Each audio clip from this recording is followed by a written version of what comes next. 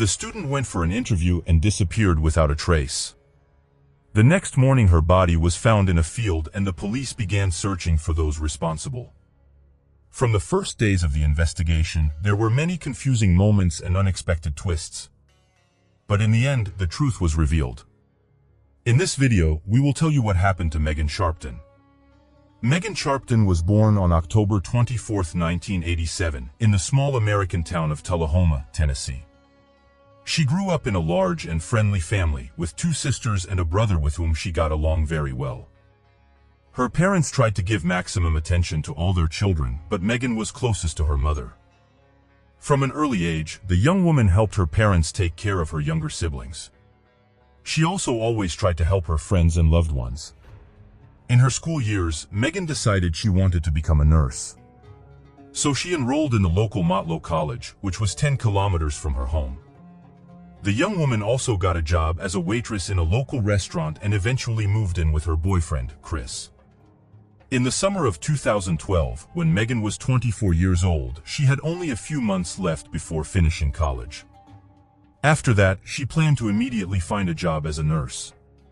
Shortly before this, she also got a job at a nursing home to gain practical skills in helping the elderly. Despite such an intense rhythm of life, Megan tried to see her family whenever possible.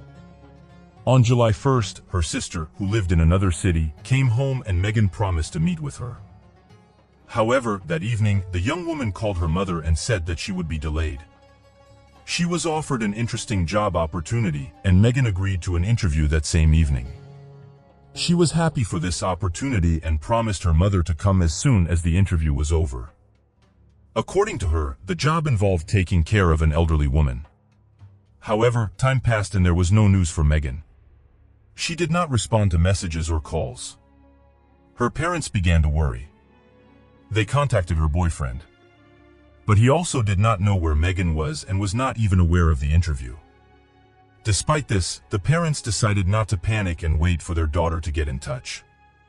She was already 24 years old, and with her busy schedule, between studying and 2 jobs, the young woman could simply be busy. But the next day, Megan still did not show up. Meanwhile, in a remote area several kilometers from the city, at around 1:30 a.m., a group of teenagers noticed a fire in a field. It was a hot summer, so they thought that the forest fires had spread to the grass. They immediately called the firefighters, who arrived at the scene. However, an unexpected turn of events awaited them. Soon after the firefighters began extinguishing the flames, they saw a body laying in the center of the fire. When the fire was completely extinguished and the police arrived at the scene, they realized that a dead young woman lay before them. They immediately understood that a murder had been committed. However, the detectives could not establish the identity of the deceased. She had no documents, wallet, or phone with her, and due to the fire's effects, she could not be identified.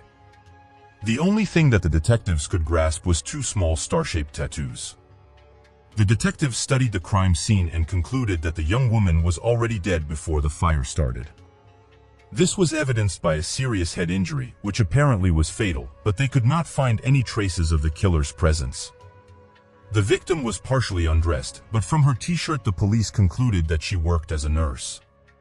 They also determined that they had not received any reports of missing persons related to this young woman, which also complicated establishing her identity. However, soon after the information spread throughout the small town, her mother saw a post on social media about a young woman with 2 star-shaped tattoos being found in the field at night and realized with horror that her daughter was the victim. Medical experts ultimately confirmed that she was indeed Megan Sharpton. They also found that the cause of death was a gunshot wound to the back of the head, confirming the police version that the young woman was already dead at the time of the fire.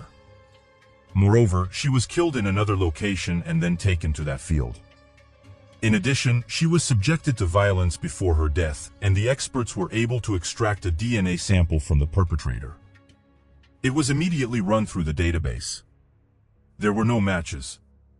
First, the detectives began searching for Megan's car, a red Mustang. She had been working at a restaurant that evening and left in her car, but it was nowhere to be found. This indicated that the killer most likely drove it somewhere where they could find substantial evidence. However, its location remained unknown and the police started searching for potential suspects among Megan's acquaintances.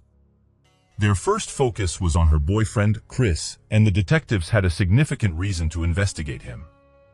Megan's sister immediately told them that she suspected Chris's involvement in the murder because there had been problems in their relationship. Megan had been dating Chris for 3 years, some of which they had lived together. They shared an apartment with another roommate and the police spoke with Chris, who denied any involvement in the crime. At first, he claimed that everything was fine between him and Megan, but eventually admitted that their relationship had been struggling lately and they were heading for a breakup. He insisted, however, that he had no motive for the murder and had a solid alibi at the time of her death. While the police checked his alibi, they decided to search the apartment where Megan and Chris lived. In the bathroom, they found the first alarming clue: bloodstains and needles containing illegal substances. At the same time, 20 kilometers outside the city, detectives found her car. It had been abandoned in a remote, deserted location. Inside there were no documents or phones, which meant that the perpetrator might have taken or thrown them away elsewhere. The police reached out to the public, asking people to report anything similar they might find. Additionally, there was no signs of struggle or blood in the car, but they found something interesting: a note with an address that didn't exist. The detectives concluded that the unknown criminal had used this address to lure Megan to a deserted place to commit the crime. From the first hours of the investigation, detectives learned that the evening of the crime, Megan was supposed to go for an interview. But they had absolutely no leads in that direction. They believed that the non-existent address was given to her by the person who offered her the job. When the public learned the details of the case, many drew a chilling parallel. 6 months ago, another young woman of roughly the same age as Megan, who was also studying to become a nurse, disappeared without a trace several hundred kilometers from Tullahoma. What was even more terrifying was that this coincidence led everyone to believe that a serial killer was at work in the area, fueling the atmosphere of fear that the perpetrator would strike again. Meanwhile, the police questioned the couple's neighbor, who admitted to taking illegal substances. The neighbor claimed that Megan and Chris did not know about this and never indulged in it themselves. That they did indeed belong to the neighbor, but his story didn't end there. He claimed that Megan and Chris had actually broken up a long time ago, and he had started seeing her recently. The neighbor also insisted that he had been hiding his addiction from her. With this information, the police began to suspect both Chris and the neighbor. Chris could have held a grudge against Megan, and the neighbor had a penchant for illegal substances. There was no evidence against them. During his interrogation, Chris stated that he didn't know about the relationship, and by that time, the police had already verified his alibi. At the time of Megan's murder, he was indeed at work, so they ruled him out as a suspect. As for the neighbor, he didn't have a solid alibi, but analyzing his phone records revealed that he had been trying to call and message Megan all night, in an attempt to find out where she had gone. Although this was not substantial evidence of his innocence, the police doubted that he was the killer. Both of the guys had their DNA samples taken and sent to the lab, but the results could take months to come back. Meanwhile, the detectives had a new lead. Chris had offered to help with the investigation during his last interrogation, which was at home, and said he wanted to talk to her about a caregiver job and that Naomi had recommended her. Chris added that Megan had mentioned a young woman with that name who went to college with her, but he didn't know any details. So the police started looking for her among Matlow's students and soon found her. She was the only student with that name, and the detectives got her address, but she wasn't home. They talked to her neighbors and one of them gave them Naomi's phone number. She was surprised by the police call and said she barely knew Megan. They had a few classes together but didn't talk much, and she never recommended her for a job. In fact, she added that Megan annoyed her so she wouldn't have helped her. The police were disappointed that this promising lead didn't lead anywhere, but they still had something more substantial. Chris gave them the phone on which the job call had come in, and the detectives had the caller's number. Experts determined that the call was made from a prepaid phone, so it was impossible to identify the owner's name. But the police traced the device to the store where it was sold, and there was a surveillance camera at the checkout.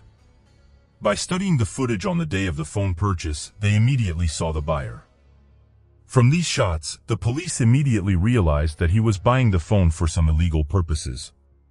Prepaid phones in America are in demand among those involved in criminal cases, as they do not need to provide their data to use them. And this person on the recording at some point took out his own phone from his pocket, indicating that he was buying an additional one for some questionable purposes. There was also a camera in the store, pointing at the parking lot.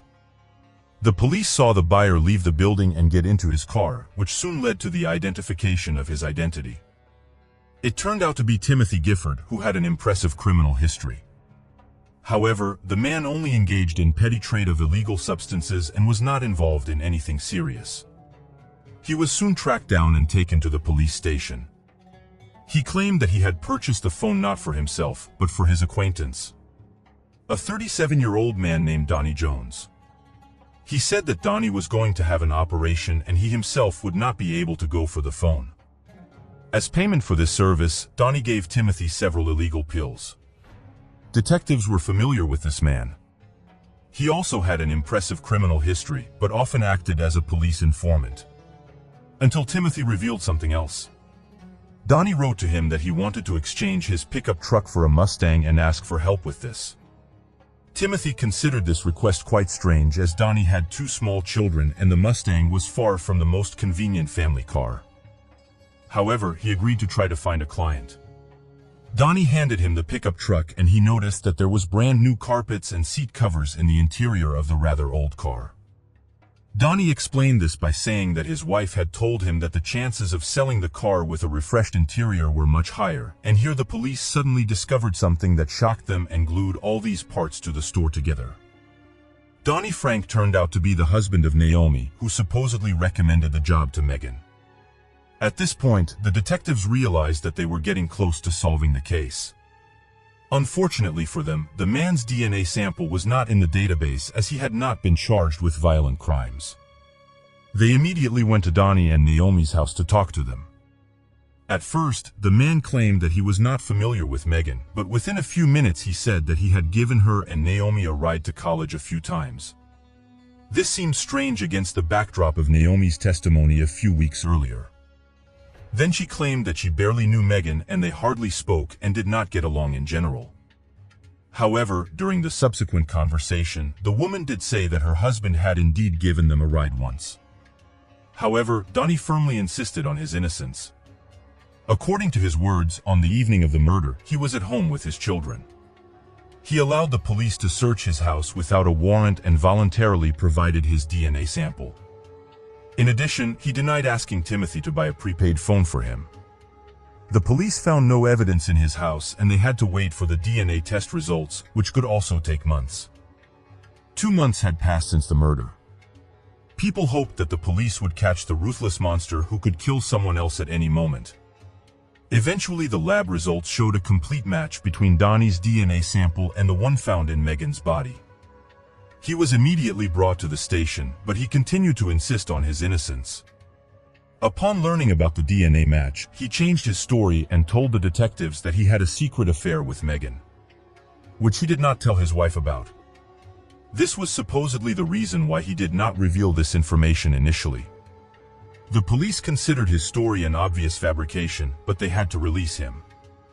Besides DNA, they had no other connecting evidence, and finding a 100% refutation of Donnie's words was simply impossible.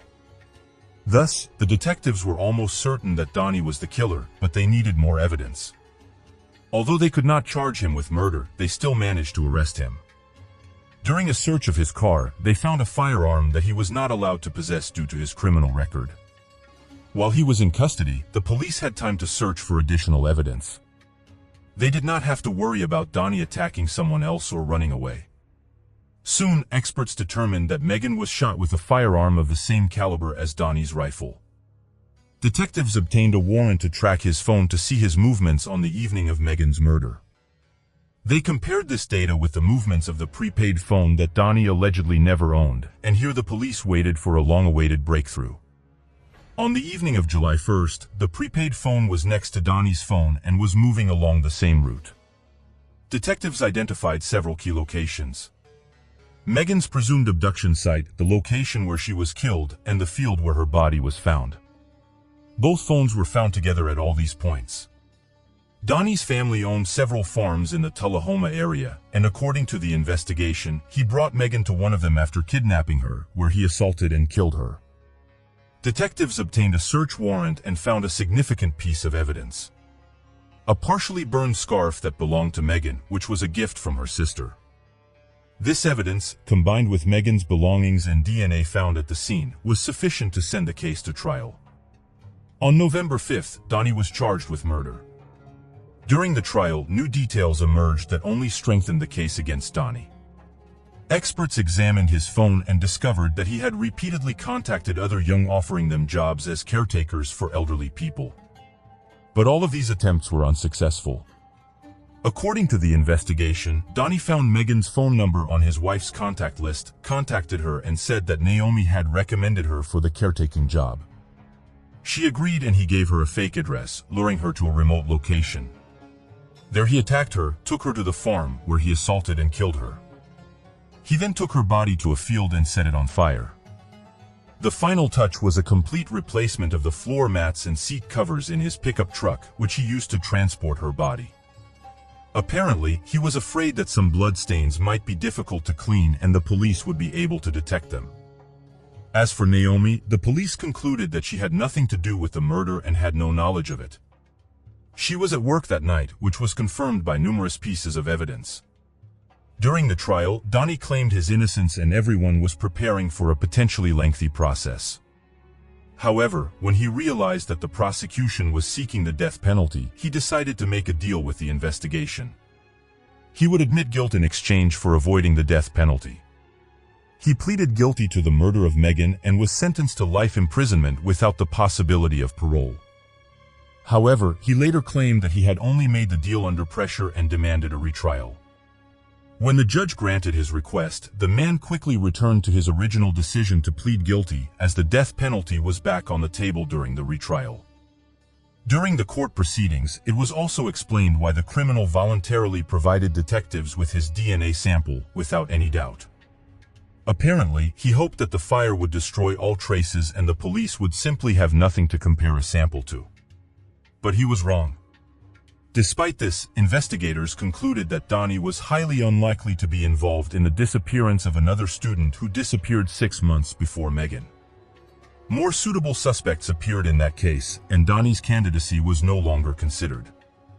After the verdict was announced, Megan's sister stated that the criminal would have continued to hunt young women and could have taken many more lives, but Megan stopped him with her own life.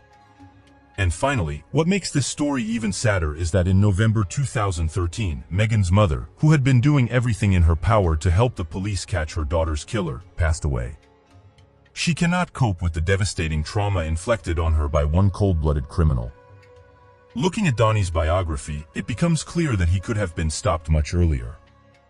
Among his many convictions was the charge of kidnapping a young woman, but that time he managed to escape punishment and the criminal remained free.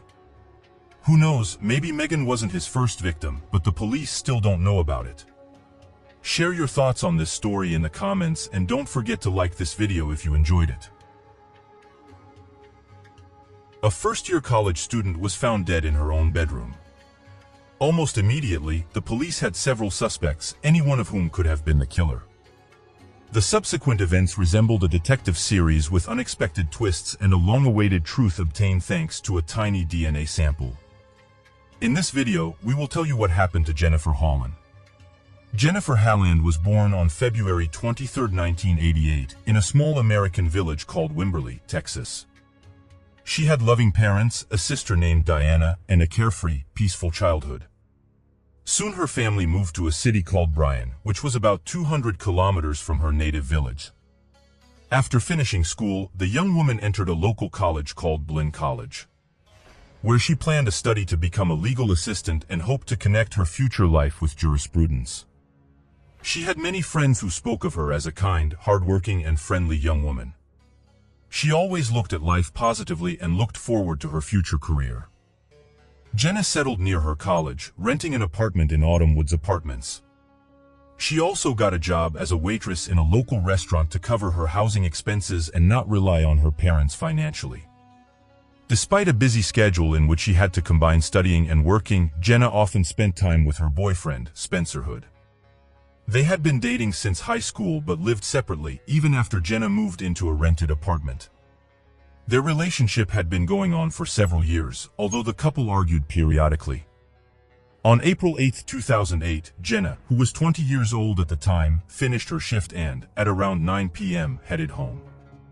Since Spencer studied with her at the same college and lived nearby, Jenna invited him over to help each other with their homework.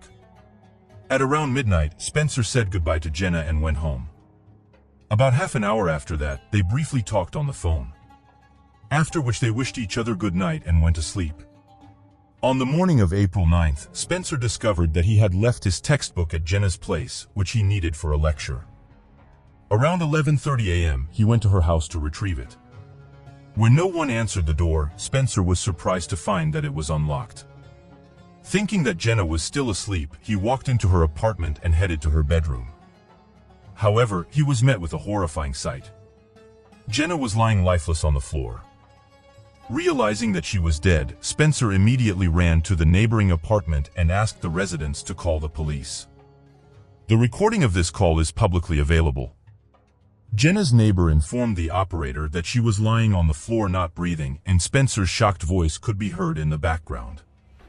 The arriving police officers examined the apartment and found no signs of forced entry. The only strange thing was that the window in the second bedroom was open. Detectives immediately speculated that the killer may have entered the premises through it, but this theory was questioned due to the unlocked door. Investigators immediately doubted the theory of a possible robbery, which could have led the perpetrator to attack Jenna. As all her things were in their place, nothing valuable was missing, and her purse with money and credit cards was hanging right by the front door, which a thief would have undoubtedly taken. Furthermore, there was complete order in the apartment, no signs of struggle were observed. At first glance, there was no evidence pointing to the killer's recent presence. Examining Jenna's body, the police did not notice any serious injuries, except for a bruise on her forehead and a bitten lip. She was lying on her back, fully dressed, and the position of her body looked entirely natural. Small blood droplets were visible on her shirt collar and on the carpet near her body. After studying the body, medical experts made several important conclusions. Firstly, death occurred about 10 hours before Spencer found Jenna, meaning she was killed just an hour after she finished talking to him on the phone. Secondly, traces of strangulation were found on her body, which was the cause of death. The experts also determined that the unknown perpetrator did not sexually assault the young woman. However, Jenna tried to fight him off, as evidenced by skin and blood under her fingernails. All of these samples were immediately sent to the laboratory to try to extract a DNA sample of the perpetrator. Of course, her boyfriend, Spencer, became the first suspect for several reasons. Firstly, statistically speaking, murders often turn out to be someone close to the victim. Indicated that Jenna may have known the perpetrator and willingly let them into the apartment. During questioning, Spencer cooperated with the investigation and answered all questions. At that time, however, experts had not yet managed to extract a DNA sample from the killer. Therefore, the police could not verify Spencer's involvement in the murder. Eventually, he was released, but investigators did not rush to clear him of suspicion. Meanwhile, Jenna's friends said that he cherished her deeply and was unlikely to have caused any harm to his beloved. Next, detectives began searching for possible witnesses. The police questioned Jenna's neighbors to find out if they had noticed anything suspicious on the night of the murder. They soon found several guys who were playing volleyball near Jenna's apartment complex at that time. They reported seeing a strange guy who came out of the building near the young woman's apartment. They were surprised that this person was only wearing pants. The witnesses added that the guy looked like 26 years old, Sean Stevens, who lived in the same apartment complex. Upon learning of this, Jenna's friends told the police about another troubling fact. Some time ago, Stevens, who lived right across from Jenna, shouted insults at her from his window. It was not entirely clear what was behind this behavior, but for the police, all of these facts were enough to suspect the young man. Stevens was found and questioned. He claimed to know nothing about the murder and that he did not leave his apartment complex at night, let alone walk around without clothes. The police had no way to confirm his words, but without any serious evidence, he had to be released as well. In addition to everything else, the detective studied the possible connection of this murder to Jenna's workplace. However, her colleagues from the restaurant and the surveillance cameras showed that on the day of her death, she did not have any conflicts with anyone, and such situations had never arisen before. From this point on, the investigation slowed down. The police continued to search for new leads, questioning Jenna's relatives and friends, and at some point they were able to get a new lead. During a conversation with investigators, the young woman's parents were able to recall important information that could potentially point to another suspect. 2 months before Jenna's murder, she complained to her relatives about a repairman who was doing maintenance work in her apartment complex building. One day when she came out of the shower in just a towel, she discovered a stranger in her living room. When she asked him what he was doing in her apartment, he replied that he thought no one was home. The man claimed that he did not hear the running shower and stayed to check the condition of the apartment and make sure nothing needed repair. Of course, Jenna was shocked by such a situation. She found out that the man was 29-year-old Jeremiah Rosser and reported the incident to the building manager. The police conducted a small experiment. One person stood at the entrance door and the other turned down the shower. The sound of running water was very well heard in the living room and even near the entrance door. In such a situation, it was highly unlikely that Rosser did not hear it and thought that no one was home. After talking to the building manager, the police found out that Rosser stopped coming to work a few days after Jenna's murder. This was the reason for his dismissal. All of this looked very suspicious, and the detectives tried to find the man. But here they faced one problem. Rosser moved out of his apartment, and they could not determine his current location. The police only managed to find out that he has an ex-wife and 2 children. Thus, in this complicated case, there were 3 main suspects: Spencer Hood, Sean Stevens, and Jeremiah Rosser. To determine if one of them was the killer, they had to wait for the results from the lab where experts were trying to extract a DNA sample. They were working on studying the particles under the young woman's nails and drops of blood on her shirt and rug. As a result, they found out that one of the drops of blood on the rug contained genetic material that did not belong to Jenna. This sample matched the one extracted from the particles under the young woman's nails. In the end, the experts were finally able to extract a full DNA sample. The first thing they did was enter it into the FBI database. Were no matches. This meant that the killer had not previously been convicted of any serious crimes. Despite this, the police were now able to match the obtained sample with DNA samples from 3 main suspects. The problem was only that their samples were not taken during the initial interrogations. Detectives tried to contact them and were surprised to find out that all 3 had left town, and their current location was unknown. The police immediately began searching for them. Meanwhile, investigators decided not to sit idly by and use the killer's DNA sample. They began voluntarily collecting DNA samples from men who lived in the same complex as Jenna and worked in her restaurant. In total, they managed to obtain 50 DNA samples. But none of them matched the one found at the murder scene. Meanwhile, the police finally managed to find Spencer, who turned out to be 3 hours' drive from Brian at his parents' house. The young man explained that he could not cope with Jenna's death and decided to spend time with his family to distract himself from this tragedy. He voluntarily provided his DNA sample, which was immediately sent to the laboratory. The young man also allowed experts to examine his body for scratches that would undoubtedly be on the killer. After all, his pieces of skin were found under Jenna's nails.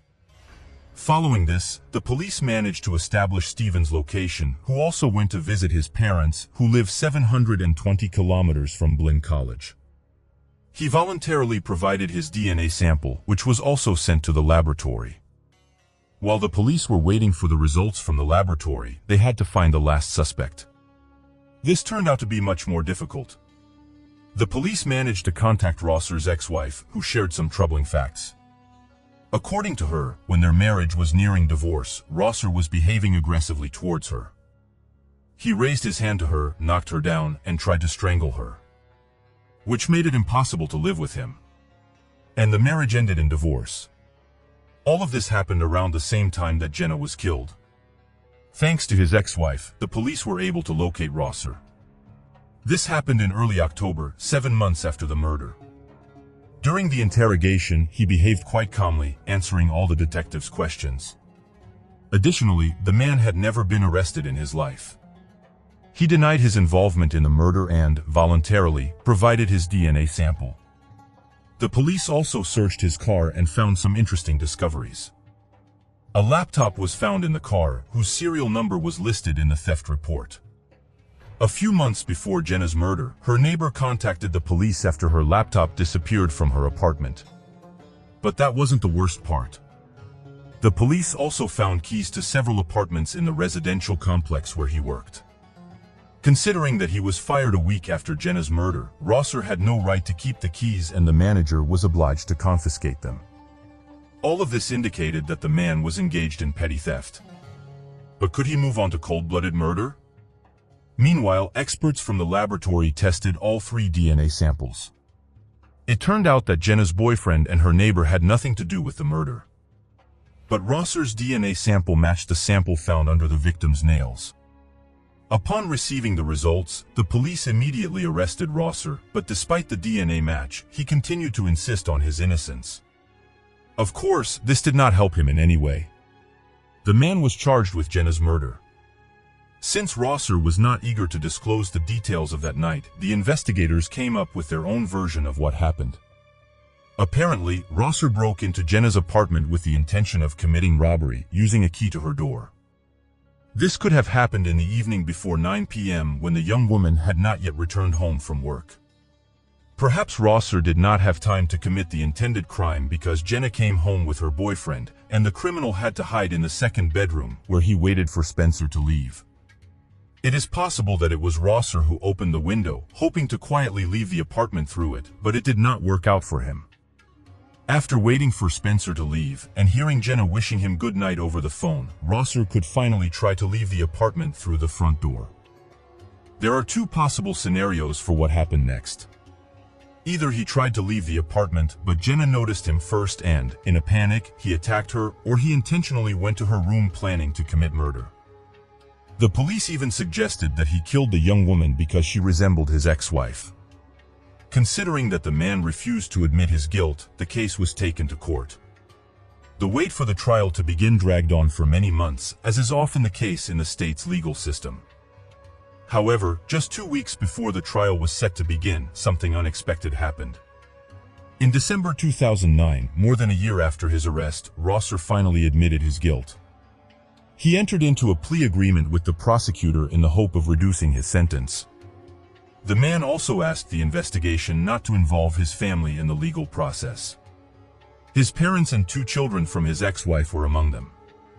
Thanks to this, the trial was completed in record time. If he had not admitted guilt, the trial could easily have dragged on for several years despite the DNA sample match. As a result, Rosser was sentenced to 55 years in prison. In addition, he received 5 years in prison for the theft of a laptop. The assistant district attorney said that, to his memory, this was the maximum sentence in the case of a guilty plea. However, Rosser had a much more serious risk, the death penalty.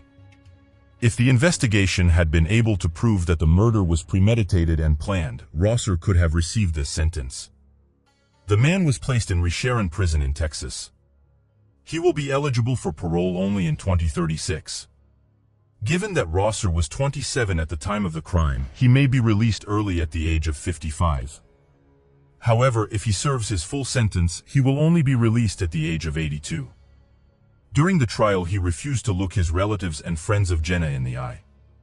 He was led into the courtroom in an orange prison jumpsuit, handcuffed.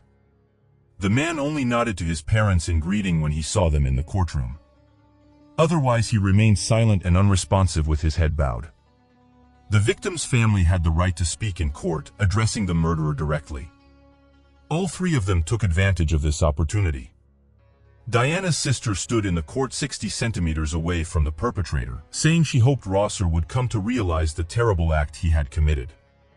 She promised to pray for him and believed that she would someday be able to forgive her sister's killer. Jenna's mother expressed doubt that Rosser regretted his actions. She made the killer look her straight in the eye and said with firm conviction that he would never be able to fully understand the horror he had inflicted on their family. The father of Jenna did not plan to speak at the trial, but changed his mind at the last moment. He promised to come to any prison where Rosser is placed and tell everyone what a monster he is. He also expressed willingness to attend the hearing in 27 years when Rosser requests parole. In addition, Jenna's parents filed a lawsuit against the owner of the residential complex. They were sure that their daughter's words were not taken seriously when she complained to Rosser's supervisor about his behavior.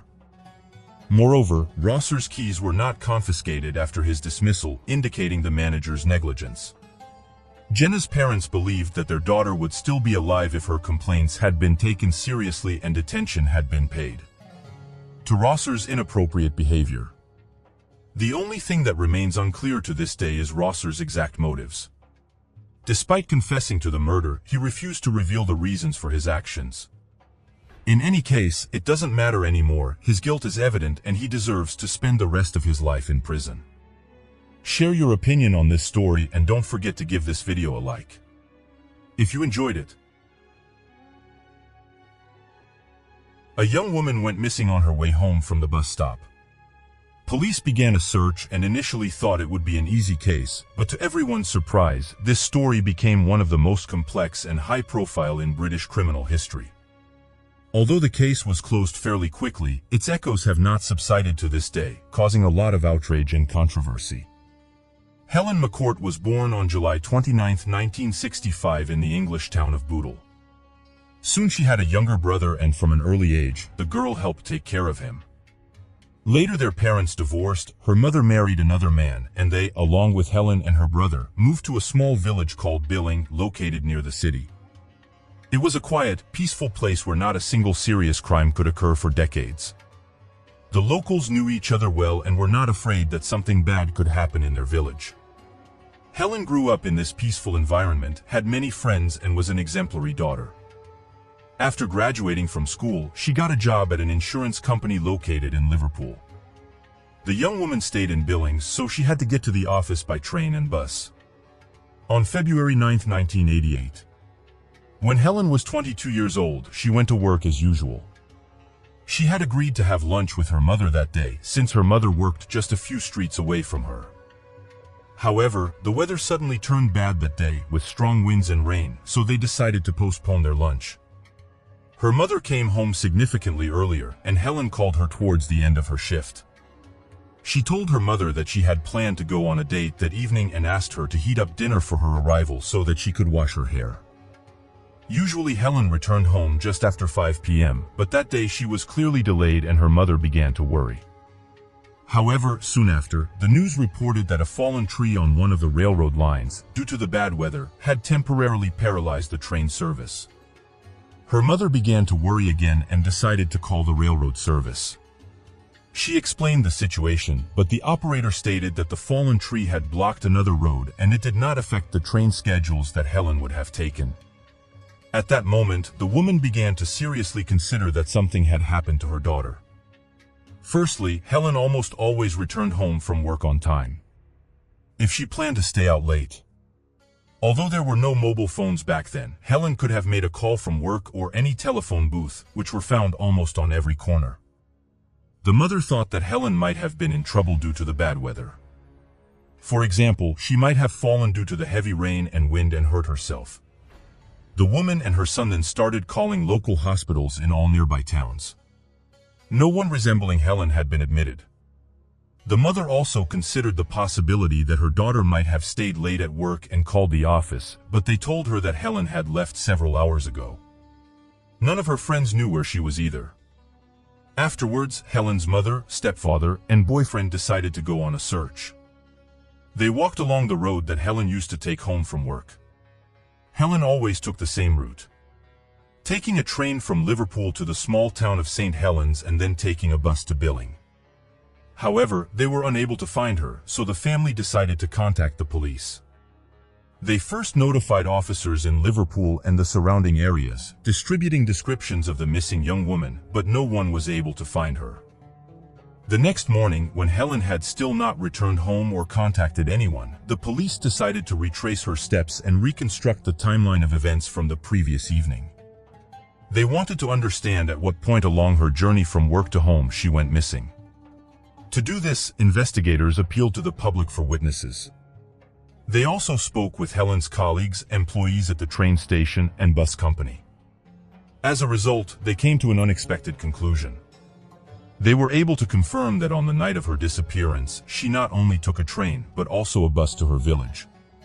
This was strange, because the bus stop was only 200 meters from her home. Detectives began to suspect that she might have been abducted, because if it wasn't an accident, she would have been discovered by now. As part of the standard procedure, detectives began to investigate people close to Helen, since, in most cases, they are the ones behind such crimes. Her boyfriend and stepfather had reliable alibis for that evening, and Aunt Helen's friends and acquaintances were also excluded from the list of possible suspects. Forming search teams of 120 officers, the police began a detailed search of the area between the bus stop and Helen's house, hoping to find any clues, such as a piece or something that the potential kidnapper might have dropped. At the same time, leaflets with information about the missing young woman were distributed in nearby towns. Divers searched local water bodies and police officers knocked on every door, questioning people. They also went to all the shops, bars, and cafes in Billings. After talking to the staff at a bar called George and Dragon, they got their first lead. This establishment was located near Helen's house, and she occasionally went there with her friends. But investigators found out that just 2 days before her disappearance, the bar owner banned her from the bar after an incident. She'd had a quarrel with a drunk woman who spilled her drink on her. Helen didn't want to provoke the conflict and went to the toilet to try to clean her clothes, but the drunken woman followed her and started acting aggressively. At some point, she even tried to hit her, after which the bar owner kicked them both out. Moreover, he forbade them from ever returning. The police decided to learn more about this conflict and went to the bar the next day to talk to its owner, Ian Simpson. Moreover, this establishment was located right between the bus stop and Helen's house. The man told detectives about that evening and said that he had to kick both young women out so that their conflict didn't disturb other visitors. During their conversation, the bar slowly filled with people and it became noisy. Then the police suggested that Ian ride with them to the station to continue the dialogue in a more peaceful environment. And here, something strange happened. The man noticeably became nervous, refused to go with them, and tried to end the conversation. All of this seemed suspicious to investigators. Why was Ian so afraid to go to the station? Perhaps he had something to do with Helen's disappearance, or he knew more than he said. They decided to keep an eye on him and found out that the man was known for his philandering. Despite being a married man with 2 children, Ian constantly flirted with other women. And all the villagers knew about it. The police also found out that he constantly paid attention to Helen when she came to the bar. The investigators once again approached him and asked where he was on the evening of Helen's disappearance. The man explained that he was spending time with his lover in an apartment located above a bar. According to him, he spent most of his time there because he was afraid that his establishment could be robbed. The detective spoke with his lover, and here they encountered an interesting twist. The woman claimed that she and Ian had indeed planned to meet at his apartment at around 7 p.m. However, that evening, he called her and asked her to come a few hours later. In the end, she arrived at around 8:30, but the man wasn't home. He returned only around 11:30. All of this looked extremely suspicious. Obviously, Ian lied to the police about his alibi, which automatically made him a suitable candidate for the role of suspect. One more detail seemed strange to the detectives. The man had several fresh scratches on his neck. He said he got them during a fight with his wife when she found out about his lover. However, the investigator spoke with the woman and she denied scratching her husband. The police spoke with Ian again and he changed his story. Now the man claimed that he got the scratches while separating Helen and another drunk young woman on the evening when a scuffle happened in the bar. The detective spoke with this young woman, but she denied this story. According to her, they didn't come to blows, and none of them scratched the bar owner. Soon, the police got a witness who told them a worrying fact. On the evening of Helen's disappearance, he was passing through that street and at some point heard a piercing female scream. It was coming from the bar, but it quickly cut off. Based on all this, the detectives began to think that 31-year-old Ian Sims had a direct to Helen's disappearance. However, he continued to deny everything. The investigators needed serious evidence to tie him to this case. Otherwise, they would be powerless. Police decided to search his car, where they found two gruesome pieces of evidence. Firstly, they found several bloodstains, and secondly, a part of a woman's earring was lying on the floor. They immediately took the earring to Helen's mother, who without a doubt confirmed that it belonged to her daughter. After that, Ian was arrested on charges of kidnapping and murder, even though the police still didn't know what had happened to Helen. They searched the bar and the apartment on the second floor, where they found new evidence. In both places, there were many barely noticeable bloodstains that had clearly been attempted to be washed away. On one of these spots, the criminalists found a fingerprint that belonged to Ian. Moreover, in the apartment, they found the missing part of the same earring that was previously discovered in his car. Despite such an impressive set of evidence, the man continued to deny everything. By this point, the police thought that Helen was dead. They needed to find her body. Otherwise, the court could justify Ian. They believed that the blood in his apartment and car belonged to the young woman. But in those years, DNA analysis was just beginning to be used in forensics, and organizing such research was very problematic. The man himself told the police that the blood belonged to his dog, which injured its paw. In an attempt to find more evidence, investigators decided to appeal to the public to organize more extensive searches. More than 2,000 people responded to their call, including both residents of the village and nearby settlements. Together with the police, they searched the area around Billing, including forests and fields. Soon, a new piece of evidence did appear in this case, but it was not discovered by volunteers. 25 kilometers from the village, in a place called Collins Green, a man walking his dog noticed a towel on the ground with traces of blood. He looked around and saw another such towel, as well as several pillowcases. In addition, he found men's socks, a sweater, and underwear nearby. Some of these items were also covered in blood. He reported his findings to the police, and they took the items to a storage facility for evidence. But here was one problem. Considering that this area was 25 kilometers from Billing, police officers from another department arrived at the call. They did not connect this find with Helen McCord's case, and the investigators who were searching for her didn't even know about the discovery of the bloody items. In the end, the police eventually saw a connection between the cases, and the inscription on the found sweater helped them. It was a print with an advertisement for a beer brand that was being sold on promotion at the George and Dragon Bar at the time. Investigators concluded that all of these things, with a high degree of probability, belonged to Ian Sims. Thus, the detectives had numerous blood samples, but they did not have Helen's body to request a DNA analysis. It was 1988, and such tools were not yet widely used. The police decided to compare the blood samples from the bar, Ian's car, and the witnesses found items with the blood of Helen's closest relatives, her parents and younger brother.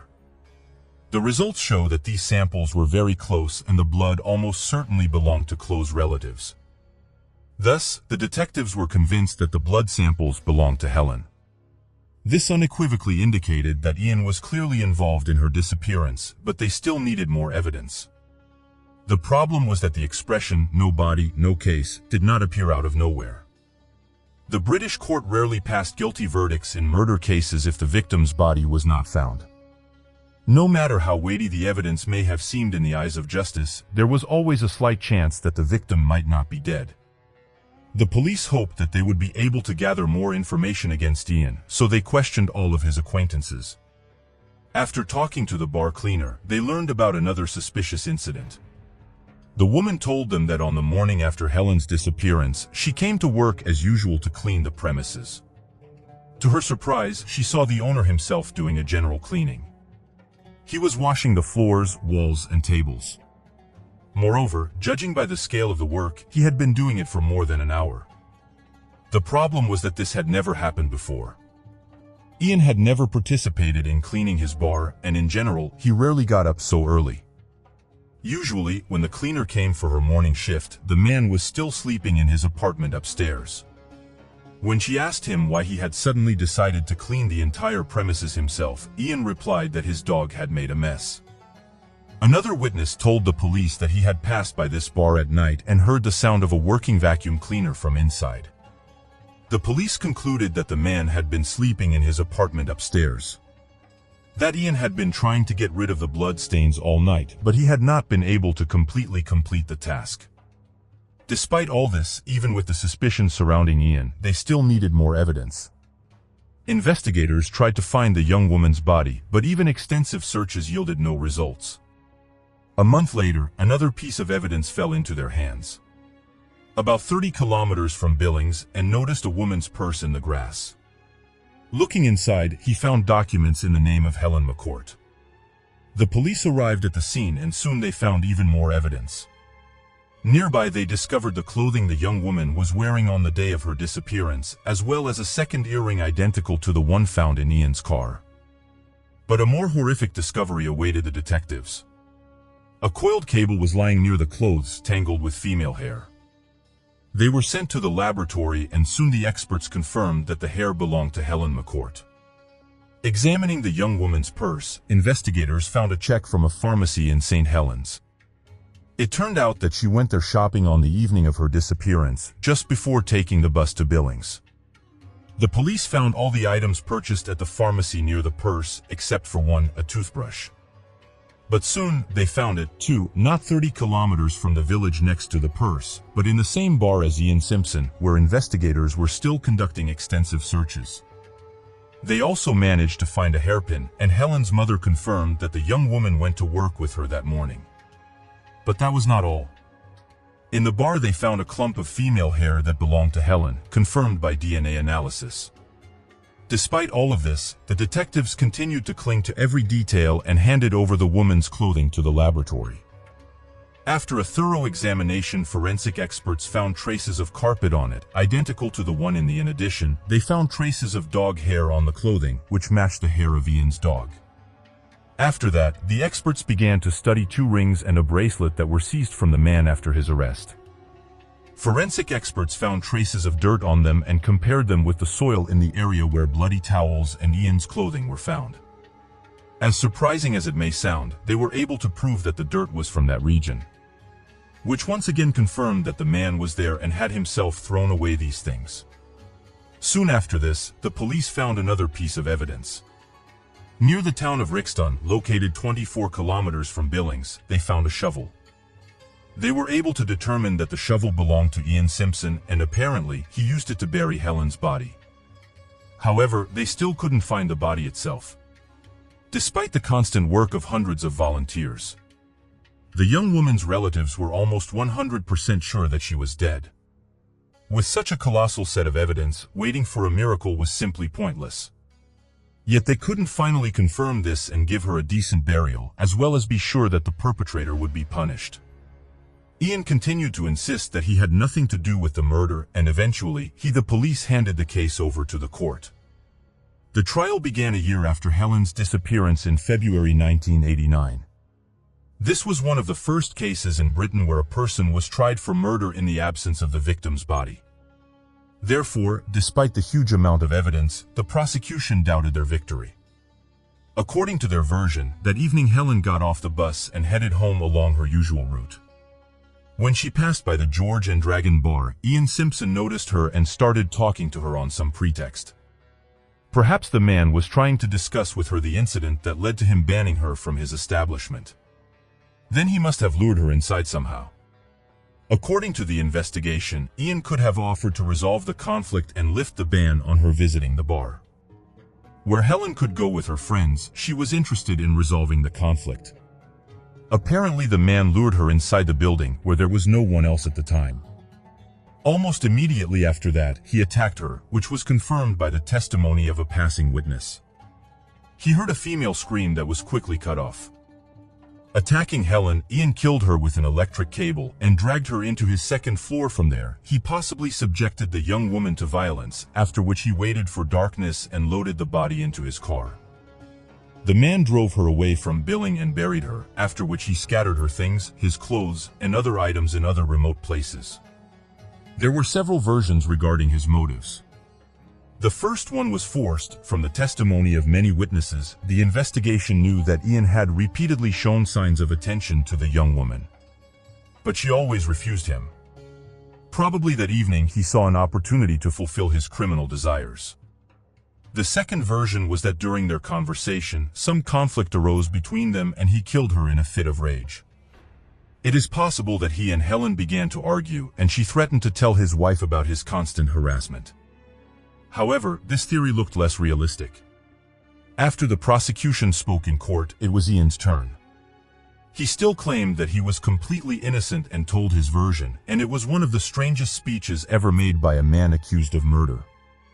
The man claimed that someone framed him, someone else sneaked into the bar, put on his clothes, lured Helen there and killed her. After that he put her body in Ian's car and buried it with Ian's shovel in an unknown place. The killer drove the car back to the bar and disappeared, framing the innocent bar owner. After such statements, the jurors became even more convinced that Ian was directly involved in the murder. His story sounded completely absurd.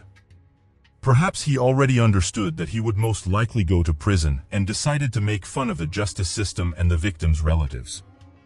As a result, on March 14, 1989, the man was found guilty and sentenced to life imprisonment with the right to apply for parole no earlier than 16 years in prison. Unfortunately for Helen's family, it was far from the end. The police and volunteers continued to search for her body, but without success. 3 years after the sentencing, the young woman's mother wrote a letter to the killer, desperately pleading to reveal the location of her daughter's body. After some time, Ian replied, but his letter contained only insults and threats. He promised to take revenge on the woman as soon as he was released from prison.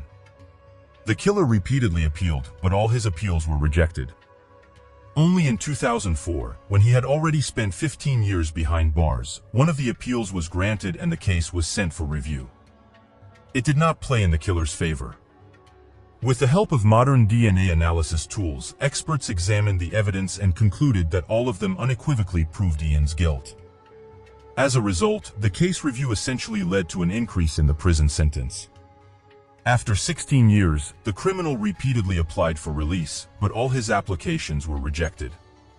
Helen's family continued to fight to find her body. In 2015, her mother launched a public campaign seeking to change existing laws. She demanded that convicted murderers be denied early release until they disclosed the location of their victim's body. The woman gave interviews to various channels, wrote letters to Prime Minister Theresa May, and also created a petition that gathered hundreds of thousands of signatures. As a result, this issue was brought to Parliament for consideration, and initially, politicians positively assessed the possibility of passing such a law. However, time passed and Helen's mother initiative was constantly delayed.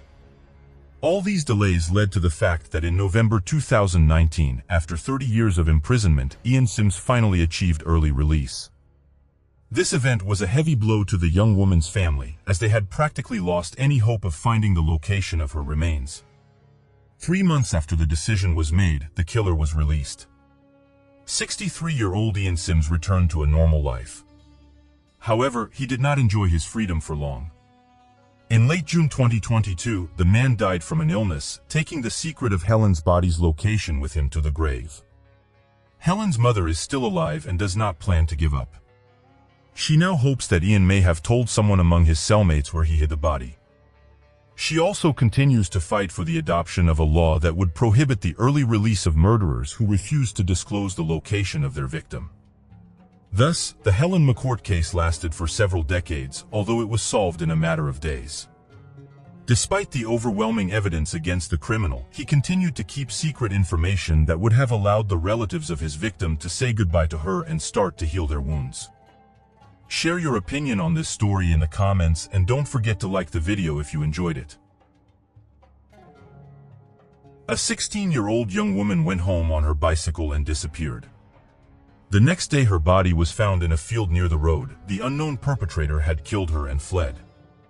Despite the fact that the police had a DNA sample of the perpetrator, they could not find him until 13 years later. In this video, we will tell you what happened to Marianne Vastra and why this murder is in Dutch history. Marianne Vastra was born on August 10, 1982, in the Netherlands. She lived with her parents in De Westreen, a small village in the north of the country, far from large cities. The young woman was the youngest of 6 children. She had 2 brothers and 3 sisters.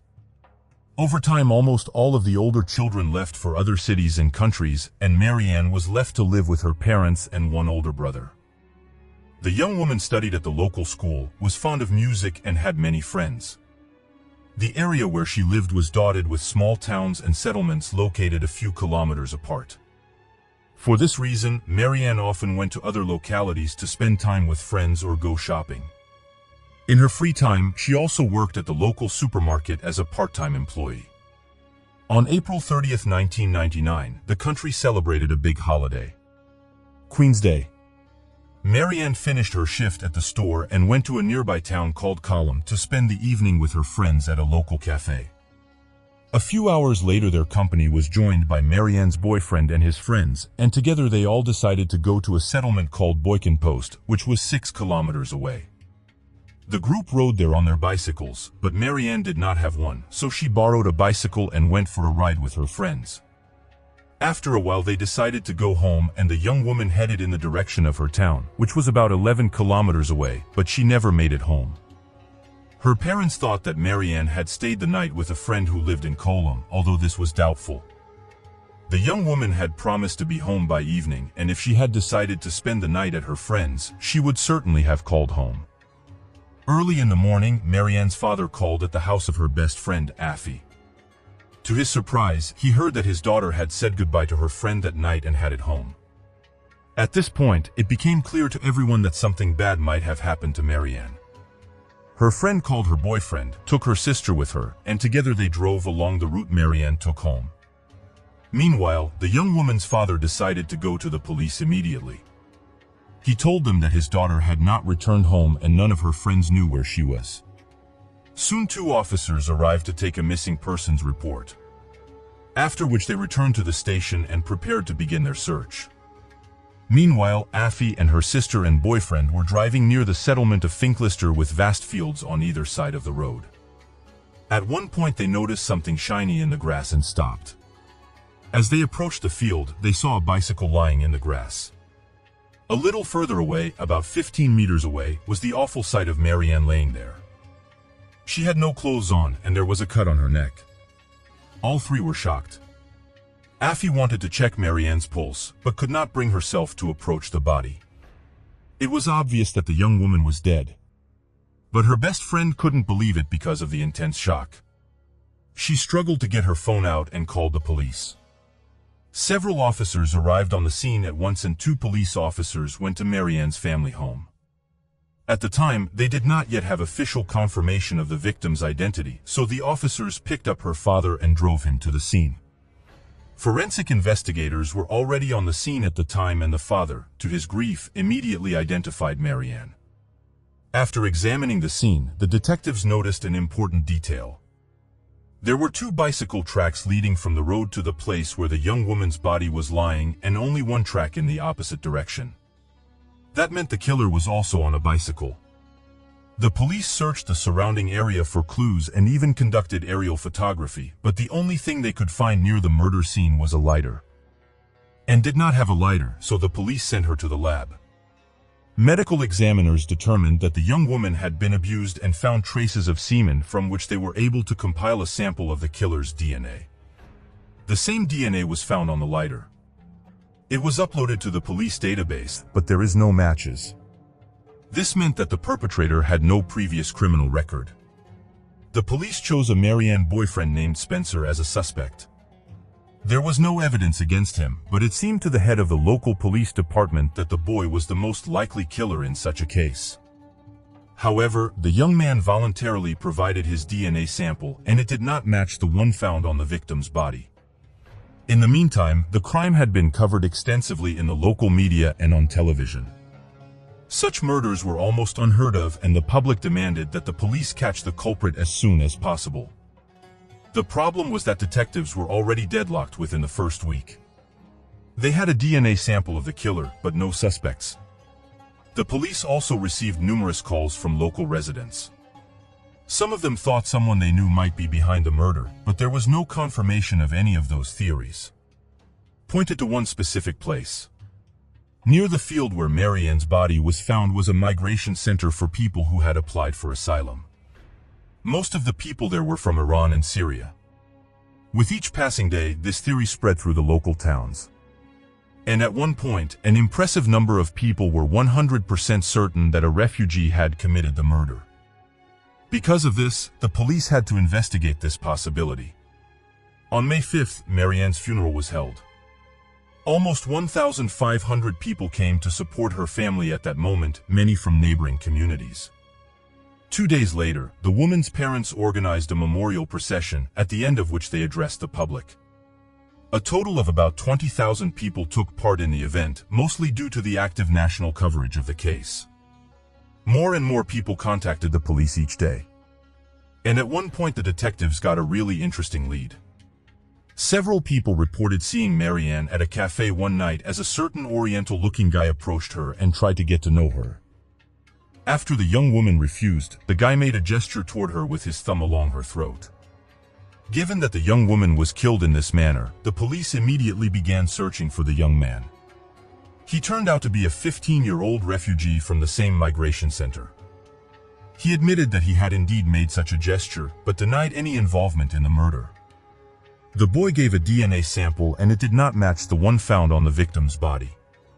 Despite this, local residents continued to blame the refugees from the migration center. The organization even had to hire additional security guards in case of possible conflicts. 12 days after the murder, people came out to the migration center to protest. At first they simply shouted out demands to give them the murderer, but by evening the situation had escalated greatly. Several people threw Molotov cocktails in the direction of the building, forcing the police to intervene. Since then, security at the center has been significantly stepped up, and there have been no more demonstrations of this kind. A few days later, the police announced the arrest of a 32-year-old man named Pitt, who lived in the same town as Marianne. He was a local alcoholic and was disliked by most of the residents. The arrest came after a witness contacted the police that he had seen Pitt in bloody clothes the night of the murder. The man was detained and his DNA sample was sent to the lab. Almost instantly, journalists spread the word nationwide about the new suspect. The DNA didn't match the sample, and the witness admitted to making up the whole story in retaliation against Pitt for a personal grudge. Investigating a possible connection to the immigration center, police began examining the logbook, which records all movements of refugees from the asylum area. They had the right to leave the center, but to do so they had to check the log and indicate where they were going and why. It turned out that 2 refugees had left the center on the night of the murder, but had not indicated where they were going. They were 26-year-old Ali and 19-year-old Mohammed. Police began looking into their possible involvement, but no details were released for a long time. Marianne's father was unhappy that investigators were keeping his family in the dark and still hadn't found the killer. He contacted a well-known crime reporter who agreed to take over the case and tried to find more information. On July 1st, the father of the victim appeared on a popular television program where he voiced the facts discovered by the journalist. First, the 2 refugees who left the center on the night of the murder were in the same cafe as Marianne. They also left almost immediately after the young woman left with her friends. Second, since that very night, the whereabouts of these men have been unknown. They had not returned to the center and the police could not find them. At the same time, they had photographs of both men, but for some reason, the authorities did not publish them. After all these facts were made public on television, the police stated that they were currently searching for these suspects together with Interpol. The main theory is that they may have fled the country. All this has again aggravated relations between local residents and refugees. In early October, they again gathered outside the center to protest.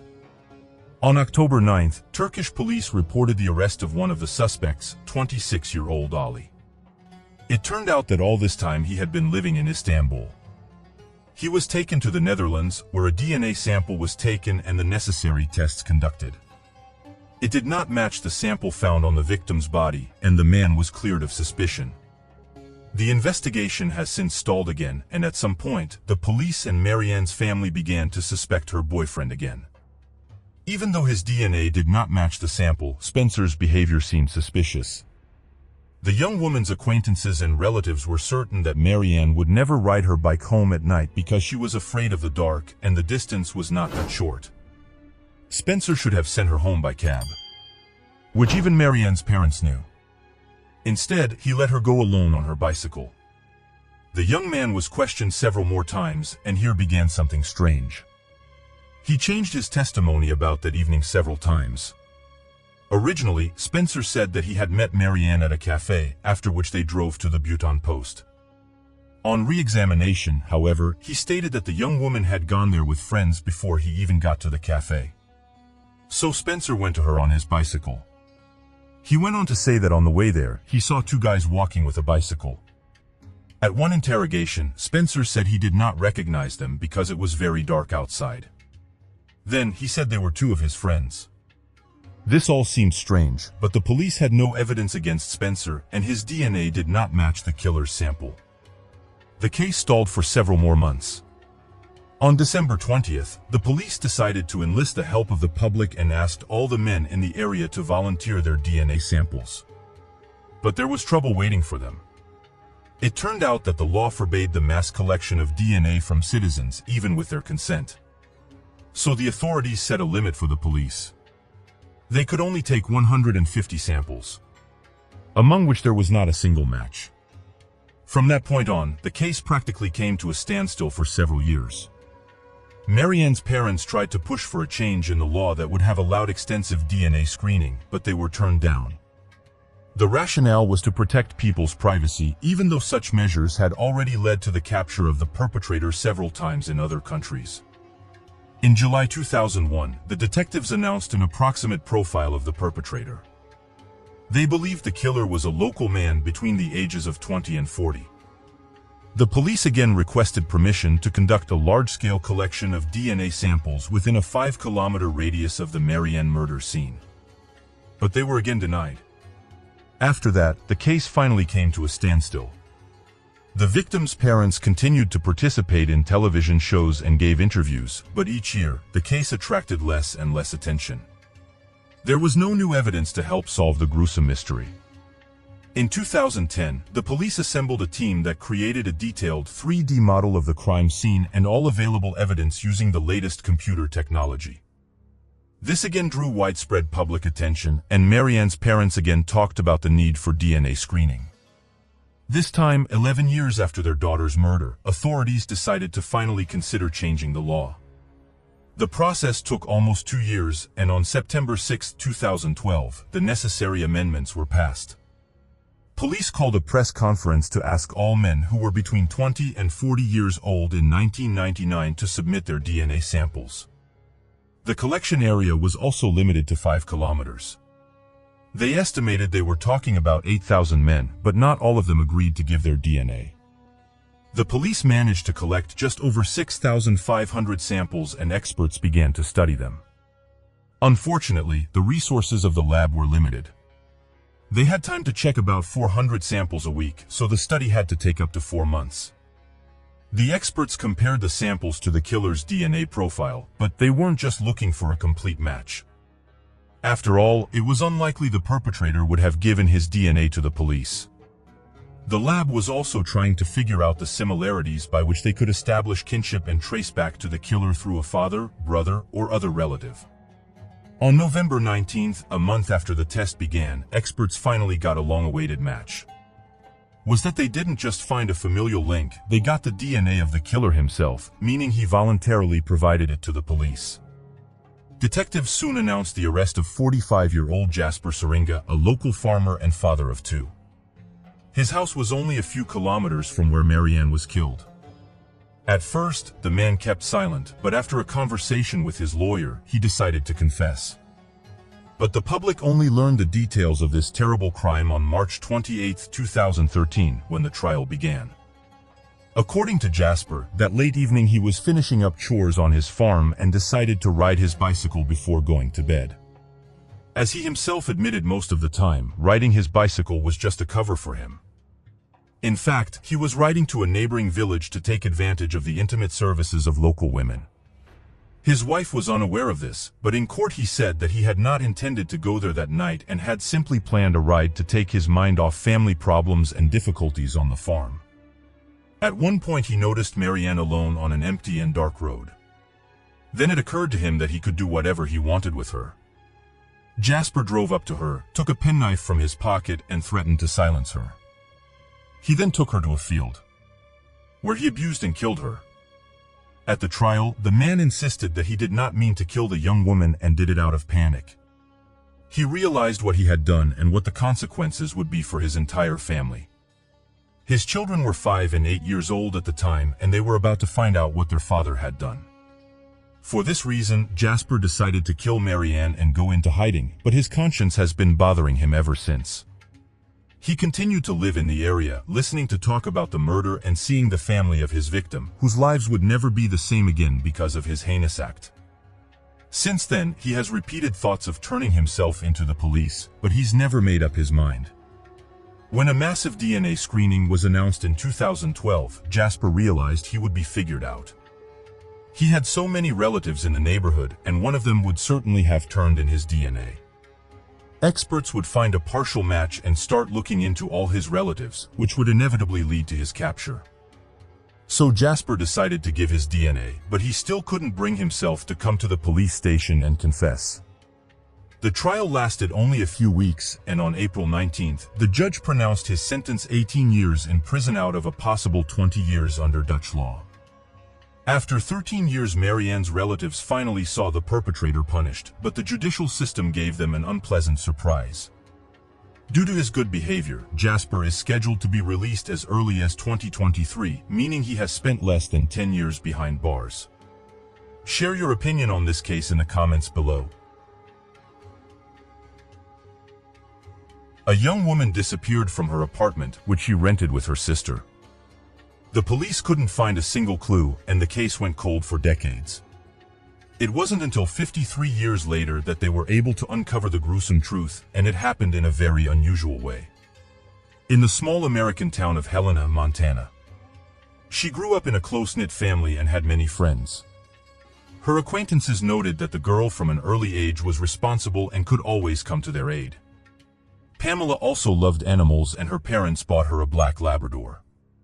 She did well in the local school, and in high school, she was passionate about learning the Russian language. After high school, the young woman took a job as a surgical nurse at St. Peter's Hospital in her hometown. Although her parents' home was relatively close to work, Pamela sought to establish an independent life. For this reason, she moved out of her parents' house and moved into a rented apartment with her cousin Mary, who worked at the same hospital. The young woman rented a 2-bedroom apartment on the 2nd floor of an apartment complex. Early in the morning on February 17, 1968, Mary went to work at the hospital. Pamela was still asleep since she had to go out for the evening shift that day. The Labrador also slept in her room.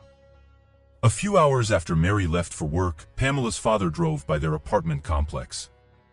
Near the building, he noticed his daughter's Labrador running around without a leash. The week before, the dog had broken loose and run away from its owner, and Pamela had to pick it up from the local shelter. So what he saw didn't surprise the man. He knocked on the door of their apartment, but there was no answer. Thinking his daughter had gone to work, he took the dog and left. At 3 p.m. Pamela was supposed to go to work, but she never showed up at the hospital. Her cousin tried to call the home phone at their apartment, but there was no answer. When she got home, Pamela wasn't there, and Mary and her parents began to get seriously worried. Pamela was a very responsible person and would never miss her shift without a good reason, especially without notifying management. Besides, if the young woman was going somewhere, she would certainly tell her parents and sister. Another cause for concern was the fact that Pamela's car was parked in the parking lot of the apartment complex. This fact also made it less likely that the young woman had gone somewhere on foot all day. The relatives waited until the next morning and contacted the police. They took a missing persons report but were in no hurry to start a search. Pamela was 19 years old and investigators did not rule out that she left home of her own free will. After inspecting her apartment, detectives found no signs of forced entry or a struggle. Everything looked routine. They asked her sister to look through Pamela's things and tell her if everything was there. Mary noticed that her coat, terry cloth robe, purse and winter boots were missing from their apartment.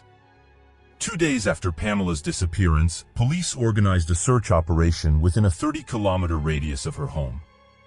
They searched fields, forests, and bodies of water while volunteers and the young woman's relatives handed out flyers on the city streets. Patrolmen interviewed Pamela's neighbors, co-workers, and acquaintances. None of them had seen the young woman the day she disappeared and had no idea where she might have gone.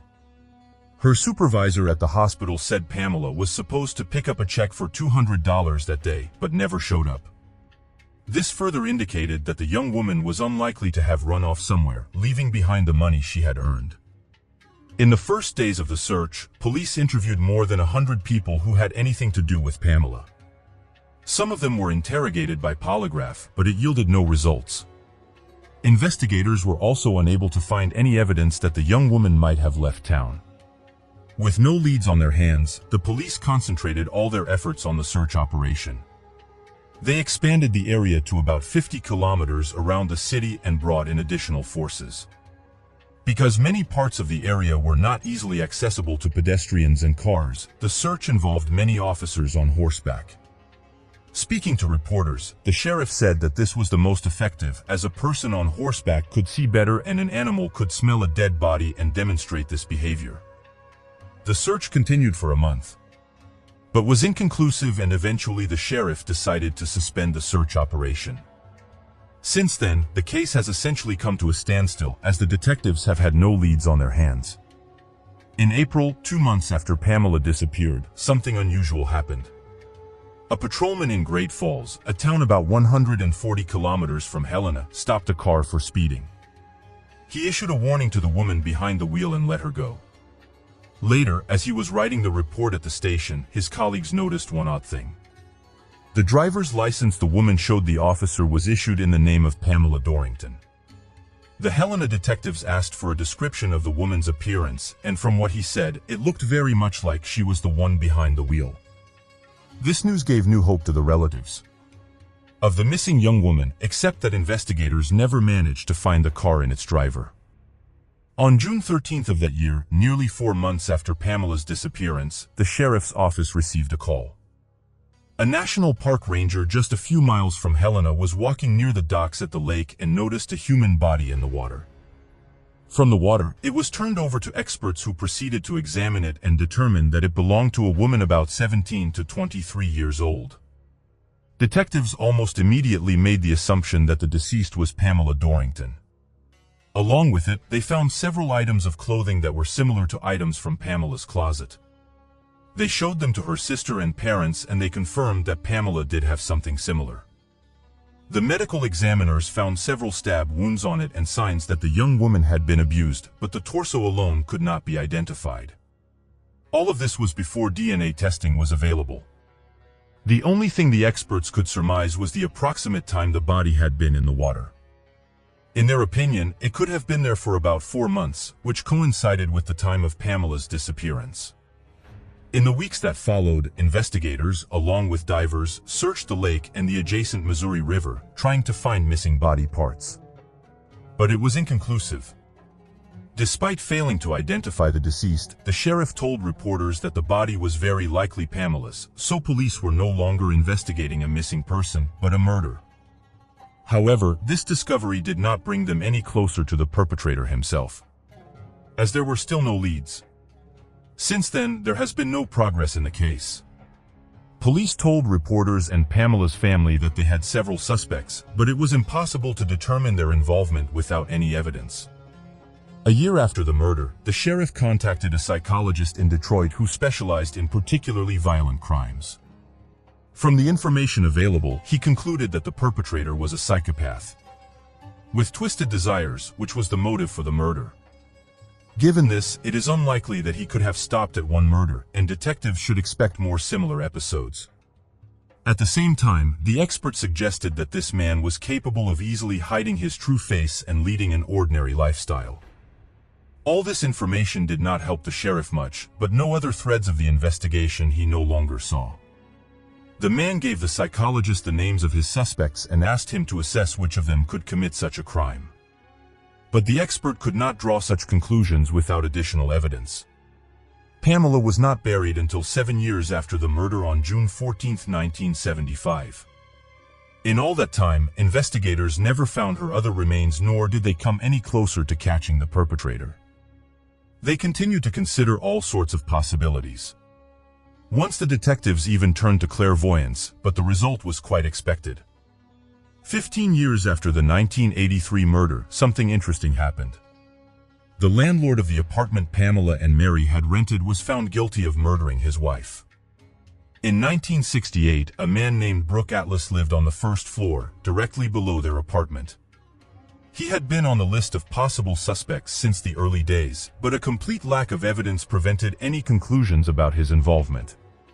He later married and moved into a private home with his wife. In 1983, their home burned down and experts were quick to determine that it was arson. Moreover, the body of Ellis's wife was found in the house, but the cause of her death was not fire. The pathologist determined that she had been killed by strangulation. Investigators assumed that the man decided to get rid of his wife and house because of financial problems. Shortly before, he had declared bankruptcy, and the loss of his insured home could have resulted in a hefty payout from the insurance company, but instead he received a life sentence for murder without parole and an additional 20 years for arson. We're interested in this episode. Atlas, who lived literally a foot away from the victim, had the opportunity to kill her. The man could have used a spare key, and over the months of living near the young woman, he may have well learned their work schedules. Detectives talked to Atlas, but he denied all allegations. Given that there was not a single piece of evidence against him, the cops had no choice but to accept it and hoped that sooner or later new leads would emerge in the case. In the 38 years that followed, no progress was made. Pamela's parents passed away without learning the truth. And of her closest relatives, she had only a younger brother. He had given up hope of finding out what had happened to his sister. But in 2021, the case was given another chance. It was turned over to the Unsolved Homicide Squad. The new detectives decided to reopen the investigation. Pamela's murder was not typical of such units. They usually reopened old cases where the perpetrator left his DNA behind, but because of the lack of analytical tools in those years, it was impossible to use that to catch the killer. In Pamela's case, there was no evidence at all, and the detectives could only hope for luck. They studied all the materials left by their predecessors, including a list of possible suspects. Brooke Atlas stood out clearly since he had already been in prison for the murder of his wife. The man was 79 years old at the time and was still serving his sentence. Investigators realized that proving his guilt after 53 years would be very difficult. And the man was unlikely to live to see sentencing. Not only could the trial drag on for years without a single piece of evidence, but no judge would even consider such a case. So the detectives decided to take a very unusual approach to the matter. They went to Atlas in prison and offered him a confession to Pamela's murder. In exchange, they guaranteed him that he would receive no additional punishment for it. Such moves on the part of law enforcement are quite rare, especially when it comes to a brutal murder. But in this particular case, they knew they had only two options. Wait until they got their hands on some new evidence, which was highly unlikely, or get a confession. And given Atlas's age, the second option could disappear at any moment. Besides, Pamela's only living close relative was her brother, who was also of advanced age. The detectives wanted him to know the truth, told him about the possibility of such a deal, and the man agreed. The investigators brought their offer to Atlas and waited. To their surprise, it worked. The perpetrator said he was ready to confess, but the detectives were in no hurry to rejoice. They needed to make sure that the man was really involved in the murder, rather than taking the blame for someone else's crime. They spent many hours questioning him about the details of the murder, Atlas confessing that he had planned Pamela's murder in advance. After waiting for her sister to go to work, he went up to their apartment and rang the bell. When Pamela opened the door, he told her there was a leak in one of the pipes in her apartment and urgent repairs needed to be made. Pamela let the man in without a shadow of a doubt. Once in the apartment, he attacked her and strangled her, then took her body back to his apartment and abused her. This was the main motive for what he did. Atlas then placed her in a barrel and took her to the warehouse of the small airport where he worked as a flight instructor. That very day, a few hours after the murder, the man was quietly conducting a few lessons with his students. The barrel stood in the warehouse for several days, after which Atlas took it to the banks of the Missouri River, separated the body and dumped it in the water. In addition, the man told police several facts that were never divulged, so only the killer could know them. With all this information in hand, the detectives had no doubt that Atlas was telling the truth. 53 years later, they finally succeeded in solving the case, though they had to guarantee the murderer full immunity. Remarkably, the murderer decided to accept the deal for a reason. He said that during his imprisonment, he believed in God and began to feel remorse and apologized to Pamela's relatives for what he had done. The Detroit psychologist's analysis turned out to be quite accurate. Atlas really seemed a decent man. For a long time, he had worked as a heavy equipment operator, then he began teaching flight lessons, started a family. Only after the murder of his wife, his true nature became clear. The victim's brother thanked the investigators for bringing the case to an end. The man understood that a conviction and an additional life sentence for Atlas wouldn't have changed anything. And thanks to the detectives, the case was over. Share your opinion in the comments and don't forget to like this video if you liked it. A woman was found dead in her own apartment, but the police couldn't find any clues. When the case became known throughout the city, they received a tip from a witness that turned the investigation upside down and ultimately led to the truth. As a result, the case became one of the most discussed in the country, as no one could have expected such horror. Shauna T. Fay was born on March 13, 1966 in Salt Lake City, USA. She was a cheerful and energetic woman, a member of the school cheerleading team, and had many friends. After completing her education, Shauna worked for some time in her home state, but at the age of 29, she decided to move to Las Vegas. She liked the vibrant pace of the city, which offered many more opportunities to earn money. After moving, Shauna worked as a cosmetic salesperson in several elite firms, but in 2001 she decided to become a waitress at the Palms Casino. At that time, the establishment had just opened, but it quickly became one of the most popular casinos in Vegas. It was at this job that Shauna met her future husband, George.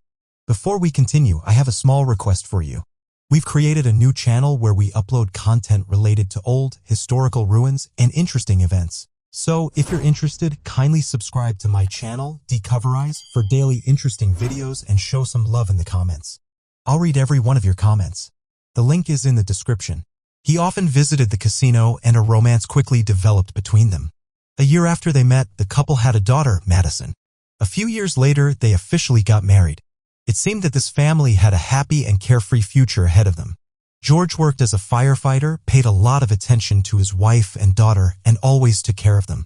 Shauna worked at the casino, earning quite decent money there, but in 2008 their relationship began to deteriorate. Due to the financial crisis, George lost a considerable portion of his savings, which were invested in real estate. On this basis, he became nervous and irritable, increasingly venting his anger on his wife and daughter. Eventually, the woman decided that they should live separately for some time and moved into her own apartment. The couple went to a family psychologist, but no improvements were observed in their relationship and they increasingly discussed divorce. Another blow to Shauna was that her apartment was robbed. While she was at work, several valuable items were taken from her home, including her engagement ring. But a strange separate detail was that the thief also took her panties, leaving men's underwear in the apartment. The woman reported the incident to the police, but they could not identify the perpetrator. On the morning of September 29, 2012, 3 weeks after the incident, George picked up his daughter from her grandmother and went to Shauna's apartment to retrieve some of the girl's belongings. They continued to share custody of their daughter, and she was supposed to spend a few days with him. As they approached the apartment, they saw that the garage door was open. When they entered the apartment, they were met with a gruesome sight. Shauna was lying on the floor, blood everywhere.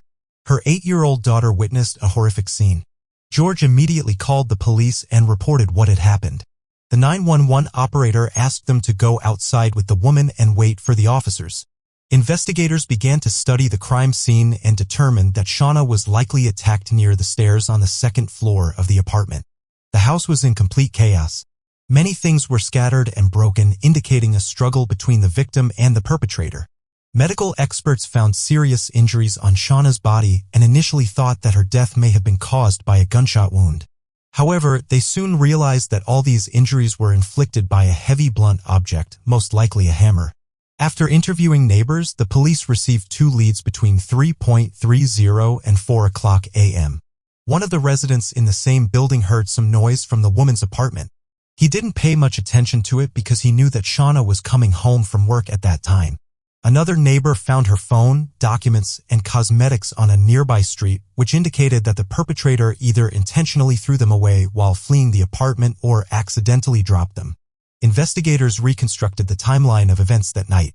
On surveillance cameras at the casino and its parking lot, they saw Shauna finishing her shift and leaving for the parking lot. Nothing on the footage indicated that the woman was alarmed or in any danger. Detectives concluded that the killer was likely already in her apartment when she returned home. As usual, the first suspicion fell on her husband George. The police have already found out that the couple was getting ready for a divorce.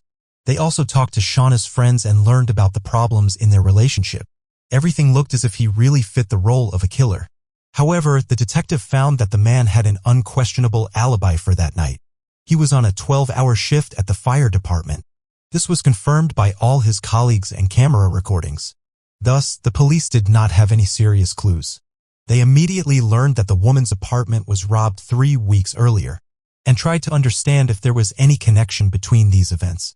The version was being developed that the robber might have returned but did not have time to leave the house before Shauna arrived. A struggle broke out between them and he killed her. Meanwhile, the victim's sister continued to suspect George in what had happened. She was constantly talking to Shauna and knew about all the problems in their relationship, about his constant jealousy and scandals. However, his alibi was unquestionable. Therefore, the police focused on searching for other clues. A day after the discovery of the body, they received the first serious lead. By that time, the killer was being talked about in all the local news, which drew the attention of Vegas residents. A man who knew a homeless person called Greyhound turned to the police. He told this witness that he killed the woman with a hammer. According to the man, Greyhound talked about it with joy and even laughed. Given that the details of the murder were not disclosed in the media, this lead became key for the detectives. They found out that the witness lived in a tent on the outskirts of the city and often met with Greyhound near the Albertson store. Together with him, they went there and started waiting. Very soon, the witness saw him and reported to the police, who immediately approached the suspect. During the search, they found banned substances on him which allowed them to arrest Greyhound. In the police station, the officers found out that his real name was Noel Stevens. He had been repeatedly convicted of petty thefts and possession of various substances, but the man denied his involvement in the murder.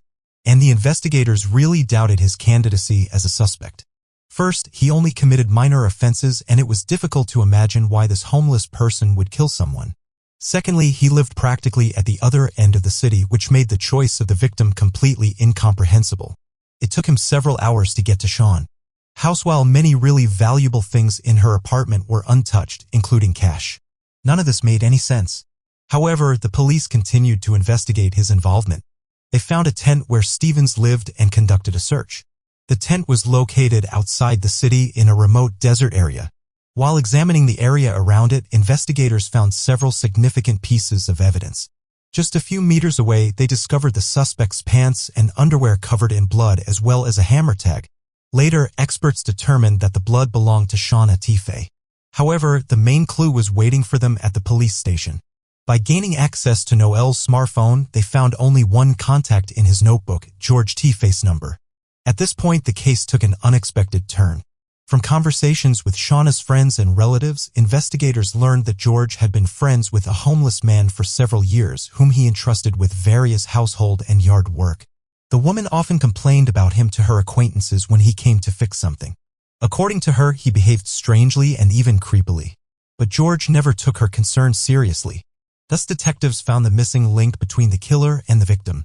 But the main question remained whether George had any involvement in this or if Stevens chose the woman as a victim simply because he knew Shauna and her work schedule. With the help of the hammer tag, the police found out when and where the hammer, which was most likely the murder weapon, was purchased. By requesting surveillance camera footage, they were shocked to see Stevens and George T. Fay walking into the store and buying the same hammer. At this point, investigators realized that Shauna's husband could indeed be the mastermind behind this horrific murder. When all this evidence was presented to Stevens, he finally decided to confess to what he had done. The man admitted that he did indeed kill Shauna, but only on the orders of her husband. According to Stevens, George paid him $600 for it. They had been planning this crime for several months. The man bought dark clothes for Stevens and gave him a duplicate of the keys to her apartment. 3 weeks before the murder, he asked the homeless man to break into her house and stage a robbery, so that later the police would be confused and conduct their investigation along that line. On the night of the murder, Stevens snuck into her apartment again and waited for the woman to come home. After she arrived and began to walk up to the second floor, he came out of his hiding place and attacked her. Stevens said he struck her about 17 times, causing the hammer to break. The killer agreed to show detectives the location, near a campsite where he buried his weapon. With Stevens' confession and a multitude of evidence, the police charged George. His relatives were shocked because he had always been a caring and loving family man who helped people. Upon learning of the accusations, George's sister called him and told him that he was suspected of murder. However, at the exit, the man crashed into a fence and flew off the road. The police who arrived at the scene concluded that he deliberately caused the accident in an attempt to take his own life, and there were no tire marks on the path of the car. George did not even try to brake, but only pressed on the gas pedal. However, he did not succeed in his goal. With medium injuries, the man was taken to the local hospital. 2 days later, the police informed him that he was arrested for murder. George's reaction was very calm.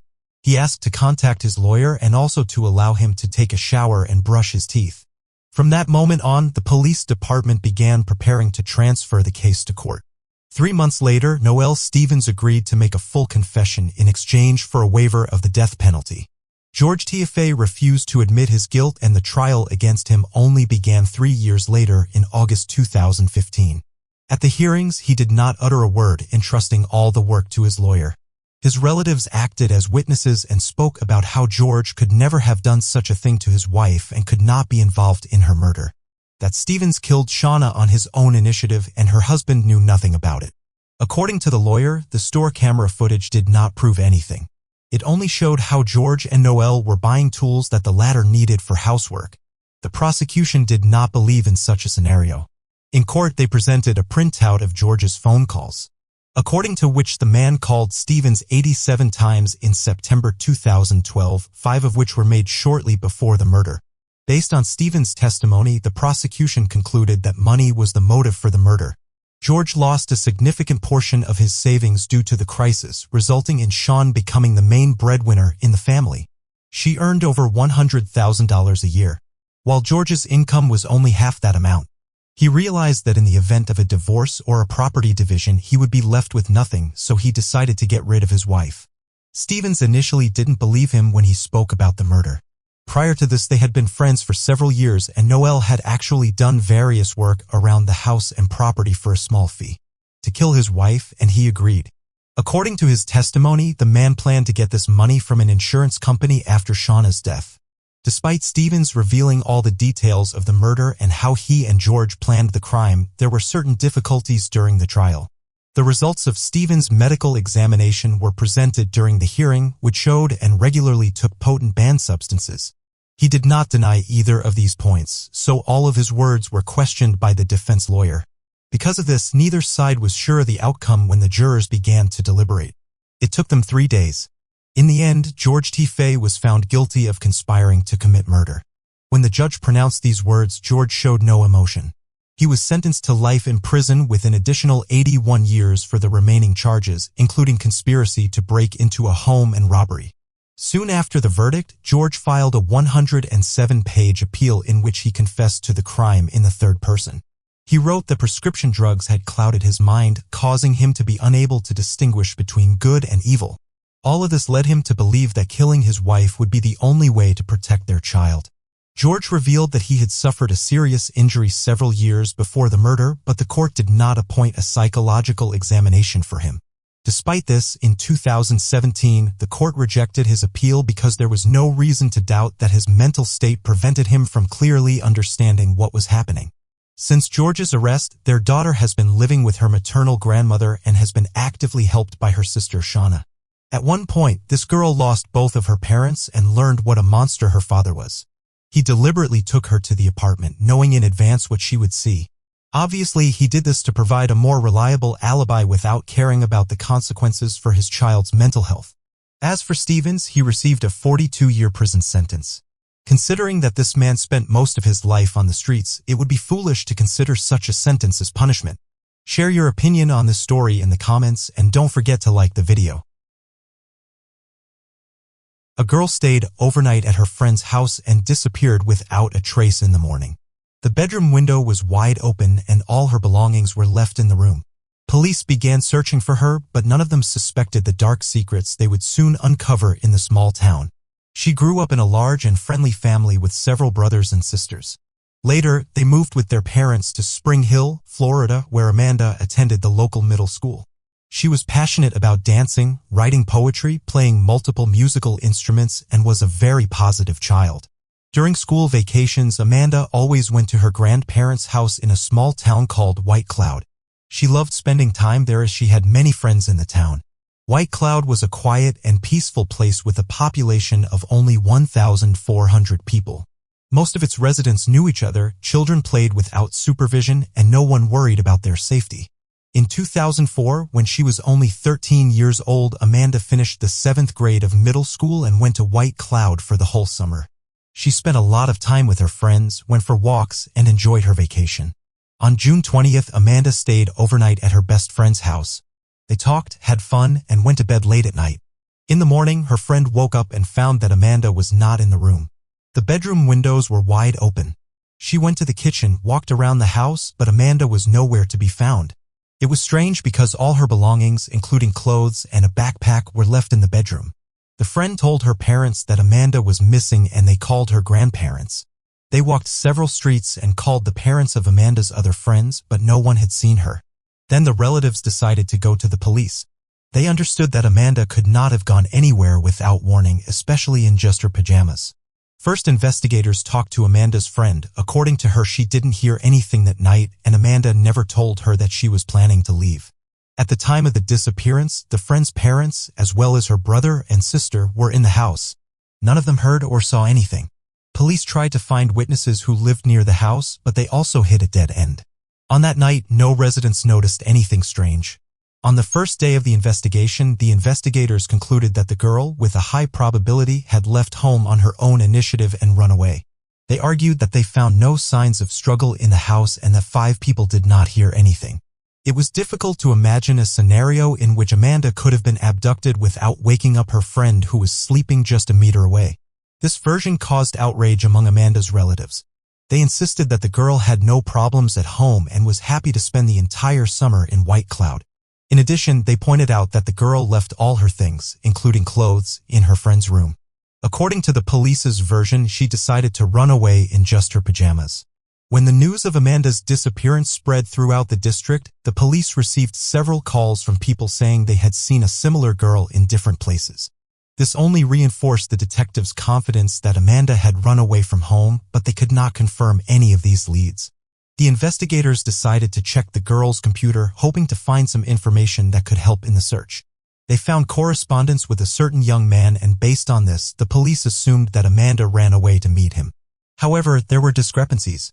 There was no mention of a possible meeting in these correspondence, and it was about ordinary and everyday topics. Nevertheless, the investigators considered this enough to once again convince themselves of their correctness. At that time, they did not disclose all the details of the investigation, but information about correspondence with a certain guy spread throughout the city, so many local residents also began to think that the girl simply ran away from home. Meanwhile, her relatives were posting flyers and giving interviews to various media outlets. They insisted that Amanda could not have run away on her own initiative, and the police were not putting in all the effort to find her because of this misconception. The investigators did not really use the full range of their capabilities. If they officially considered this case as a kidnapping, they could have involved the FBI and other agencies in the investigation. For this reason, searched for her half-heartedly. They never found any serious leads on Amanda's possible location, and the investigation stretched on for several weeks. On the morning of July 5th, mushroom pickers went to a forest located approximately 10 kilometers from White Cloud, where they found a human body and reported it to the police. Investigators arrived at the scene and immediately recognized the body as Amanda Lank. She was wearing the same pajamas she had disappeared in from her friend's house. Later, medical experts officially confirmed her identity and determined that Amanda had received multiple blows from a heavy object and died on the night of her disappearance. Detectives concluded that the victim had been killed elsewhere and then brought to the forest. They could not find any significant leads, so they decided to interview everyone who knew the girl. Over the next few days, police questioned approximately 400 people, which constituted almost one-third of the entire population of White Cloud. Investigators even used a polygraph, but it did not yield any results. They also decided to take another look at the young man with whom Amanda had corresponded online. The problem was that the word killer was used in his nickname. Police considered the possibility that the victim actually went to meet him and he killed her. However, this version still had many inconsistencies. There was nothing to suggest that the girl would have gone to meet someone in her pajamas in the middle of the night. Furthermore, there was no hints of a personal meeting in their correspondence. The investigator could not identify this person, and soon the version of his involvement was no longer considered. In an attempt to get some new leads, detectives decided to study all of Amanda's belongings, which led to a breakthrough. They found her personal diary, which contained very disturbing information. Shortly before her death, Amanda wrote that a certain man had been harassing her, and the next several pages were torn out. This diary immediately became the main lead in the case. Police tried to identify the man's identity.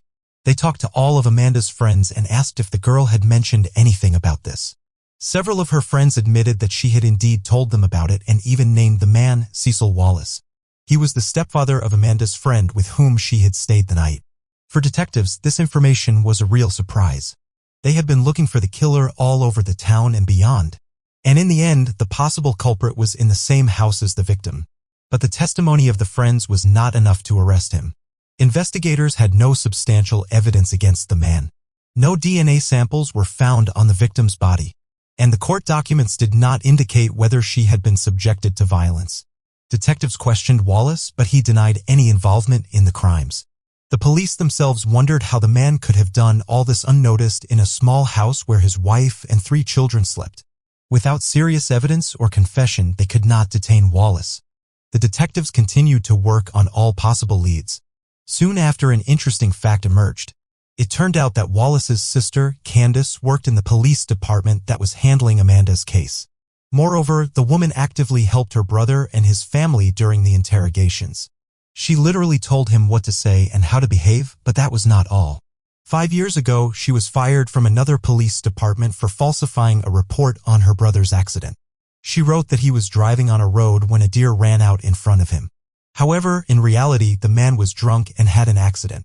By that time, other detectives were already handling Amanda's case, and they questioned the objectivity of the investigation by the local police. However, they could not confirm that anyone other than Candace could be helping Wallace. The investigators questioned the man and his family several more times, but all of this did not yield any results. They continued to look for any leads, but in the end, this case stretched on for several years. During this time, the Wallace family complained several times to the police that their home had been vandalized. The fact that the townspeople unanimously believed that the man was a murderer and that he was being covered up by his sister only increased the negative sentiments. The fact that Wallace continued to live among them freely only intensified these feelings. For years after the murder, in 2008, detectives turned to the National Center for Missing and Exploited Children for help. They sent their investigators to White Cloud, where they reviewed all the case materials, conducted new interrogations, and tried to find new leads. Ultimately, they came to the same conclusion as the local detectives. There was not enough evidence to make an arrest. 3 more years passed, and in 2011, the police finally got a new lead that changed everything. A 27-year-old girl from Texas who grew up in White Cloud went to a news website from her old town. There she came across information about Amanda's murder and started looking into it. After reading that the victim had spent the night at the Wallace house, the woman decided to go to the police and tell them something disturbing. In 1998, when she still lived in that city and was 13 years old, she stayed overnight at the Wallace house because she was friends with his second foster daughter. In the middle of the night, a man entered their room and assaulted both of them. He then threatened them to keep quiet. The victims were too scared to go to the police, so they never told anyone about what had happened. But after the adult victim learned about Amanda's case, she decided to contact the police. Furthermore, she wrote a statement to the police, which helped investigators to get closer to the arrest of the suspect. They interviewed a large number of White Cloud residents who could potentially have been affected by Wallace's actions, and this tactic worked. They were able to find several women who admitted that the man had touched them inappropriately. All of this happened between 1998 and 2002. The victims were then between 13 and 16 years old. Gathering all this information together, in October 2011, police arrested 43-year-old Wallace. He was charged with molesting these victims as well as the man who was officially named as a suspect in Amanda's case for the first time. Knowing all that other women had told them, detectives had no doubt about his involvement in the murder. At the preliminary hearing, he was granted bail of $150,000. And somehow he was able to pay this amount. Apparently his sister and other relatives helped him gather the money. The trial was supposed to begin in a month. While waiting for this, Wallace returned to work. The local residents were unhappy that he had been released on bail. They repeatedly protested outside the company's office demanding that this man be fired. On November 10th, on the day of the first court hearing, an unexpected turn occurred. Wallace did not show up at the appointed time, and the police immediately declared him wanted. A few hours later, they managed to find his car in the woods near the city. The man was there too. The only thing was that he had taken his own life. Detectives who did not expect such a turn of events were forced to continue the investigation. After the suspect's death, they could only rely on significant evidence that could link him to Amanda's death. They obtained a search warrant for his home, trying to find anything related to her murder. The police examined every corner, tore down some walls, and removed floorboards, but they could not find any serious evidence. Afterwards, they shifted their focus to the suspect's sister, Candace. Detectives were certain that she was covering up for her brother and wanted to find out if she knew that he had killed Amanda. After gathering the necessary evidence, Candace was arrested in August 2012. She was charged with intentionally misleading the investigation, but that was only the beginning. During the investigation, detectives found out that Candace had been covering up for her brother during the times when he was dealing in illegal substances. Furthermore, she taught him how to not leave any evidence at the crime scenes. She showed him how to properly wipe his fingerprints off surfaces so that experts couldn't lift them. Candace also advised him to always carry a cigarette with someone else's DNA on it so that if necessary, he could plant it at the crime scene. Detectives also concluded that at least 9 people knew about Wallace's crimes but remained silent. All of them were members of his family. The police were unable to prove their guilt. The investigation into Candace's involvement continued for 2 years until 2014 when she made a deal with the police. She admitted to lying to the investigators, and in exchange, 2 other charges were dropped. The issue was that Wallace's sister could not provide consulting services on a case that she was working on as a police officer. Given that she had been helping her brother through interrogations, she broke this rule and was ultimately punished for it. However, Candace continued to insist that her brother was innocent. The court sentenced her to 30 weekends in jail. This is a dubious practice where the convict is only required to be in the jail building for 2 days a week and can freely roam during the rest of the time. Such sentences serve as a kind of half measure, and if a person has committed a minor offense, they can be given several weekends in jail. This way they receive a punishment, but it does not strongly affect their life.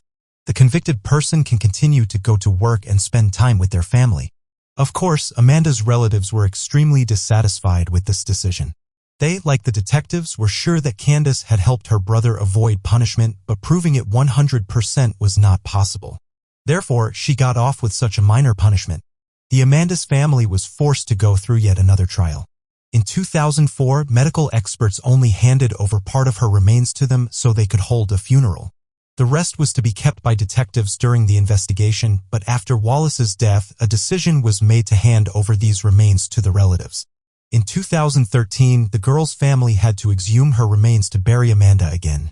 Her mother still hopes that investigators will find any evidence that will prove Wallace's guilt. She also tries to achieve changes in the legislation to change the police approach to searching for missing children. The woman insists that investigators should not conduct an investigation based on their subjective assessments and consider the disappearance as a voluntary escape from home. Thus, there is almost no doubt that Wallace killed Amanda. But what was his motive? Considering that there is no information in the court documents, well, whether the victim was subjected to violence, two assumptions can be made. He probably did assault her but did not leave his biological material. So the investigation decided not to reveal this fact since it was unnecessary. Detectives could also keep this information secret for the sake of the investigation, hoping that the criminal would reveal facts that had never been told. His past crimes also speak in favor of Wallace being the killer. He assaulted at least 3 victims using the same scheme. All of them stayed at his house overnight. The question remains, why did he kill Amanda? Perhaps he planned to intimidate her like the others, but the girl threatened to tell the truth to everyone, or she tried to run away from him and then he panicked. Something else in this case is very alarming. Detectives suggested that all of Wallace's relatives who were in the house on the night of the murder knew about this crime and even helped the man hide it. In addition to Amanda, his wife, son, and daughter were there. This could explain how he managed to attack the victim without waking any of his relatives. In any case, even without a final verdict from the court, Wallace will no longer be able to harm anyone. The fact that he settled the score with his life before the trial once again speaks in favor of his guilt, even though he took the details of this crime to the grave. Share your opinion in the comments and don't forget to like this video if you liked it. The student disappeared on her way to the dormitory, and at first the police thought that the solution was right in front of them. However, with each passing day of the investigation, they became more convinced that there were many tangled moments in this case, and it was only by chance in the end that the truth was uncovered. Amy Blunt was born on October 1, 1969 in Homestead, Florida. She grew up in a loving family and had many friends, largely due to her cheerful and kind nature. When she was 14 years old, her father passed away. Despite this painful loss, Amy found the strength to maintain a positive outlook on life. After high school, she enrolled at Flagler College located in St. Augustine, near Jacksonville. Although it was home to only 13,000 people, it was the oldest city in the USA. It was founded by Spanish explorers, so many architectural elements still differ dramatically from the familiar American things. Amy loved studying at college, and in 3 years she made many friends there. By that time, she was 21 years old and had only a little left before graduation. On November 6, 1990, her friend Kim came to St. Augustine. They decided to go to a local bar popular among students. Amy's roommate and best friend, Kelly, also went with them. The young women had a great time enjoying the long-awaited meeting. At some point, their mutual acquaintance, Sean Nolan, joined them. He and Amy had mutual sympathy, but they were not in a relationship. In the evening, Kelly said that she felt sick and went back to the dorm, and a little later, Kim also left, leaving Sean and Amy alone. The next morning, the young women had to go to classes. However, when Kelly woke up, she found that Amy's bedroom door was wide open and she was not there. It seemed strange to her, but she decided that she would see Amy in class. However, the young woman never showed up. Kelly and Kim were worried about her absence and decided to talk to Sean, who stayed with her at the bar the night before. The guy worked at a place near the college, and the young women went to see him. His story seemed strange to them at first. He said that he had a strong hangover and it was difficult for him to remember the chronology of that night. After gathering his thoughts, he finally told them that after the bar, he and Amy went towards the beach to take a walk. But soon they decided to go home. The guy called a taxi from the nearest payphone, and while they were waiting for the car, he and Amy had an argument. In the end, she went on foot to the dorm, which was only a few minutes away. Kelly was upset that the guy left Amy alone and didn't walk her to her dorm. At the same time, she became even more worried. Amy had nowhere else to go but the dorm, but she never showed up in her room. Her friend was afraid that something bad had happened to her and began to seriously suspect Sean. His strange behavior only heightened her anxiety. It seemed like the guy was not at all worried that Amy had disappeared. Kelly decided to continue her search and went to the university campus, asking all her acquaintances if they had seen Amy. The answer was the same.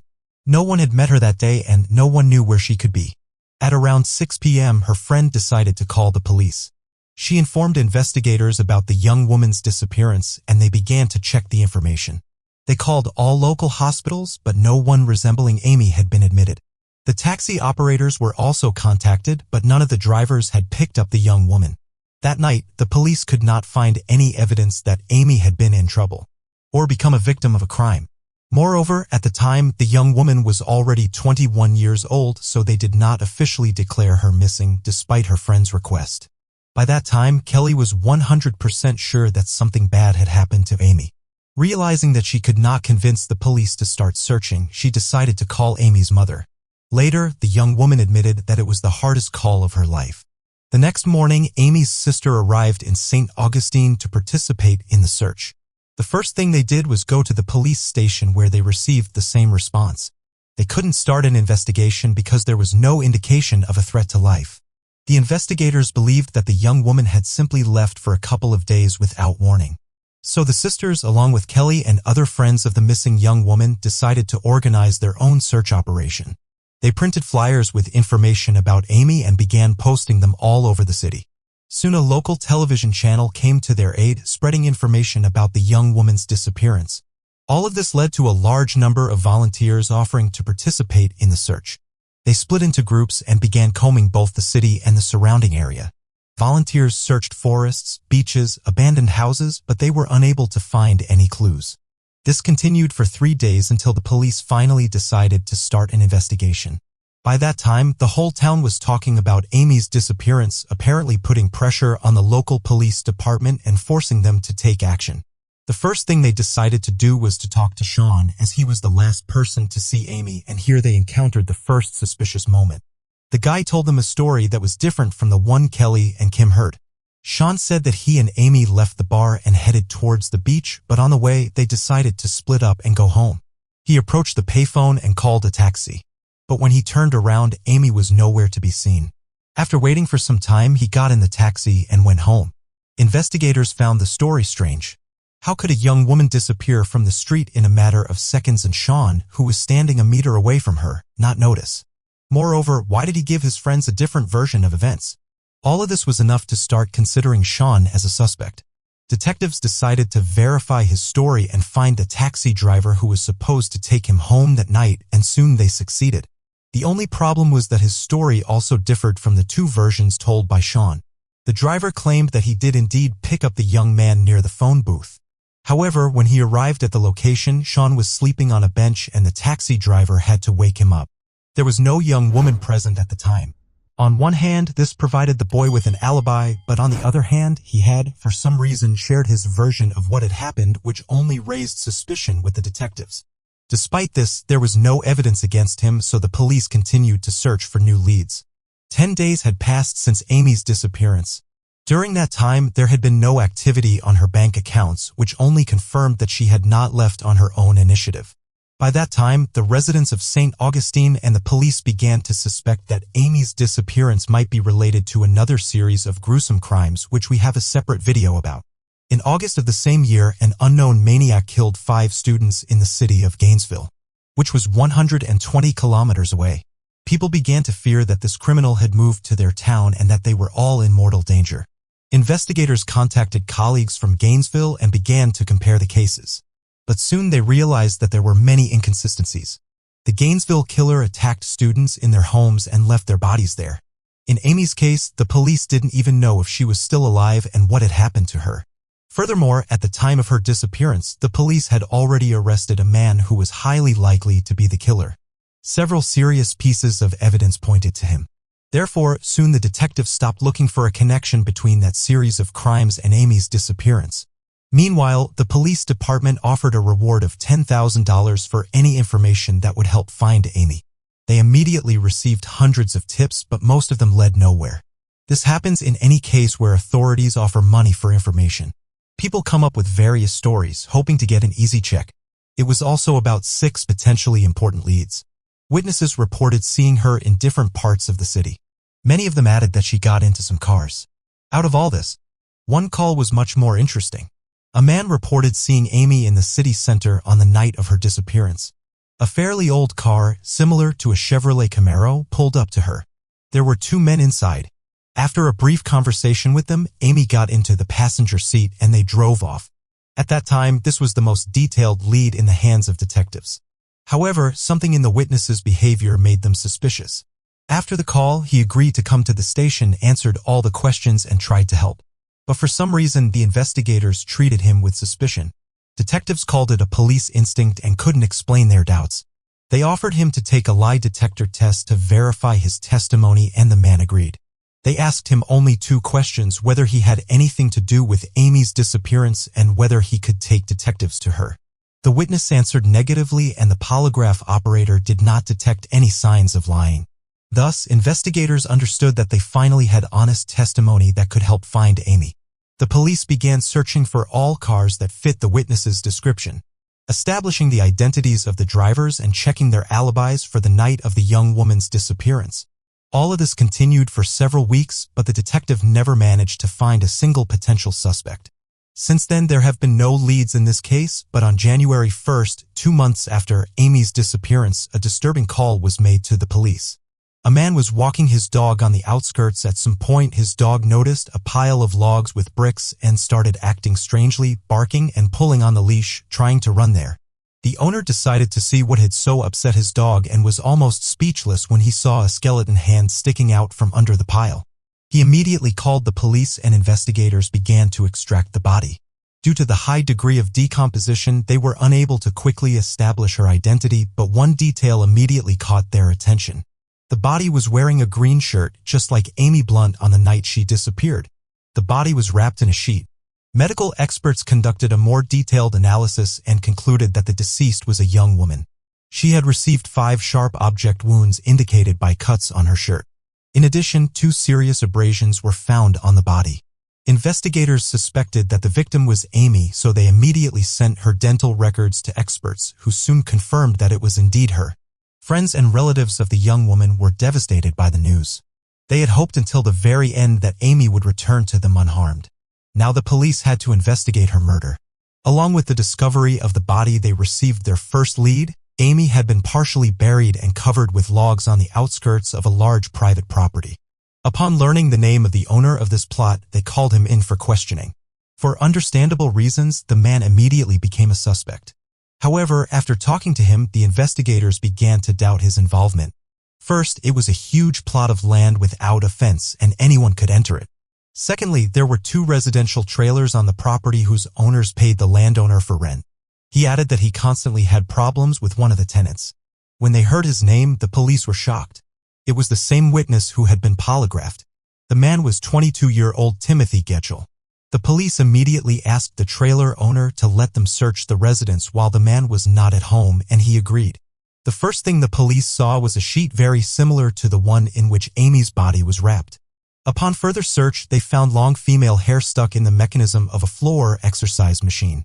It was the same color as Amy's hair. In addition, using special chemicals, forensic experts discovered blood traces in the living room. A sheet of paper with the name Toby and a phone number was also found in the house. The landowner said that a guy with that name did often visit Timothy. The police allowed that this person might also be related to the murder and contacted him. Toby agreed to meet with the detectives and told them his story. On the night of Amy's disappearance, he and Timothy were driving around town, stopping at different bars. At some point, they saw Amy walking alone on the street. Timothy asked Toby to stop the car, got out, and approached the young woman. He invited her to join them, and she got into the car. Together, they went to Timothy's trailer and had a party. However, Toby's story started to sound strange, like a detective story. At first, he claimed that he just dropped off Amy and Timothy near the trailer and immediately left. Then he changed his version and said that he went inside with them, had a beer, then went to the bathroom and left immediately without going into the living room, and got into the car and left. Investigators doubted that he was completely honest with them. They didn't believe that Amy would go to the outskirts of the city with 2 unknown men at night. In the morning, she had to go to classes and was supposed to go to the dormitory right after the bar. It looked like Toby constructed his story in such a way that he couldn't be made an accomplice. Detectives did not rule out that Timothy and Toby might have actually abducted the young woman on the empty night street, but could not prove it yet. Moreover, Toby told something else. He saw flyers about Amy's disappearance and recognized her. Then he asked Timothy what happened that night. He claimed that he took the young woman to the city center and dropped her off there. After that, she approached another car and soon got into it. Toby told him that he should share this information with the police. Despite the fact that his story raised serious doubts, the police had enough evidence to arrest Timothy. They arrived at his house and the man came out with his hands raised. During the interrogation, he told the investigators the same story. When Toby left, he began to flirt with Amy, but she rejected him. Then he got angry and decided to take her back to the city. Considering that he did not have his own car, he took the owner of the land's pickup truck and drove her to the center where Amy allegedly got into another car. But the detectives immediately realized that this was a lie. At that point, they already knew that the rental pickup truck had 3 flat and worn-out tires for many months. The investigators immediately told him about it and Timothy became nervous. The detectives asked him, "Did you kill Amy?" And the man replied, "I don't know, it seems so." From that moment on, he began to talk about the events of that night. According to him, he didn't remember much of what happened. At some point, he tried to kiss Amy and the next thing he remembers is her holding a knife. He allegedly got scared that she might attack him, so he tried to take the weapon away from her. After that, Timothy didn't remember anything, as if he had lost consciousness. According to him, this had happened to him before. He had completely lost some memories. When he came to, he found the knife in his hand and Amy lying on the floor, showing no signs of life. Scared, he decided to get rid of the body. Timothy went to the shed for the shovel and started digging a hole. He then wrapped Amy in a sheet and buried her there, covering the grave with logs and bricks. After that, he prayed to God and went to clean up the blood in the room. With his confession in hand, Timothy was charged with murder. No evidence was found against Toby, so he was only used as a witness. On July 15, 1991, a trial was held where the man planned to defend himself and receive a lesser punishment. He wanted to make it look like self-defense and used the story of memory loss. However, everything changed when the prosecutor addressed the judge and requested the death penalty. Timothy stood up and said he was ready to confess the first-degree murder if the prosecution would drop the death penalty in favor of life imprisonment. After some brief consideration, the court agreed to these conditions and Timothy was sentenced to life in prison. Amy's relatives and friends supported this decision. They all harbored hatred toward the person who took her away from them and wanted him to spend the rest of his life in a prison cell. As for Toby, no charges were ever brought against him. Nevertheless, his story still seems suspicious and I wouldn't rule out the possibility that he was directly involved in the murder. Timothy remains behind bars to this day. He is currently 53 years old. Share your opinion on the story in the comments. Don't forget to give it a like if you enjoyed the video. A first-year student went out dancing with her friends and disappeared without a trace. Several days later, her car was found abandoned under a bridge. The police started an investigation which eventually became one of the most high-profile and iconic cases in the entire state. Although they did eventually uncover the truth, the case continues to haunt detectives to this day. 42 years later, Gina Renee Hall was born on August 24, 1961 in the American state of Virginia. She had an older sister named Deanna and loving parents. However, tragic events followed her in childhood. When she was 2 years old, she and her mother were involved in a serious car accident. As a result, Gina was seriously injured and suffered third-degree burns. She had to undergo a long course of treatment, but it was impossible to completely get rid of the burns. Her mother blamed herself for the accident and, over time, things only got worse. The woman developed serious psychological problems which eventually led to her leaving the family. But their father did an excellent job of raising the children. Later he remarried and the girls gained a stepmother. After finishing high school, Gina decided to attend a local college to become a nurse. But after the first semester, she thought about changing schools. Her older sister was studying at Radford University and Gina transferred there. This university offered more in-depth education in her chosen field and was generally more prestigious. In addition, the young women could spend a lot of time together as they had been very close since childhood. Diana rented an apartment near the university and Gina moved in with her.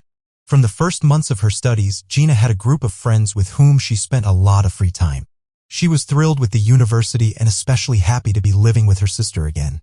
Diana was finishing her final year at the time while Gina was only in her first year. During the summer break of 1980, both young women decided to stay at the university and attend additional classes. Gina also wanted to spend more time with her sister before she graduated. On June 28th, Gina took her last exam to finish her first year and decided to celebrate. She planned to go dancing at a club with her friends and sister. But Diana decided to stay home at the last minute. Gina was upset about it, but still went to the club with her friends. Around 10 p.m., she took Diana's Chevrolet Monte Carlo and drove to a nearby city where the club was located. At 1 a.m., Diana woke up from a call on the home phone. It was Gina, and from her voice, her sister seemed slightly concerned about something. The young woman said that she was at a lake house with a guy named Steph and soon hung up. Diana thought it was strange. At 18, Gina had never been involved with boys. Throughout her life, the young woman had complexes due to burns covering a significant part of her body, so she always avoided relationships with the absent sex. Diana thought her sister had gone there with other friends and did not attach much importance to it. The young woman woke up at around 6 a.m. and immediately went to her sister's room, but she was not there. The car was also missing from their parking spot. Diana began to worry seriously because Gina should have already returned home. At around 7:30 a.m., an old friend of Gina's came to their apartment. He served in the army and returned home for a few days to see his friends and family. He and Gina agreed to meet this morning. Diana became even more worried. Her sister was a responsible and punctual person, and she could not imagine her setting up a meeting with someone close and not showing up. Diana called several Gina's friends with whom she was with that evening, but none of them saw the girl after the club. Then, with this young man from the army, they decided that Gina could have had an accident or someone kidnapped her. They got in the car and drove to the lake, inspecting the surrounding areas around the roads for the Chevrolet Monte Carlo. This task was complicated by the fact that they did not even roughly know which house Gina was in that night. After driving for several hours on different routes, they returned home and Diana decided to contact the police. As usual in those days, the police were in no hurry to accept reports of a missing person. Gina was 18, so the operator advised waiting until the next day to file a report. In the evening, Diana also called her father and reported her sister missing. The man arrived the next morning and they again turned to the police. This time the report was accepted, but they still did not rush to conduct the full-scale search. The police still thought that the young woman had just gone out and no danger threatened her. Then Diana, her father, and some of Gina's friends decided to go on their own search again. This time they were met with an alarming discovery. Driving near the bridge on the edge of Radford, they saw Diana's car next to the railway viaduct. The trunk was open and the doors were unlocked. The first thing Diana noticed was that the driver's seat was pushed all the way back, which seemed very strange to her. Gina was just over 150 centimeters tall, and she always had to move the driver's seat as close to the steering wheel as possible. Physically, Gina wouldn't be able to drive with the seat pushed all the way back, which led everyone to a very alarming thought. Someone else must have been behind the wheel.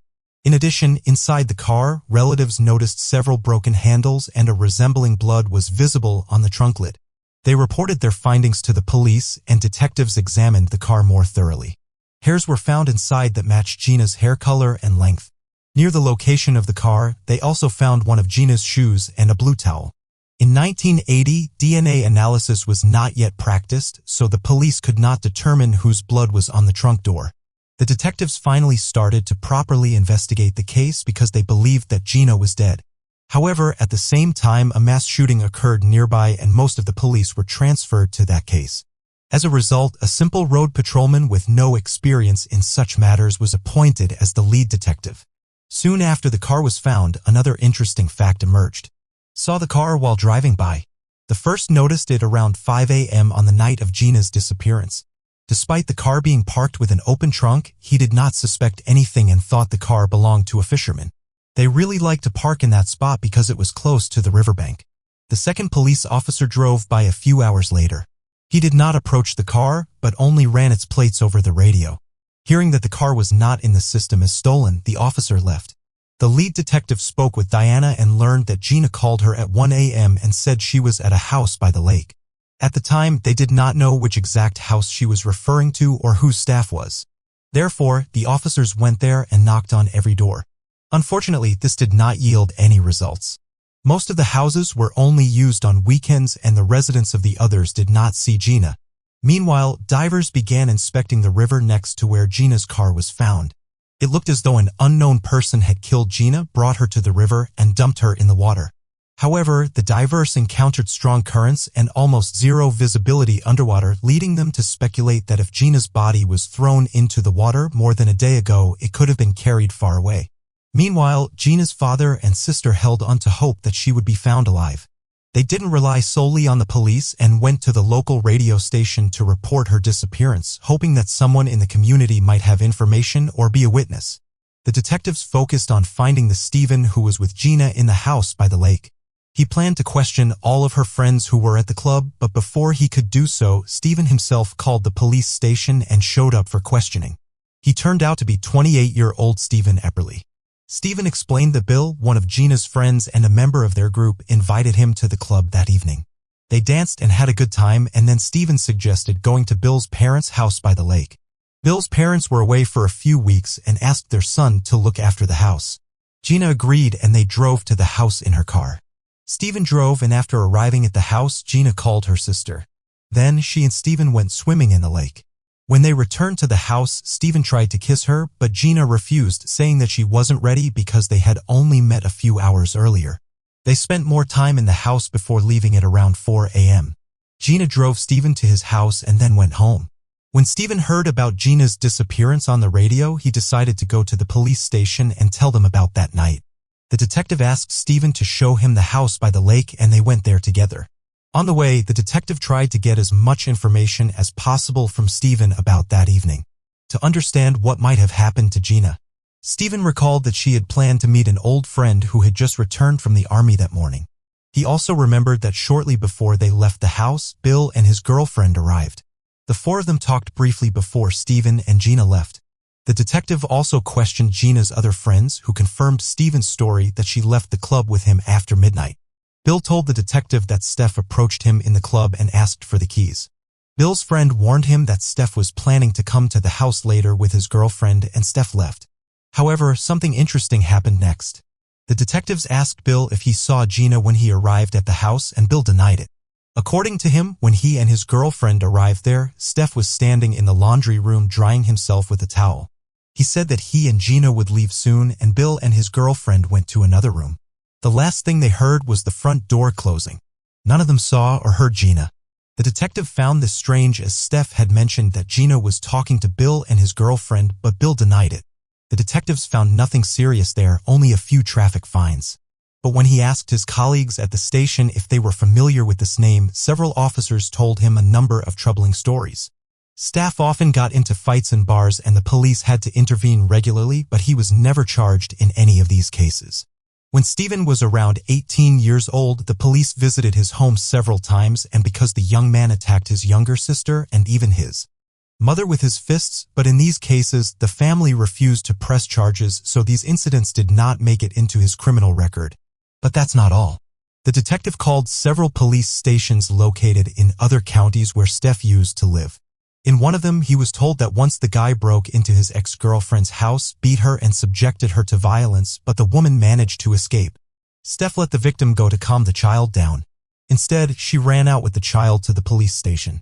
Despite all this, the young man somehow managed to avoid punishment. Sometime later, he deceitfully lured another young woman to his apartment, saying that they were going to a party with friends. Instead, when the young woman entered the room, he closed the door and subjected her to somehow avoided punishment. With all this information in hand, the detectives began to suspect Steph. The police went to the house by the lake to conduct a search, where they found several disturbing discoveries. When Bill spoke with the investigator, he said he did not notice anything strange in the house after Gina's disappearance. But as soon as the forensic team arrived, they found many troubling signs of heinous crime. There was a large blood stain on the living room floor that had clearly been attempted to be cleaned. Bloodstains were also found throughout the house, including on the refrigerator door, a dustpan, some shoes, and so on. In addition, the broken ankle bracelet Gina always wore was found in the house. Bill and his parents noticed the disappearance of several items from the house, two blue, one of which the police found next to Gina's car, a bath mat, and a large number of paper towels. But the most interesting thing was that almost all of the cleaning supplies had disappeared from the house, which had previously been well stocked with them. The police found an empty bottle of bleach in the garbage container, along with a long hair of the same color as Gina's. Experts examined blood samples from the house. DNA analysis was still unavailable at that time, but they matched Gina's blood group. Learning all this, Bill shared additional information with investigators. He told them that he heard about Gina's disappearance on the radio and immediately thought that Steph might be involved. In addition to being with her that night, all their friends knew about his criminal tendencies and aggressive behavior. Bill went to Steph's workplace and started asking him about that evening. Steph insisted that he had nothing to do with the young woman's disappearance. But then something interesting happened. When Bill asked him to contact the police, Steph agreed but asked his friend not to tell anyone that he was with Gina that night. He also wondered how many people saw him leave the club with her.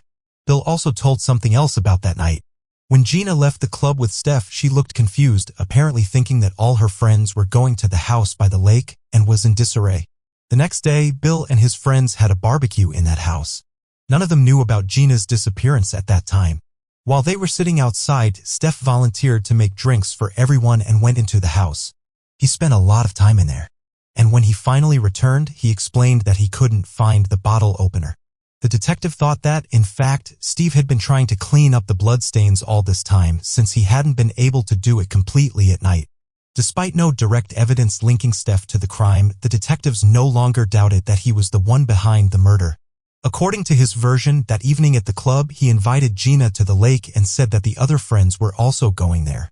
In the house, he tried to kiss her, but the young woman refused, and then the man attacked her, subjected her to violence, killed her, and hid the body somewhere in the house.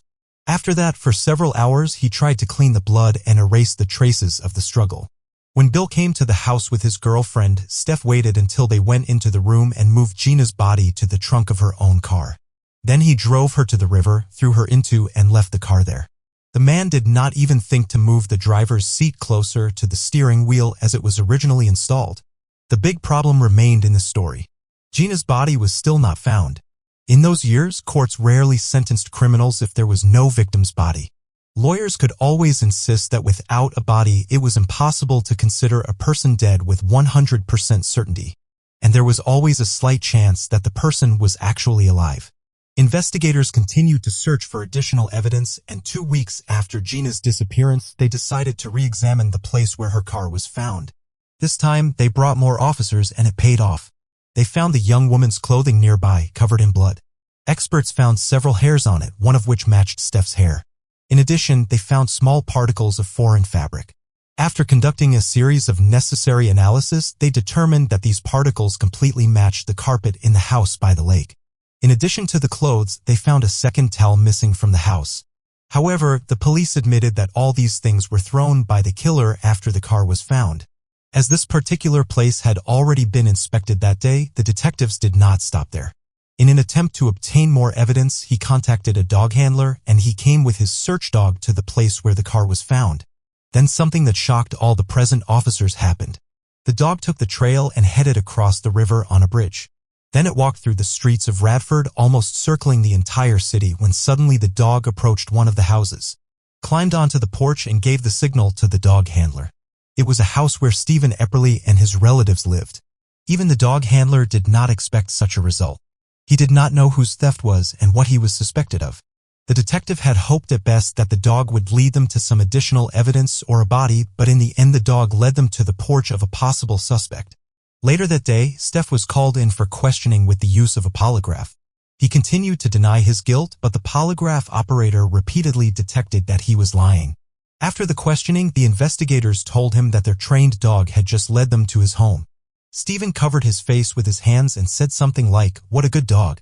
However, without Gina's body, he still couldn't be charged with murder. And Steph remained free. When the whole town learned about his previous crimes and the evidence against him in Gina's case, no one doubted his guilt. People came to his house, wrote threatening letters, and the man decided to move to a small town in Ohio. 5 days later, a 25-year-old woman disappeared not far from where Steph had settled, and a month later her body was found in a cornfield. Local detectives knew that Stephen was suspected in Gina's murder, and he immediately became the prime suspect. However, his guilt could not be proven due to the lack of evidence. Bill continued to talk to Steph and tell the police about their conversations. When Stephen found out that Bill had a good lawyer, he asked if he could represent him, and even more disturbingly, he asked Bill to ask him if the police could arrest him if they never found the body. The detective understood that the chances of a guilty verdict in court were slim, but after the other young woman's murder, he decided to risk his career and arrested Stephen. He was charged with murder and the case went to trial. The situation was complicated by the fact that an inexperienced prosecutor was assigned to the case who had only been in the position for 7 months. Others simply refused to participate in such a complex process, where they had to prove a murder without a body. Surprisingly, the prosecutor did an excellent job. The trial lasted more than 3 months, and ultimately the jury found Stephen Eberly guilty of Gina's murder. The prosecutor presented all available evidence and was able to convince the jury that the victim was dead and that Steph was the killer. As a result, he received a life sentence without the possibility of parole. This was not only the first conviction without a body in Virginia, but also the first time a court accepted a search dog's lead as evidence. Unfortunately, investigators were unable to prove Steph's involvement in the murder of another woman in Ohio. They also continued to search for Gina's body, but these efforts were halted in 1994. In 2016, 36 years after Gina's murder, a local resident came forward to the Radford police. He confessed that his family had been keeping a terrible secret all these years. In 1980, their grandfather, who lived on a farm outside of town, saw 2 men in a white van pulling a body out of a car near a field. Detectives thought this could be Gina and resumed their search. They were unable to find any remains. But the grandson's revelation led to new searches for Gina's remains. Her sister, Diana, played a big role in this, continuing to hope for closure. In 2019, she met a forensic anthropologist who invented a unique method for finding DNA underground. His tool detected the presence of any human biological material, and investigators used it in their search. After many months, it bore fruit. In 2020, they found Gina's remains in 8 different locations along the river and lake. These were mostly small pieces that would have been impossible to find without special equipment. Only in one case were they able to find a bone fragment that belonged to the young woman. As for Steph, he is still serving his sentence. Despite numerous appeals and attempts to be released early, investigators believe he may have had many more victims. But they have been unable to find the necessary evidence over the years. The only comfort for them is that he has been isolated from society and has not harmed anyone else. Feel free to share your opinion in the comments, and don't forget to like the video if you enjoyed it. Thank you for watching. A young woman was found dead in her own apartment. The police began an investigation that eventually became the longest in the district for years. The case had many shocking twists and turns, but it was only 46 years later that the unexpected truth was revealed. Lindy Sue Beechler was born on January 31, 1956, in Lancaster, Pennsylvania. When she was young, her parents divorced and she stayed with her mother. Her father started a new family but continued to see his daughter regularly. Soon he had a son with whom Lindy was in constant communication. After school, she enrolled at Millersville University, a state college located just 10 minutes from home. At the age of 19, Lindy met a man named Philip Beechler and the couple soon married. He also attended courses at the college while working for a car rental company. Lindy herself worked part-time at a local flower shop. After the wedding, they rented an apartment in the Manor Township residential complex just a few minutes from the college. The newlyweds began their life together and were happy with each other. Lindy's happiness was overshadowed by a series of unpleasant events. She began to notice that someone was constantly watching her in this residential complex, but she never managed to see who it could be. The young woman often complained to friends and relatives, but they attributed what was happening to stress after the move. One evening when Lindy was home alone, she noticed a man looking at her through the glass door inserts. The apartment was on the first floor and her husband was at work at the time. The man immediately disappeared, leaving Lindy terrified. Since then, the young woman was afraid to be alone at home, but due to Philip's evening schedule, she often had to be alone until it was dark. Lindy was constantly stressed, and any incident could bring her to panic. Soon after this event, she spent time with her brother and his family at their home. When they heard the sound of breaking glass from the second floor, it turned out that a wall mirror had fallen to the floor and shattered. The young woman was so scared that she started shaking. She asked her relatives to go around the whole house and make sure that no one else had broken in.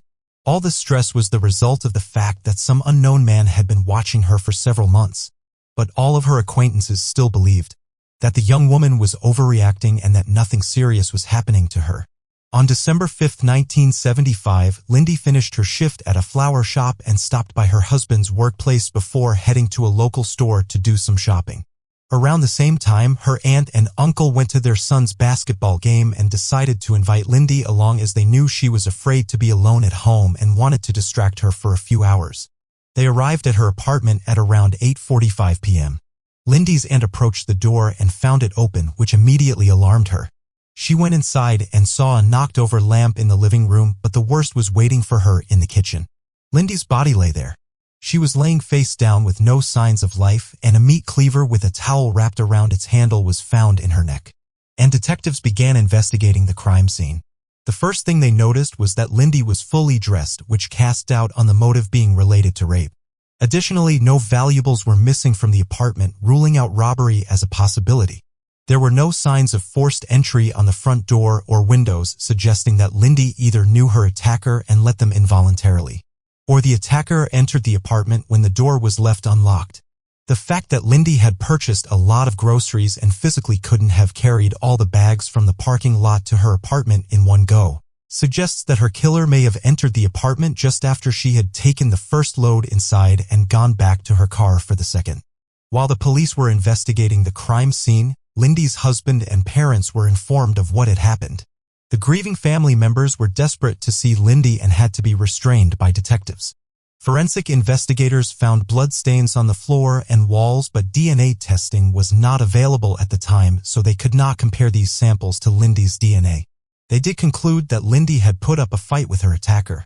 A male shoe print was found in one of the rooms, and medical experts determined that Lindy had received 19 blows from a sharp object. The perpetrator had used two weapons, the meat cleaver from Lindy's kitchen and a second weapon, presumably a knife, that was never found. Later it was confirmed that Lindy had indeed been sexually assaulted, but DNA evidence could not be extracted from the crime scene. At the time, be of much help in solving the case. The police had hoped to find witnesses, but none of their neighbors were home at the time of the murder. Other residents did not notice anything suspicious. However, several people reported seeing a car parked in the residential complex parking lot from around 7 p.m. to 8:40 p.m., which coincided with the time of Lindy's murder. Additionally, none of the residents knew the owner of the car. Unfortunately, detectives were unable to locate it and switched to another line of investigation.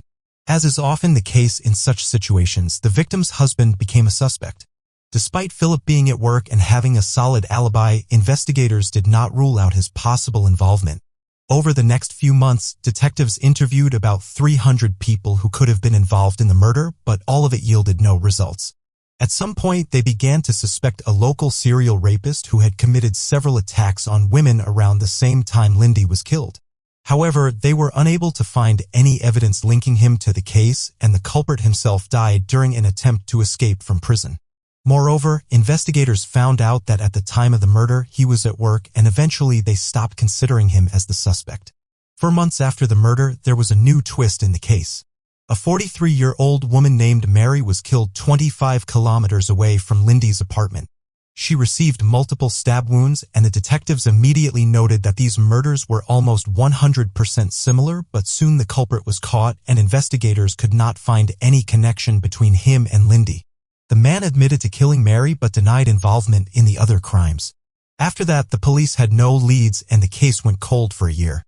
On December 26, 1976, Lindy's relatives went to visit her grave at the local cemetery. Upon arriving, they saw that the gravestone was covered in red paint and heavily scratched. They immediately reported it to the police, but they were unable to find the vandals. Investigators concluded that the perpetrator of the desecration may have been Lindy's killer, as no other graves were damaged. The nature of the damage also supported this theory, as the criminal clearly harbored animosity towards the deceased in addition to the obvious association with the red paint. By using a knife or sharp object, the perpetrator had to have spent a considerable amount of time damaging the stone in order to completely cover it with deep scratches. Just a few weeks later, something even stranger happened. Chief Donald W. Scheller, whose department was investigating Lindy's murder, received an anonymous 2-page letter. The first part was written from the perspective of Lindy's murder. The author took responsibility for the vandalism of Lindy's grave and demanded that the letter be published in the next day's local newspapers. In exchange, the anonymous writer promised to consider surrendering to the police.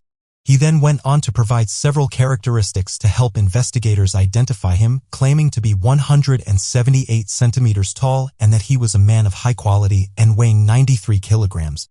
Living in the western suburbs of Lancaster, having a good job, being single, and having been caught a few years earlier for possession of illegal substances. On the day of the murder, he was also under the influence of drugs. The last part of the letter was a plea for help, with the unknown author asking to be caught before he killed anyone else. The second page was a separate letter allegedly written by the killer's friend, named Jenny Scrum.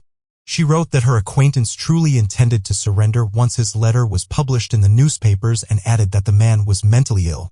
She purportedly added this message while he was sleeping before placing both sheets in an envelope. Police believe that the author could indeed be Lindy's killer, but they did not believe the second part about his friend Jenny. Despite being written in a different handwriting, investigators believe that the perpetrator may have asked someone he knew to write it or use some other method to forge the handwriting. They also fail to notice the similarity of this message to the letters sent by a serial killer nicknamed the Zodiac Killer who operated in California in the 60s and 70s, regularly communicating with the police and newspapers through anonymous text messages. Investigators even considered that he might have been responsible for Lindy's murder. However, this theory was highly stretched. Firstly, the killer was operating on the opposite side of the country. Secondly, by the time Lindy was killed, according to the police, the Zodiac Killer had already stopped his killings. Chief Donald W. Scheller decided not to publish the letter in the newspaper as the author requested. At that time, the police had two suspects and they did not want to compromise the investigation. Detectives did not believe that the culprit would surrender and saw no point in scarring residents with a letter from Amanda N. Eventually, they began to doubt that the author was actually Lindy's killer. The letter did not contain any details that had not already appeared in the newspapers. The police profiler even suggested that the author of both sheets could be a mentally ill woman who had no connection to the case. He made this conclusion after analyzing the writing style. Despite this, investigators located a woman named Jenny Scrum and, after talking to her, concluded that she had nothing to do with these letters. From that moment on, the police had no serious leads, but they continued to investigate the case. At various stages, they had new suspects, Lindy's mother's partner, a regular visitor to the flower shop where she worked, and even one of the investigators on the case. After brief checks, detectives came to the conclusion that none of them were involved in the murder. In 1980, the police had another chance to solve the case. In Florida, they arrested serial killer Gerald Stano, who admitted to killing 41 people. At the time of Lindy's death, his father lived just 10 minutes away from her complex, so detectives considered the possibility that Stano might have been the killer. But they could not find any evidence that the man visited his father and soon stopped considering him as a suspect. Experts were able to extract a male DNA profile, discovering traces of semen on the victim's underwear. This sample did not match any of the suspects that investigators had for 23 years. Since then, the police have not had any significant leads and the case went cold. It was reviewed in 2000, but with no results in the same year, detectives decided to publish a letter in newspapers supposedly written by the killer, hoping it would help them get new leads, but it didn't. Lindy's parents never found out the truth about her murder. Lindy's father passed away in 2000 and her mother in 2007. The next major breakthrough only occurred in 2019 after the case was reopened again, which specializes in genetic research and has helped solve similar cases in the past. Using an innovative method called DNA phenotyping, experts were able to create an approximate portrait of Lydia's killer at the ages of 25 and 60. This method works by studying the criminal's DNA sample and finding information about possible physical traits such as skin color, eye color, hair color, and so on. Such portraits often turn out to be very similar to real DNA holders, although there are exceptions. The killer's portraits were widely distributed through the media. Investigators hoped someone would recognize this man, but in the end, they didn't get any serious leads. A year later, they turned to Parabot Nanolabs again, this time to use the method of genetic genealogy to find possible relatives of any person based on their DNA. Investigators provided them with a genetic sample from Lindy's killer and waited. The main drawback of this method is the incredible complexity of the research. Experts have to study thousands of people, eliminating unsuitable candidates until they finally find a relative of the DNA holder. After many months of hard work, they were able to find a person who was distantly related to the killer. He turned out to be a resident of Italy, and now investigators could begin to examine his family tree. They were looking for a man who was in the USA in 1975 and lived near Lancaster. To do this, they had to locate and question a huge number of relatives. In Lancaster alone, there were 2,500 people related to the killer by distant kinship. In 2022, the detectives finally found a suitable candidate, 68-year-old David Sinopoli, a man who had never come to the attention of the police in connection with the case. In 1975, he lived in the same complex as the victim, so he immediately became the main suspect. To confirm or refute his involvement, detectives needed to secretly obtain a DNA sample. To do this, they began to follow David, waiting for the right moment. On February 11th, they had such an opportunity. The man flew out to the airport in Philadelphia and, before boarding the flight, threw a paper coffee cup into a bin. The investigators took it and handed it over to the laboratory. Experts extracted his DNA sample and compared it with the semen DNA found on Lindy's underwear. The analysis showed a complete match. David was the killer. He was arrested on July 17, 2022 and is currently awaiting trial. At the time of Lindy's murder, he was 21 years old. He moved into the residential complex a year before the victim moved there with her husband. David was married twice in 1972 and 1987. According to available information, he did not have children. He spent most of his life working at a printing press in a local printing house. And his colleagues were shocked that their good acquaintance turned out to be a ruthless killer. David is now in custody and additional details will only emerge after the start of the trial, but even now there is virtually no doubt that he is the killer. Experts also compared his DNA to the blood found in the victim's apartment and the analysis showed a complete match.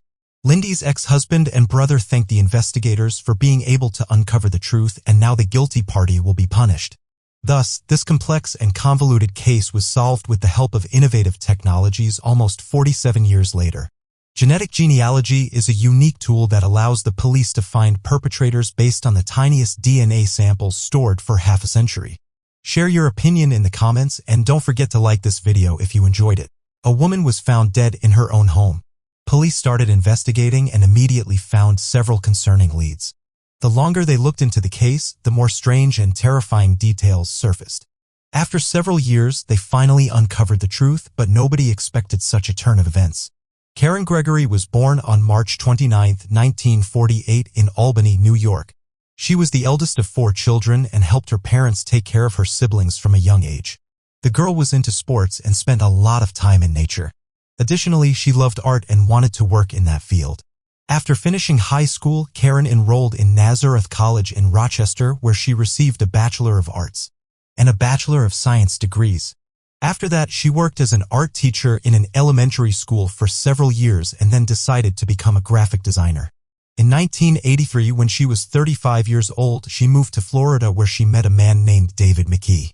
He worked as a manager in an organization that provided consulting services to Vietnam veterans, and he and Karen quickly became mutually attracted. The couple dated for just over a year, and in the spring of 1984, David asked her to move in with him in Gulfport. Before this, Karen lived in an apartment with her friend, and she constantly had to drive to David's house. The woman accepted this offer and began gradually moving her things there. On May 22nd, Karen took the remaining items from her apartment and finally moved out completely. She told her neighbor that she was a little nervous. David had gone to another state for work to speak at a conference, and she would have to spend a whole week alone in his house. From the apartment, the woman went to her friend's house. They had a great time there. Karen told her friend that she was very happy with David and was glad she would finally be living with him. The friends talked until about midnight, after which Karen went to David's house. The next day, he called home several times, but no one answered.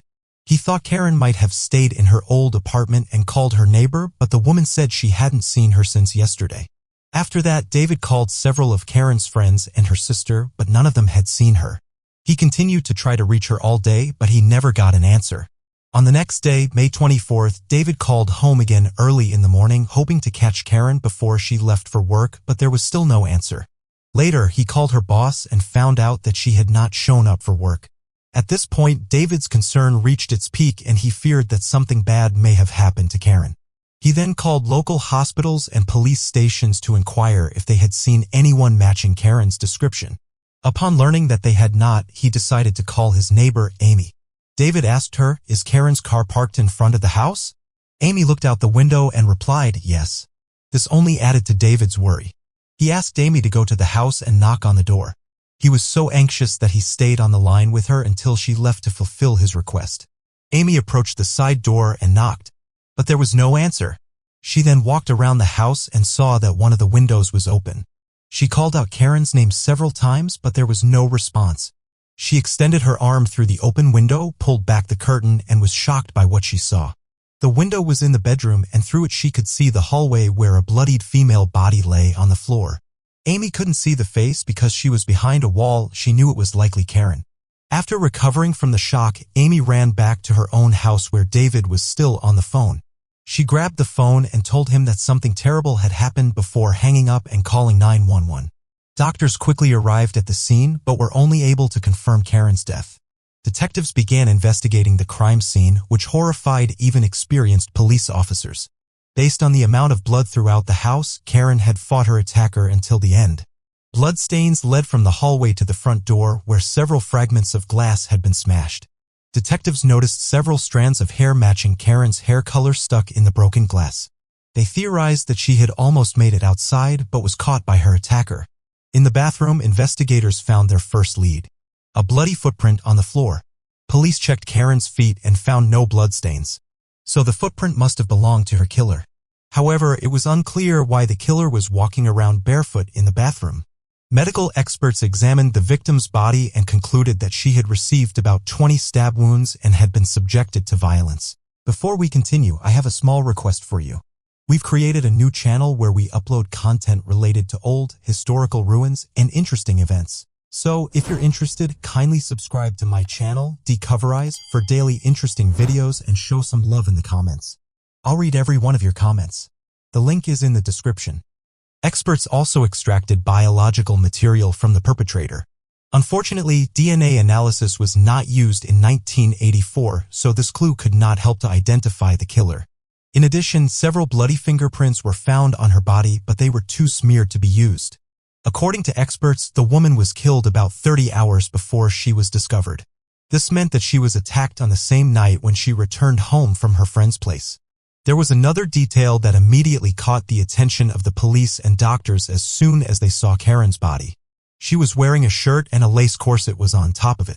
Apparently, the perpetrator did this. When the police finished examining the crime scene and collected all possible clues, they allowed Karen's friends to start cleaning up. The women did not want David to see all this horror. When he arrived, all the victim's acquaintances knew how much he loved her and wanted to ease his suffering at least a little. David's conference was taking place on the other side of the country, so he needed a lot of time to return home. Meanwhile, the detectives began questioning the neighbors. This area was considered quite prestigious and safe, and the crime rate was extremely low. Many residents knew each other, and they even had a neighborhood watch. This is a form of agreement between neighbors when they keep an eye on order and report any suspicious things to the police. However, in this case, the neighborhood watch did not perform its functions. Detectives found out that on May 23rd, at around 1:15 a.m., 16 residents of the area heard a piercing female scream, and none of them called the police. They all said the scream quickly stopped and they did not get the impression that someone could be in danger. Even the head of the neighborhood watch, who lived practically opposite the victim, did not consider it necessary to call the police. He was fixing his motorcycle in the garage and listening to the radio when he heard a muffled scream. The man walked down the street and did not notice anything suspicious, after which he returned back. A neighbor who lived opposite David shared an interesting observation. On the morning of May 23rd, she saw that the front door of his house was open, and she also heard a scream that night but did not associate it with the open door. In her story, there was one detail: when the police called, the door was locked. Considering that the body had been in the house for about 30 hours, the culprit could have returned and tried to cover his tracks, including closing the door. It was noteworthy that there were no signs of forced entry on any of the doors. Detectives speculated that the perpetrator may have climbed in through the back window, but there were also no signs of forced entry there. Either Karen left it open all night, or she knew the killer and let him in herself. The head of the neighborhood watch shared another interesting observation with the detectives. On the evening of the day after Karen's murder, an unknown man pulled up to her house. He got out of the car, knocked on the door a few times, and kept looking around. Then he returned to the car, but a few minutes later, he came back with a piece of paper in his hand. He placed it on Karen's car windshield and only then drove away. The police immediately checked the car and indeed found a note on the windshield that said, "Karen and David, hi, I stopped by around 7:15 p.m. but didn't see any signs of life. I have a lot to do tonight, so I probably won't be back, but I have what you asked for." The detectives immediately noticed the wording, "no signs of life." Given that at the time this person arrived, Karen had been dead for almost a whole day. Such a choice of words was very alarming. The note ended with the name Peter, and investigators tried to find him. It turned out that he had been right under their noses the whole time.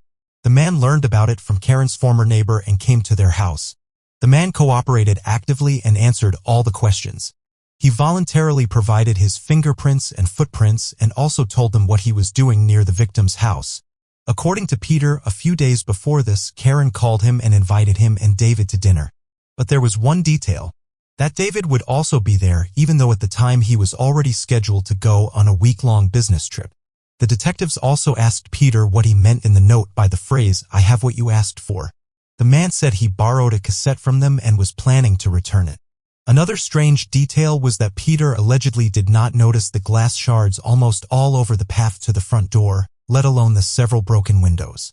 The man insisted that he hadn't seen anything or paid attention to it. During the conversation with him, one of the detectives noticed a large cut on Peter's hand.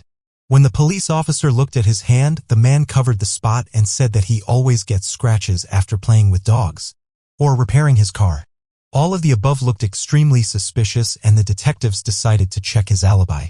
Peter said that on the night of the murder he was sleeping at home, and his neighbor confirmed this. The police didn't rush to exclude him from the list of suspects since such an alibi could easily be a lie. However, the investigators quickly came up with another suspect. David, Karen's boyfriend. According to his words, that night he was in Rhode Island, which is located 2,000 kilometers away from his home, and he was sleeping in his hotel room. But at the crime scene, the police found a very interesting clue. A local Rhode Island newspaper dated May 23rd, the same day Karen was killed. It was very strange, and the detectives began to wonder if David could have flown to Florida, killed his girlfriend, and returned before his next conference appearance. They calculated the flight and travel times from airports and concluded that it was indeed possible. Additionally, no one could confirm David's alibi for that night since he allegedly slept alone in his hotel room. The head of the neighborhood watch also shared his observations.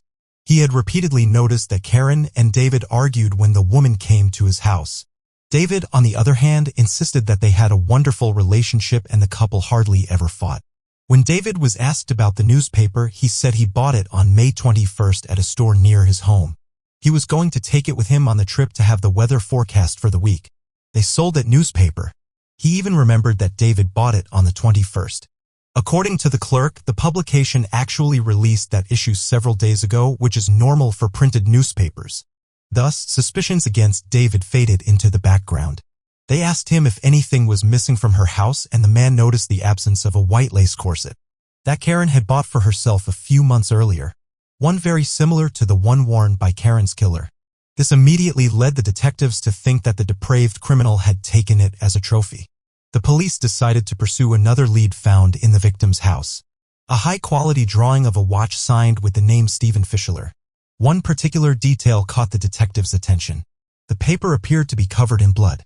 The detectives quickly discovered that Stephen worked with Karen in the same company and questioned her colleagues. They uncovered a lot of interesting information. Almost all the employees said that Stephen was a rather strange person. He persistently tried to court all the female colleagues, shared pictures with them depicting perverted things, and even tried to get a little bit of a sense of humor. And even wrote a perverted poem and tried to persuade his colleagues to read it. All the women who worked with him admitted that Stephen scared them. Karen also complained several times about his behavior, but management didn't give it much thought. The detectives talked to him, and the man denied giving Karen that drawing. He also claimed that he barely knew the victim and offered to take a polygraph test to prove his innocence. The investigators quickly organized such a test, and that's where the most interesting part began. At first, everything was calm, but after one of the questions, Stephen suddenly said that he killed Karen. Literally a few seconds later, he took his words back and said that he had nothing to do with it. What was strange was that in both cases, the polygraph operator did not detect a lie. This confused the detectives, but they couldn't rely on the polygraph results. This instrument is far from perfect and simply cannot accurately determine whether a person is lying or not. At the same time, they understood that Stephen was clearly a very strange person and could say anything. Soon, experts studied his drawing and concluded that the red stain on it was left by ketchup, not blood. As a result, that began to doubt whether Stephen was involved in Karen's murder. Despite such a number of suspects, the police still couldn't gather enough evidence against anyone, and the case remained unsolved for several months. Detectives continued to investigate, but they couldn't find any new leads. This continued until December when something interesting happened. One of the respected residents of Gulfport was retiring, and in honor of this event, local residents organized special events. Many people attended, including a woman named Mary who struck up a conversation with a police officer who was also present.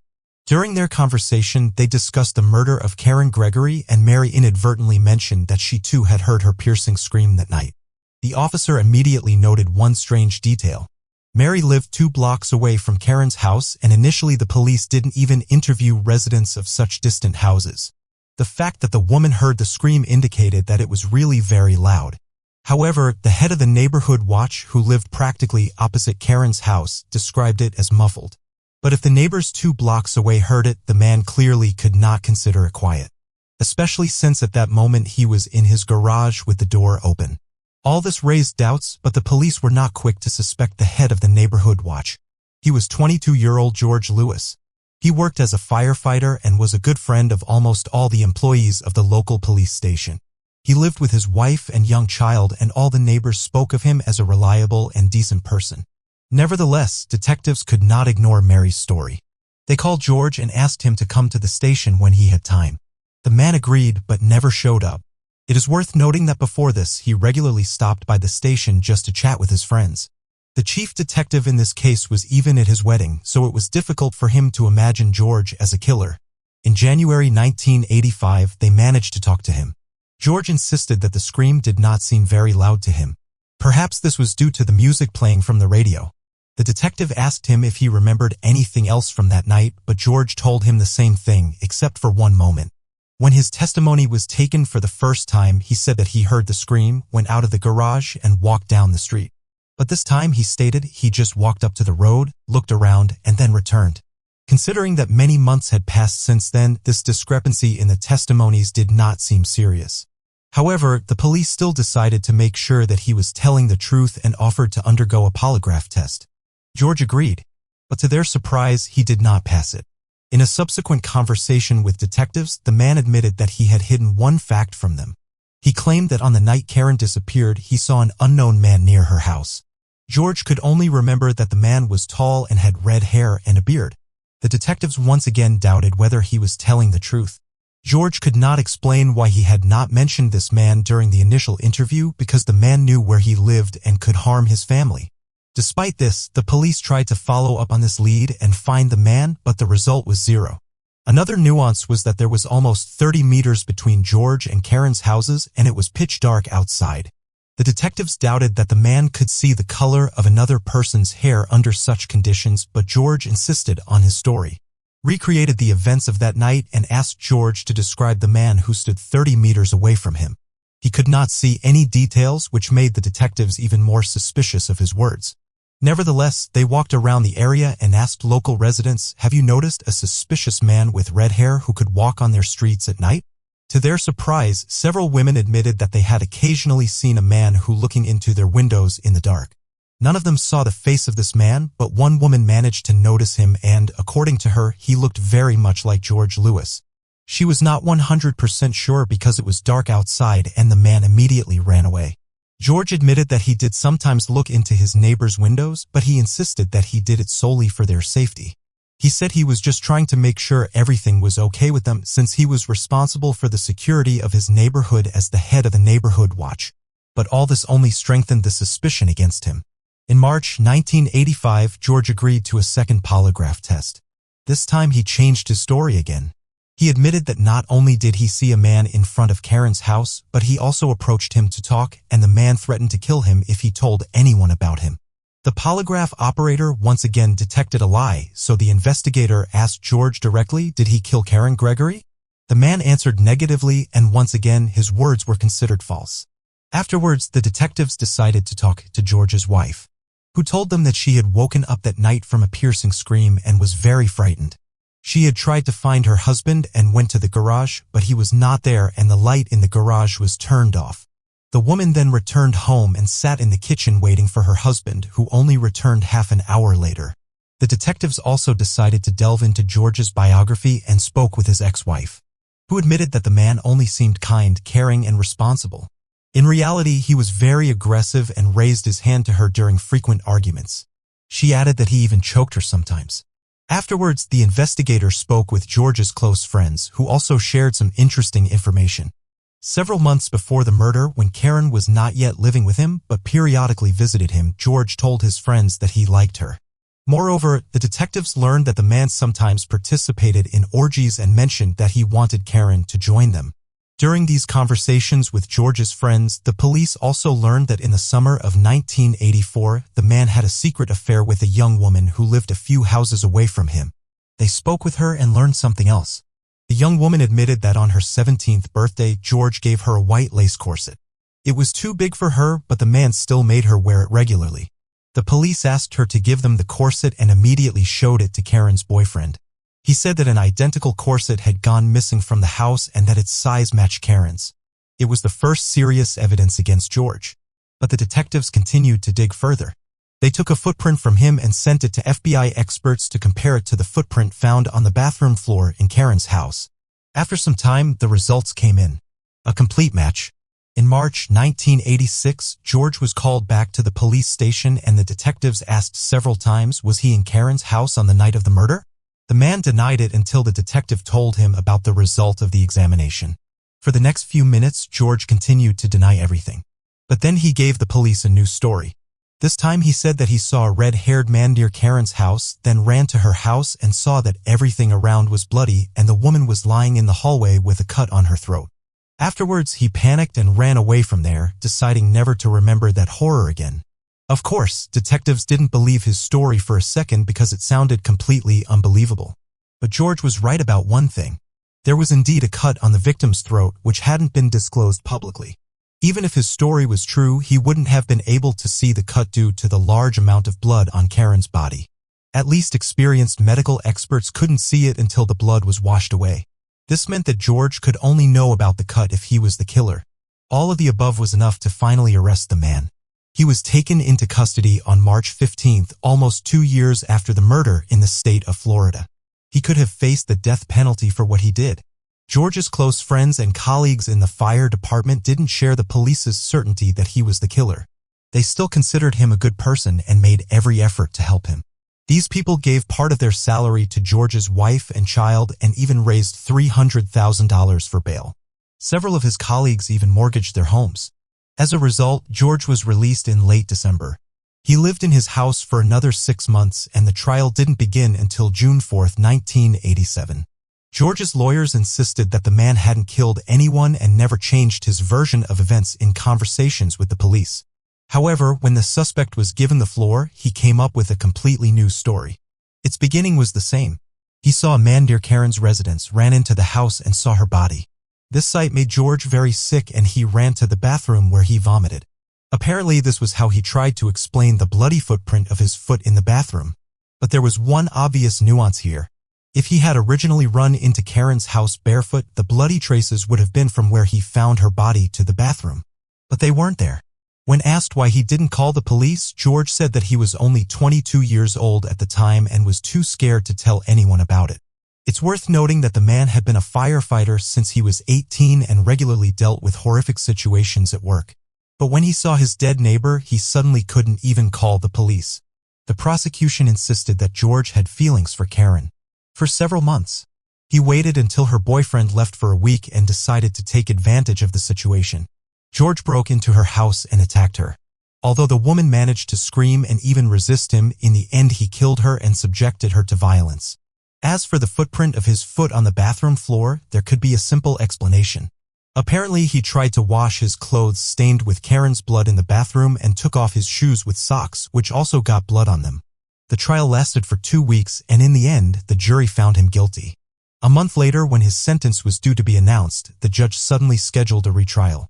George's lawyers pushed for this, and they succeeded. They insisted that some evidence had been compromised by the police and the prosecution had not been able to fully prove their client's guilt.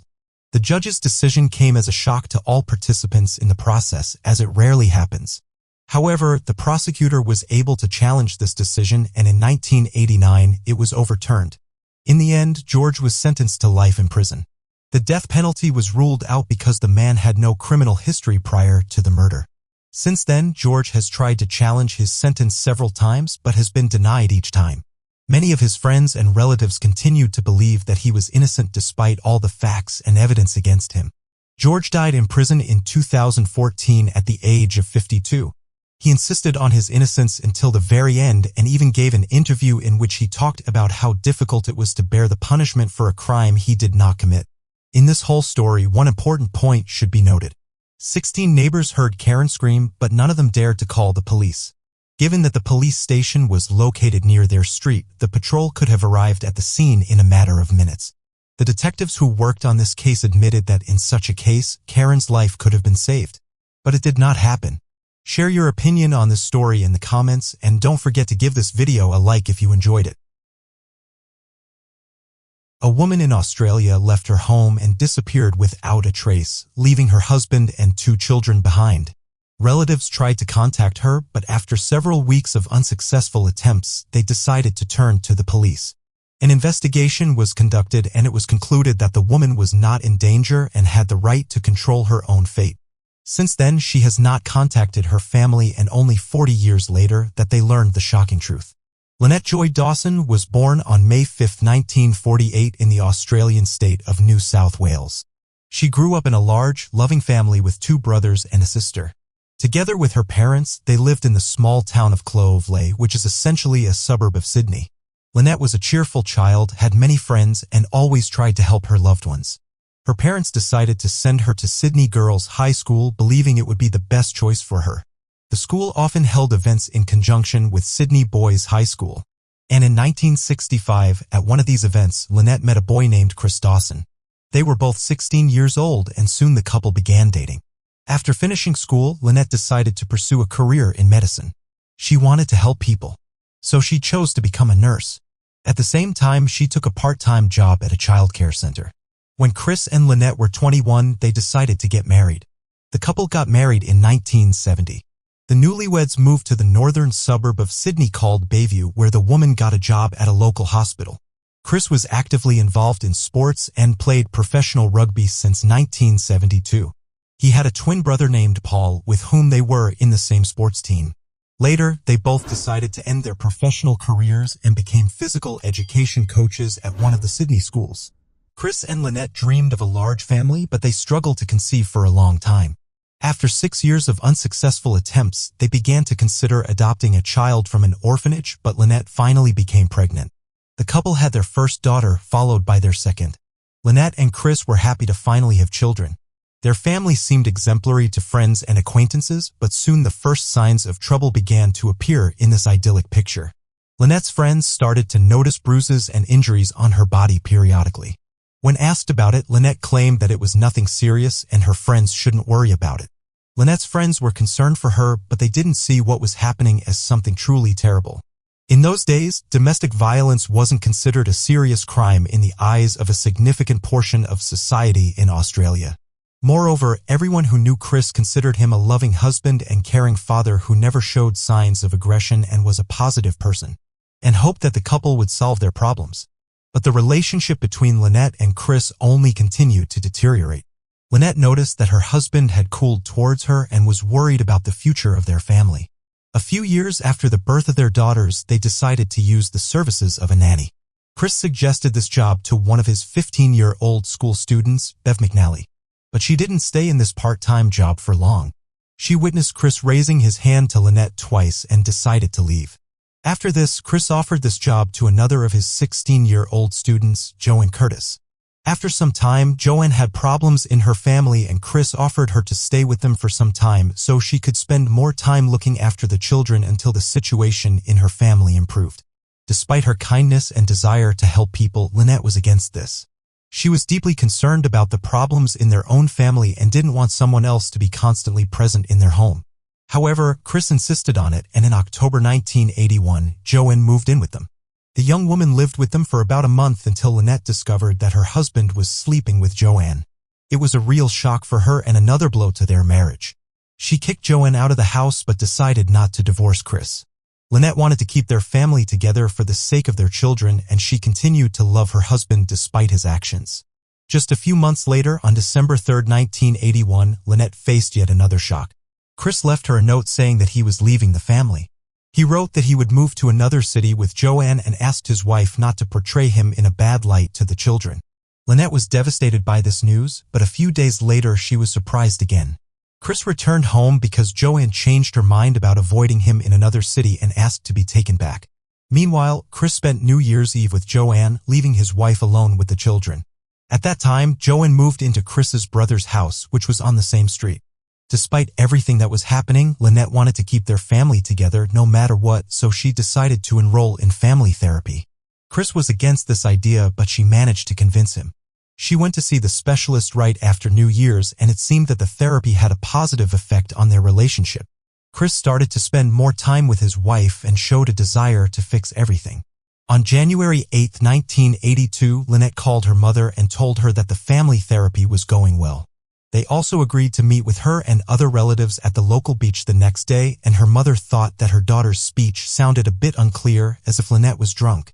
The woman explained that Chris had prepared some alcoholic drink for her. The next day, the relatives were waiting for Lynette on the beach, but she never showed up. They called her at home, and Chris said that he had driven his wife to the bus stop that morning. She was going to the store to return some clothes that didn't fit. However, she never returned home, and her relatives began to worry. In the evening, Chris called Lynette's mother and told her that his wife had contacted him by phone. She said that because of the problems in their marriage, she had decided to be away from home for a while and gather her thoughts. Her relatives thought that what was happening was strange, as they were aware of the problems that had been building up between the spouses for years, but they still couldn't imagine Lynette leaving her 2 daughters. She loved her children more than anything in the world and never mentioned considering the possibility of going somewhere. Days passed, but Lynette still didn't contact her family, which only added to their worry. On January 12th, Chris reported that Lynette had called their home phone and said that she was okay. Since then, he had spoken to her a few more times and told her relatives that she had been using her bank card. Despite this, her family continued to doubt that Lynette was okay. She didn't know how to drive and didn't take any items that she might need for living. She even left behind cash that was hidden in case of an emergency. 3 weeks later, Lynette's eldest daughter started first grade, as the school year in Australia begins in January. But Lynette missed this event, which caused even more concern for her relatives. They were practically certain that something bad had happened to her. While Chris said that she continued to regularly call home, and the last such call was at the end of January. Since then, Lynette hadn't been in contact. On February 18th, 6 weeks after Lynette left home, her husband went to the police. He filed a missing person report and expressed suspicion that amid all the problems in their marriage, Lynette could have joined some religious organization or even a cult. Her relatives denied such a possibility, as Lynette was not religious and didn't attend church. The police began a search, but they had absolutely no leads. Lynette's mother and other members of her family were certain that she would never leave home, abandoning her daughters, so they believed that she had been kidnapped where some other tragedy had occurred. Despite this, the police concluded that Lynette had indeed left home, as they had no evidence of the contrary. They tried to find her for some time and then stopped the investigation. Chris posted a message for Lynette in a local newspaper calling for her to come home. He wrote that he loved her and was eagerly awaiting her call. He also called all of her friends, trying to find any information about his wife's whereabouts. Despite Chris's eagerness to find Lynette, he divorced her a year after her disappearance, and the next year he married Joanne Curtis, his former student and lover, who had moved in with him on January 10, 1982, a day after Lynette went missing. Joanne became the stepmother of Lynette's daughters, and Chris, not wanting to traumatize the children with the stories of their mother's disappearance, told them that Joanne was their real mother. Lynette's relatives were not happy about what was happening, but they couldn't do anything about it. They stopped relying. Police, as they had long ago stopped investigating due to the complete lack of leads. Moreover, they didn't even try to question all of her relatives and friends, and the case was abandoned almost immediately without a proper investigation. Chris and Joanne moved to Queensland with the children, selling their old house. Chris almost completely cut ties with his former wife's relatives, only occasionally calling her mother. Later, Chris and Joanne had a daughter. 6 years passed, and during that time, Lynette never contacted anyone. This continued until 1990, when something unexpected happened. Chris and Joanne divorced, and soon after that, Joanne contacted Lynette's relatives to pass on shocking information. She said that she had suspected her husband of murdering his ex-wife all this time. According to her, a month before Lynette's disappearance, Chris had talked about hiring a hitman to get rid of her. On the very day she disappeared, he told Joanne that Lynette had left forever and would never return. She also advised the police to search the backyard of the house where Lynette and Chris lived. In 1991, the police questioned Chris. He said that his ex-wife was just trying to tarnish his name and that he had nothing to do with Lynette's disappearance. He admitted that the woman was intentionally doing this to get custody of their daughter after the divorce. At that time, the court was deciding who would have custody of their child, and Chris' arrest would have been beneficial to Joanne. Police seized phones from Chris and his brother, but nothing suspicious was found. So investigators once again abandoned the case, considering Joanne's words dubious. The case remained dormant for another 9 years until 2000, when police decided to excavate the backyard of Chris's old home. But there was a catch. Due to insufficient funding, they only dug around the pool area. This area was chosen after police talked to the new homeowners. According to them, during the sale, Chris persistently asked if they planned to change anything exactly in this place. The only thing that the police managed to find was a torn pink cardigan. Investigators admitted that it could have belonged to Lynette and contained some evidence, but DNA analysis found no matches with Lynette. A year later, the case was once again brought to attention. That Lynette was killed by someone she knew. Police resumed the investigation, questioning her friends and relatives, but they failed to find any leads. Only in 2003, 2 years later, investigators publicly announced that they considered Chris a suspect. They wanted to charge him with murder, but it never happened. Due to the complete lack of evidence, the man could not be convicted. But investigators managed to find many witnesses who reported that Chris and his brother regularly had intimate relationships with their school students. However, no charges were brought on this matter, and as a result, the case stalled again. In 2006, Chris claimed that he saw his wife among the extras of a series filmed in England, but no one could find any evidence to support his words. In 2010, police announced a $100,000 reward for information about Lynette's disappearance. And 4 years later, they doubled the amount. Despite the large number of appeals, this did not bring any results, and they failed to find any reliable leads. In cases where a monetary reward is promised, there are always many people who want to earn some extra money. They are ready to make up any information, just to get the money. In 2015, police dug up a section of Chris's former home, trying to find his wife's body, but they were unsuccessful. The turning point in this case came in 2018 when a podcast about Lynette's disappearance was released and gained massive popularity in Australia. Arguments were presented in favor of Lynette's husband being responsible for her murder. The podcast was listened to by several million people, which led to a wave of public outrage. Australians accused the police of negligence and demanded that the culprit be punished. The podcast's author, Hadley Thomas, spoke to Lynette's relatives and tried to find new leads. Although he was unable to find any new evidence against Chris, the public outcry was enough to initiate a new investigation. As a result, on December 5th of that year, detectives arrested Chris for the first time on charges of murder. He continued to insist on his innocence and was released on bail before the start of the trial. The wait dragged on for several years. In 2019, he appeared before a judge and claimed that he did not kill his wife and that the trial should have started in 2020. But Chris's lawyers consistently delayed the process. They insisted that due to the widespread coverage of the case in the media, their client had a biased attitude towards him. So they demanded that they abandon the jury and conduct a trial where the judge would make the decision. In May 2022, this demand was approved and the trial finally began. Chris's lawyers insisted that there was not a single piece of evidence against their clients and all the charges were based on societal bias due to the podcast. According to them, the author presented his opinion in such a way that many believed in Chris's guilt and refused to adequately evaluate the situation. Despite the lack of direct evidence on the prosecution side, they built their case on a multitude of indirect factors. Relatives and acquaintances of Lynette, who had repeatedly seen signs of abuse on her body, testified in court. And Lynette had admitted to them that Chris was responsible. Their neighbors who witnessed the man beating her also testified in court.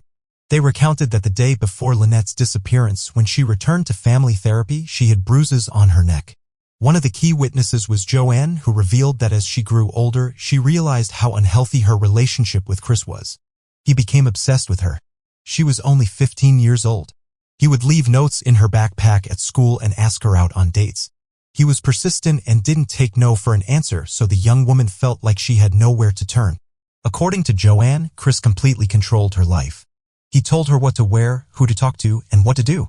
He monitored her every move and couldn't stand it when things. As a result, the woman concluded that the man could have easily killed his wife.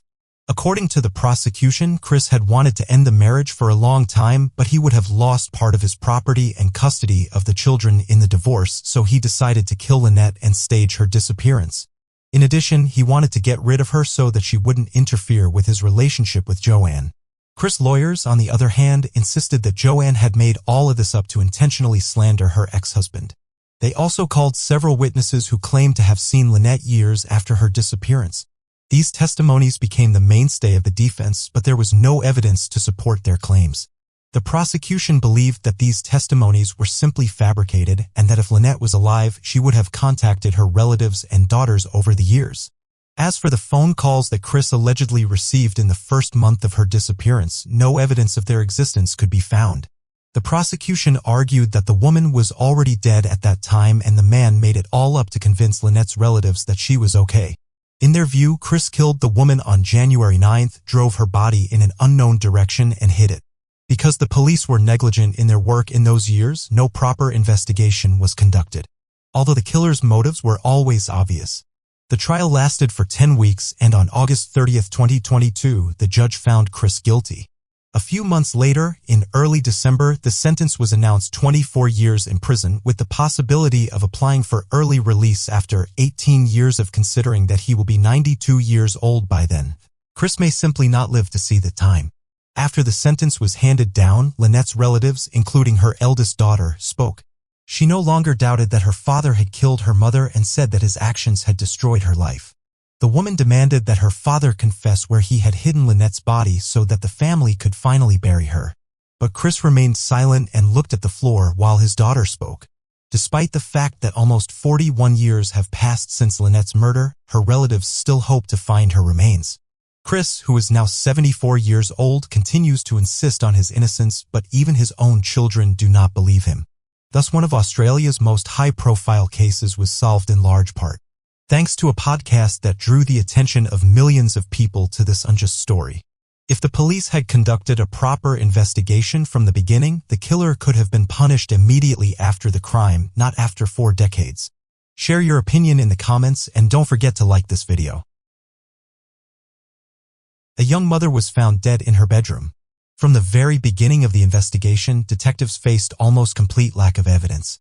However, soon the case took a very unexpected turn. As a result, they learned shocking details that changed the course of the case and allowed them to uncover the truth. Michelle Young was born on February 17, 1977 in the small American town of Sayville, New York. From an early age, the girl was characterized by perseverance and determination. She set ambitious goals for herself and made every effort to achieve them. In school, she excelled academically and was captain of the cheerleading team. She also chose a career path quite early in life. To obtain the necessary education, Michelle enrolled at NC State University in Raleigh, North Carolina. She also joined the local cheerleading team, but later decided to leave it and fully focus on her studies. For years later, she earned a master's degree, and almost immediately after that, she got a job at a local accounting company. Her position provided a decent income right from the start. She rented an apartment in a good area and devoted a large part of her time to climbing the career ladder. In February 2001, while celebrating her 24th birthday with friends, Michelle met a man named Jason. He was several years older and had graduated from the same university as her.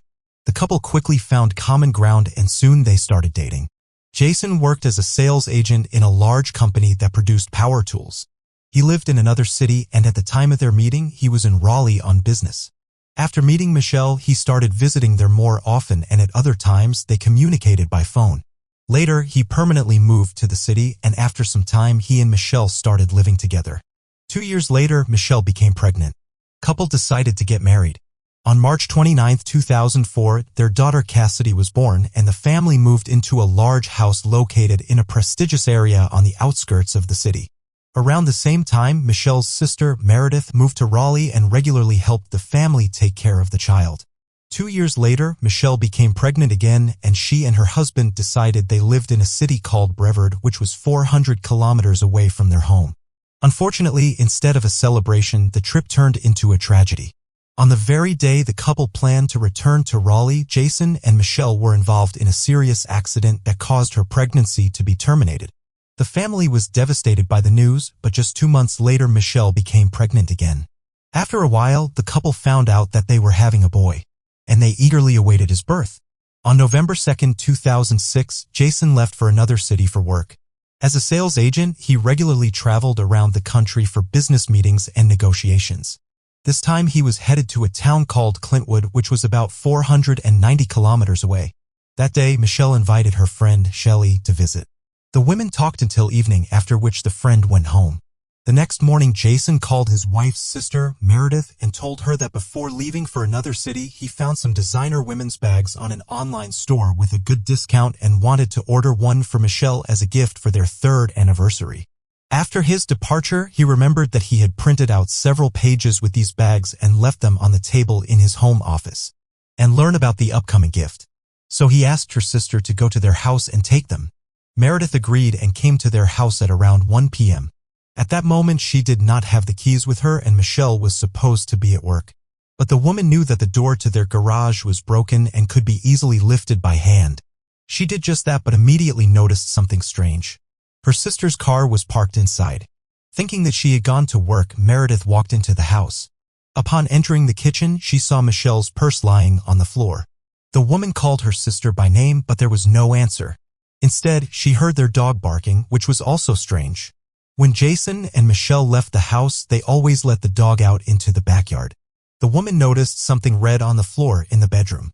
Approaching closer, she realized with horror that it was a bloodstain and next to it was her sister Michelle. She was lying face down. Meredith approached her sister and tried to turn her over, but immediately felt that her sister's body was cold. The woman panicked and immediately called 911. At the same time, Cassidy, the 2-year-old girl who was hiding under the bed next to where the body lay, crawled out and ran to her aunt when she saw her. Meredith called the police and led her outside where they waited for the officers. When the woman was speaking to the operator, he asked, "Is the child okay?" Meredith examined her and found no visible injuries. The only thing she noticed was small blood stains all over the room, which she immediately realized were the child's footprints. The child was immediately handed over to the doctors for examination, and the police began to investigate the crime scene. They immediately noticed something strange. There were bloody footprints of a child all over the room.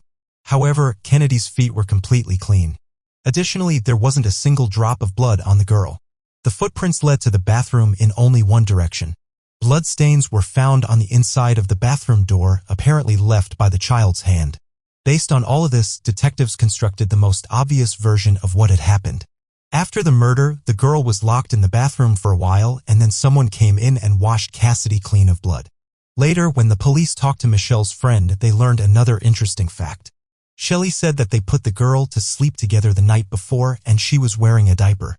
However, when the victim's sister came to her house, the child was not wearing a diaper. Based on this, the investigators concluded that the same person who washed the blood off the child also removed the diaper. The detectives did not find any signs of a break-in in the house. They discovered that Michelle's 2 rings, wedding and engagement, were missing from her hand, but all other valuables were in their place, including cash, ruling out the scenario of robbery. Were found on her body and near her, and 4 DNA samples were found on the jewelry box that did not belong to Michelle or her husband.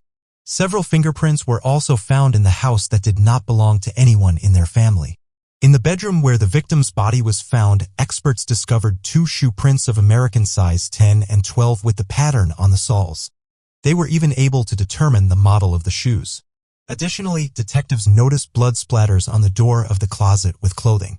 However, the door was open and the splatters were arranged in a way that suggested the door should have been closed when they landed. On Jason's home office computer, the police found something interesting in the browsing history. Besides pages from a women's handbag store and a search for directions to Clintwood, there were several alarming search queries such as anatomy of a knockout, loss of consciousness from head trauma, and related topics. Medical experts concluded that Michelle died from a head injury inflicted by a heavy object. The perpetrator struck her over 30 times. And at the time of her death, she was 5 months pregnant and her baby did not survive the attack. The exact time of Michelle's death was not determined, but experts speculated that it most likely occurred at 5 or 6 in the morning. The brutality of the crime suggested that the perpetrator may have known the victim and harbored a strong dislike towards her. As usual, the detectives first looked into Michelle's husband.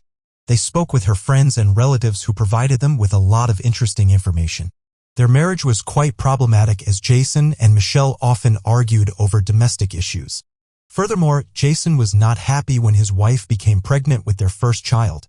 He asked her to terminate the pregnancy, but Michelle refused. When Michelle became pregnant again after an accident they were involved in, Jason was once again not pleased with the news. It seemed like the couple might divorce in the foreseeable future. Meredith also told the police that Jason's request to retrieve the handbag printouts initially seemed strange to her, considering the obvious problems in their marriage, and it had already been over 3 weeks since their anniversary. However, one obvious fact contradicted the theories of Jason's involvement.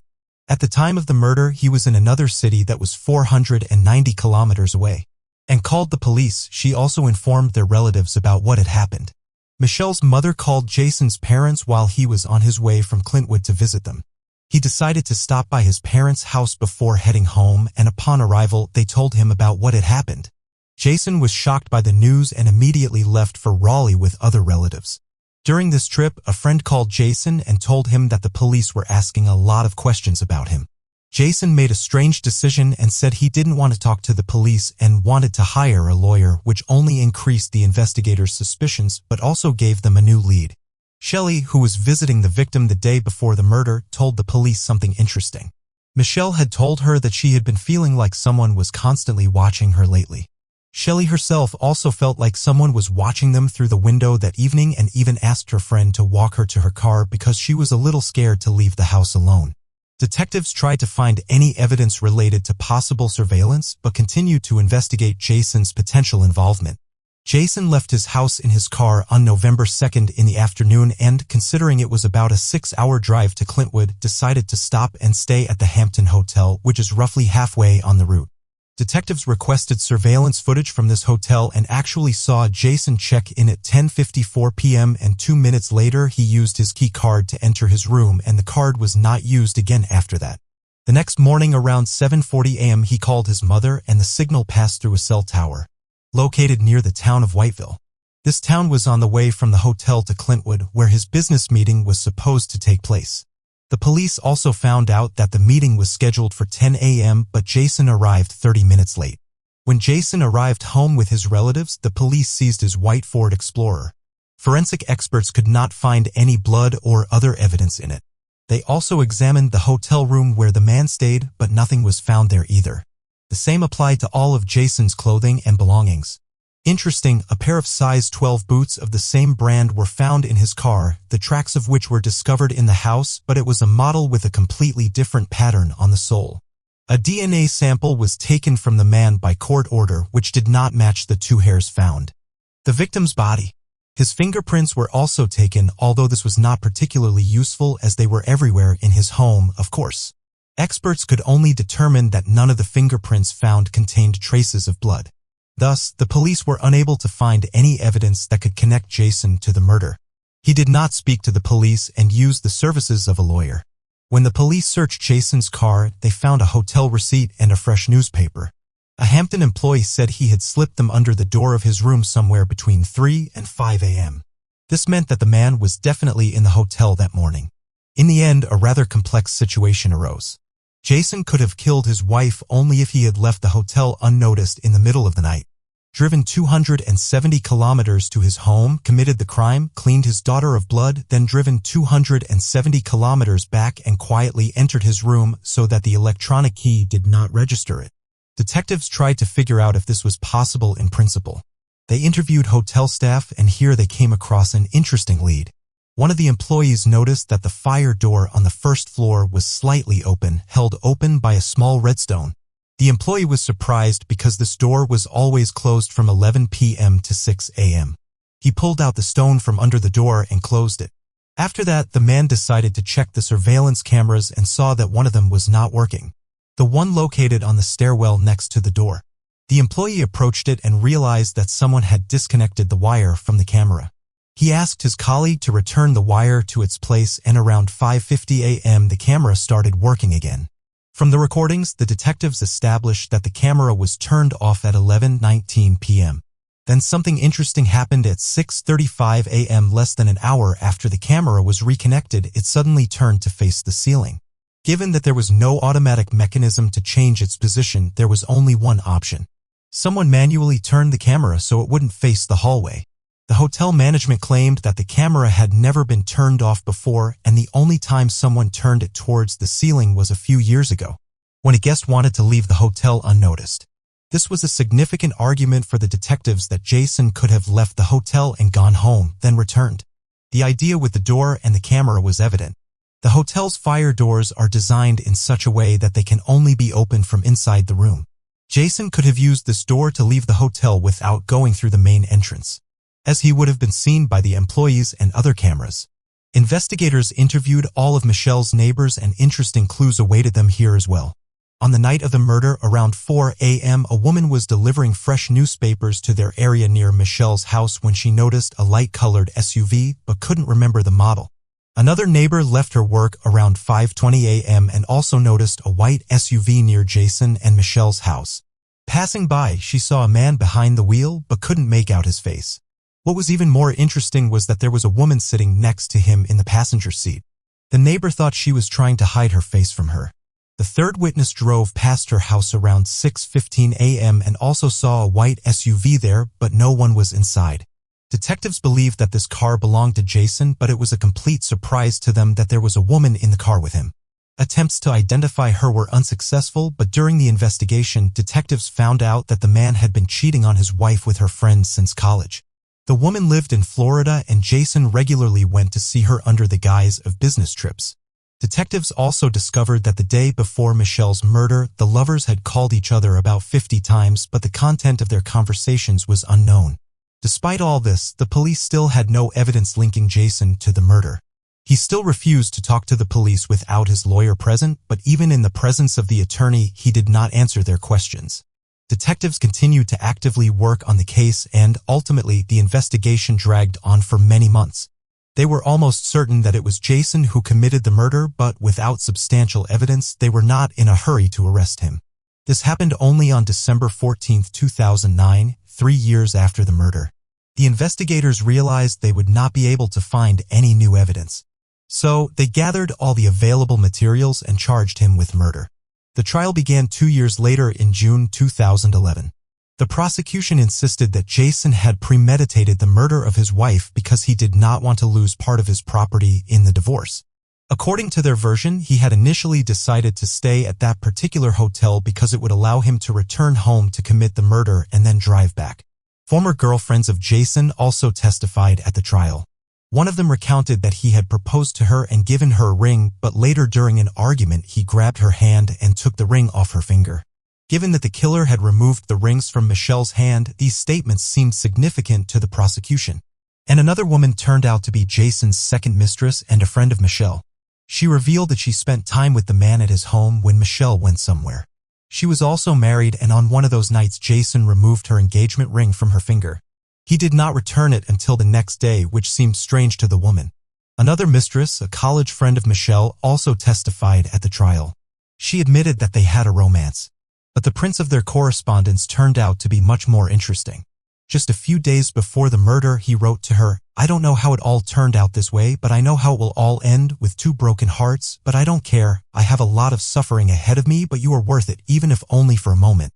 Given that Michelle was killed just a few days after this message, its content was very disturbing. But one of the main witnesses was a woman who worked at a gas station between Raleigh and the town where Jason's hotel was located. She recounted that around 5:20 a.m. a man in a white SUV pulled up to the farthest pump. He tried to fill his car, but by law, people had to pay for gas first or show their ID at night. The driver went then threw $20 at her, filled the car with $15 worth of gas, and drove away without taking the change. The woman claimed to recognize this man from the photo. It was Jason Young. This witness changed the course of the case as, thanks to her, it became known that Jason was between his home and the hotel early in the morning. This once again pointed to the fact that he could have killed his wife. At the trial, Michelle's sister, Meredith, also testified. After Michelle's murder, her daughter, Cassidy, stayed with her father, who moved in with his parents. For a long time, Michelle's relatives tried to obtain a court decision allowing them to take the girl to live with them temporarily. This went on for several years, and the lawyers were close to obtaining a positive decision when Jason simply relinquished full custody of Meredith, practically abandoning her. As a result, the girl moved in with her mother's relatives who had been raising her without her father's involvement since then. Jason spoke for the first time at the trial, telling his version of events and denying that he killed his wife. He admitted that their marriage was falling apart, but insisted that they would have eventually divorced and he had no motive to kill her. His lawyers argued that there was no evidence against Jason and also tried to convince everyone that he could not physically have driven such a distance to kill his wife and return to the hotel early in the morning. They tried to calculate the average fuel consumption of his car and compare it with data on how often he refueled. According to the lawyers, he would not have had enough fuel to make the trip. It was not possible. Nonetheless, the jurors could not reach a unanimous decision and the judge was forced to declare a mistrial and schedule a new one for a year later. Against this backdrop, something else important happened. Michelle's relatives were convinced that Jason killed her, so they decided to file a civil lawsuit against him. Unlike in criminal trials, the required level of evidence for such lawsuits is lower, and the judge cannot sentence a person to prison. Jason completely ignored this lawsuit and decided not to participate in the process, which worked against him. After examining all the available evidence, the judge concluded that he was the one who killed his wife and Jason was ordered to pay $15 million to Michelle's relatives. In the retrial, which began in 2012, the prosecution was allowed to use the decision in the civil lawsuit as an argument in favor of the suspect's guilt. In addition, they discovered something else during the preparation. It turned out that a year before Jason's murder, he had bought boots with the same pattern, the bloody imprint of which was left in Michelle's room, but they had not been able to find those shoes. These additional factors only strengthened the case against Jason. And this time, the jury found him guilty of murder. The man was sentenced to life imprisonment without the possibility of parole. His lawyers tried to challenge the decision and they continue to file appeals to this day. But all of them are rejected. This case was widely covered in the media and its finale sparked heated discussions. On the one hand, over all these years, no physical evidence has been found that would connect Jason to the murder.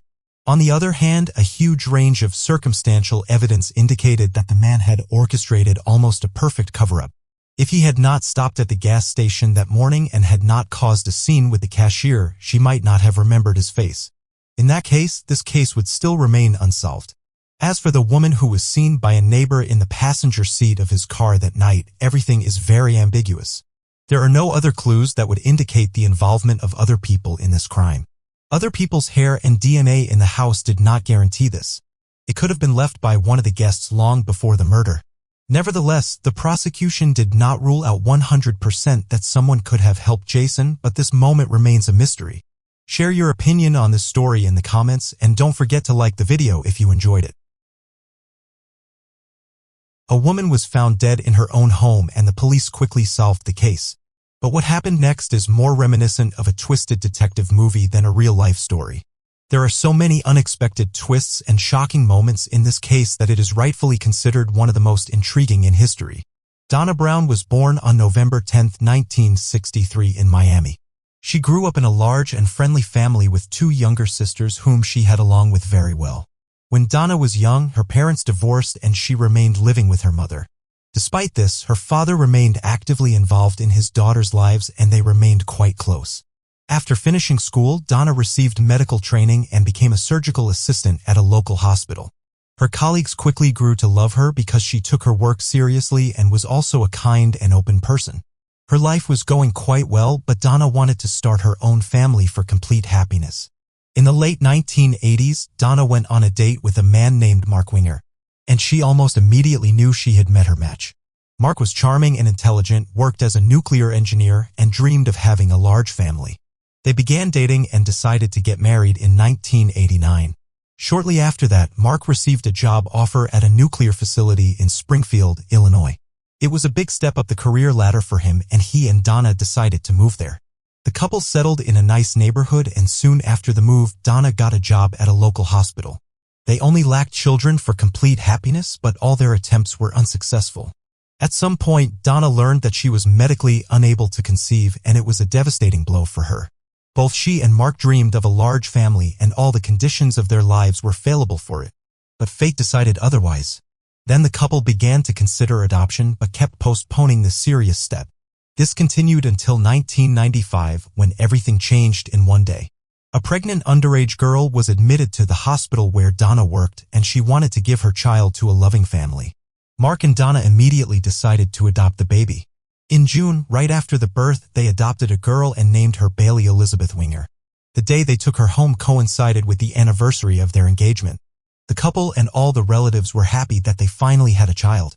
In August of the same year, Donna went to Florida with her 3-month-old daughter to visit her parents and introduced them to their granddaughter. The family had a great time and sometime later, the woman returned home. She flew to the nearest airport, which was 2 hours away from Springfield, and then hired a taxi to her city through a special company. This trip greatly spoiled Donna's mood because the driver behaved quite inadequately.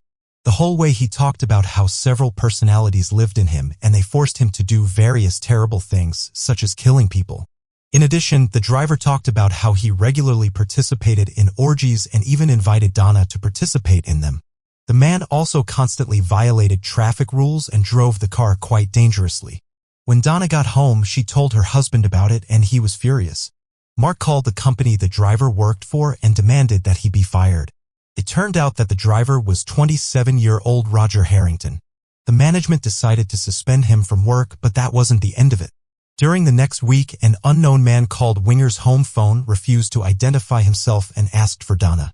She and her husband suspected that the caller was Roger, and she was seriously concerned about her safety.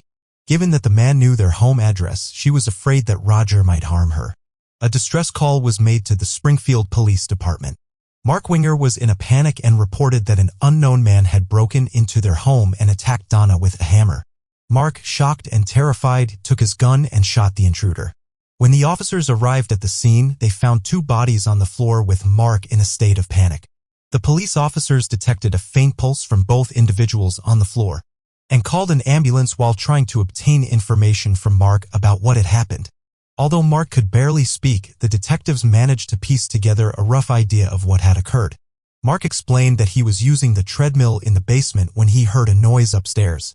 He went upstairs to the main floor and found his 3-month-old daughter unattended on the bed. When he went to another room, he saw an unknown man attacking his wife with a hammer. Mark panicked and grabbed his gun, shooting the attacker before calling the police. While waiting for the ambulance, one of the officers found a wallet in the attacker's jacket with documents belonging to a Roger Harrington. The detective knew this person well. Roger lived in a trailer park in Springfield and had a criminal history mostly related to minor offenses.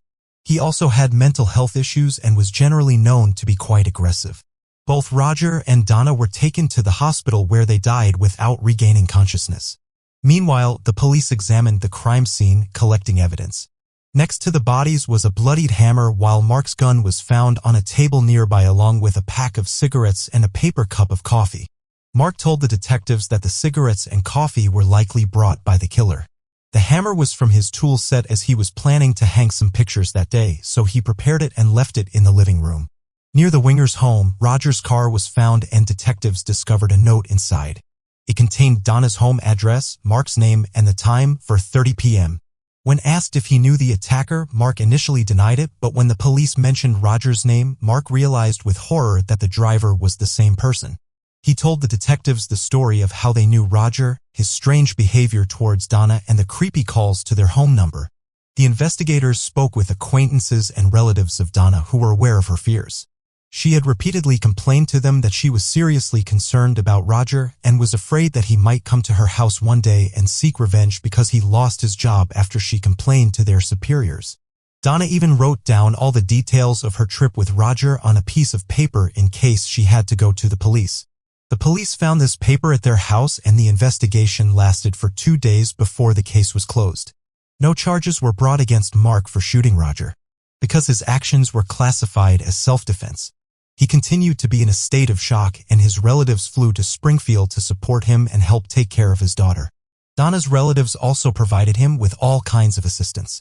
Months went by, and Mark continued to struggle with the loss of his wife, and his family began to notice negative changes in his behavior. He began drinking heavily, although he had never consumed alcohol before these events. He also often visited local bars. His relatives tried to support him in every way possible and help take care of Bailey, but ultimately they had to return to their own cities. Donna's parents understood that it would be difficult for Mark to take care of his daughter, so they suggested finding a nanny. In the end, Mark hired a woman named Rebecca Hondet, who specialized in round-the-clock childcare, so she spent most of her time at their house. Rebecca took care of the girl and got along great with her. Mark gradually began to recover, stopped drinking, and returned to work. This went on for several months, and during this time, a romance developed between him and Rebecca. She hardly ever left his house, and they spent time together with Bailey, constantly communicating, and eventually this lent a mutual sympathy. Rebecca also sincerely loved the girl, and a strong bond was formed between them. In 1996, a woman became pregnant, and Mark was given another chance to start a big and strong family. Rebecca also wanted this, and the couple got married in October. Mark and Donna's relatives were surprised that he started a new relationship just a few months after his wife's death, but ultimately supported him, as the new family was beneficial not only to him but also to Bailey. All the relatives sympathized with Rebecca, seeing her sincere love and care for the girl. Mark decided to sell his house because it constantly reminded him of Donna's death, and after what had happened, he did not want to raise children there. He and Rebecca decided to buy a house with a large plot of land outside the city, renovated it, and moved to a new house, and started to build their new life. Soon they had a daughter, and over the next few years, they had another daughter and a son. Thus, Mark and Rebecca raised 4 children, and the man's dream of a large family came true. Over time, Mark became more distant from Donna's relatives who tried to be present in their granddaughter's life. The problem was that Bailey didn't remember Donna at all and considered Rebecca her mother. Mark didn't want the girl to know about the tragic pasts of their family from an early age, and ultimately he forbade Donna's parents from calling her their granddaughter. They tried to persuade him, but in the end, they gave up all attempts. The relatives understood that it might be better for the girl to grow up away from what had happened. In the following years, Mark and Rebecca happily lived in their new home, raised their children, and made plans for the future. The tragedy of the past gradually faded, but its echoes continued to haunt the family. In 1999, Mark decided to sue the company that hired Roger Harrington as a driver. In Mark's opinion, this company did not make any effort to check this person's sanity, and as a result, it led to the murder of his wife. The company did not want to admit its guilt, and Mark hired a lawyer.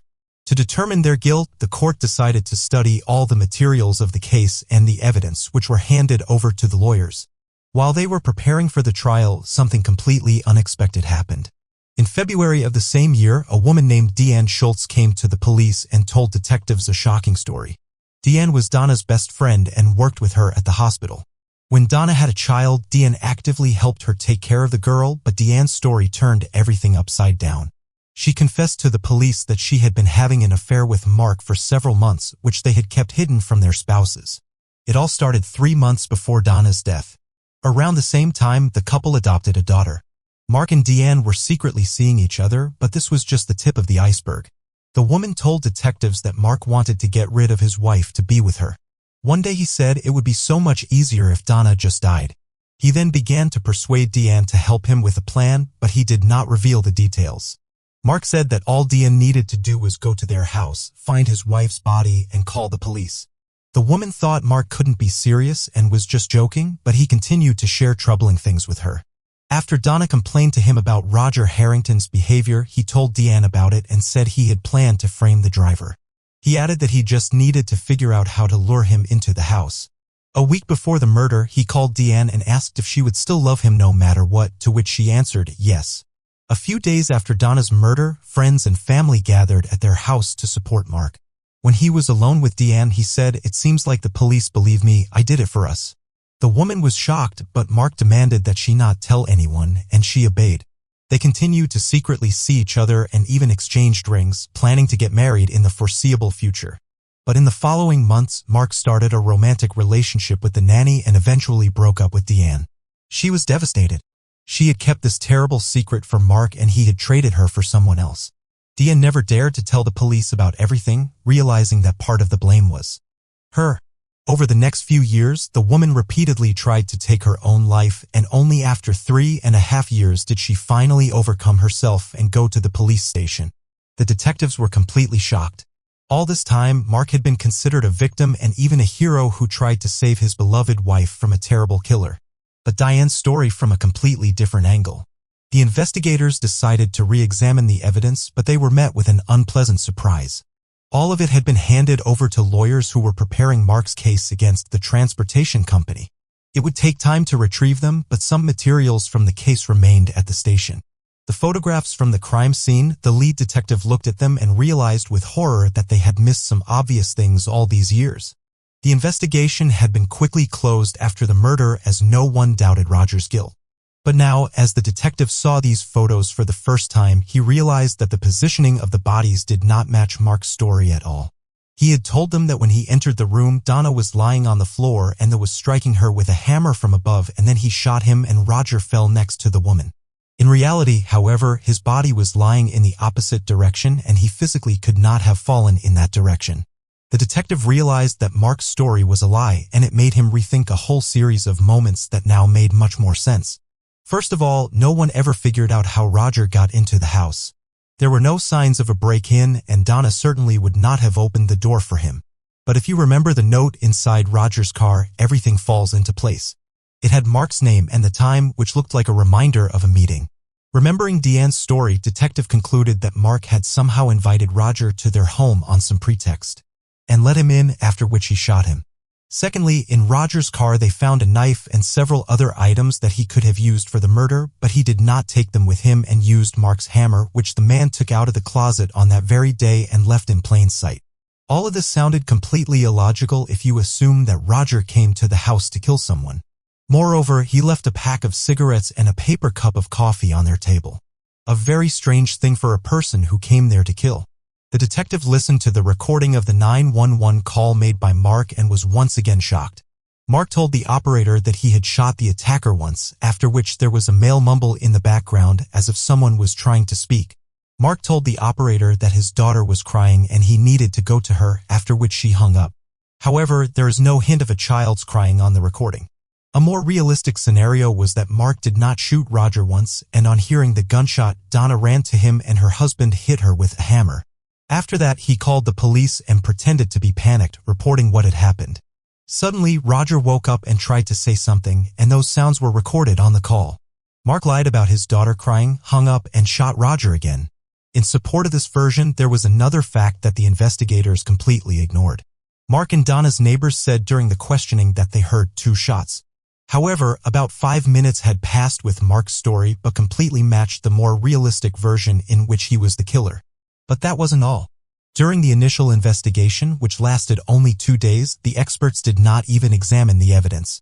However, now that Mark decided to sue the transportation company, they hired lawyers and were going to win this case. The lawyers requested an independent examination of the clothing of all 3 participants in those events. The results spoke for itself. Blood spatters and traces indicated that Mark's story had nothing to do with reality. According to him, Roger was hitting Donna with a hammer, but there was not a drop of her blood on his clothes, not even the smallest, while there was plenty of blood from his wife on Mark's clothes, which directly indicated that he was not a real man, that he had killed his wife. The police took the evidence from the lawyers and conducted their own analysis, which showed exactly the same result. In the end, the police reopened the investigation, but this time it was about a double murder in which Mark became a suspect. His family was in shock. No one believed that the man was capable of such a brutal crime. Donna's relatives were skeptical of the suspicions against Mark until they heard all the information that the detective said uncovered.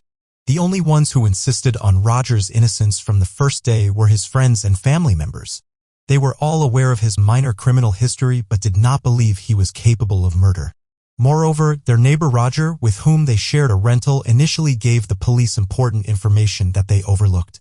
Immediately after the murder, the detectives questioned the man and he told them that the day before, Roger received a call, hung up and wrote down Mark Winger's name, address and time on a piece of paper. It all looked as if Mark had scheduled a meeting with him, but the police did not attach much importance to it. Rebecca experienced the greatest shock from the whole situation.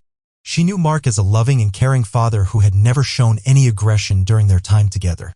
She refused to believe that this person could beat his wife with a hammer and frame someone else. After several weeks of investigation, the police decided to arrest Mark and he was arrested right at work. The case was sent to court. Mark was granted a $1 million bail. He could not raise that amount, so he remained in custody, awaiting trial. The trial did not begin until 3 years later, in May 2002.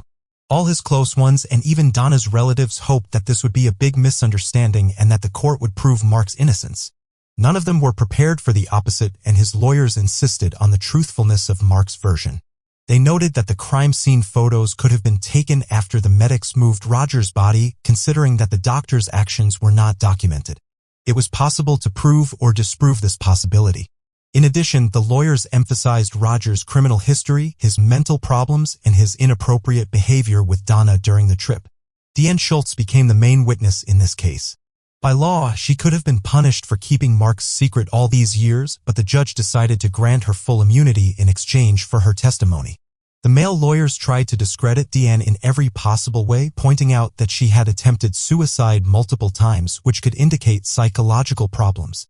The defense also suggested that she had made it all out of jealousy, seeking revenge on Mark. The prosecution insisted that the evidence and Deanne's testimony unequivocally pointed to his guilt. As for motive, it lay in the mistress's story. Mark lost interest in Donna long before they adopted Bailey. He'd been having secret affairs with her best friend, but he could not divorce Donna because he would have to split their expensive home and other assets, which was unacceptable to him.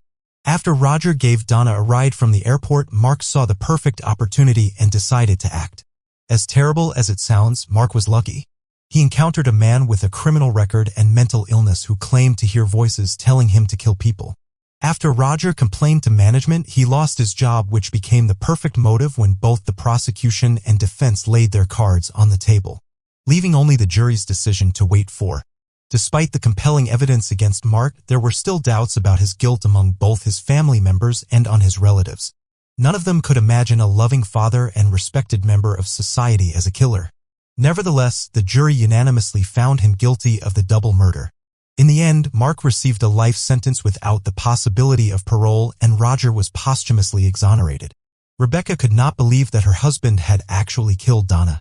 It took her a long time to impartially consider all the evidence of his guilt until she finally came to terms with the fact that he was truly a murderer.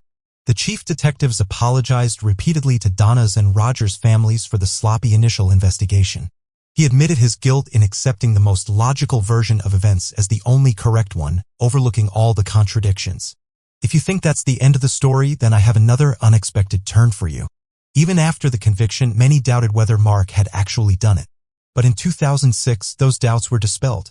In Mark's prison cell, they found 19 pages of handwritten text in which he was plotting to kill Deanne and another person. Mark wanted to hire a hitman straight from prison through other inmates or people on the outside. His desire to kill Deanne was understandable. He wanted to avenge the woman for revealing all his secrets to the police. The second person on the list was a man named Jeffrey Gelman, his childhood friend. Detectives quickly discovered the reason for such a decision. Mark asked him for $1 million bail, but the friend refused to provide such a sum. From these handwritten pages, it fell that Mark wanted to kidnap the man to get a solid ransom for him and then kill him. Why he needed money for life imprisonment was unclear. Perhaps he planned to eventually get out or escape. But in the end, the man faced another trial and received an additional 35 years in prison for planning a double murder. After that, no one doubted that Mark was the one who killed Donna. Rebecca raised 4 children alone, and they all know what kind of monster their father is. They changed their last names and do not plan to communicate with Mark. In 2019, Rebecca decided that Bailey should renew contact with Donna's relatives who had not seen her since she was 3 years old. Bailey was already 24 at the time, and she went to Florida and had a great time with them. They still communicate, and the young woman learns more about Donna from them. As for Mark, he is still in prison and denies his guilt. Perhaps he would never have been held accountable for what he did if it weren't for 2 factors that happened almost simultaneously. The first is the testimony of his former mistress. She could no longer keep this secret, especially watching how the killer creates a new family and raises children. The second factor is Mark's greed. Almost 4 years after the murder, he decided to sue his employer, Roger Harrington, for a substantial sum, even though he was earning very good money himself. He did not expect third-party experts to study the evidence much more carefully than the local detectives. Interestingly, Diane decided to turn to the police, including after learning about this lawsuit. It became one of the last draws, and the woman revealed Mark's terrible secret. Share your opinion in the comments and don't forget to like the video if you enjoyed it. The student returned home after a walk with friends. A few minutes later, she called her boyfriend with a worried voice and said that someone had come to her apartment. After that, she promised to call him back and hung up. But the call never came and he decided to go to her house. What happened next turned into a long and complicated investigation, with the final point being made. Only 26 years later, Angela Samoda was born on September 19, 1964 in Alameda, California. She was the youngest of 5 children. When she was 1 year old, her father died and her mother raised them alone. After graduating from high school in 1982, Angela enrolled at Southern Methodist University in Dallas, Texas. She chose the Department of Computer Science and Electrical Engineering, which was not the most popular direction for young women at the time. Because of this, Angela was one of the few young women in her class, but this did not prevent her from studying excellently and moving towards her chosen career. Angela also had many friends, and later she started dating a guy named Ben McCall. He was several years older than her and worked in a managerial position at a construction company. During the first few years of study, Angela lived in a dormitory, and during this time, she and her roommate, Sheila, became best friends. At some point, Angela decided to rent an apartment near the university and chose a residential complex 5 minutes from the campus. In addition, she got a part-time job to cover the rental expenses. On the Friday evening of October 12, 1984, Angela decided to go to a bar with her friends. The young woman also invited her boyfriend, but he had to go to work the next morning, so he declined. As a result, Angela went with her friend Anita and their mutual acquaintance named Russell. They visited several bars and had a great time, after which they decided to go home around 1 a.m. Since Angela hardly drank alcohol, she agreed to drive her friends home. First, they dropped off Russell near his apartment. Anita originally wanted to stay overnight at Angela's, but she planned to attend a football match early in the morning, so Anita asked to be taken to the dormitory. After that, Angela decided to stop by her boyfriend's house for a few minutes. She went in for a few minutes and then went home. Her apartment was just a few blocks away from Ben's home. After saying goodbye to Angela, he went to bed. But he woke up 10 minutes later from a call on his home phone. It was Angela on the other end, and her voice sounded very worried. At first, she just asked him to talk to her, which seemed strange to him. He could hear some noise in the background and tried to find out from her what was going on. Soon she told him that some man knocked on her door and asked to use her phone and bathroom. Angela did not specify whether she let him in voluntarily or the man entered the apartment without her permission. She asked Ben, "Are there any convenience stores nearby with a payphone?" The guy looked up a suitable store in the directory and gave her the address. She repeated this information to the man and told Ben that she would call him back soon and hung up. But the call never. Ben started calling her himself, but there was no answer. Then he got into his car and drove to her apartment. When he arrived at the house, he started knocking on her door, but there was only silence and response. Ben had a portable phone in his car that was given to him by the construction company. He dialed Angela's home number and walked back to her apartment. He heard the phone ringing, but no one answered. But then he thought that the young woman might have escorted the stranger to the convenience store with a payphone and decided to go there. But the salesperson said that no one had come to them, and Ben returned to Angela's apartment. He knocked on the door again and decided to call the police. It was almost half an hour before 2 policemen arrived at the house. Ben explained the situation to them and asked to open the door to Angela's apartment. But the officers did not rush to take any active action. They decided to contact the manager of the residential complex and ask him for a key before entering the apartment. The first thing the police officer saw was a shoe on the floor in the middle of the living room. Then they headed to the bedroom where they saw a horrifying sight. Angela was lying in bed, surrounded by a lot of blood, and she was not wearing any clothes. The police officers immediately noticed multiple stab wounds on her body. Later, experts counted 18 injuries.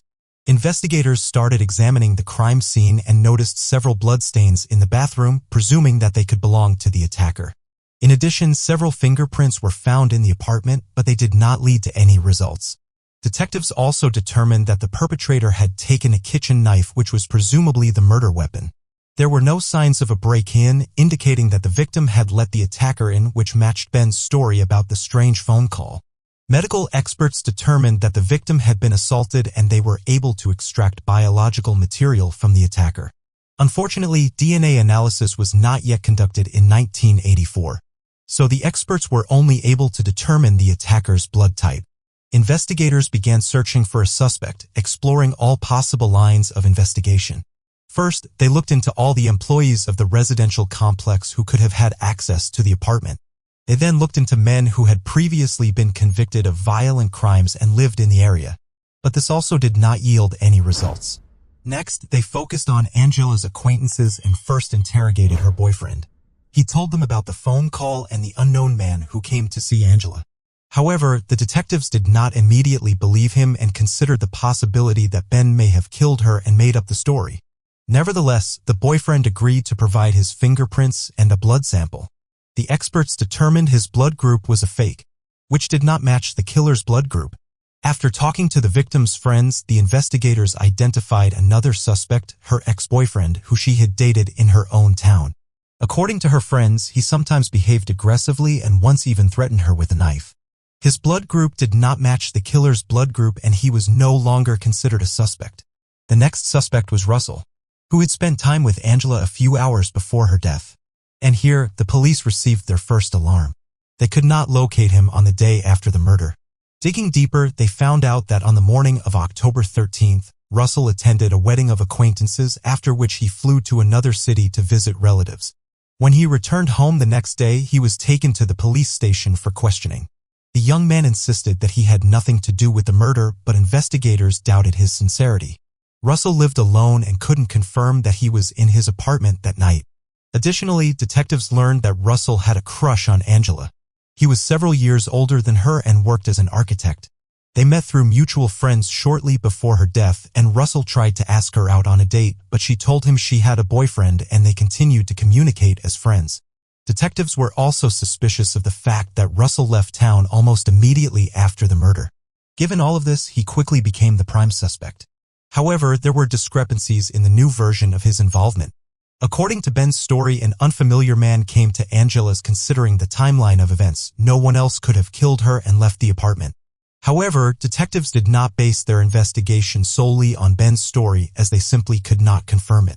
In the following weeks, Russell was called in for questioning repeatedly, and each time investigators became more convinced of his possible involvement.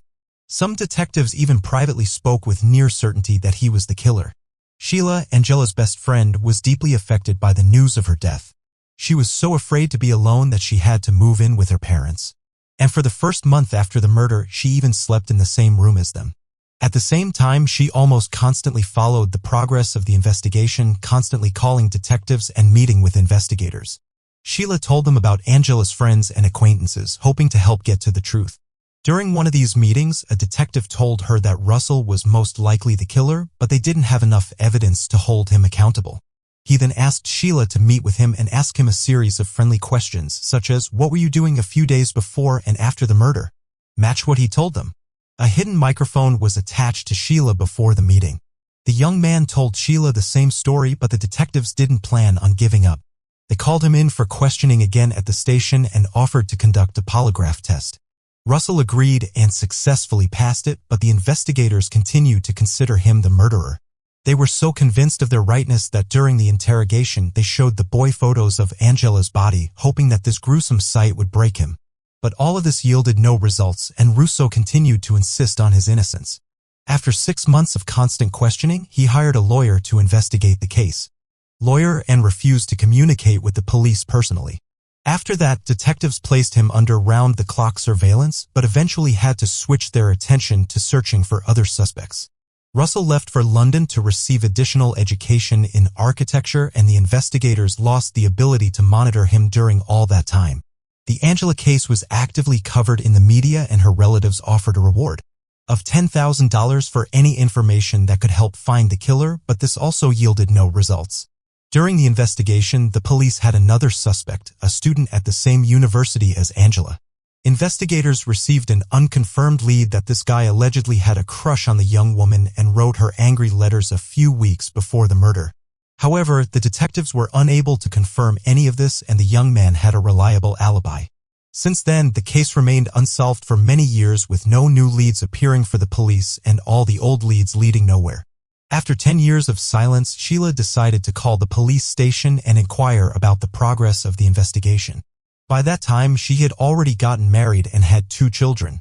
Despite the fact that her life continued, she could not forget the tragic fate of her best friend and the fact that the guilty party still had not been punished.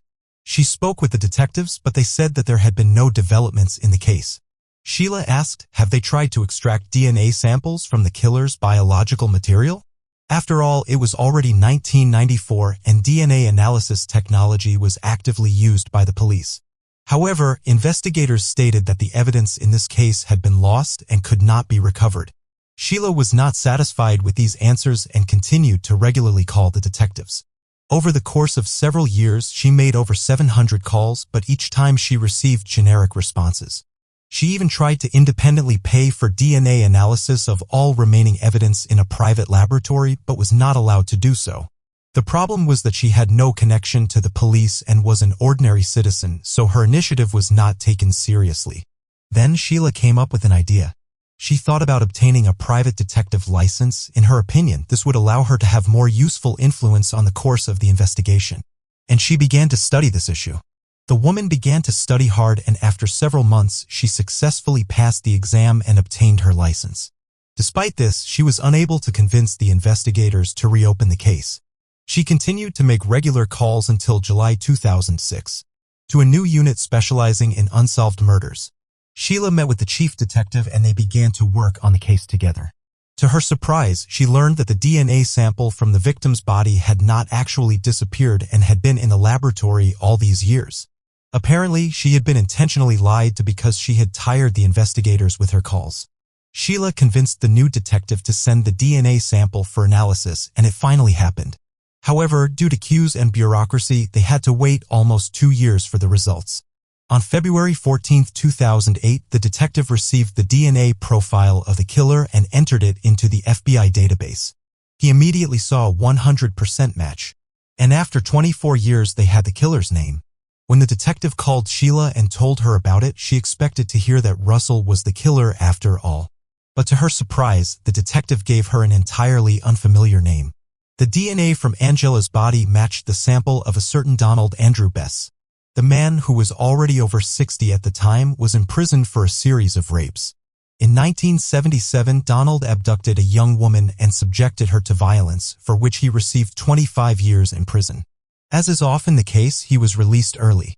He was released from prison after 7 years in the beginning of 1984, when he was 36 years old. In that same year, he killed Angela and remained unpunished for decades. In 1985, he assaulted another woman and was caught by the police. The fact that he was on parole at the time of the crime became an aggravating factor, and Donald was sentenced to life imprisonment. Thus, he ended up in prison a year after Angela's murder.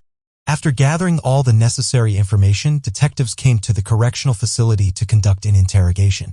Donald denied his involvement in Angela's murder and insisted that he had never harmed women. Of course, the investigators were not quick to believe him, as his semen was found on the victim's body. But the man was not eager to give a confession, and the case began to be prepared for trial. The start of the trial had to be postponed due to serious health problems Donald had. A few days before the hearing, he had a heart attack. As a result, the trial began only on June 2, 2010. That he had not killed anyone, but the DNA test results spoke for themselves. His lawyer tried to emphasize his health problems and good behavior in prison in order to secure a lighter sentence for Donald. The prosecution, in turn, asked for the death penalty. According to the investigators, Donald noticed Angela in one of the bars or on the street, after which he began to follow her. He knocked on her apartment door and asked to use the phone and the toilet. After the young woman called her boyfriend and hung up, Donald attacked her and assaulted her. Detectives believe that the criminal was still in Angela's apartment when her boyfriend arrived and started knocking on the door. And Donald may have been afraid that his victim would scream. So he inflicted multiple stab wounds. After waiting for her boyfriend to leave, he left the apartment. The trial was heavily covered in the news, and this led to some unexpected consequences. Several women immediately went to the police and said that Donald Bess had subjected them to violence at different times. One of them was his ex-wife, who told the court about constant beatings from Donald. He raised his hand on her even when she was pregnant with his child, and after the birth of their daughter, he continued to physically abuse her. The wife had to run away and hide, fearing for the life of her child. As a result, the jury found him guilty of the murder of Angela and he was sentenced to death. He attempted to appeal the court's decision several times, but failed. Donald spent 12 more years in prison, and during that time, his execution date was never set. However, in October 2022, he died a natural death, another heart attack. Fatal. Thus, this complicated case came to an end. Investigators acknowledged that Sheila played a crucial role in moving the investigation forward by not giving up in her pursuit of the truth. After her story was publicized, relatives of other victims whose cases had gone unsolved for years began to reach out to her. As a result, Sheila decided to help these people and established a non-profit organization. Regarding Russell, the police department officially apologized to him for the months of persecution. He admitted that it had significantly affected his life and he was genuinely afraid of being convicted of a crime he did not commit. Despite this, he continued to try to help the police get to the bottom of the case. After all of these events, he became a well-known architect in Dallas. One aspect of the story that still troubles investigators is the possibility that Donald may have had many more victims even though he spent half of his life in prison. Perhaps sooner or later, they will be able to link him to other crimes. Please share your thoughts on the story in the comments, and don't forget to like this video if you enjoyed it. A woman mysteriously disappeared from her own home and her friends decided to go to the police. At first it looked as if she herself had gone somewhere, but with each new clue, the case became more and more creepy. Eventually, investigators were able to uncover the mystery and the truth turned out to be quite frightening. Mindy Schloss was born in 1955 in New York City. When she was 25, she moved to Alaska, where she graduated from a local medical university. The woman earned a degree in psychiatry and took a job as a nurse at Fairbanks Hospital, though most of the time she had to work on the field. Many people in remote areas of Alaska were not able to go to the hospital on their own, so Mindy and her colleagues would use all manner of transportation, including boats and airplanes, to get to them. She loved her job and took it as seriously as she could. Mindy lived about 600 kilometers from the hospital in Anchorage. She took a plane to work and stayed in a hotel all weekdays, going home on weekends. It was August 2007. Mindy, who was 52 years old at the time, returned to Anchorage for the weekend and was soon to fly back to work. During her absence, she always asked her best friend, Jerry, to stop by her house to feed her cat and give him the medicine he needed. On Saturday, August 4th, her friend called her to discuss the matter, but Mindy never came to the phone. She still hadn't been able to reach her all day, and it was strange. So Jerry contacted their mutual friend, but he too had not called Mindy that day. At first, Jerry thought Mindy had gone somewhere on business, but she didn't answer her phone the next day either. Then her friend decided to drive to her house. No one answered the door knock either, and Jerry used her spare key. At first glance, everything seemed normal. The house was in order, there were no signs of a struggle or any other evidence that something bad had happened to Mindy. It was only on the way out that Jerry noticed something strange. The doorknob of the front door was loose, and the woman decided to tighten the screws with a screwdriver. After that, she went to work without knowing where her friend had disappeared to. On Monday, August 6th, Jerry called the hospital where Mindy worked. To her surprise, the woman never showed up for work, which was completely out of character for her. Nor did she contact any of her coworkers to alert them of her absence. All this indicated that something might have happened to the woman, and Jerry decided to contact the police. The police department took a missing persons report, and Jerry and the detective went to Mindy's house again. No sign of a break-in was found. There was also nothing of value missing from the house. This ruled out the possibility that a burglar had broken into the woman's home. What's more, Mindy had some medications in her home that were only available with a doctor's prescription. Any burglar would most likely have taken them since they were in demand among people with drug addictions. Upon entering the garage, they discovered that Mindy's car was missing. It was also very strange. The woman always took a cab to the airport and only used her car to get around town. The police concluded that something really bad had happened to the woman. A forensic team examined the house, trying to find any clues, but it was inconclusive. At the time, the kidnapping theory was unlikely. The police thought Mindy might have probably had an accident. She often went to the countryside, and the terrain in those parts was quite dangerous. People could have fallen prey to wild animals or just accidentally fallen off a cliff. But this theory did not bring the police any closer to solving the case, and they decided to begin a search for suspects who, in theory, could have been involved in her disappearance. The first thing they did was check on Bob, Mindy, and Jerry's mutual friend. The men were eager to cooperate with the investigation, and the detectives quickly determined that on the day of the woman's disappearance, he was at work many miles away from her home. The police had no clear answer. The woman had not been in touch since Saturday. After examining her computer, experts determined that the last time she used it was at 1:30 a.m. that same day. With no solid leads, police decided to enlist the help of the public. They posted flyers around town with information about the missing woman and distributed the information to local TV stations. The same day, they began receiving calls from witnesses, but most of the leads led nowhere. People reported seeing Mindy in various places and even in other states. None of these leads were ever helpful. Meanwhile, Bob and his co-workers decided to comb the area where Mindy might have gone. She had been out in the countryside quite often for berries or just out for a walk. Unfortunately, the search also yielded no results. The detectives decided to go a different route and contacted the bank the woman used. They asked them to check to see if there had been any activity on her cards in recent days, and this is where a serious lead finally awaited them. Early Sunday morning, the day after Mindy went missing, someone had withdrawn $500 from her debit card, the maximum amount available for withdrawing in a 24-hour period. Police immediately obtained the ATM camera footage from the bank, and they got a disturbing sighting. It turned out that the money had been withdrawn by an unknown man. His face was covered by a bandana, so they could not identify him. He pulled down the bandana only after his face was out of the camera's field of view. As a result, the police had no choice but to wait until the man tried to use someone else's card again. Meanwhile, the detectives received another tip. They learned from Mindy's co-workers that the woman was planning to renovate her home and had hired workers. At some point, she had a conflict with their supervisor over the cost of the work. Mindy later admitted to her co-workers that she was afraid of him because he acted strangely during visits to her home. The police checked on the man, but he turned out to have an alibi for the day the woman. They also questioned another worker who came to her house on Friday around 7 p.m. The man was also uninvolved and he couldn't remember anything suspicious that night. It wasn't long before detectives had a new lead. Bank security reported that Mindy's card had been charged $500 again in the early morning hours, but this time from a different ATM.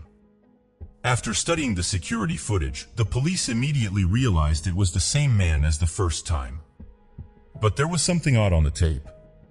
The man withdrew the money and left, but returned to the ATM a few seconds later. He walked around it for a while, pushing buttons, and eventually left again. After calling the bank, detectives found out the reason for his strange behavior. The unknown person forgot to take the card out, and the ATM then takes it away to prevent the theft.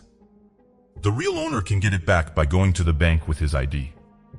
Of course, this was not an option for the criminal, so he lost access to Minnie's account forever. This time, the police managed to find a witness.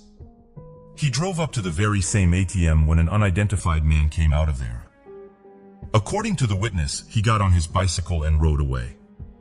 It was a significant lead since most people were traveling by car or on foot, but all that information was still not enough to get any closer to a clue, and detectives decided to interview everyone in the Mindy area.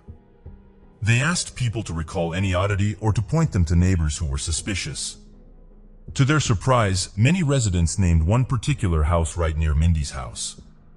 According to them, parties were constantly held there. The residents were always making noise and disturbing the peace. The detectives went there and found out that quite a number of people were living there, but they weren't willing to talk to the police. The detectives then went to a woman who lived directly across the street from the house. She said she did not see anything suspicious, but her demeanor showed that she was very nervous. The next day, the woman called the police station and asked the detectives to meet, but not at her house. They met at another location, and the woman shared a creepy story. Shortly before the detectives' first visit, a man who lived across the street had stopped by to see her. He said police were walking around the neighborhood and asked the woman not to tell them he lived here. When asked why, he said he was on parole. and did not want the police to know his location. At night, the woman heard someone walking on the porch of her house. She looked out the window and saw that it was the same man. He stomped around, looked in several windows and left. The woman was greatly frightened and decided to tell the police about it. Detectives learned his name was Josh Wayne, who was 27 years old at the time. After running him through the database, they found out that the guy had been convicted of murder 7 years earlier. At the time, he was accused of beating a woman to death, but a jury acquitted him. As a result, Josh was accused of tampering with evidence and sentenced to 6.5 years in prison. After spending 3 years behind bars, he was released early.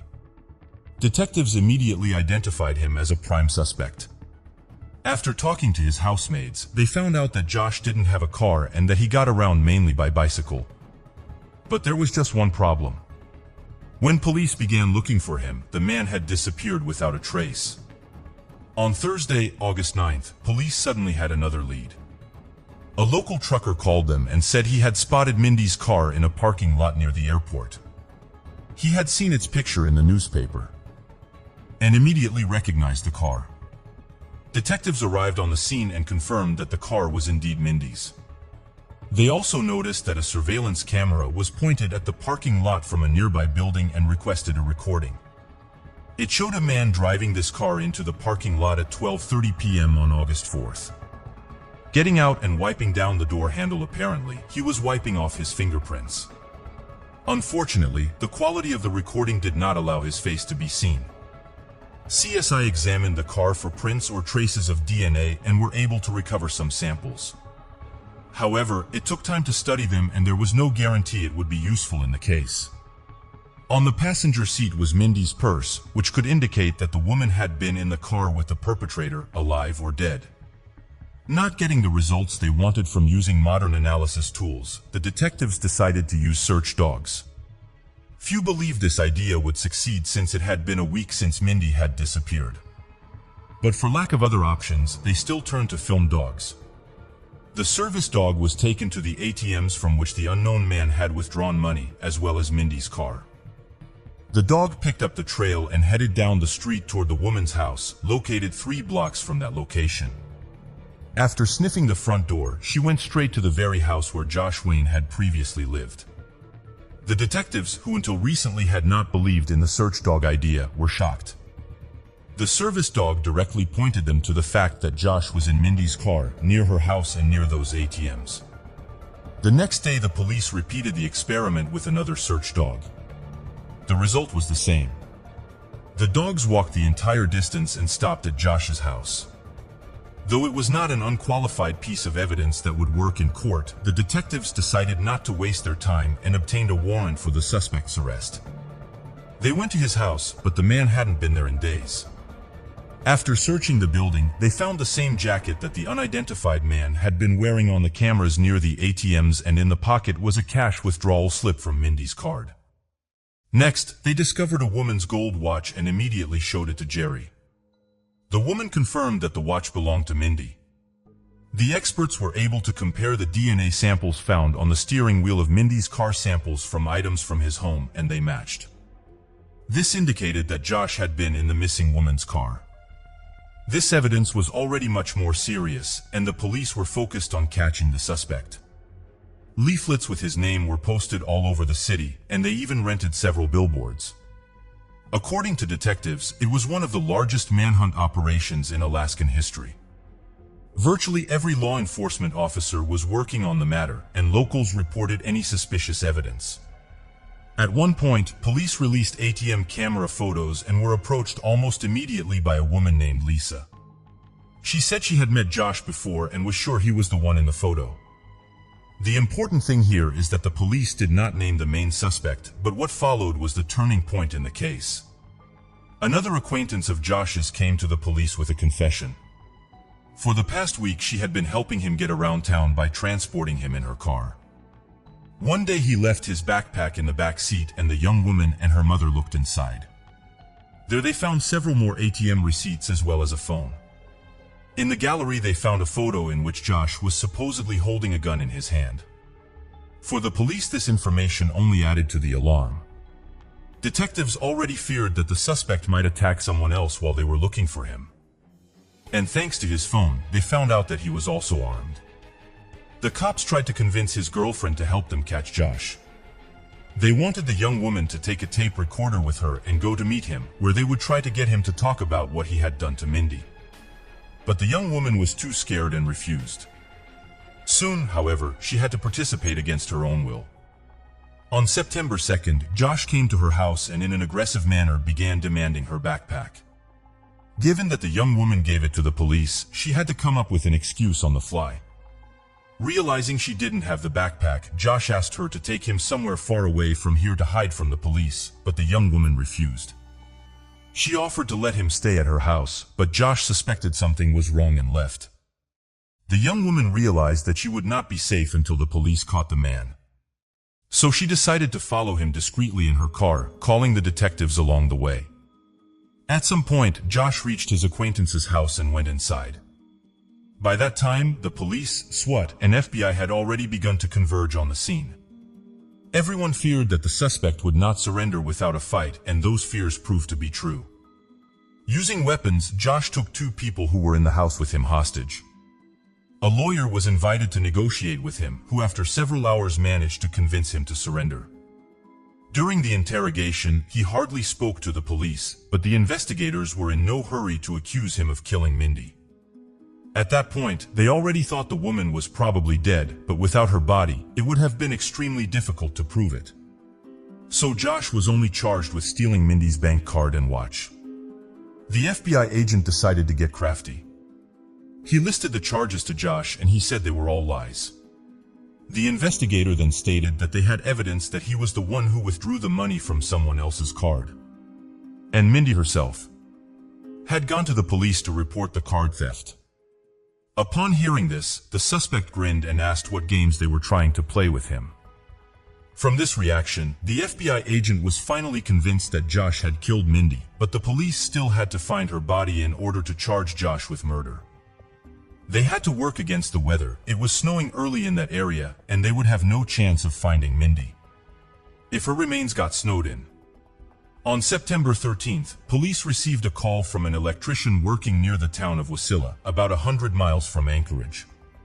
He spotted the body of a woman in a wooded area and immediately thought it was Mindy, and experts from the lab confirmed it.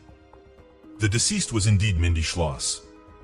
The medical examination revealed that the woman had been shot in the back of the head and her remains had been disposed of by fire. After the bullet was recovered, it was determined that it had been fired from the very weapon with which Josh had been apprehended. All the police had to do now was to figure out how the events that led to Minnie's death unfolded. Meanwhile, the experts continued to examine every millimeter of her house, trying to find any trace of Josh's presence. It was extremely difficult to do so. They had to collect virtually every hair from the floor of Mindy's house and then examine it in the lab. It took months, but eventually they were able to find a hair that belonged to Josh. This was confirmed by DNA testing, and the detectives now had proof in hand of the suspect's presence in the victim's home. On May 18, 2008, 10 months after the murder, he was finally charged and brought to trial. While gathering witnesses to testify against Josh, an interesting situation occurred.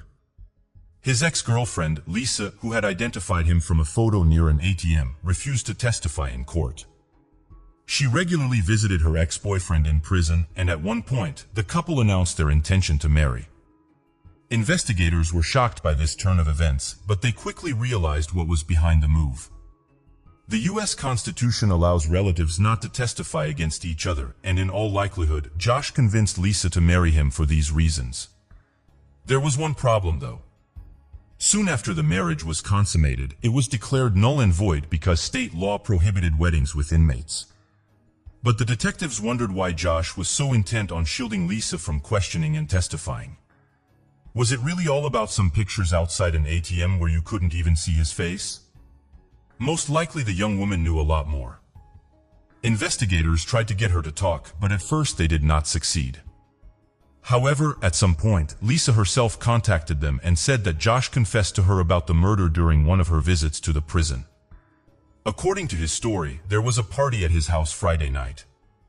Josh, who had no means of livelihood, decided to sneak into the house next door and steal something. That house turned out to be Mindy's place. Josh opened the door of the house and began to search the house for valuables. At one point, Mindy walked into the room, and he immediately realized that if he let her live now, he wouldn't be able to avoid jail. He didn't want to go there again, so he grabbed the woman, took her to the bathroom, and tied her hands. The perpetrator then went to his house to get a gun, taking some handy things to kidnap her with. Before returning to Mindy's house, he put bags of her legs and secured them with duct tape so as not to leave any trace. He then took the woman to the garage, put her in his own car, and drove out of town. After an hour of driving, he stopped in a wooded area and drove Mindy away from the road, where he killed her. Josh then returned to her house, cleaned, vacuumed the carpet, and left. The trial did not begin until the spring of 2009. The prosecution had offered Josh a deal. He would confess to killing Mindy and another woman 7 years earlier in exchange for waiving the death penalty. This way, the authorities hoped to close 2 high-profile cases at once, and Josh agreed. As a result, he was sentenced to 99 years in prison without parole.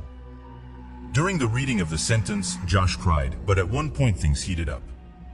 When the judge called him a coward for taking the lives of 2 women, the criminal jumped up and shouted, "What about the men I killed?" At this point, his lawyers grabbed him and silenced him before he could say anything else. That shouting kept the detectives busy. For 5 long years until, in 2014, Josh himself offered authorities a new deal. He agreed to confess to the murders of 3 men if he was transferred from a local prison to a federal prison. Apparently, the conditions there were much higher. Considering that the criminal's request was insignificant, the authorities agreed. Josh said he killed 1 man in Anchorage in 1994 when he was only 14 years old. He committed the next murder in 1999, and he killed the 3rd man a year later, the same day he massacred the woman. The first 2 men have been identified, but the identity of the 3rd is still a mystery. Investigators have no doubt that Josh was indeed involved in the murders. They are more concerned about another question, whether there are no other crimes under his belt, about which he is silent. In any case, the police have managed to permanently isolate him from society and prevent other murders that would surely have followed. Share your opinion on this story in the comments, and don't forget to like it and subscribe. The 15-year-old young woman went out for a walk, promising her parents she would be back soon, but she never came home and her phone was turned off.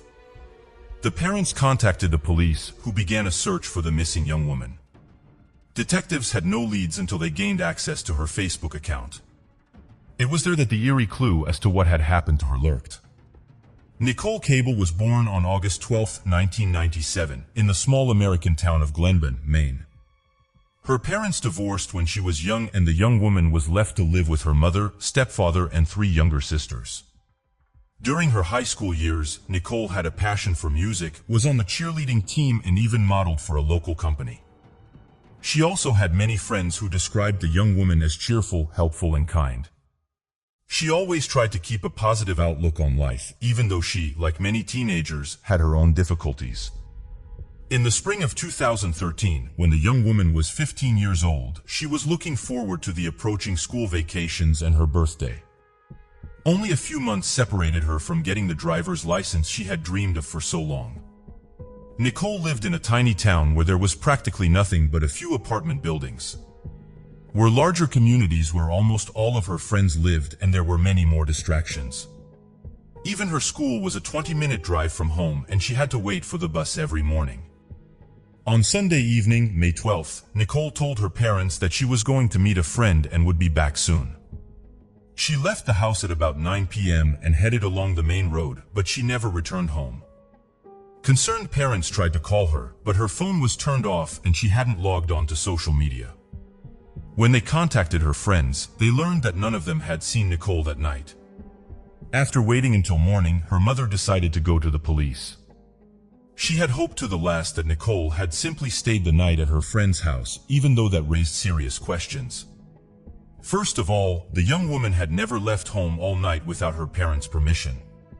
She would certainly have contacted her mother and told her where she was. The police immediately began a search. At first stages, they refused to stick to any one version. Investigators admitted that the young woman could have left home of her own free will, but they also did not rule out a criminal element. The first day of searching brought no results. Police interviewed friends and relatives of the young woman and began searching for her in the Glenburn area to report their daughter missing and urge the public to help find her.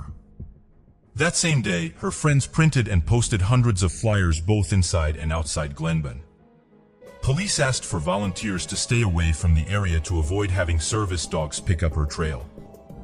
On the second day, the police held a press conference where Nicole's mother made an appeal. With tears in her eyes, she asked her daughter to return home if she ran away of her own free will.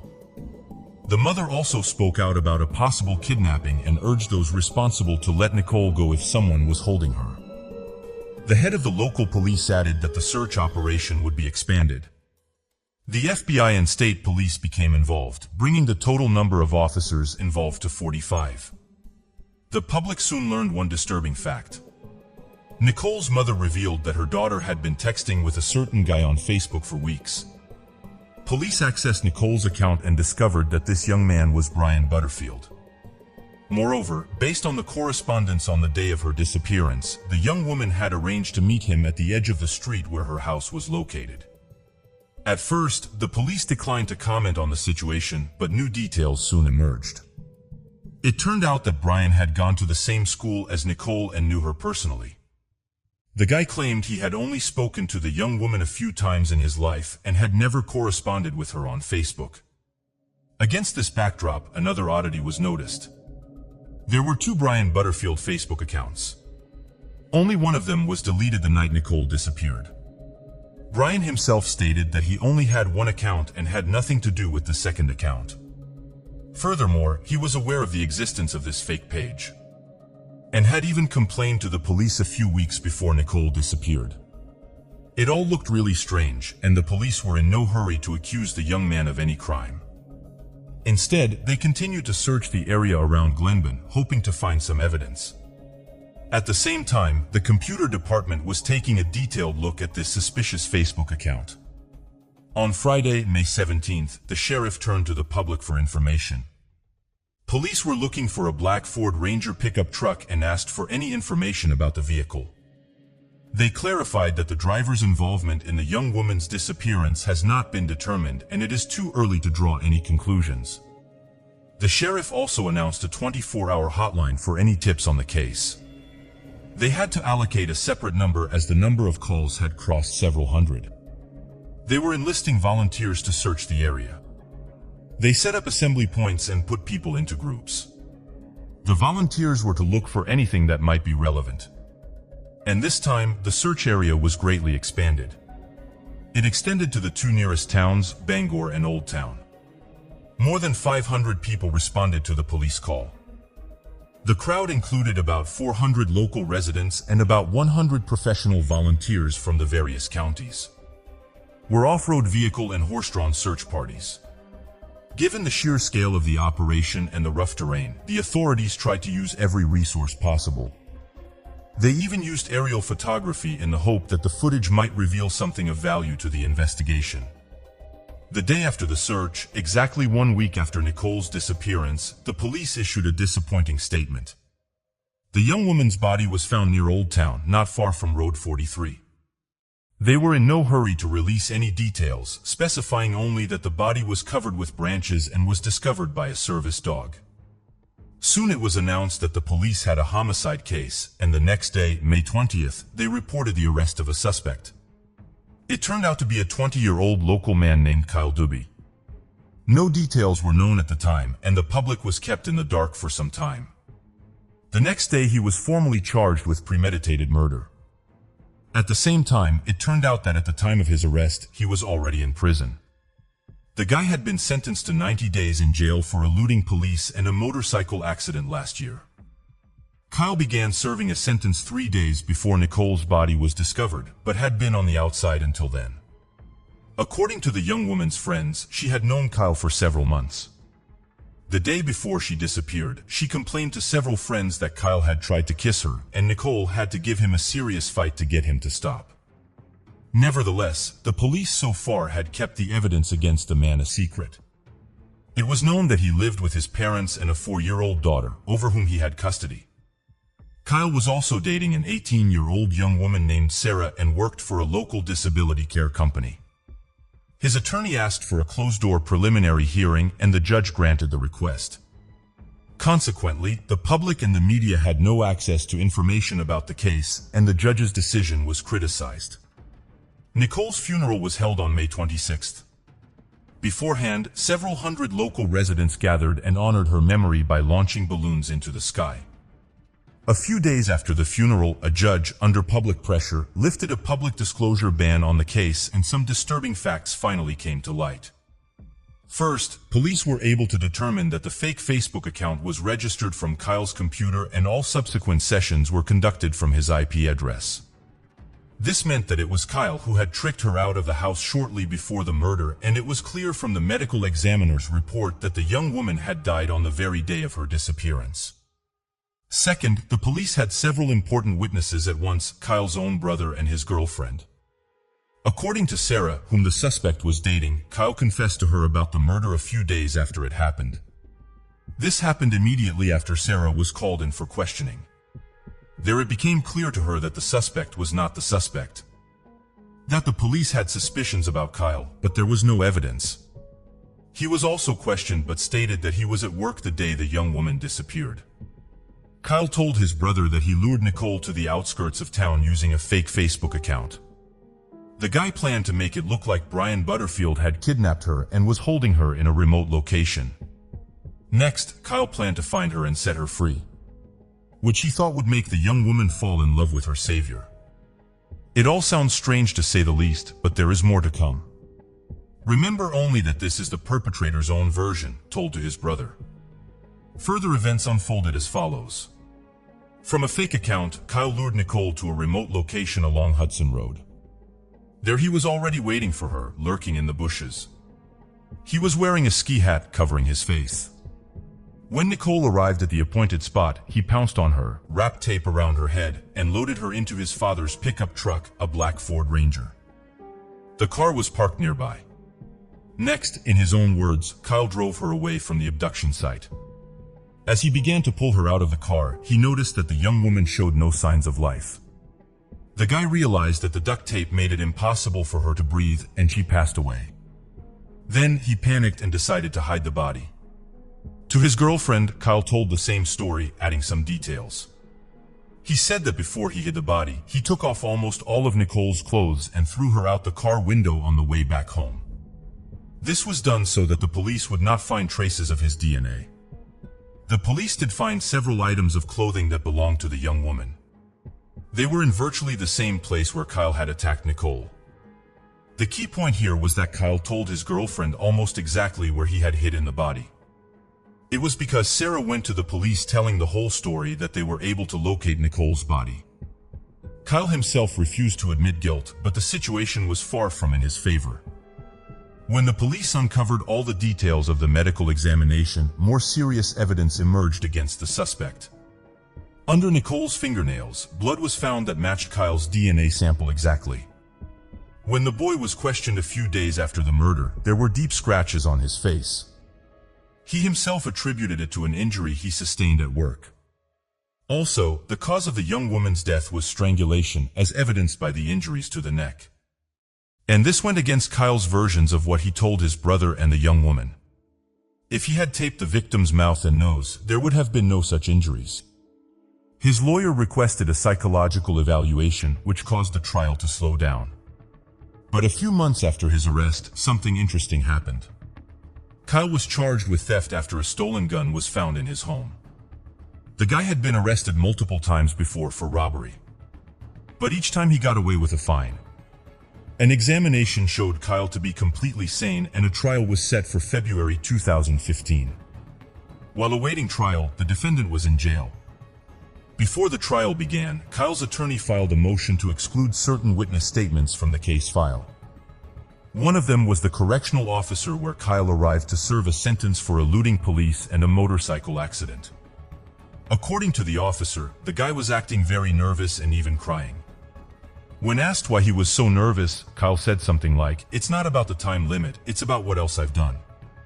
The trial began on February 22, 2015. Kyle's lawyer stated that his client was innocent of murder and that the investigation was completely biased. According to the defense, he was at home at the time of the murder and Nicole was attacked by someone else. Kyle's girlfriend, Sarah, was named as a possible suspect. She allegedly hated Nicole because of her association with her boyfriend. The lawyer claimed that she had access to Kyle's computer, from which she could create a fake account to frame her boyfriend after the murder. This theory had no corroboration and went against the actual evidence. Kyle logged into the fake account not only from his computer, but also from his phone. What's more, he logged in through one app, changing his personal account to a fake one. Because of this, it was clearly visible when he logged out to one account and immediately logged into another. Also, there was no physical evidence against Sarah, unlike Kyle. His DNA was found not only under the victim's fingernails, but also on her clothes, which the killer threw away on his way home. The next witness was the real Brian because Brian had previously dated his girlfriend. In his opinion, this is what led Kyle to create a fake account with his name so that he could frame the young man if anything happened. The prosecution also provided screenshots of correspondence showing that Kyle was not only communicating with Nicole, but also with other underage young women. The next witness was a colleague of Kyle's who worked with him at a disability care company. The defendant's lawyer insisted that the scratches on Kyle's face appeared while he was working, but the witness denied this. According to his story, on May 11th and 12th, he and Kyle were at the home of a woman suffering from mental illness. At one time, she became aggressive and attacked Kyle, leaving several scratches on his face near his eye. Kyle went to the hospital for help, only to notice the next day, May 13th, a coworker noticed new scars on his face. This happened right after Nicole disappeared. Another coworker said that the day Nicole disappeared, Kyle left work at about 9 p.m. and did not return until 6 a.m., even though he was supposed to be on duty all night. At the same time, he asked that he not tell anyone about his absence. The court also summoned 4 inmates with whom Kyle had interacted while in jail, awaiting trial. They all said that Kyle had confessed to them about killing the young woman. To one of them, he told them he had strangled his girlfriend and made it look like an accident. To the other, he openly stated that he had originally planned to commit the crime. Even more interesting was the testimony of an inmate named Scott Ford. He had spent most of his life behind bars and had a reputation for being well-versed in the legal system. Kyle had been in contact with him for a long time. After which he decided to inquire about the best way for him to get away with his crime. Next, Kyle wrote several versions on paper of what had happened to Nicole and handed the pieces of paper with this information to Ford. All of these versions had one thing in common. Kyle admitted that he had created a fake account and lured Nicole to a deserted area, but he went on to describe different versions of events. First, he wrote that he had just wanted to kidnap her and then rescue her, but he didn't settle for duct tape and the young woman suffocated. On another sheet he said that he had jumped Nicole out of the bushes and she fainted from fright. Panic, Kyle duct taped her mouth shut and drove her away from town, after which he noticed she had no pulse. Another version was that he didn't use the duct tape and the young woman died for nothing. Another version said that Kyle jumped out of the bushes and grabbed her torso. Then realized that he had actually squeezed her throat, after which she lost consciousness. As we can see, all of these stories seem downright delusional, but there was something really useful in them for the investigation. Kyle described in detail the place where he attacked her, and where and how he hid the body. Moreover, he specified the exact location where he had hidden the ski mask in which he had attacked the young woman. All this information was kept secret until the beginning of the trial. So only the killer could know such details. Experts examined the sheets and found fingerprints and Kyle's DNA on them. The trial was not without his difficulties. Kyle's younger brother, who had testified against him 2 years earlier, began to deny the fact that Kyle had confessed to the murder. The problem was that the brother had written down all the details of what had happened in great detail, which he could only have learned from Kyle. The only one who didn't utter a word during the entire trial was Kyle himself. He refused to testify even in his own defense. The investigation offered him a deal in which he could expect a reduced sentence in exchange for a confession, but he refused. On March 6, 2016, the final court hearing was held at which the verdict was handed down. Kyle was found guilty of the premeditated murder of Nicole. His relatives and attorney tried to get a lenient sentence, citing his age and having a young daughter, but the court refused to make concessions. Kyle received 60 years for murder and another 30 for kidnapping. In closing arguments, the judge noted that the evidence against Kyle was overwhelming and his guilt in the case was clear. Instead of showing remorse and confessing, he made up various versions of what happened and tried his best to avoid prison. For this reason, the court refused to commute his sentence. Moreover, the judge was inclined to believe that Kyle had originally planned to kill Nicole, a plan he had been working on for weeks. Nicole's parents called the sentence fair and expressed the hope that he would never get out of prison again.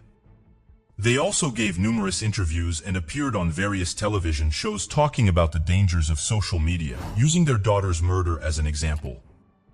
In their opinion, the tragedy could have been avoided if the perpetrator had not had the opportunity to impersonate another person online. However, people like Kyle, sooner or later, can get to the point of murder even without fake accounts. Share your opinion on this story. This creepy story happened in the middle of 2021.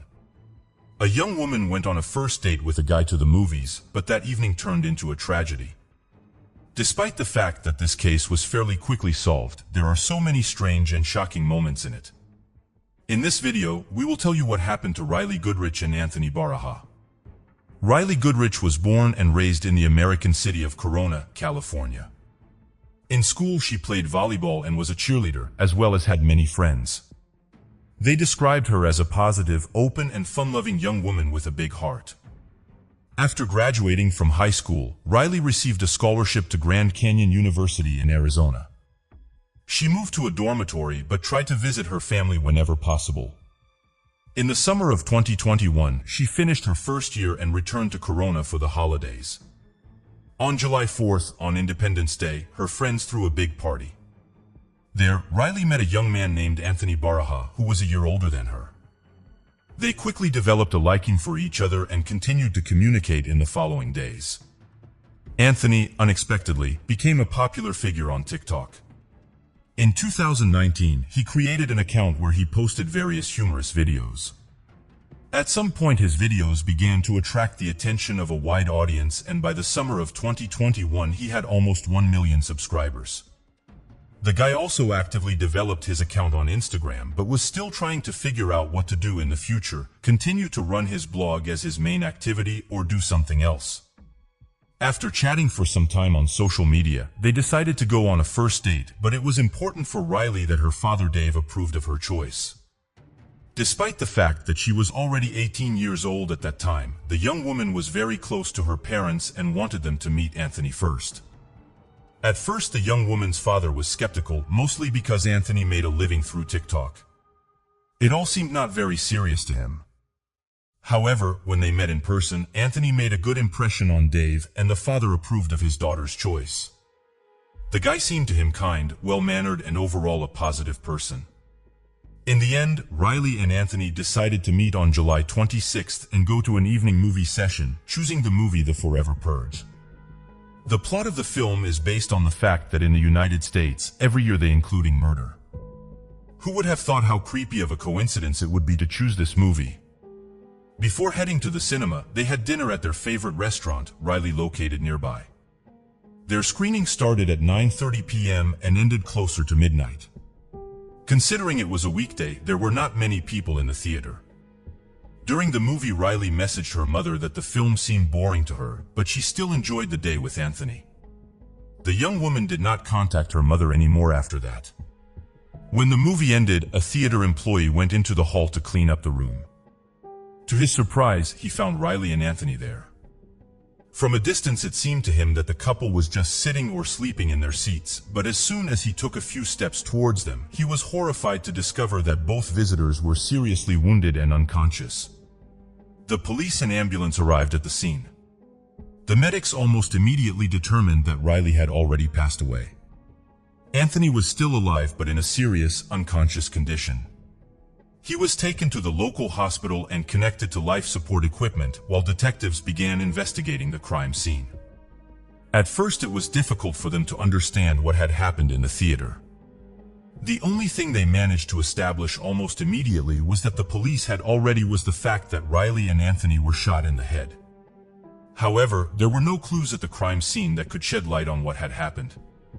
Of course, it was absolutely useless for detectives to take fingerprints or search for DNA samples in the cinema, so they went a different way.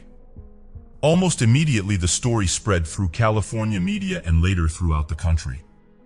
In the first hours of the investigation, there was even a theory that Anthony could have been the killer, allegedly shooting Riley and then taking his own life, but the police did not even consider this version, if only because in that case the weapon would have been lying nearby and it was nowhere to be found.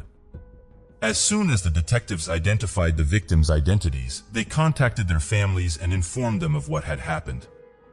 Riley's parents simply could not believe that their daughter was dead.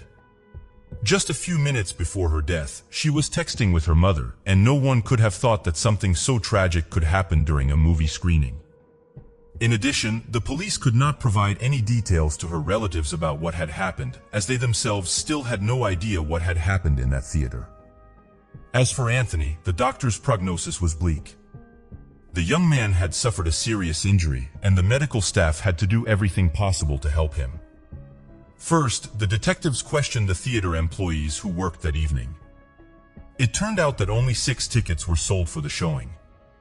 This meant that the killer was most likely one of the 4 visitors. There was another aspect that puzzled not only the police, but also everyone who learned about this incident from the news. If the killer was one of the 6 viewers, how did the other 2 visitors not hear the sounds of gunfire? The only explanation at that time was that the killer was one of the 6 visitors. Was the version that the other 2 viewers simply took the sounds of gunfire as part of the movie. This action movie had many violent scenes, including the use of weapons. The theory that the killer struck during one of these scenes was not excluded. However, this mystery was quickly solved. Detectives found that out of all the tickets sold, 4 were purchased by one person for himself and 3 of his friends. Could have been committed by a group of people. The investigation continued all night, and the next day the police announced the arrest of the suspect. He turned out to be 20-year-old Joseph Jimenez. The interesting fact here is that pure chance helped to catch the suspect. It turned out that Joseph himself called the police the next day after the murder, but he did not do this to confess to the crime. At around 9:30 p.m., Joseph called 911 and reported that someone was chasing him. When the police arrived, they found him in the middle of the street with a gun in his hand and arrested him. They immediately realized that the attack in the theater was carried out using a weapon of the same caliber, so they handed Joseph's gun over to the experts. Having 3 empty shells from the theater in their hands, they established that this was the same weapon. But the detectives quickly found another weighty evidence. Searching the suspect's house, they found Riley Goodrich's wallet there. Later, the police located the other 3 individuals who were at the movie theater with Joseph. It turned out that they were all friends with him, but their story truly shocked the detectives. According to them, none of them had any idea that a simple trip to the movies would turn into such a tragedy. They were just sitting and watching the film, but during the screening they began to notice something strange. Joseph suddenly began to behave very suspiciously. He was talking to himself and muttering something. At some point he said that he needed to go to the bathroom and left. However, instead of going to the bathroom, he went to his car, took out a gun and returned. After sitting for some time, he suddenly told his friends that he had brought a gun from his car, and they began to panic. In the end, the friends allegedly lied to him, saying that they also needed to use the bathroom and would return. But instead they left and went outside. There were many strange moments in their story that could be doubted.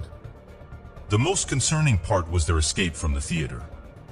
Did they really not try to find out why Joseph brought a gun, and did they not consider that he might use it against the 2 other moviegoers? Moreover, the friends did not report any of this to theater staff or the police. Joseph's behavior, practically indisputable, indicated that he was planning to do something bad. But his friends decided to simply ignore the entire situation, and they admitted that as soon as they heard about the murder, they immediately thought of Joseph. All of this was enough to arrest Jimenez on 3 charges: murder, attempted murder, and robbery. At that time, Anthony was still on life support, but in the end, the doctors could not help him. On the evening of July 31st, he passed away without regaining consciousness. In connection with this, Joseph was charged with an additional count of murder, which carried the possibility of a death sentence. While detectives tried to get any information from him, hundreds of concerned people held a farewell ceremony in memory of Riley and Anthony outside the movie theater. They lit candles and expressed words of support to the families of the victims. It was then that it became known that long before the incident, Anthony had signed papers allowing his organs to be donated to those in need in the event of his death. The young man could hardly have imagined that it would happen so soon. The situation was not looking good for Joseph Jimenez. With the evidence against him, he was almost guaranteed to end up on death row. Apparently, he understood this perfectly and decided to confess to the crime. However, his story raised even more questions. Joseph claimed that he was diagnosed with schizophrenia 9 months ago, which he had been managing with medication. Shortly before the incident, he stopped taking his medication and voices started to appear in his head. At first they told him that someone was going to steal his car and TV, but later they threatened to kill his entire family. On the night at the cinema, he heard the voices again, and this time, they ordered him to kill Riley and Anthony. They also promised to kill his entire family if he refused.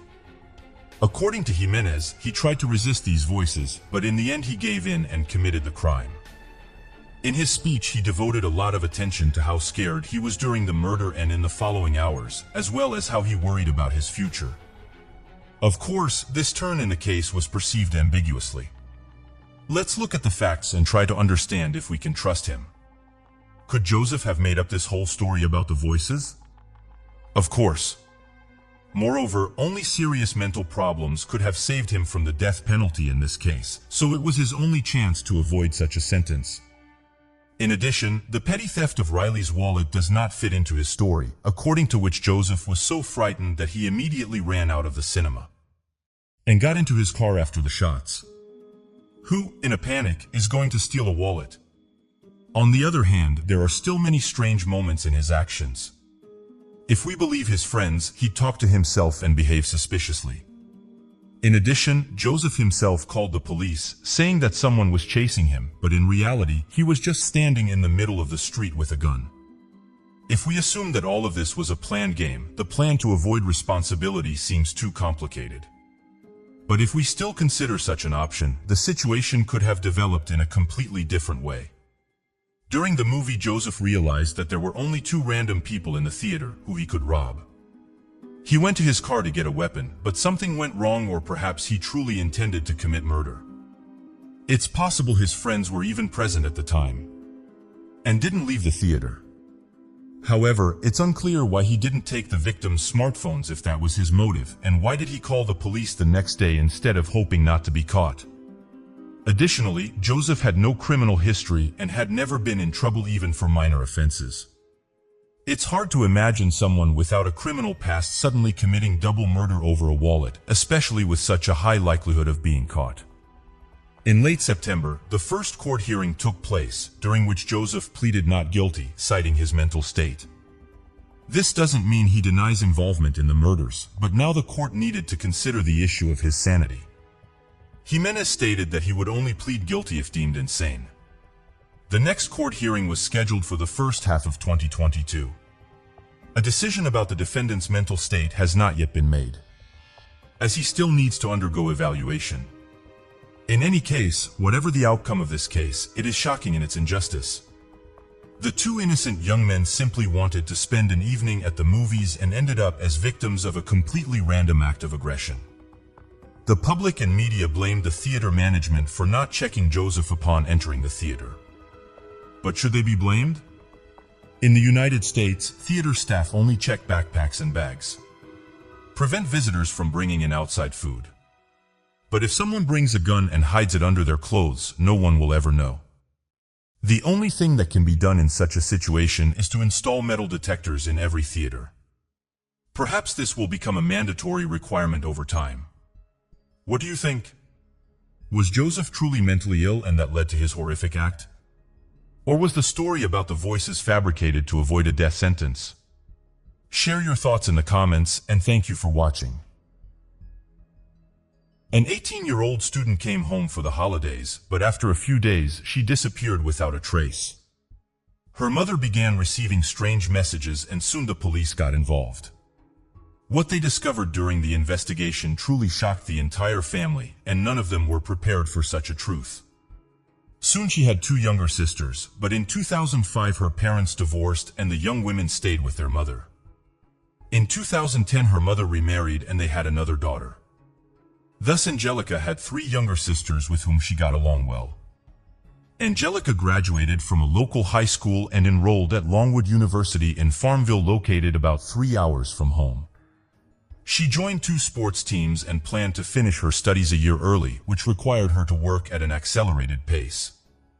Despite this, she regularly visited her family in Norfolk to see her parents and sisters. In March 2015, when Angelica was 18, she went home for spring break, planning to stay there for a few days. Angelica had a great time with her family, was in a great mood, and was happy to have the opportunity. Live at home again. On the morning of March 2nd, her mother prepared her 3 younger daughters for school and then went to work, leaving Angelica alone at home.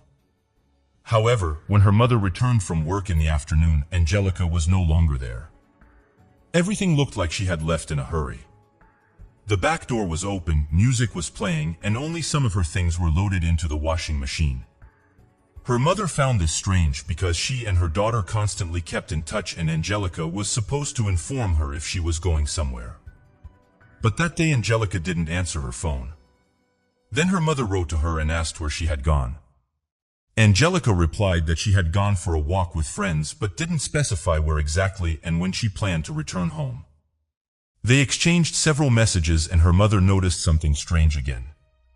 According to her, the messages from her daughter were very different in style from what she was used to. Usually, Angelica wrote her detailed messages, telling her all the details. But this time, she only received short and vague phrases. Despite this, her mother did not suspect anything bad, especially since her daughter was already 18 years old. And she thought that the young woman just wanted to spend time with her friends. On that day, Angelica never came home, but continued to respond to messages. However, she still did not give clear answers about where she was and when she planned to return home. In the second half of the day, the young woman stopped responding to her mother. Then she decided to call Angelica's friends and found out that none of them had seen her daughter and did not know where she was.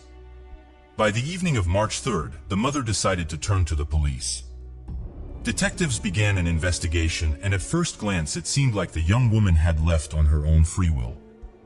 Soon this version was supported by a note found in the house. Angelica's mother claimed that it was probably written in her daughter's handwriting. There was only one sentence with a very strange content. Angelica wrote that due to everything that was happening, she needed time alone with herself. No one in her family could understand what she meant. The young woman was cheerful, spent all of her free time studying and making plans for the future. She never mentioned any serious problems in her life, so the note seemed meaningless. The police also found that Angelica left her clothes, wallet, and car at home. This already contradicted the version that she had gone somewhere of her own free will. However, at that time, there was no evidence to the contrary. The first lead appeared several days after the investigation. A neighbor named Cody, who lived near Angelica's family, found a piece of her credit card near his house. He reported this to the police and immediately became the main suspect. Detectives assumed that he could have some connection to her disappearance, so they questioned him for 12 hours. He denied his guilt, and yet the police did not rush to remove suspicion from him. Angelica's relatives also believed that he was hiding something. By that time, all residents of the area knew about this case, and many tried to help the investigation. People formed teams and searched the area for any evidence. They all began to suspect Cody after the credit card incident. Moreover, it turned out that he and Angelica attended the same school and dated for some time. Soon, another event occurred that indicated his involvement in her disappearance. Less than a week after the investigation began, Angelica's stepfather, Wesley Hadsell, burst into Cody's house and found Angelica's jacket there. The situation developed quite strangely. Wesley, who was involved in the search for his daughter with her friends, told them to go to Cody's house and look for Angelica's things, as he believed that the boy was involved in her disappearance. The friends did just that. They went to Cody's house and found her jacket there, which they immediately reported to the police. Cody was interrogated again, putting serious pressure on him. Despite this, Cody said that he had no idea where the jacket came from. All of this greatly confused investigators. On the one hand, the jacket in Cody's house was a very serious piece of evidence. But on the other hand, during the interrogation, the detectives had a strong impression that the boy was telling them the truth. He was willing to voluntarily provide his DNA sample, undergo a polygraph test, and do whatever they asked. But most importantly, he provided an alibi for the day of Angelica's disappearance. The police checked this information and concluded that he could really be innocent. Then they talked to Angelica's friends who found the jacket, and they told them that Wesley, Angelica's stepfather, gave them the tip. With this information, the detectives allowed that the man here was the main question. Why would he do that? The most obvious option was that Wesley was involved in his daughter's disappearance. The police began to study his biography and found that the man had more than 10 convictions for crimes of varying degrees of severity, and even more charges were not proven in court. He was repeatedly arrested for robbery, possession, and use of illegal substances. He kidnapped his own wife and subjected her to violence for several days. However, the court could not prove his guilt, so he did not receive any serious punishment. He had been in prison several times in his life, spending several years there in total. The detectives also found out that a few weeks before Angelica's disappearance, her mother kicked Wesley out of the house because he started using heavy illegal substances. Since then, he had been living in a hotel. All of this was enough to seriously consider him a suspect. During the interrogation, the man claimed that he had nothing to do with the disappearance of his daughter and was actively trying to find her. When asked when he last saw Angelica, Wesley stated that he saw her at a gas station around noon on the day of her disappearance. The young woman had asked him for a few $100s before they parted ways. However, the detectives reviewed the footage from the gas station cameras and found no evidence to support his claim. Wesley's colleagues at work reported that he had taken a few hours off on that day as his daughter had asked him for money. He returned to work at around 2 p.m. and was extremely nervous. There was an obvious contradiction in his statement. Wesley had told his colleagues that he needed to leave because his daughter had asked for money, but he told the police that he had accidentally spotted Angelica at the gas station while driving by. Furthermore, Angelica's car was parked near her home, so it was unclear why she would be at the gas station. When asked why he left work that day, Wesley stated that the alarm at the house where he lived before the quarrel with his wife had gone off, and he received a notification on his phone. The police could not verify this information and did not explain the obvious contradictions in his statement. The police then obtained a warrant to search Wesley's motel room, where he had been staying for the past few weeks. They found something interesting. Wesley had been keeping firearms and a large number of bullets. Since Wesley had several convictions, the law prohibited him from owning weapons, so he was immediately arrested. However, there was no evidence related to Angelica in his room.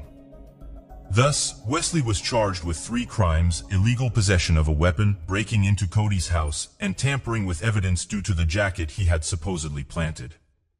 He still insisted that he had nothing to do with his daughter's disappearance and was doing everything he could to find her. As a result, the court sentenced him to 20 years in prison, and the detectives continued to search for the young woman. They confiscated Wesley's work vehicle and found a shovel, tape, and dark gloves inside. However, the most interesting item was the GPS navigator, which they sent experts for analysis. The investigators wanted to know where Wesley had gone in the days after Angelica's disappearance. According to the data they received, on March 4th, Wesley had driven to a neighboring town, 90 kilometers away from Norfolk. His car had stayed in one place for 20 minutes before he drove back to work. Having arrived at the location on April 9th, the detective saw that his car was parked near an abandoned house in a remote area. After searching the area, they eventually found Angelica's body in a ditch not far from the building. She was covered with a piece of plywood, but even without it, it would have been extremely difficult to find her by chance, as the area around the house was overgrown and inaccessible. So no one could have stumbled upon her. The body was sent for a medical examination, and an unexpected statement awaited all participants in the process. According to the results, a dose of prohibited substances was found in the young woman's blood, which was 3 times the lethal dose for an average person. Angelica's family was in shock. The young woman didn't even drink alcohol, was actively involved in sports, and devoted almost all her time to studying. No one could believe that she was taking prohibited substances. Medical experts decided to conduct additional tests by analyzing the hair. It is possible to determine whether a person has taken narcotic drugs in the past, and this analysis showed that Angelica had never dealt with prohibited substances before. This made the version that she suddenly took a triple dose of her own free will practically impossible. In addition, someone buried her body in the ditch and covered it with a piece of plywood. Everything indicated that the young woman could have been given these substances against her will with the sole purpose of killing her and making it look like an accident. The detectives questioned Wesley again, who was already in prison at the time. The first question they asked him was what his work car was doing near the house where Angelica's body was found. The man's version was, to put it mildly, unconvincing. He said that he could have been set up and that he didn't go there himself. At the same time, he had previously said that no one except him had access to this car. Wesley even suggested that someone could have taken the navigator from his car, driven to that house, and returned the gadget back. Meanwhile, the police collected footage from various street cameras located along the way to this house, and they did indeed manage to find several recordings that showed that on that same day, Wesley was in the city where his daughter's body was found, driving his work car. Despite all this pointing to the man's involvement in the murder, the court needed more evidence. Therefore, the police continued to work on this case for several more years, trying to find irrefutable evidence. As a result, Wesley was charged with the murder of Angelica only at the end of 2018. The main court hearings began in January 2022, according to the prosecution's version of events. On March 2nd, Wesley arrived at the house where Angelica was located with the sole purpose of kidnapping her for the purpose of committing violent acts. He took her out of the house, carried out his plan, and gave her a triple dose of prohibited substances because he initially planned to make it look like an accident. During countless interrogations, the police repeatedly found that the man carefully thought out his versions and tried in every way to divert suspicion from himself. The prosecution managed to find a witness who supported their version, a person who sold Wesley the same prohibited drugs that Angelica died from. The court also heard that the police found Angelica's phone on the street and its location data was compared with Leslie's phone data. Since the young woman's disappearance, her smartphone was next to Wesley's smartphone, even when messages were sent from her mother's account.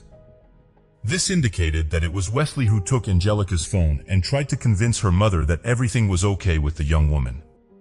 The defendant's lawyers insisted that their client was innocent. According to their version, the young woman was depressed and decided to end her own life, and Wesley had nothing to do with it. This version did not explain why his car was near the place where her body was found or who buried her, covering her with a piece of plywood. All these arguments tried to explain either coincidences or attempts to frame Wesley.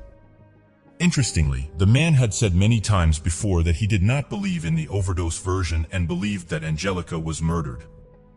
But for some reason, his opinion changed in court. It took the jury less than an hour to reach a verdict. Wesley was found guilty of murder and sentenced to life imprisonment. The man said he would appeal the verdict and theoretically, he has a high enough chance of getting it overturned. As you may have already guessed, there is not a single material evidence against him. For example, no samples of his DNA were found on the victim's body, which would have been practically unquestionable evidence of guilt.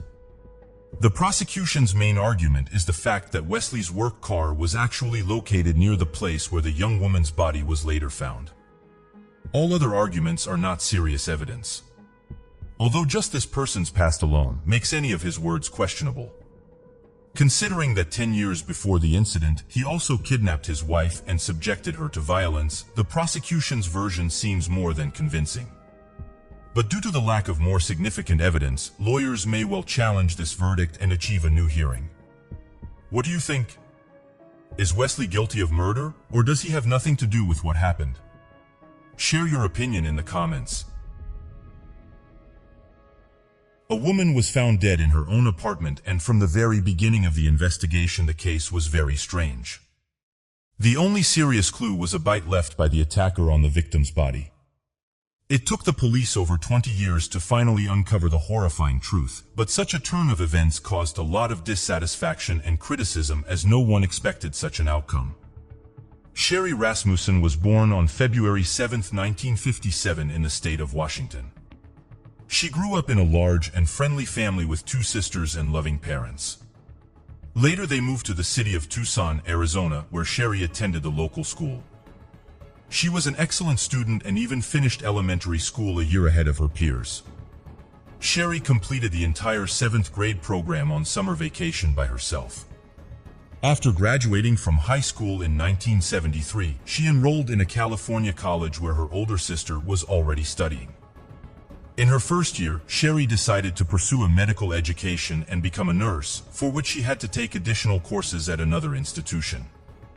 After graduating from college in 1975, Sherry decided to get a master's degree at the University of California, Los Angeles, and also worked there as a nurse to pay for her education.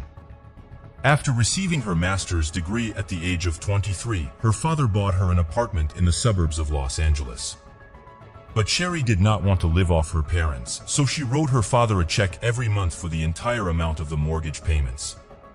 She also got a job at a local hospital, heading the nursing department for caring for seriously ill people. In May 1984, when Sherry was 27 years old, she met a man named John Rutan. They immediately hit it off and the couple started dating. John had a good education, worked as a computer engineer, and was a very intelligent young man. A year later the couple decided to get married and, after that, John moved into Sherry's apartment. The newlyweds spent their honeymoon in Jamaica, after which they returned home to celebrate with Sherry's family. It seemed that this couple was destined for a happy and carefree future. On February 24th of the following year, when John was getting ready for work as usual, Sherry complained of feeling unwell and decided to stay home. She asked John to call her in a few hours. At around 7:20 a.m. John left for work.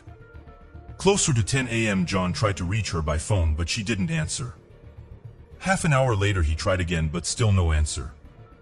So he called her workplace to check if she had gone to work, but Sherry hadn't shown up at the hospital either. Her sister also tried to reach her, but without success. John returned home from work at around 6 p.m. and immediately noticed something strange. The garage door was open, even though he had closed it in the morning, and Sherry's car was missing. Therefore, he first thought that she had gone somewhere. As he approached the garage, he saw a lot of broken glass and immediately discovered its source. There was a small balcony above the garage with a glass door which had been smashed. He entered the house through the garage and to his horror, found Sherry there. She was lying on the floor, her body badly disfigured. John immediately called the police and detectives began to examine the crime scene. In all the rooms, there was complete chaos, broken vases, overturned furniture, scattered items. A bloody handprint was found on the wall next to the alarm button. Apparently the victim tried to reach it, but failed. In addition to extensive bruises and wounds, experts noticed a human bite mark on Sherry's wrist. Apart from all of the above, the marks on her hands indicated that the attacker tied up the victim before untying her. The cause of death was 3 close-range gunshot wounds. Detectives found a blanket with bullet holes in the apartment and concluded that the attacker wrapped the gun in it to muffle the sound of the shots. Detectives immediately concluded that there was a prolonged struggle between the attacker and Sherry. This was evidenced by the amount of scattered and broken items throughout the apartment, as well as a bloody mark next to the alarm button.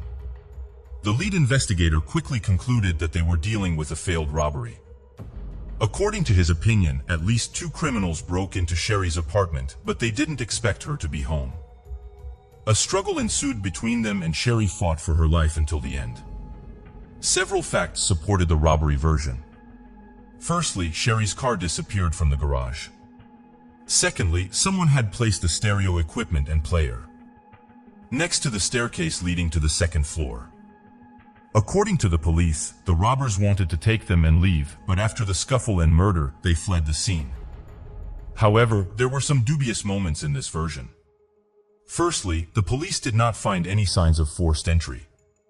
This meant that either Sherry let the criminals in herself or they had a key. Secondly, the perpetrators did not touch absolutely all the valuable items, including the jewelry box standing in plain sight. Detectives interviewed all of Sherry's neighbors, but it didn't yield any new leads. Some residents heard the sounds of a struggle, but not gunshots. They also didn't see anyone entering the woman's apartment. Experts took blood samples and fingerprints from the house, but they couldn't conduct DNA analysis in 1985. The lead investigator also took a piece of cotton and soaked it in the trace of the bite on Sherry's body. He hoped that the attacker's saliva could be left behind, and eventually experts could use this clue to catch the killer. After a thorough search of the apartment, detectives learned one interesting fact. It turned out that the criminals took only one thing: Sherry and John's marriage certificate. This was very strange and also raised suspicions about the man himself. But his alibi was unquestionable. John was at work until the evening, and he simply couldn't have committed this crime. Moreover, he himself told the police about the disappearance of this document. Detectives were unable to find an explanation for this strange fact. After a week and a half, they found Sherry's car in a parking lot 4 kilometers from her apartment. It was unlocked and the keys were in the ignition. Forensic experts tried to find fingerprints, but they were unsuccessful. Either the criminals only touched it with gloves on, or they wiped away all the fingerprints. 2 months after the murder that took place just a few hundred meters from Sherry's home, a robbery occurred. Detectives immediately found many similarities. 2 criminals broke into a stranger's apartment through the garage, threatened the owner with a gun, and stole stereo equipment. The lead investigator immediately thought that these 2 were behind the woman's murder, so the police tried to find them. From witness accounts, they created approximate composite sketches of the suspects and also learned that both men were Latino, but they were never found. However, investigators did not show much interest in getting to the truth, which constantly irritated Sherry's parents.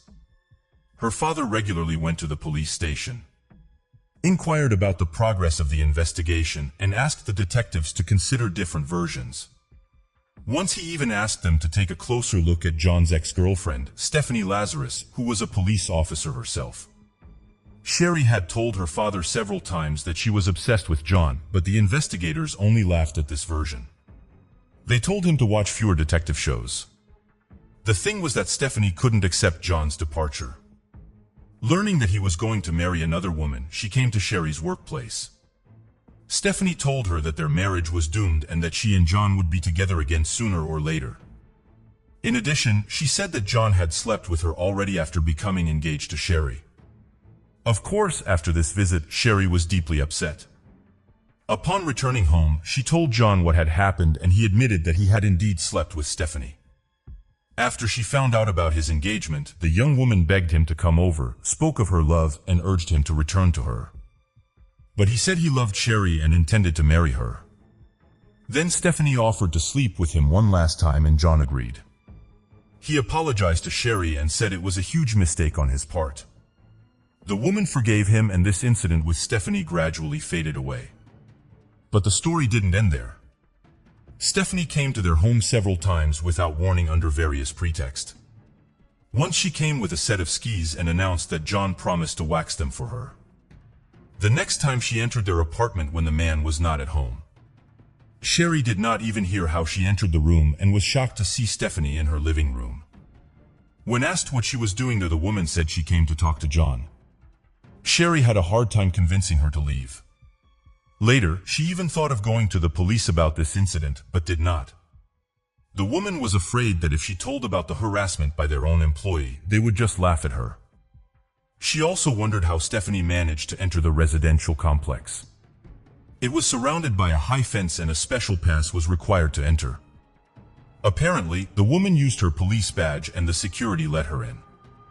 As for Stephanie's apartment, there had to be a duplicate key. Otherwise, she simply could not have entered without breaking the lock. In addition to this, Sherry repeatedly noticed that someone was following her. Once she and John were sitting in a restaurant and the woman saw someone staring at them intently. As soon as she looked at this person, he immediately left.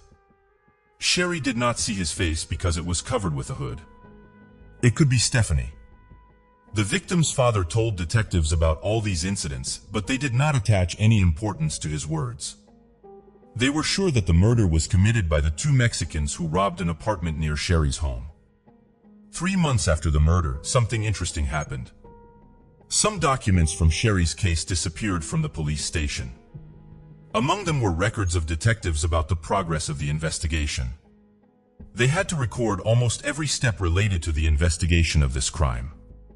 But at one point, the police simply could not find these journals. However, there were no important leads there anyway. Since then, the case has been hanging for years. Detectives did not show much desire to look for new leads despite constant pressure from Sherry's parents.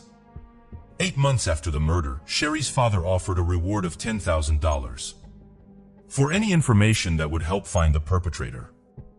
A year later, he held a press conference where he again promised a reward for information, but in both cases, it yielded no results. 7 years later, the lead investigator on the case retired. The victim's father decided to meet with his successor, hoping that he would take his job more seriously. Additionally, it was 1993 and DNA analysis technology was already being actively used by the police to solve crimes. Sherry's father asked the detective to perform such an analysis and even offered to fully pay for it. However, the detective stated that it was pointless since they did not have a single suspect with whom to compare the obtained DNA profile. Meanwhile, John started a new family, but at some point he reunited with Stephanie. They planned to go to Hawaii together, but something unusual happened before that. The man called the detective and asked if they had any new evidence indicating Stephanie's involvement in the murder. Apparently, he himself suspected that the woman might have done something like that. However, all these years, he was afraid to talk about it, although this did not prevent him from sleeping with her again. As for Stephanie herself, she was quickly climbing the career ladder in the police department. She received higher ranks, twice became Detective of the Year, and had an impeccable reputation. She also married another police officer, but this did not prevent her from regularly sleeping with John to work on unsolved murders. They were given Sherry's case along with thousands of similar cases, and the detectives began sorting through them gradually. They briefly studied each case, trying to understand which ones had the greatest chance of being solved. For example, murders without any clues were pushed to the end of the queue, and cases with DNA samples of possible suspects were marked as the most promising. Sherry's murder made it onto this list because among the evidence was a piece of cotton that could have contained the perpetrator's saliva left behind after a bite. 2 years later, detectives picked up the case and sent all available evidence to the laboratory. Due to high demand, they had to wait almost 2 years for the results until January 2005. Among the evidence were nail fragments and blood samples from the apartment. All of them contained only Sherry's DNA, and the forensic scientists only had to study the sample from the bite mark on her body. The problem was that they couldn't find the vial with this evidence for a whole day, until they finally discovered it by the wall of a large refrigerator. After studying the sample, experts found foreign DNA belonging to an unknown woman. This profile was immediately run through the FBI database, but it wasn't there.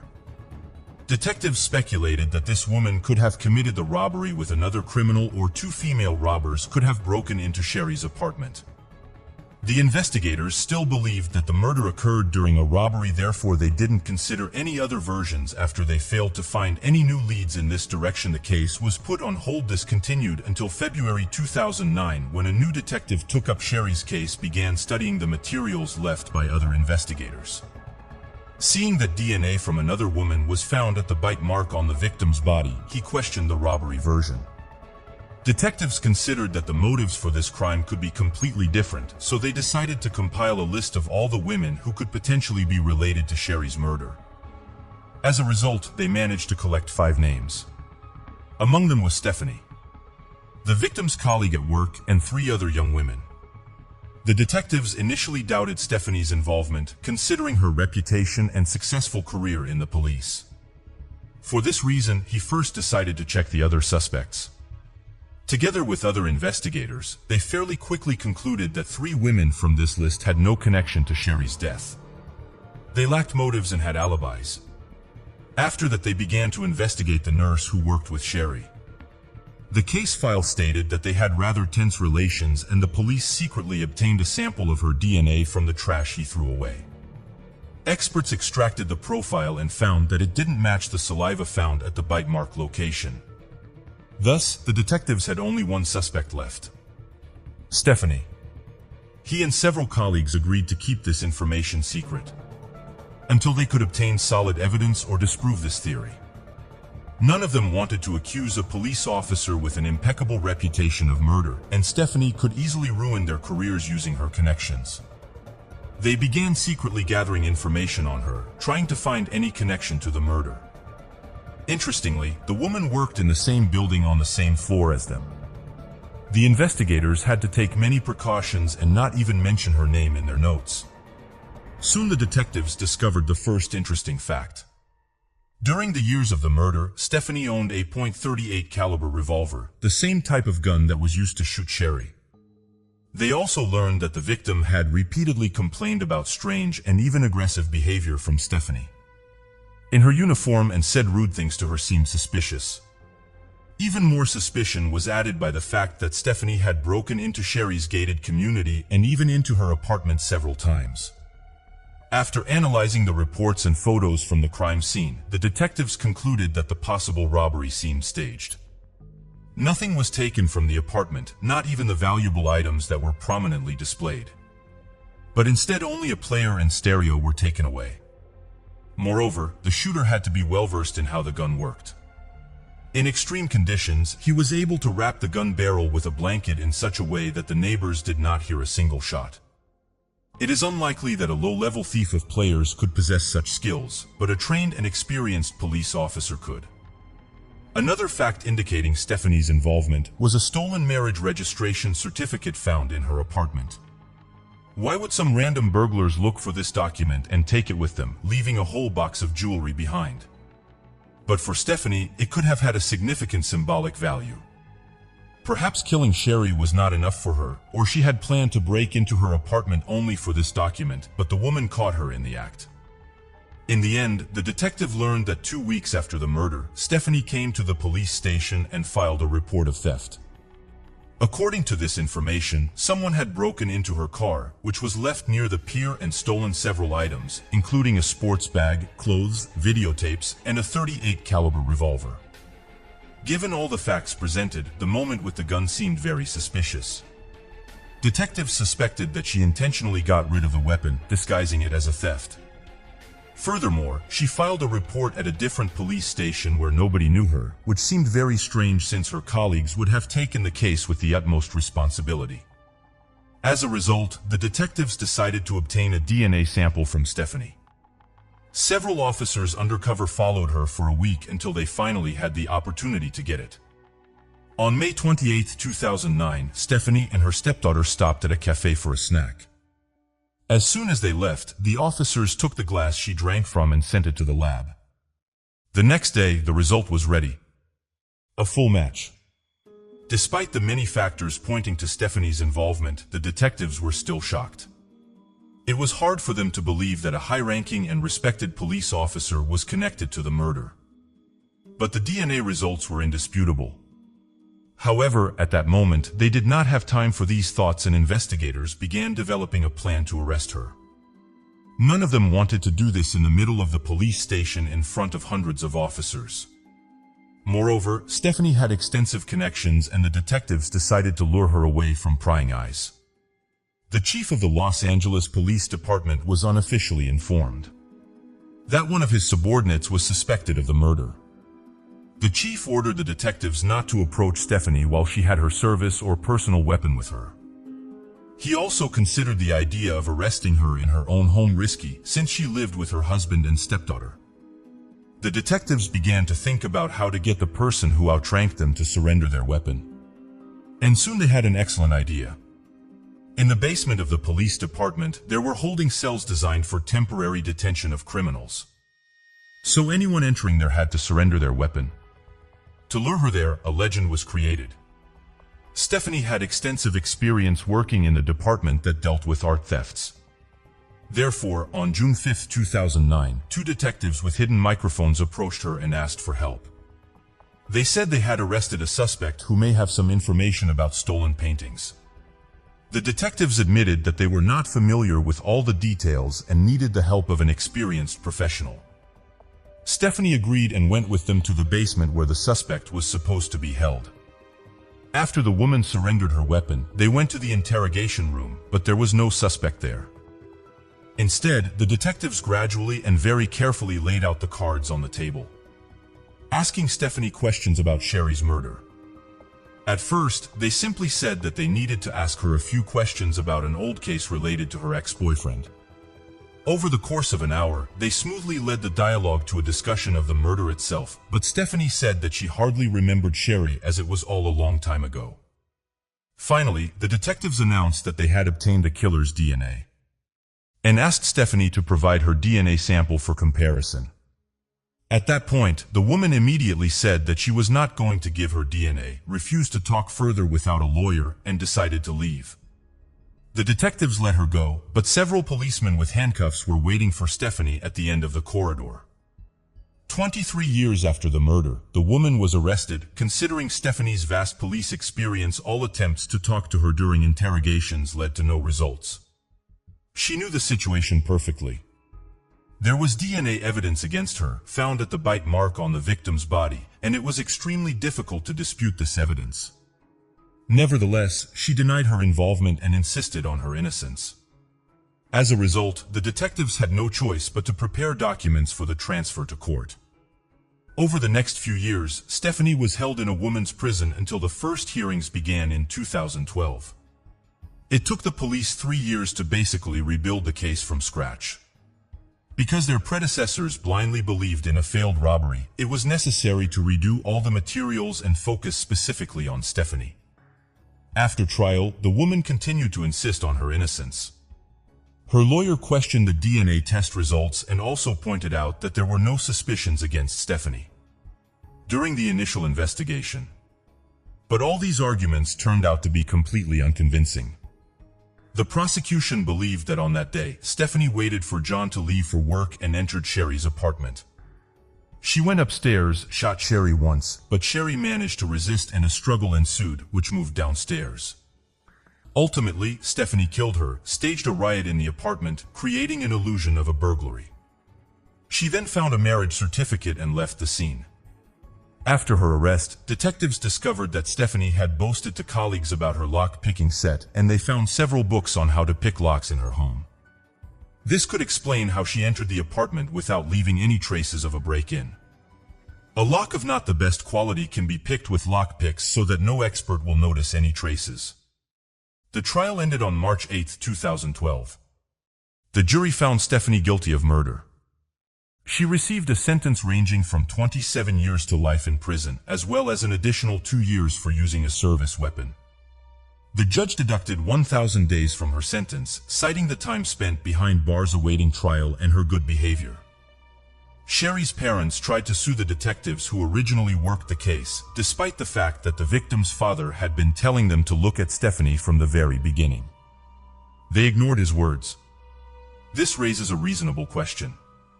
Were they deliberately covering up their colleague, or did they really not believe in her involvement? In the first case, it would have been a serious crime. And in the second case, it would have been simple negligence and ignoring significant facts. Unfortunately, the statute of limitations had expired in this case, and the court refused to prosecute these police officers. As for Stephanie, she filed an appeal immediately after the trial, but it was quickly rejected. She still denies her guilt while behind bars. At present, she's 62 years old and can file a petition for early release only in 2039. Sherry's ex-husband, John, lost interest in investigating her murder. Almost immediately after it happened, he started a new family, slept with Stephanie for a while, and later moved to another city. Detectives questioned his involvement, but this version seems unlikely. Most likely, he did not know about his ex-wife's plans. Thus, this case could have been gathering dust in archives to this day if it hadn't fallen into the hands of professional detectives. Everyone who worked on it before refused to even consider the version of their colleagues' involvement. Share your opinion about this story in the comments, and don't forget to give a like if you enjoyed the video. A young woman was found dead on the floor of her own apartment. The police began an investigation and immediately uncovered several very alarming facts. It turned out that the residents of this complex had long noticed something strange and lived in fear. During the investigation, detectives learned more and more horrifying details until they finally arrived at an unexpected truth. But it was only the beginning. Stephanie Bennett was born on August 30th, 1979, in the small American town of Rocky Mount, Virginia. When she was little, her parents divorced and Stephanie stayed with her mother. However, their father lived near their home and the young woman continued to see him almost every day. Later, her father remarried and Stephanie gained a stepsister named Diana. After school, Stephanie enrolled in Roanoke College, located 350 kilometers from her home. In her final year, she met a guy named Walter and they soon started dating. After college, the couple moved to different cities, but they continued to be together. Stephanie moved to the city of Raleigh, North Carolina with her stepsister, Diana, and their mutual friend, Emily. The three of them rented an apartment in the Bridgeport residential complex, located in a quiet, peaceful area on the outskirts of the city. The young woman found a job at IBM while her boyfriend moved to Greenville, South Carolina to obtain an engineering degree. Stephanie lived in Raleigh for about a year. By that time, she and her sister and friend were planning to move to different cities. The young woman, who was only 23 at the time, was planning to move to Greenville to be with her boyfriend, and the couple had already begun looking for a place to rent. In May, Stephanie went to Greenville where she and Walter looked at several apartments and chose a suitable option for rent. When she returned to Raleigh, her friends and sister were no longer in the apartment. Emily had moved to another city and Diana had gone away for a few days to attend a funeral. On the evening of May 20th, Stephanie came home from work and spoke to Walter on the phone. Her boyfriend was planning to send her a rental agreement via fax for her to sign. They agreed that he would send it the next day when she could use her work computer. The following day, Walter tried to reach her, but Stephanie didn't answer either her work or home phone. He then called her sister Diana, who contacted Stephanie's colleagues. It turned out that Stephanie didn't show up to work that day, which was very unusual. Stephanie was always responsible and would have informed her boss if she was sick. Moreover, if she was at home sick, she would have answered the phone.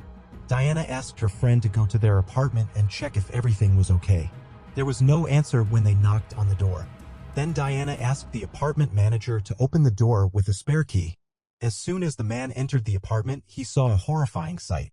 Stephanie was lying lifeless on the floor of the room with no clothes on and bruises on her neck.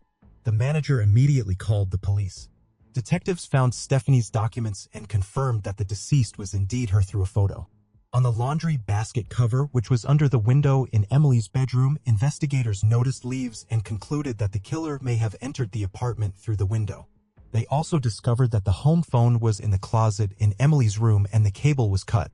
Apparently, the perpetrator was hiding there and took the phone with him so Stephanie couldn't use it. After speaking with Diana, the police determined that several items were missing from the apartment.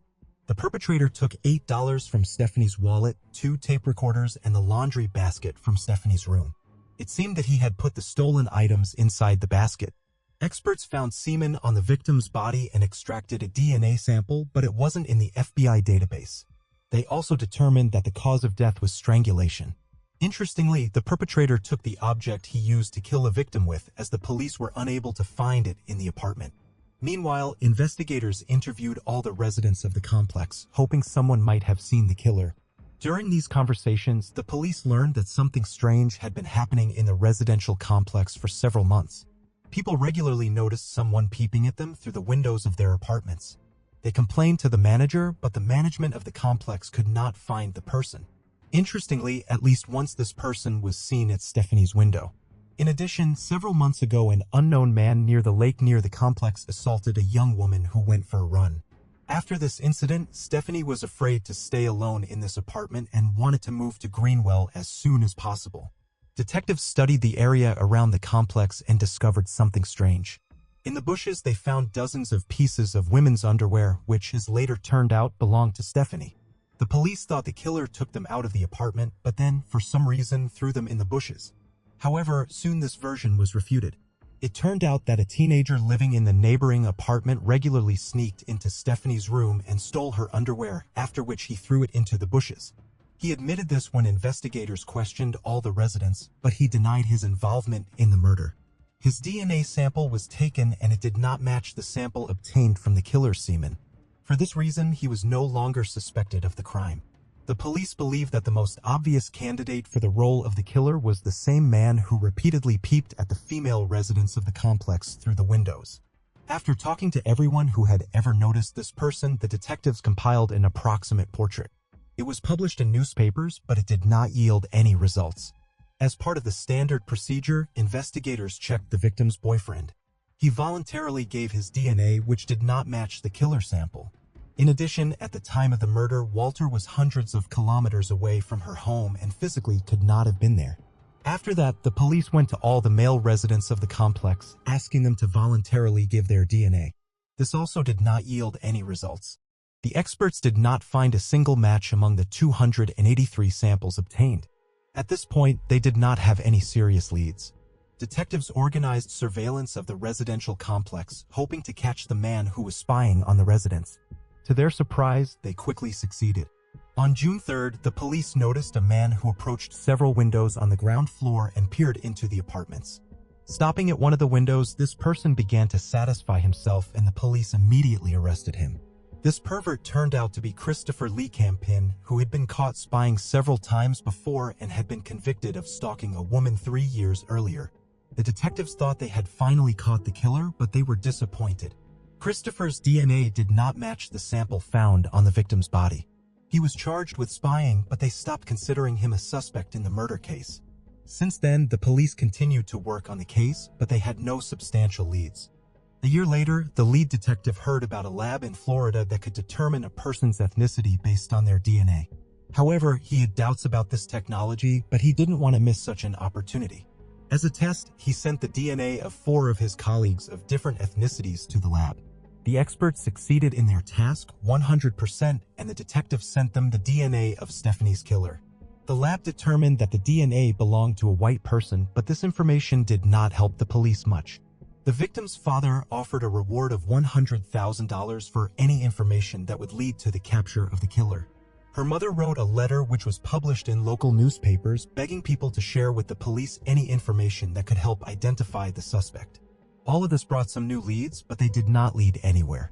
In April 2004, based on the testimony of multiple witnesses, detectives decided to interview all residents of the complex again.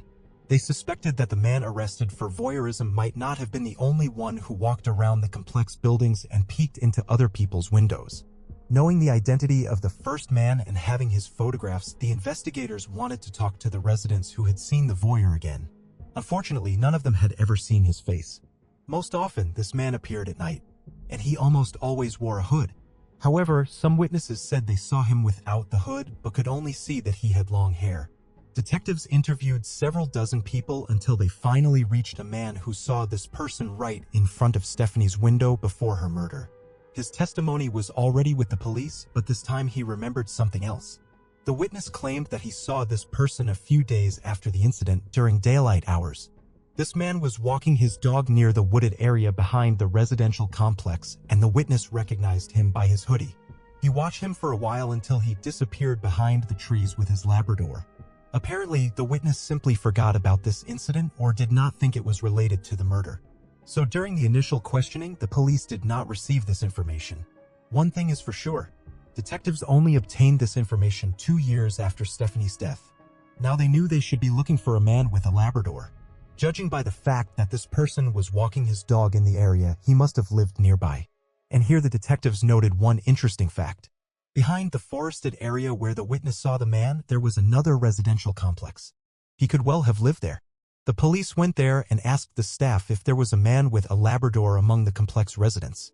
They immediately gave them the name of 35-year-old Drew Planton, as well as added a few interesting details. All the complex employees considered him somewhat strange. He hardly talked to anyone, never looked people in the eye, and was generally very unsociable. The man was very thin with long hair and always wore beige clothes. Many people thought he was trying to attract as little attention as possible. In his case, however, it worked just the opposite. The police decided to find out more about this person and talk to an elderly resident who, according to the staff, kept an eye on everything happening in the complex. And here they were in for a very unexpected turn. When they told her they were investigating the murder of Stephanie Bennett, the woman replied, "Haven't you arrested anyone yet? Everyone knows it was that guy with the big dog." The detectives were, to say the least, shocked. It took them 2 years to get to this person, and the residents of his complex initially suspected this man, but none of them deemed it necessary to share their suspicions with the police, and settled on the other side of town. The investigators decided to talk to him and came to his apartment, but no one responded to their knock on the door. They came there several more times at different times of the day and never received an answer. Either the man was never home or he intentionally did not open the door for them. While they tried to locate Drew, the police questioned his former neighbors at his old place of residence. They managed to find several witnesses who shared troubling facts. A woman living on the floor above had seen Drew in the company of a young boy a few days after Stephanie's murder. They were walking down the street and talking about something. According to the witness, Drew asked the boy to stop contacting the police and not to tell them anything. The investigators immediately concluded that the young man in question was the same teenager who had stolen underwear from the victim's apartment. Several women had reported being genuinely afraid of Drew, having spotted him during the runs or walks in secluded areas. The man would either closely observe them or even follow them. Detectives who had been unable to speak with Drew found his place of work and headed there. He was a chemist at a fertilizer production laboratory, and the investigators managed to catch him at his workplace. He immediately stated that he had not heard of Stephanie Bennett's murder, which was strange considering that he lived just a kilometer away from her complex at the time. The man clearly had no desire to talk to the police and told them he was very busy at the moment. Drew told the investigators that they could come to his home at an appointed time and he would answer all their questions. The detectives met him at his apartment and the man finally opened the door to them. During the conversation, he stated that he had never walked his dog near Stephanie's complex. However, given that the police had many witnesses who had repeatedly seen him in that area, the investigators immediately understood that he was lying. The man also claimed that he did not wear glasses, even though his driver's license indicated that he was required to wear them while driving, and several witnesses had reported that the man who was peeping into the windows of other apartments wore glasses. As expected, Drew refused to voluntarily provide a DNA sample. The detectives then decided to conduct surveillance on him, hoping to obtain a sample in a different way. However, this proved to be a very difficult task since the man did not leave behind any items that could be sent to the laboratory. For example, during lunch breaks, he would leave work, sit in his car, and just stare at one point. The man did not eat anything, so the investigators could not obtain any objects with his DNA. Once they noticed Drew throwing an empty water bottle into a garbage bin. Detectives took it and sent it to the laboratory, but experts were unable to extract a DNA sample from it. According to one version, Drew took someone else's bottle and purposely threw it on the street, knowing that he was being watched. After that, the police decided to obtain his garbage, but here too they were unsuccessful. For several days, they never saw Drew take it out. Interestingly, the man's neighbors also could not remember ever seeing him with a trash bag. Next, investigators asked Drew's boss for help. The woman agreed to help them obtain any item from his workplace that might contain Drew's DNA. She watched him for several days, but was unable to get a hold of any item. Drew rarely ate at work, never threw anything away, and she couldn't find a single hair on his desk, which seemed strange given that the man had fairly long hair. Investigators were already convinced that Drew was intentionally covering up all traces to prevent them from obtaining his DNA. One day, the boss saw him tying his hair back with a rubber band and then bending down to pick up all the hairs that fell in the process. After that, the woman decided to invite him for a lunch break at a cafe to supposedly discuss some work matters. But even there, the man was extremely cautious. He mostly ate with his hands, put all the used napkins in his pocket, and even took the straw and cup with his drink. For dessert, they ordered banana pudding, and Drew finally used a fork, but then wiped it with a damp napkin for 15 minutes, ruling out any possibility of obtaining a DNA sample from the utensil. Despite this, the investigator still took the fork and sent it to the laboratory. The experts were able to find tiny traces of DNA which showed a partial match with the DNA of Stephanie's killer. However, the result was too imprecise as more biological material was needed for a full comparison. In the end, the detectives obtained a warrant to search Drew's workplace. They hoped to find some item containing his DNA. The investigators were afraid that the man might escape if he found out about the search, so they decided to conduct it in the evening. Among the suspect's belongings, they found gloves that he had to wear when working with chemicals. The detectives understood that his DNA might be inside, so they took them and left another pair in their place. They still feared that Drew might try to run, so they kept him under surveillance for several days until the laboratory confirmed. The gloves did, in fact, contain his DNA. On October 18, 2005, police quietly surrounded the laboratory where a man worked and waited for him to come out. Investigators feared that if they tried to arrest him inside the building, he might take one of his colleagues hostage or attack them. Their concerns were not unfounded. When the man emerged from the building, he was immediately apprehended. He was found to have a loaded pistol on him, and apparently knew that the police were just steps away from catching him and had no plans to surrender easily. During a 6-hour interrogation, the man, Drew, remained silent and refused food, water, and hardly moved. Eventually, detectives had to put him in a wheelchair to move him around the area. After obtaining a search warrant for his apartment, investigators found a laundry basket stolen from Stephanie's home.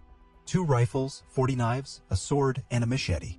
Among his belongings, detectives also found a set of lockpicks and handcuffs. They found a notebook with dozens of women's names and immediately located them to ensure they were safe. One of the women was the same resident of his complex who had complained about Jude during the investigation. She said that he had been watching her on the street and she felt uncomfortable with his gaze. Her concerns were confirmed when police found her underwear and tampons in Drew's home, as well as a copy of her high school graduation tape. It turned out that Drew had broken into her apartment, taken the tape, made a copy, and returned the original. All this time, he kept these items even after moving. In his apartment, they also found a check in the name of a woman who was killed in 1999. Investigators learned that at the time, Drew lived in her city, and moreover, the woman was shot with a fairly rare caliber gun. But exactly such a weapon was found in the man's collection during the search. Thus, Drew became a suspect in this case. But first he had to stand trial for the murder of Stephanie. A month after his arrest, the prosecution officially announced that they would seek the death penalty. The trial was supposed to begin the following year, and Drew spent that time in solitary confinement. But the trial never happened. On January 1, 2006, a man was found dead in the same cell. Despite all precautions taken, he managed to end his life. Investigators had no doubt that Drew had killed Stephanie Bennett. But after a search of his house, the inevitable question arose. How many other victims could this person have had? At the very least, he was highly likely to have been responsible for the woman's murder in 1999. But detectives were practically certain that Drew could have been involved in other crimes.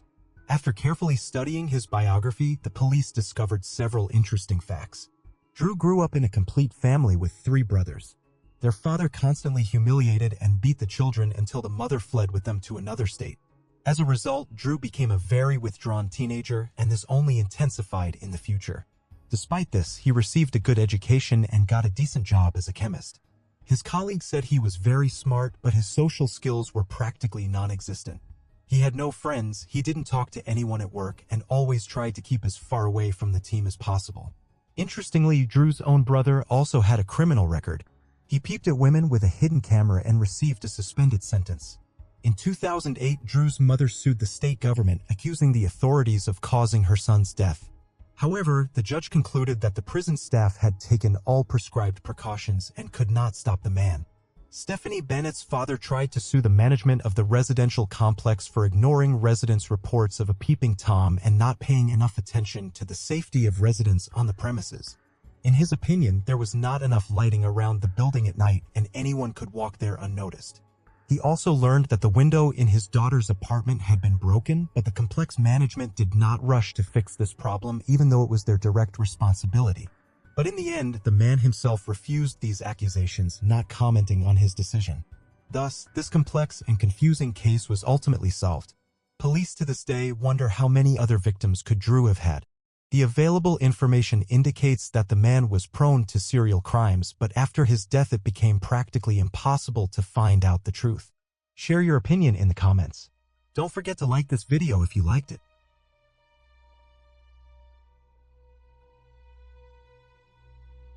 There was a booth in the park with various flyers, among which was a photo of a dead dog named Albert. The owners placed this flyer on the stand to say goodbye to their pet, but the detectives noticed a plastic bag underneath it. When they opened it, they saw a Polaroid photo of Samantha in the background with a newspaper from February 13th and a letter written on a typewriter in which the kidnapper demanded that $30,000 be deposited in her bank account. He promised to kill the young woman if these conditions were not met. The police and the FBI immediately devised a plan that could help them catch this thoughtful criminal.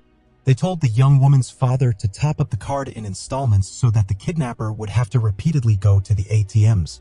He did just that. First, the man deposited $5,000, and a few hours later, that money was withdrawn from one of the Anchorage ATMs. The kidnapper was caught on camera. But even here, the detectives were unsuccessful.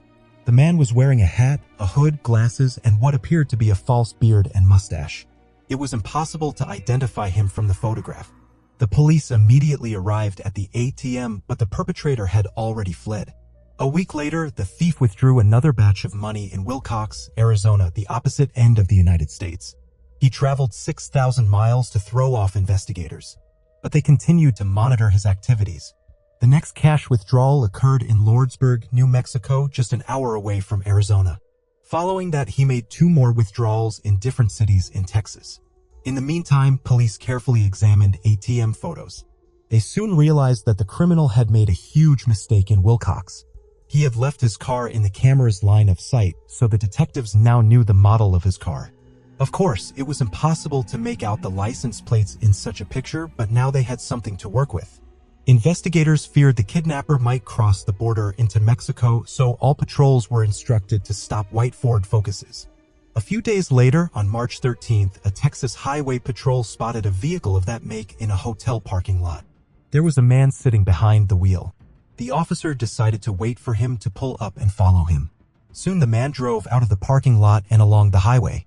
As soon as the driver exceeded the allowable speed limit of 3 miles, the patrolman ordered him to pull over at the curb. This was done to put the suspect's vigilance to sleep. If a dangerous criminal is behind the wheel, he may be armed and ready to fight back to the last man, so the patrolman pretended that the reason for the stop was a minor infraction. The driver of the white Ford turned out to be 34-year-old Israel Keys of Anchorage. The policeman was immediately alerted and decided to search his car, calling for backup in the process. Samantha's cell phone and her boyfriend's bank card were found in the car. They also found a gun, a false mustache, a beard, and dark glasses.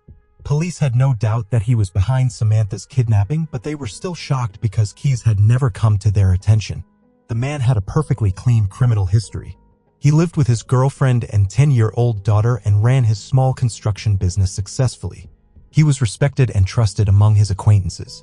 Even some members of the Anchorage prosecutor's office used his repair and construction services, but one question preoccupied everyone. Where was Samantha Koenig? Under questioning, Keys was extremely calm. He joked and laughed a lot. The FBI agents kept up the dialogue in his style, and after a while, he confessed what he had done. He stated that he had been planning to rob this coffee shop for several days. He did not know in advance if he would kidnap the employee. Moreover, he had worked out 2 rules which he himself broke. Never look for victims near his own home and never transport them in his car.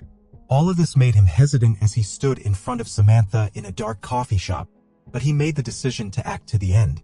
On the night of the kidnapping, he drove her to the shed in the backyard of his house where his daughter and girlfriend were at the time. The perpetrator turned on the radio in case his victim tried to scream and left to get the bank card. When he returned, Israel quietly entered the house, trying not to wake his family, poured himself a glass of wine, and went into the barn. There, he abused Samantha and killed her. But what about this photo they found in the park? It had the February 13th issue of the newspaper from 2 weeks after the kidnapping, and Samantha appeared to be alive. But in fact, she had been dead all along, and there is no manipulation in the photo. Keys fixed her eyelids so that her eyes were open and applied makeup to her face. According to a detective who attended the interrogation, Israel recounted the details of the murder with such ease as if he were listing the foods he'd eaten for breakfast. The perpetrator agreed to tell it all on the condition that the confession portion of the interrogation not be published. He did not want his daughter to hear it all. In doing so, he killed Samantha only a few dozen yards from her bedroom. The detectives already thought Key's story was nearing its end, but that was only the beginning. The morning after the murder, Israel and his family went on a sea cruise from the city of New Orleans. Tickets for it had been purchased in advance, and the perpetrator was well aware that he was committing this murder just hours before departure. Accordingly, he had to leave the body somewhere so that no one would discover it. Keyes did the simple thing and left it in the same barn. It was freezing outside, so the body quickly froze. When Keyes returned home 2 weeks later, he took a picture with a newspaper and used a typewriter to write a ransom letter. He then separated the body into pieces and went to a small lake 40 minutes outside Anchorage. Using a chainsaw, he made holes in the ice where he placed bags of the body parts and additional weights. After all that, the maniac went winter fishing. It took police divers 10 hours to retrieve those bags from the bottom. Detectives also learned that during his trips between ATMs across the states, Keyes used a rental car, the same white Ford Focus. At one point, he had a malfunction and went to one of the dealerships to have the car changed. Surprisingly, that woman played a key role in catching the culprit. The car was caught on ATM camera before the breakdown, and all the police were looking for that particular model. The dealership gave him the same white Focus because they had no other suitable cars at the time. Had the situation been different, he would never have been stopped. In the end, during questioning, Keyes confirmed what the investigators had already guessed. Samantha was not his first victim. The perpetrator had promised to tell them about all the crimes he had committed in exchange for 2 conditions. First, he wanted a guaranteed death sentence and demanded that it be carried out within a year of being pronounced. He asked that everything he said be kept secret from the press. These conditions surprised the detectives, but they saw no reason to refuse, and the maniac began to tell them horror stories. Israel began committing crimes at an early age. He would break into other people's houses, steal, set fires in the woods, and torture animals. His parents were deep believers, but they practiced a very questionable and unpopular branch of Christianity. Because of his parents' constantly shifting religious preferences, they regularly moved around the country. At the age of 20, Keyes joined the army, where he spent 3 years. A few months before that, he had molested a random young woman after spotting her in an Oregon park.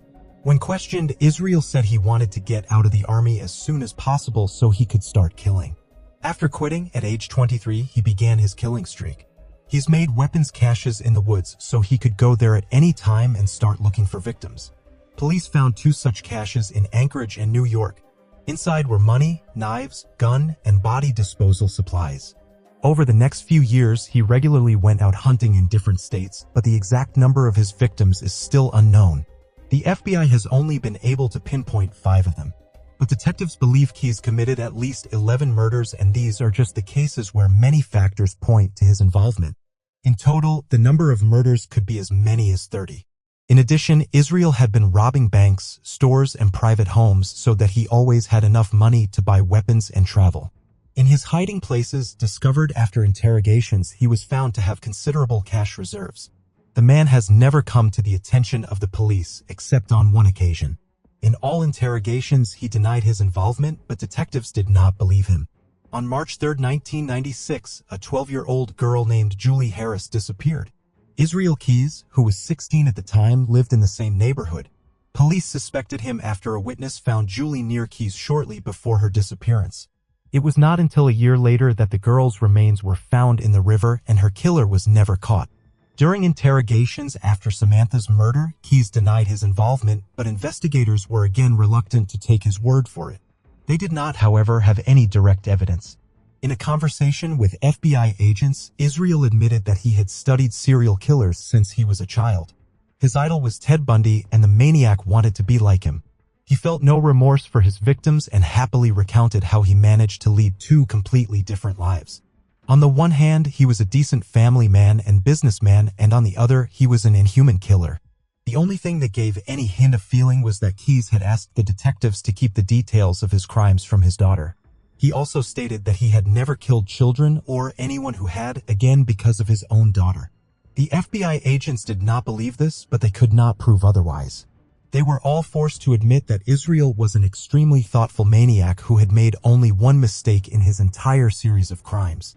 The investigators hoped that he would tell them all of his atrocities himself, but that never happened. 9 months after his arrest, Keyes took his own life in his cell. Even though FBI agents had spent hundreds of hours interrogating him up to that point, much he had withheld from them. 11 drawings depicting skulls were found under the bed in his cell. It is possible that each one symbolized a victim. The picture of these drawings were not published until 2020. Thus, Israel Keyes can be considered one of the most violent and elaborate maniacs. He managed to maintain an impeccable reputation, committing dozens of different crimes, always getting away with it. If he hadn't left his car in camera view, might never have been caught. Investigators had no doubt that if he had, he would have continued to kill. Keyes himself said he saw killing as his purpose in life and planned to continue hunting people until he was caught. Share your opinion in the comments and don't forget to like this video if you like it.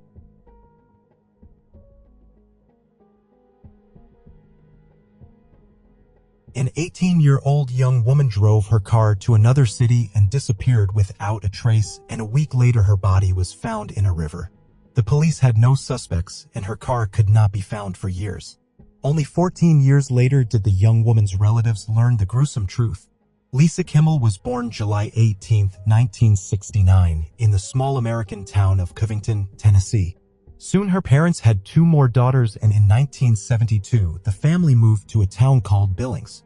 From an early age, the girl was distinguished by her independence and determination. She helped her parents take care of their younger sisters and also worked part-time at a local restaurant. Thanks to this, she earned a new Honda CRX for herself even before she graduated from high school. The young woman also finished her license plate with the inscription, "Little Miss," as she was often called by her parents and sisters, and these plates would play a significant role in the whole story. After graduating from high school in 1987, Lisa decided to continue working at the restaurant despite her parents' objections. They wanted their daughter to go to college, but the young woman planned to pursue a career in her chosen direction. They eventually agreed that Lisa would work for a year and still consider going to college. The young woman worked at a large chain restaurant, Arby's, along with her mother, who was the regional manager there. And soon after graduation, Lisa was offered a management position herself, but already in another city. She was to go to the suburbs of Denver, about 900 kilometers from home, and manage a restaurant there. For the 18-year-old young woman who had just graduated from high school, it was a serious challenge, but Lisa accepted without a shadow of a doubt. In addition, her mother frequently traveled to Denver for work, and they saw each other almost every week. Sometimes the young woman herself drove to her family's house in Billings. The restaurant where Lisa worked was in a town called Aurora. She quickly settled into her new place, rented an apartment, and was generally excited about her new life. She made new friends and a few months later started dating a guy named Ed. He often went to Aurora but lived 800 miles away. On Friday, March 25, 1988, Lisa was getting ready with anticipation for the weekend she had big plans for. She was going to go to Billings and take her boyfriend with her to finally introduce him to her family. He lived in Cody, Wyoming, which was along her route. Lisa planned to pick him up and drive on with him from there. She left Aurora at about 4 p.m. She had about 7 hours to drive to the boyfriend's house. After driving about 400 kilometers, Lisa reached Douglas, Wyoming. Apparently, she was in a big hurry, because at 9 p.m. a police officer stopped her car for speeding. According to his radar readings, Lisa was going about 140 kilometers per hour. He gave her a $120 fine, which state law required her to give to the officer on the spot. Lisa didn't have that amount with her, so the police officer suggested she withdraw the money from the nearest ATM near the road. They got there, but the terminal did not support Lisa's bank card. According to the rules, the police officer had to detain the offender, who was unable to pay the fine. But the man agreed to let Lisa go on the condition that she send the check to the local police department. The young woman got into her car and drove on. It was about a 4-hour drive from Douglas to her boyfriend's house. He never waited for her that night and toward morning and fell asleep. When he woke up at about 7 a.m., Lisa was still gone. In those days, there were no cell phones, so he had no way to contact her. Instead, the guy started calling the police departments of the 2 states. He gave them information about Lisa and her car, wondering if anything had happened. The police accepted the information but would not file a missing persons case. The reason for this was the fact that Lisa was 18 years old and too little time had passed since she disappeared. The guy waited a few more hours and then started calling mutual friends. None of them knew where she was missing. He also called Lisa's boss and then tried to contact her parents, but they were not at home. They came back hours later and their phone was ringing off the hook. Several people tried to contact them at once to see if they had heard from their daughter. At first, the parents thought Lisa had just been delayed and was still on the road. She had traveled this route many times before, and it was hard to imagine that anything could have happened to her, but time passed and she was still gone. By then her parents had called Ed and called him over to their house. The first meeting that Lisa had planned for so long happened without her and under such unsettling circumstances. 2 days passed. The young woman was still unreachable and the police refused to start looking for her. According to the law, it was necessary to wait 72 hours before filing a missing person report. The parents decided not to sit idly by and start searching on their own. Lisa's father hired a light aircraft pilot to fly along the road where the young woman was supposed to be. He hoped this would help locate her car, but the search was unsuccessful. The father also drove part of that route in his car, but he was unable to find any sign of Lisa. The family did not stop there. The young woman's parents contacted a private investigator they knew who had previously worked for the police. Thanks to his connections, he was able to convince the local police department to take an early missing person report. Unfortunately, they could not find any solid leads. The police immediately determined that their patrol officer had stopped Lisa the night she disappeared, but her fate remained unknown. Only one thing was clear. The young woman had disappeared with the car somewhere between Douglas and the town of Cody. The police had searched the area along that route, but there was one significant problem. We are talking about hundreds of miles of fields, woods, and mountains. It took months of work and thousands of people to cover the entire area. For this reason, the search on the ground made little or no progress. 8 days passed. On the morning of April 2nd, a man called the police. He said he was fishing in a river near Casper, Wyoming. At one point, he noticed a human body lying face down in the water. Shortly before, the fisherman had heard on the radio the police were looking for a missing young woman. So he immediately thought it was her. Detectives arrived on the scene, took the body out of the water, and determined that the deceased was indeed Lisa. Medical experts have studied the body and came to a terrible discovery. They determined that the young woman died about 6 days after her disappearance. That is, Lisa died just 2 days before the discovery, and detectives had to figure out where she was all this time. That said, police initially thought the death occurred about 5 hours after she disappeared, which later led to confusion. Had been abused while alive. And on her body, they found several stab wounds and contusions. Apparently, she had been thrown into the water from a bridge while she was unconscious. Police later confirmed this version, finding blood on the bridge. Finally, medical experts extracted biological material from the young woman's body, which turned out to be a sample of male semen and apparently belonged to the killer. It was sent to a lab, but in those years, the tools to study DNA were very scarce. The local lab simply did not have the necessary resources to extract the profile of the perpetrator. Detectives concluded that the killer was most likely a local resident who lived near the river. This was evidenced by the fact that the bridge from which the young woman had been thrown was located in a remote wilderness area.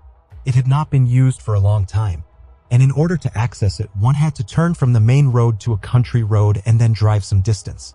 Based on that, the police assumed that only someone who knew the area well could have chosen this bridge for a body dump. Detectives focused on finding Lisa's car. They assumed that the killer had driven it somewhere and there might be additional clues in it, but the car seemed to have fallen under the ground and they could not find it. Investigators actively shared information about the case with the public, hoping that someone had useful information. The case was also widely televised and a lot of people did come forward. But here something strange started to happen. In all, the police received more than 100 calls. People said they had seen a Honda CRX with little misplates, as well as Lisa herself. Only these testimonies came from different states, and even Canada. A few appeals seemed more convincing to the police. 5 different witnesses claimed to have seen the very car with the license plate Little Miss driven by a young woman who closely resembled Lisa. Except this was a few days after her disappearance on March 26th and 27th. It's hard to imagine that the young woman stayed in the Casper area for several days for whatever reason, and didn't see fit to call her relatives. Moreover, she had to go to work on Monday and she would never have missed it. One witness stated that there was a man sitting in the car with Lisa, but the police were unable to confirm this information. Based on all the inquiries, the detectives compiled 7 portraits of the alleged men seen near Lisa, but none of them were of any help to the investigation. The descriptions were too different to isolate any one man. The police questioned the words of all these witnesses. They conceded that the killer might have driven Lisa's car, but there was no logical explanation that she herself could have driven around the area all weekend without calling her parents from any nearby payphone. Apparently, one of the witnesses actually saw the killer drive Lisa's car to hide it is either erroneous or outright false. Police later determined that there were several similar car models registered in that area, and witnesses may well have seen them. During the investigation, detectives identified several suspects, but they all turned out not to have been involved in the case. 6 months later, police had a new tip. Someone pinned an envelope to Lisa's grave with a note. In it, on behalf of a man, it was written that he missed Lisa and called her death his painful loss. The letter was signed by Stringfellow Hawk, a character from a popular television series at the time. At first glance, there didn't seem to be anything suspicious about the note, but all of Lisa's relatives and acquaintances denied having anything to do with the letter. The detectives therefore assumed that it might have been left by the killer. Exactly 1 year after Lisa's disappearance, the case was reported on a popular television program devoted to unsolved crimes. Given that it was watched by millions of viewers across the country, the police received numerous tip-off calls. It took months and extra manpower for local detectives to verify them. Lisa's parents felt that the local police department could not handle the volume of tips and leads that came in after the program aired. For this reason, they wanted the FBI to handle their daughter's murder. But Sheriff Ron Ketchum was very negative about the idea and said he had no intention of giving the case up. In spite of that, a year later, Lisa's parents still got federal investigators involved in the case with the support of higher authorities. They became involved in the investigation and wanted to work with the sheriff, but he would not cooperate or even return their calls. Thanks to the FBI's involvement, the detectives were now able to examine a DNA sample from the victim's body at a federal lab. It was compared to Lisa's boyfriend's sample and they did not match. He had not been considered a suspect before, but the investigators decided to be 100% sure. Next, they decided to check the patrolman who had stopped Lisa shortly before she disappeared. He had a recording of a conversation with the young woman that showed him saying goodbye to her. But detectives conceded that he might have found Lisa and attacked her later. The officer immediately agreed to provide his DNA sample and it did not match the killer's. The next unexpected tip came after a local radio station aired a program about Lisa's murder. The police were contacted by a witness who stated that he had seen the young woman stopped in the road by Sheriff Ron Ketchum on the day she disappeared, and there were some really suspicious moments here. The sheriff himself never said he stopped Lisa that night. He also actively opposed the FBI's involvement in the case, and just like that, exactly 2 years after Lisa's murder, a man quit the force and tried to take his own life. He was able to be recuperated and was undergoing psychological treatment at the time. Investigators came to him with questions, but Ron pleaded not guilty and refused to provide a DNA sample. This all looked suspicious, and the investigators began to seriously consider him as a suspect. But a few months later, when they were ready to apply for a court order for a DNA sample, the man did provide one himself, and it did not match the killer's sample. It's not entirely clear why the sheriff was acting so strangely if he had nothing to do with Lisa's murder. His colleagues pointed out that he had always been a complicated and closed person, who had been through Vietnam, so he was behaving this way even before the young woman's disappearance. At this point, the police ran out of serious leads. In 1992, they published more data on the case in the hope that they would be able to find new witnesses. According to the main version of the investigation, there could have been several perpetrators, most likely one man kidnapped and killed Lisa, but someone helped him get rid of the car. Investigators also believed that the young woman was kidnapped during a traffic stop at a gas station or somewhere else. They ruled out the option of Lisa picking up a hitchhiker because the young woman was very cautious. Shortly before these events, Lisa's car stalled on the road and another driver stopped to help her. The young woman did not get out of the car and only lowered her window slightly to talk to him because she understood the potential risk. The police never managed to get any new leads and the case went cold for another 10 years. It wasn't until July 2002 that a long-awaited breakthrough awaited them. The local police department reopened the investigation, and the first thing they did was put the killer's DNA sample into the FBI database. It didn't yet exist in the late 80s, and it took many years for it to start being used en masse across the country. When they did add a sample from Lisa's body there, investigators immediately got a match. The sample belonged to a 59-year-old man named Dale Wayne Eaton, who was in prison at the time. He had been arrested in 1997 for armed assault on a family.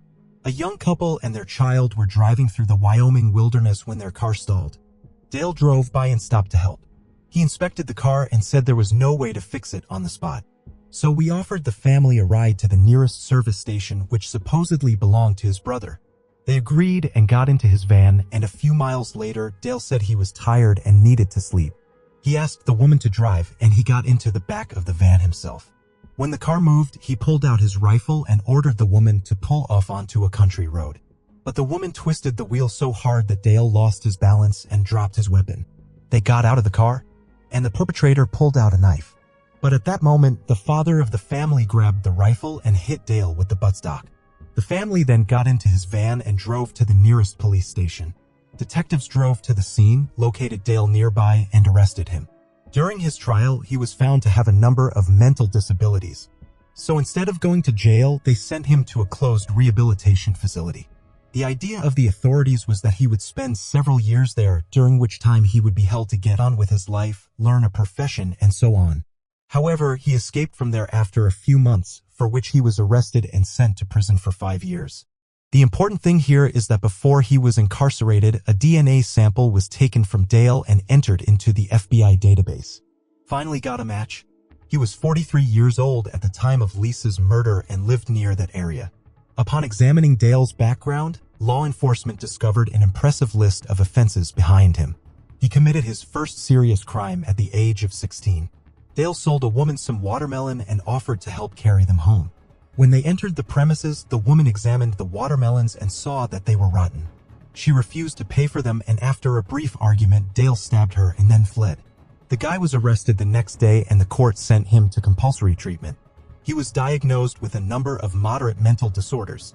After receiving treatment, he kept changing jobs because he couldn't get a foothold in any job. Sometime later, he married and the couple had 3 children. The marriage was not happy. The couple quarreled constantly and divorced after 15 years. In 1996, he moved to a town called Minetta, just an hour away from Casper. There, his in-laws had several unfinished buildings and a bus converted to housing on the property. It was there that Dale settled in. There were no living conditions in that bus, except for a small bed. Once in a while, he would go to a neighbor's house to take a shower. As a result, there was an inveterate repeat offender before the investigation whose DNA was found on Lisa's body. But they wanted more evidence before they could charge him. Officers arrived at the precinct where he lived before his arrest. Several neighbors lived a short distance away, and one of them told the detectives an interesting story. According to him, around the same time Lisa disappeared, Dale dug a huge hole on his property. He said he was going to put in a septic tank, but that never happened. Investigators dug up the lot and found what they had already guessed. Lisa's car with little misplates was there. With all this in hand, the police set about gathering all the data they needed to build a win-win case against Dale, since they had more than enough time. While in prison, the man had killed his cellmate, so it would be a while before he got out. In April 2003, he was finally charged with the murder of Lisa Kimmel. The man refused to plead guilty, so the case went to trial. Because of the usual bureaucracy of the American judicial system, the trial did not begin until a year later.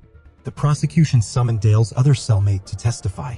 According to him, the man confessed to him about Lisa's murder and told him all the details. The young woman allegedly saw him on the side of the road, stopped, and agreed to give him a ride. At one point, Dale began to molest her, but was rebuffed. Then he pulled out a gun and ordered her to his house, where he held her for several days and then killed her. But no one believed this version. Lisa's parents said she would never stop at night in the middle of nowhere to take a hitchhiker. Either Dale lied to his cellmate or he made up the story himself to reduce his sentence for testifying. So he clearly had a motive to lie. According to the investigation, that's not what happened. Most likely Lisa stopped at a gas station, and that's where Dale attacked her. They even named a specific gas station between Casper and Dale's house. Lisa had to drive past it on her way to Cody. Dale himself often drove there to use the public restroom and sink since he had no water on the property. Most likely he got into her car and used a gun to force her to drive to some remote location, then brought her back to his station and helped her in the bus. A few days later, he decided to get rid of her, stabbed her several times, and dumped her in the water. Experts also compared the handwriting of the note left on Lisa's grave with Dale's. They found a high similarity, but it was hard to call it evidence in court. Regardless, the DNA evidence on the body and the car on Dale's property was enough to convict him. Even the attorneys understood this, and they tried to avoid the death penalty for their client rather than a complete acquittal. They pointed to the mental abnormalities that made him unable to take full responsibility for his actions, but all was in vain. The jury found Dale guilty, and as a result, he was sentenced to death. Lisa's parents then filed a civil suit against him, which was granted by the court. Dale was seized from the land with the buildings on it and gave it all into the possession of the young woman's parents. Those, along with the fire department, burned all these structures to the ground on Lisa's birthday. Since the conviction, Dale's attorneys have filed numerous appeals to overturn the death penalty, which have always been rejected. But in 2010, the court did accept the appeal and set a new hearing. The appeal was accepted on the grounds that in imposing the sentence, the court failed to consider the offender's severe childhood, mental disabilities, and developmental delays. In addition, lawyers latched onto Dale's cellmate's testimony. The jury was not warned that the man had been promised a reduced sentence for this, so his testimony may well have been made up. Despite all this, there's no question of a complete reversal of the sentence. Dale is still in prison and is currently 78 years old, so the death penalty is unlikely to take place. There is one more point worth mentioning in this whole story. There have been several murders and strange disappearances of young women in the area where Dale lived, which have not yet been solved. The police have no evidence on hand, but they admit that Dale could have been the killer. His entire biography indicates that he is clearly prone to serial crimes, so Lisa Kimmel might not have been his only victim. Share your opinion on the story in the comments, and don't forget to like it.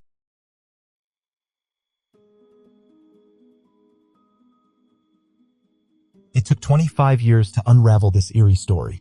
An American university student walked out of a party and disappeared without a trace.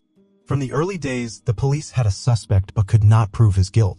It wasn't until decades later that the author of this podcast unearthed the gruesome details of the case, brought it to the attention of millions of people, and forced the police to reopen the investigation. Kristen Smart was born February 20, 1977 in Augsburg, Germany, but moved to the United States with her parents, brother, and sister at an early age. The family settled in Stockton, California. Her parents worked as teachers for the children of U.S. military personnel. After graduating from high school in 1996, Kristen entered California Polytechnic University. In her spare time, she worked as a lifeguard at the recreation center on campus. On May 25, 1996, there was a big birthday party for one of the students at the fraternity house. Kristen had planned to go, but her friends declined the idea, so she went to the fraternity house alone. That party was held in typical American student style. A large group drank alcohol, listened to music, and had a good time. That night, Kristen drank too much alcohol, felt bad, and around 2 a.m. went to her dorm, but she could hardly walk by herself. When two other students, Cheryl Anderson and Tim Davis, spotted her on the street and decided to walk her home, they had both been present at the party. After a while, they were joined by another student who had also attended the party, Paul Flores. He offered to walk Kristen to her dorm since he himself lived the closest. Who had to go in the other direction, said goodbye to them, and left. No one had seen Kristen alive since then. At first, her disappearance was not given much thought. Christine's roommate, Margarita Campos, was the first to become concerned. She was sure her friend would return home after the party, but she never did. Adding to the anxiety was the fact that all of Christine's belongings, including her passport, wallet, and bank card, remained in her room. That meant she couldn't just pick up and go somewhere. Marguerite did not contact campus police until 2 days after the young woman disappeared. Apparently, she had hoped to the last minute that Kristen was okay and would return home. But campus police didn't take her roommate's statement seriously. It was the weekend before, and it was also the U.S. National Day of Remembrance, which commemorates fallen American servicemen. The local police simply assumed that Kristen had gone home, and they were not confused by the fact that she had left all of her important belongings and documents in the dormitory. On a separate note, it was a 7-hour drive from the university campus to Christine's hometown. Too long a distance to suddenly make such a journey without money and documents, especially in the middle of the night. A few days later, the local police decided to go to work, after all, and called the young woman's parents. Had not come home in a long time and had not called her in recent days. That call made the mother worried, and the parents went to the police. But even there, the police were not eager to open an investigation. They said that not much time had passed since Christine's disappearance, and she might well have been out with friends, and it wasn't until the 4th day after she went missing that the search began. But the search yielded no results. The first thing the police interviewed was Paul Flores, who had volunteered to walk Kristen to her dormitory door and was supposed to be the last person to see her. He told detectives that he and Sri Kristen walked to her dormitory, then said goodbye, and she went to her house alone. He then allegedly went straight to bed, but the story quickly became inconsistent. Paul's dorm mates saw him go to the shower around 5 a.m. while he and Kristen parted ways after 2 a.m. In addition, the young man had a black eye and scratches on his knees. When asked by several people, he told 3 different stories about where he got all these injuries. Paul Flores seemed highly suspicious, but there was no direct evidence against him. A month had passed since Christine's disappearance, and police had expanded the search for the young woman to her hometown. Catching the similarity of the story to the plot of the popular TV series Twin Peaks, the news even mentioned certain psychics who had already solved the case. According to their version, the young woman was killed by 2 men on campus and then driven to the cliff and thrown into the water. Of course, these allegations yield nothing to the police. A year after Christine's disappearance, her parents sued Flores, accusing him of complicity in the young woman's disappearance. In 1997, Paul testified under oath, but of all the questions he answered, only one when asked to give his name. On all other occasions, he invoked the Fifth Amendment, which allows a defendant not to testify against himself. Paul's parents then sued Christine's family for moral damages, but both of these lawsuits went nowhere. The police had no evidence to prosecute Paul.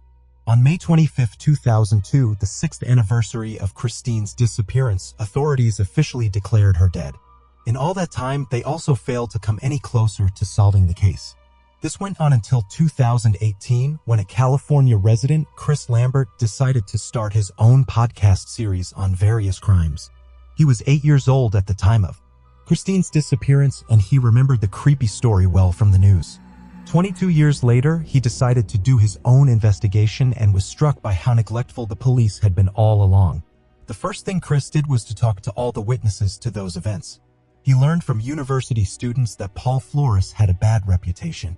The young man had repeatedly molested female students, but it never came to official complaints. Chris further analyzed the actions of the police and came to the conclusion that they had made a number of critical errors. The detectives did not arrive at the home of Paul's father, Ruben Flores, until 2 months after the young woman had disappeared.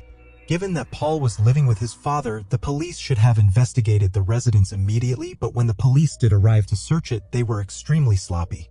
The detectives did not bring a forensic specialist or a police dog trained on the smell of decomposition. Because of this, the search was essentially useless. The detectives also failed to examine the 2 cars of the Flores family, one of which Paul may have used to drive Kristen from the campus to her father's house. Several months after the police visit, one of the cars was sold and the other was allegedly stolen. The police never showed up at Paul's mother's house, and that was where one of the main clues was hiding. Chris Lambert discovered that 4 months after Kristen Smart disappeared, a woman named Mary Lassiter had rented Paul's mother's house. In one of the rooms, she discovered a necklace linked very similar to the one Kristen was wearing. This necklace was also in the pictures posted all over the city. She immediately took the evidence to the police, but they refused to accept it as evidence and then lost it altogether. Chris found out that the backyard of Paul's mother's house had always been concreted, but shortly after the young woman disappeared, a small piece of concrete was cut out. A flower bed had been planted in that spot. Mary Lassiter told Lambert a very eerie story. Every day since moving in, Mary had heard sounds coming from that very flower bed. Every day at the same time at 4:20 in the morning and at 4:20 in the afternoon. She would hear the sound very much like a wristwatch alarm. Soon the sound stopped. Most likely the watch's battery died. With this story, Chris went to Christine's mother. Miss Smart told him that her daughter did set the alarm for 4:20 in the morning since she had to be at work at the recreation center at 5.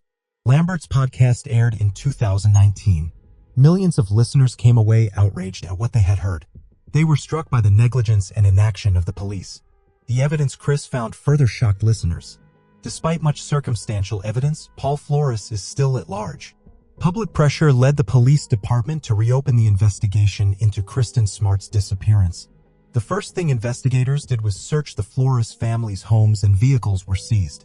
Forensic investigators finally dug up that ill-fated flower bed, but no body was found there. Despite the fact that there was no body, the experts managed to establish that there were traces of decomposition of the human body in the ground. On April 13, 2021, Paul Flores and his father were arrested. Paul was charged with Christine's murder and his father was charged as an accomplice. According to the investigation, Paul began molesting the young woman after Tim Davis and Cheryl Anderson left, but was rebuffed. This could explain the injuries on Flores' body. After the fight, Paul could have killed Kristen and then taken her body to his house. Seeing what his son had done, Flores' father decided to help him hide the corpse. Together, they took the young woman to her mother's house and buried her in the backyard, which was later replaced with a flower bed. Sometime later, apparently afraid of police harassment, the suspects dug up the grave and took the remains to an unknown destination. Paul Flores was found guilty of first-degree murder by a Monterey County jury and faces 25 years to life in prison. His father, Ruben Flores, was charged as an accessory to the crime. He faces up to 3 years in prison. Christine's parents issued a proclamation thanking Chris Lambert and all concerned people for their family's grief that even after many years of their daughter's disappearance, this case is finally solved. One thing they wonder is, didn't Flores' mother have any idea her son's crime had been committed? The flower bed that was unexpectedly planted in the backyard didn't raise any suspicions in her mind? Or maybe she had known all along what had happened that night, but out of love for her son, she had chosen to keep quiet. Of course, some questions would remain unanswered, but that didn't matter now. Perhaps one day the young woman's remains will be found and Kristen Smart will find peace. Share your opinion on the case in the comments. Also, if you liked the video, you can support it with a like.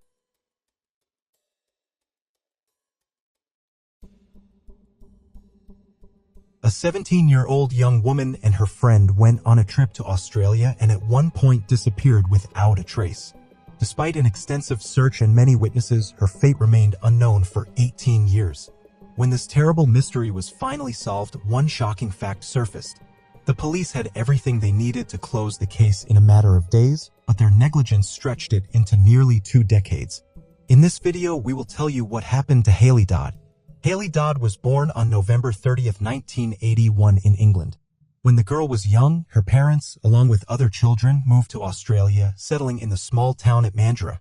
The young woman was an excellent student, played sports, and planned to go to study to be a veterinarian or a school teacher. But before finally deciding on a choice of future profession, she wanted to travel around Australia. Graduating high school in 1999, at the age of 17, she set off on a trip to Western Australia with her best friend, Lisa. Their plan wasn't just to drive through local towns and attractions, but to spend a few months away from home. The young women were going to look for temporary jobs along the way to cover their living, food, and travel expenses. They planned a hitchhike between didn't sound like such a dangerous idea. At the time, there had been a number of murders of young women hitchhiking in the country, but compared to the overall number of people hitchhiking safely, these crimes did not cause any mass fear. However, Haley feared that her parents would not allow her to travel that way even in the company of a friend. For this reason, she assured them that she planned to travel by bus. At the end of July, she and Lisa traveled to a town called Dungera. There they were going to work as day laborers on a local farm. They were staying at a camping site where they could get a place to sleep for a small fee. Such places are in high demand in Australia, mainly because of their cheapness.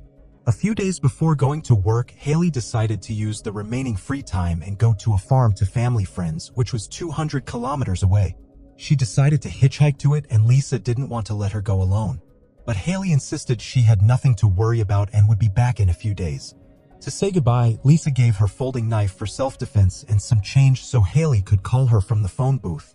After saying goodbye, she hit the road at about 8 a.m. Family friends at the farm awaited her arrival, but Haley never showed up. Worried, they called her mother and informed her.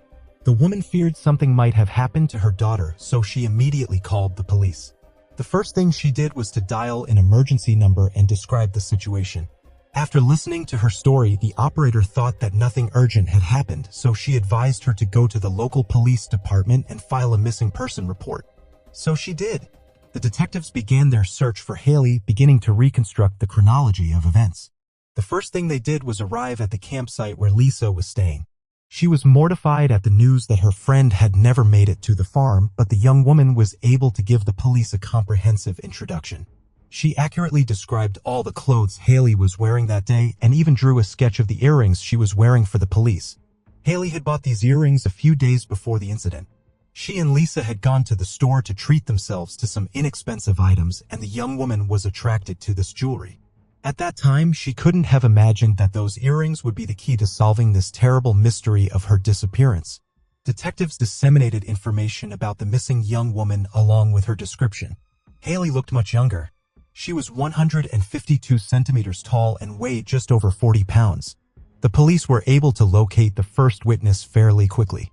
It turned out to be the truck driver who had given her a ride that day. According to the man's story, she had knocked on his cab window at a gas station and asked for a ride to Mora, a town near where there was a farm. The trucker was on his way to another town, but he agreed to give her a ride most of the way. The man dropped her off at a turnoff about 50 kilometers from Mora, near the town of Bajandra, where she was to turn off the main road and onto a country road.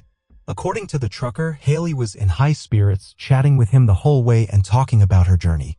After she said she was almost out of money, he gave her $15 so the young woman could buy something to eat. The man also left her his number in case she hitchhiked back. He made trips down that road almost every day and could have let her down again. Later, detectives received several more calls from people who had seen Haley in that area. Based on their statements, police concluded that the young woman had been on foot along the northwest road towards Mura. Apparently, she could not find any driver at the gas station to give her a ride. For this reason, she decided to walk along the road and try to hitch a ride. Based on the testimony of the next witness, he gave Haley a ride to the turnoff on Gundur Do Road, after which she headed further in her direction on foot. The next witness was a woman driving along the road. She spotted Haley just as the young woman was getting out of her car and moving on foot towards Mora. In all, the police were contacted by more than 10 witnesses. After putting their statements together, detectives concluded that the young woman was last seen at about 12 noon on the Northwest Road, about 50 kilometers from Mora. There was another witness, though. He had not seen Haley, but still shared a disturbing observation with police. The man pulled over on the side of the Northwest Road because his engine was overheating. At one point, he heard a dog barking, followed by a piercing female scream. He couldn't see the source of the sound as it might have been far enough away. The road passed through an empty flat area where there was virtually no extraneous noise. With all this information at hand, the police's prognosis was disappointing from the start. Lead Detective Eddie Rode decided that they should look for the body and not consider the possibility that Haley might be alive. But management forbade him to investigate in such a manner, leaving it to the status of the search for the missing person. It's worth clarifying here that a murder investigation would have given the police more options than a missing person investigation, but the police had no leads that could help them get on the young woman's trail, so they quickly set about looking for potential kidnappers. In a short time, they were able to identify who lived in the area, but eventually the police focused on 3 men. One worked as a teacher at a local school, another was a part-time gardener there, and the third lived not far from where Haley disappeared. When questioned, each of them pleaded not guilty and provided alibis. The police could not conclude with certainty of their innocence, but they could not find any evidence to the contrary. But soon the situation changed dramatically. The investigators were approached by a neighbor of one of the suspects, a 43-year-old school gardener named Francis Wark. He told them that the day Haley disappeared, Francis borrowed his car to go shopping in Mora. When the man returned home around 1 p.m., a neighbor noticed damage inside the car. The turn signal knob was broken, and the dashboard also showed signs of impact. The neighbor didn't even have time to ask what happened to the car. Francis came home, done with the shopping bags in the kitchen, got on his motorcycle and drove off. This story seemed strange to the police, and they decided to re-interview Francis. The man said that at the time of Haley's disappearance, he was many kilometers away from the alleged place of her abduction. According to his story, after returning home, he immediately went to a party in the city of Perth on his motorcycle. But he was not supposed to get there that day.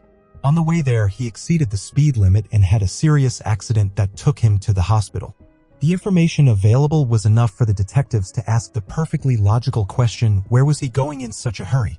His own testimony seemed very strange, and investigators decided to apply for a search warrant of his home. The officers searched his residence, but they were unable to find any potential evidence. They also searched the car and removed the seat covers so that experts could examine them in the lab. Unfortunately, none of this yielded any results, and Francis was left alone. Almost immediately after that, he moved to the other side of the country, to Queensland, and the detectives were left empty-handed and the case went into a long drawer. They tried to find new witnesses and evidence to move the investigation forward, but to no avail. This went on for 8 whole years until Francis came back on the police radar in 2007. At the time, he was living in a remote outback in a small settlement. One morning, an elderly couple who lived next door to him were sitting on the porch of their house. Was running in their direction and her head was covered with blood. She asked for help and the residents of the house called the police. The victim said that she had tried to catch a ride the night before. A man stopped in front of her and offered her a ride. At one point, he told her he needed to go to a place to get gas and fill up his car. They drove up to a house in the middle of nowhere and he called the woman inside and offered her some tea. Unfortunately for her, she said yes. Almost immediately thereafter, he attacked her and after a brief struggle, tied her up. For the next few hours, the victim was subject to indescribable torture and violence. Her assailant also tore off one of her earrings and took it for himself. As you may have guessed, this man was Francis. By morning, the woman realized that she could get the rope off her hands, then free her legs and run. She loosened the rope, waited for the right moment for Francis to move as far away as possible, and rushed to the back door of the house.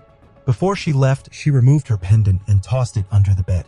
The woman feared that the police might not find any corroboration of her story, so she decided to leave some personal item in his house, and it really worked. The police searched Francis's house, found the very same pendant, and arrested the man. At the trial, he quickly realized that he could not get away with it and decided to confess to what he had done. He was sentenced to 12 years in prison. The police in Western Australia, who handled the Haley Dodd case, were notified of Francis' arrest, but they did not appear to be at all interested. No action was taken by the detectives to revive the 8-year-old case, which was so closely a Francis crime. Only through the insistence of Haley's mother did the detectives agree to reopen the case, but they quickly concluded that there was still no evidence against Francis, which meant there was nothing they could do about it. All these years, Haley's family tried to get the police to investigate thoroughly, but they assured them that they had done everything in their power, desperate to wait for help from law enforcement. The relatives spent tens of thousands of dollars on private investigators, but all to no avail. The case did not take a new turn until 6 long years later in 2013, when an extremely outrageous fact came to light. It turned out that the police had simply forgotten about the evidence that ended up being the key to the case. The medical examiner, Tracy Horn, filed a request to reopen the investigation. The reason was that the very same car seat covers seized from Francis' neighbor's car in 1999 were found in evidence storage. Suddenly, it turned out that for 14 years they had never been tested for blood, DNA, and other evidence.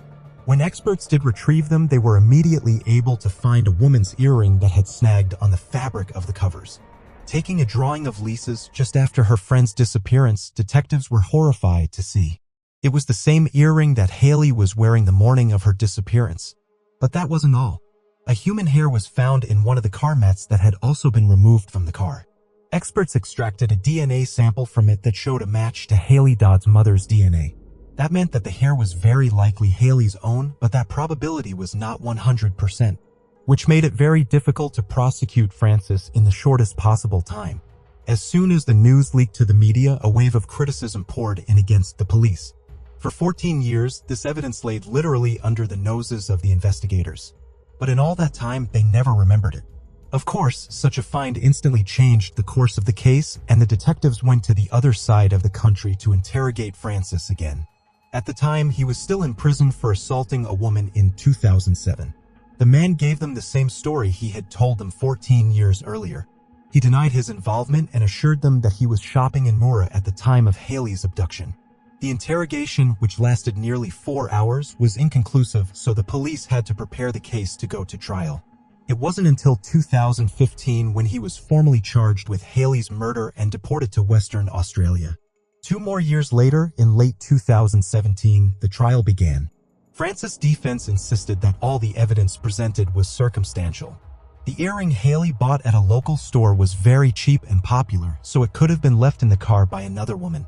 The hair found in the car showed an almost 100% match to Haley's DNA, but not an absolute exact match. Although a mistake here would have been highly unlikely, that was enough for the lawyers. But all these arguments seemed unconvincing to the judge. Perhaps Francis would still have had a chance to get away with it if not for his crime in 2007. But then he didn't just kidnap a woman who was hitchhiking, he also took her earring. The prosecution believed that the man was collecting the victim's earrings as trophies. which only increased the suspicion against him in the end. As a result, the judge found him guilty of kidnapping and murdering Haley Dodd, sentencing him to 21 years in prison. All of this took place while his previous sentence was still pending. Francis was 62 years old at the time of his sentencing, but the story did not end there. The court believed Francis kidnapped and killed Haley, then hid her body, but it was never found. And the man himself refused to plead guilty. Haley's mother repeatedly asked the killer to tell her where he hid the body, but to no avail.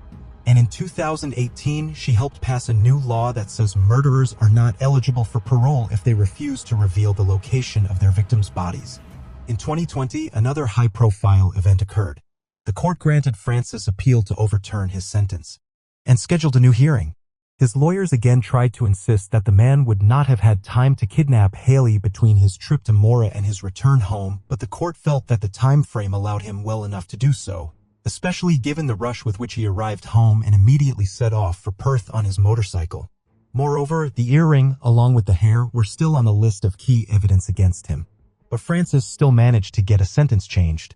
The court found him guilty of involuntary manslaughter, reducing his sentence from 21 years to 18 years. But thanks to a law passed in 2018, he would not be able to go free even after that time if he refused to identify the location of the body.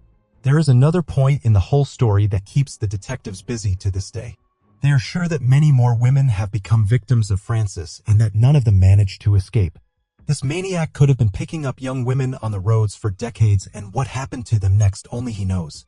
One of the most likely similar cases is the disappearance of a woman in late 2005. She hitchhiked to another city and was never seen again. The detective handling the case is certain that Francis kidnapped her, because he knew the victim personally, but there is no evidence at this time. Perhaps the police will find it again in their warehouse a few years later, but it won't make a difference to the perpetrator.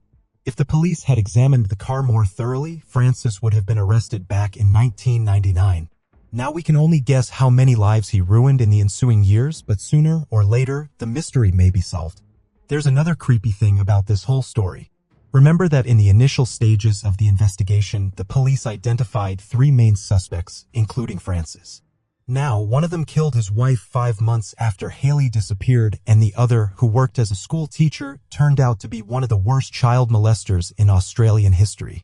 Too bad the police had no way to stop them at the time. If you like this video, don't forget to support the channel with a like and share your opinion in the comments.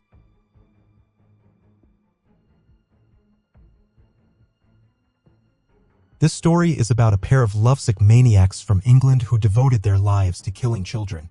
Working as a team, the lovers would lure them into a deserted place and then subject them to hellish torments.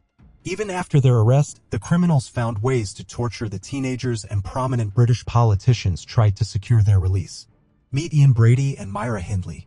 Ian Brady was born on January 2, 1938, in Glasgow, Scotland. His mother, Margaret Stewart, worked as a waitress, and who his father was is not known. According to his mother herself, he was a local journalist and died 3 months before her son was born. Realizing that she herself simply cannot cope with the upbringing of a child, Margaret gave 3-month-old Ian to the Sloane family. They had 4 children of their own, but they accepted the boy. Ian took their last name, but continued to see his mother regularly. At the age of 9, he and his family moved to the town of Pollock, where he enrolled in the local school. From an early age, his acquaintances noticed Ian's cruelty to animals. They later described the terrible things the child did. At school, his behavior only worsened. He twice broke into other people's homes, for which he ended up in the hands of the police. Alas, no serious punishment was incurred by this future maniac due to his age. In addition, Ian constantly bullied the younger children. At age 15, he left school and got a job at the shipyard. But after less than a year, the young man changed his occupation and became a messenger butcher. At the age of 16, he was again put on trial. His girlfriend, Elevon Grant, went to a dance with another boy for which Ian threatened her with a knife. The judge placed him on probation on one condition.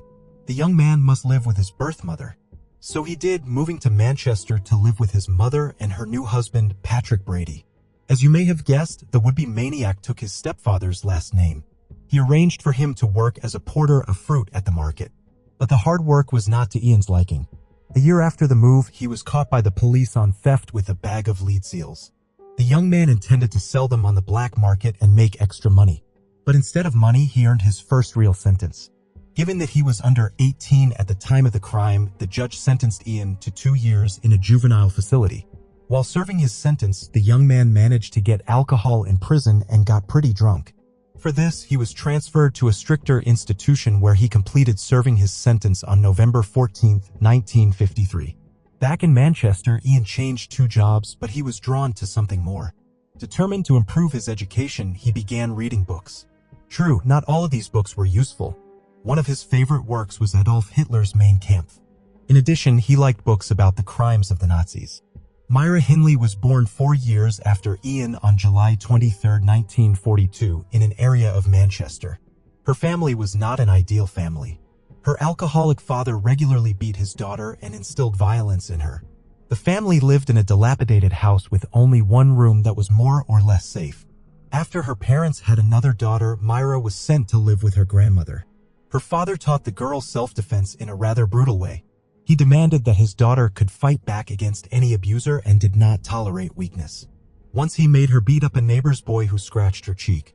Later, the maniac called this incident her first victory. Another shock in the girl's youth was the death of her close friend, 13-year-old Michael Higgins. One day he invited her to go for a swim in the local abandoned reservoir, but she refused. As a result, the boy drowned and Myra felt guilty. After that incident, the girl gradually began to delve into religion. She joined the parish of the local church and became godmother to Higgins' nephew. At 16, the girl took a job as a clerk in a small firm. Her duties were basic: brewing coffee, fetching something, printing out documents. Despite this, she won the love of the team from the very first days. After receiving her first paycheck, Myra spent it in a week, leaving her without a livelihood. Then her co-workers chipped in and gave her the same amount from their pockets. Around the same time, the girl planned to get engaged to her boyfriend, Ronnie Sinclair, but later changed her mind. At 17, she changed jobs, but she did not show the same enthusiasm for the new place. 6 months later, she was fired for constant absenteeism. At the same time, Myra went to the judo section where even the guys didn't dare to fight with her. Once she got a taste for it, she could not stop in time and caused serious injury to her opponents. At the same time, Myra dyed her hair pink. The future maniacs met at Millward, where both got jobs. Myra was 19 years old at the time, Ian was 23.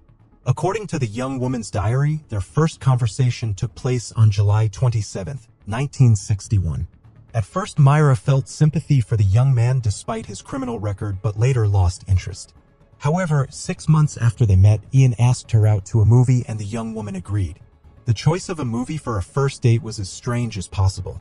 A documentary about the Nuremberg trials, and they agreed on that.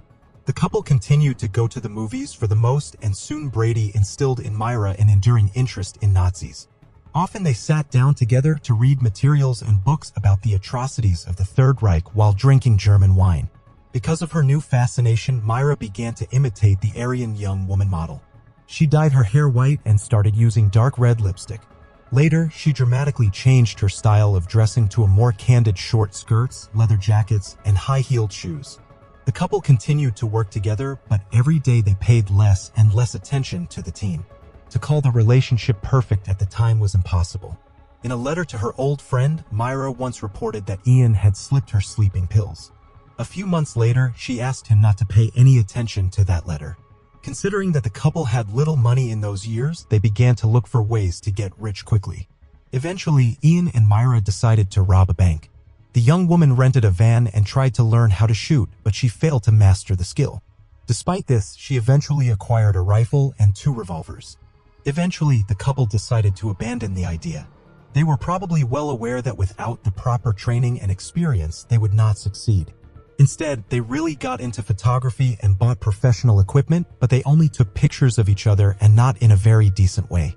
2 years after meeting in June 1963, Ian came to Myra and her grandmother.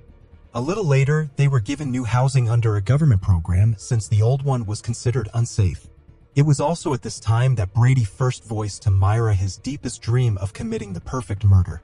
He was inspired by the book Coercion by Meyerlevin, in which 2 teenagers planned to kill a 12-year-old boy and avoid the death penalty. The young woman was not deterred by this revelation and agreed to help her lover.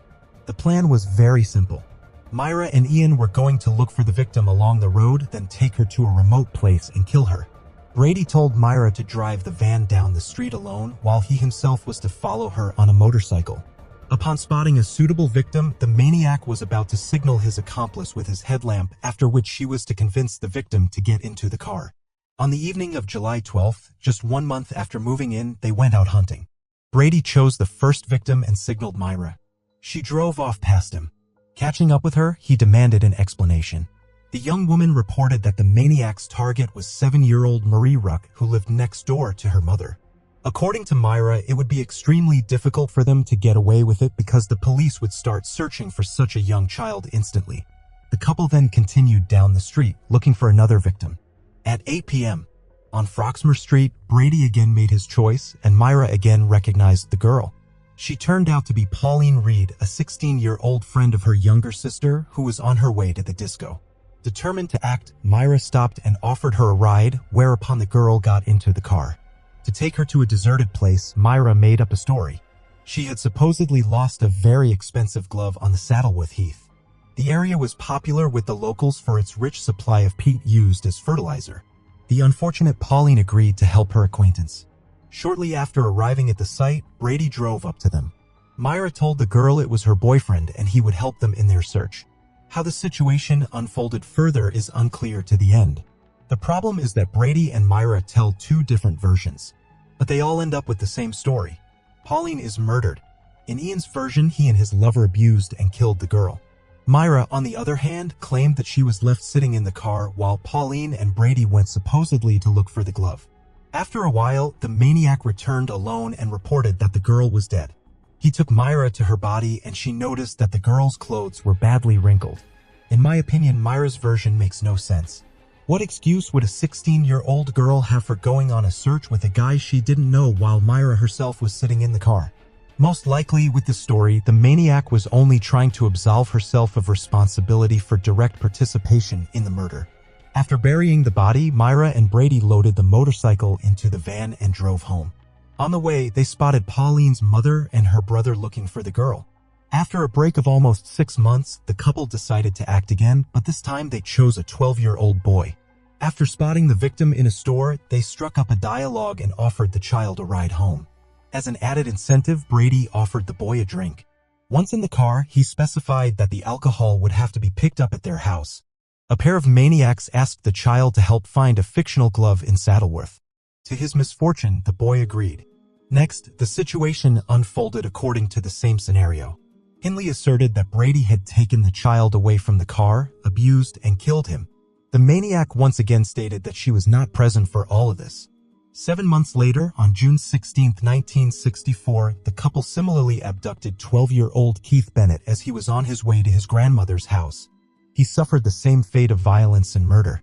The police, who at the time were unaware of the existence of serial killers, first arrested the boy's stepfather but found no evidence against him. The next murder was also committed 6 months later on December 26, 1964. It is not quite clear whether they were able to sustain this cycle unintentionally or whether the pause was necessary to lull the police into a state of alertness. You would agree that if children started disappearing one after another in a relatively small town, law enforcement would throw all their energy into catching the maniac. But back to December 26th of that year, few days remained before the New Year and Christmas. And Ian and Myra decided to give their town another unpleasant gift. This time, the scenario has changed dramatically. They looked for their new victim on the playground. She was 10-year-old Leslie and Downey. Scattering bags and purchases near the car, the maniacs asked the girl to help with the collection. After they also asked her to help them bring the bags home, the girl agreed and was attacked as soon as she crossed the threshold.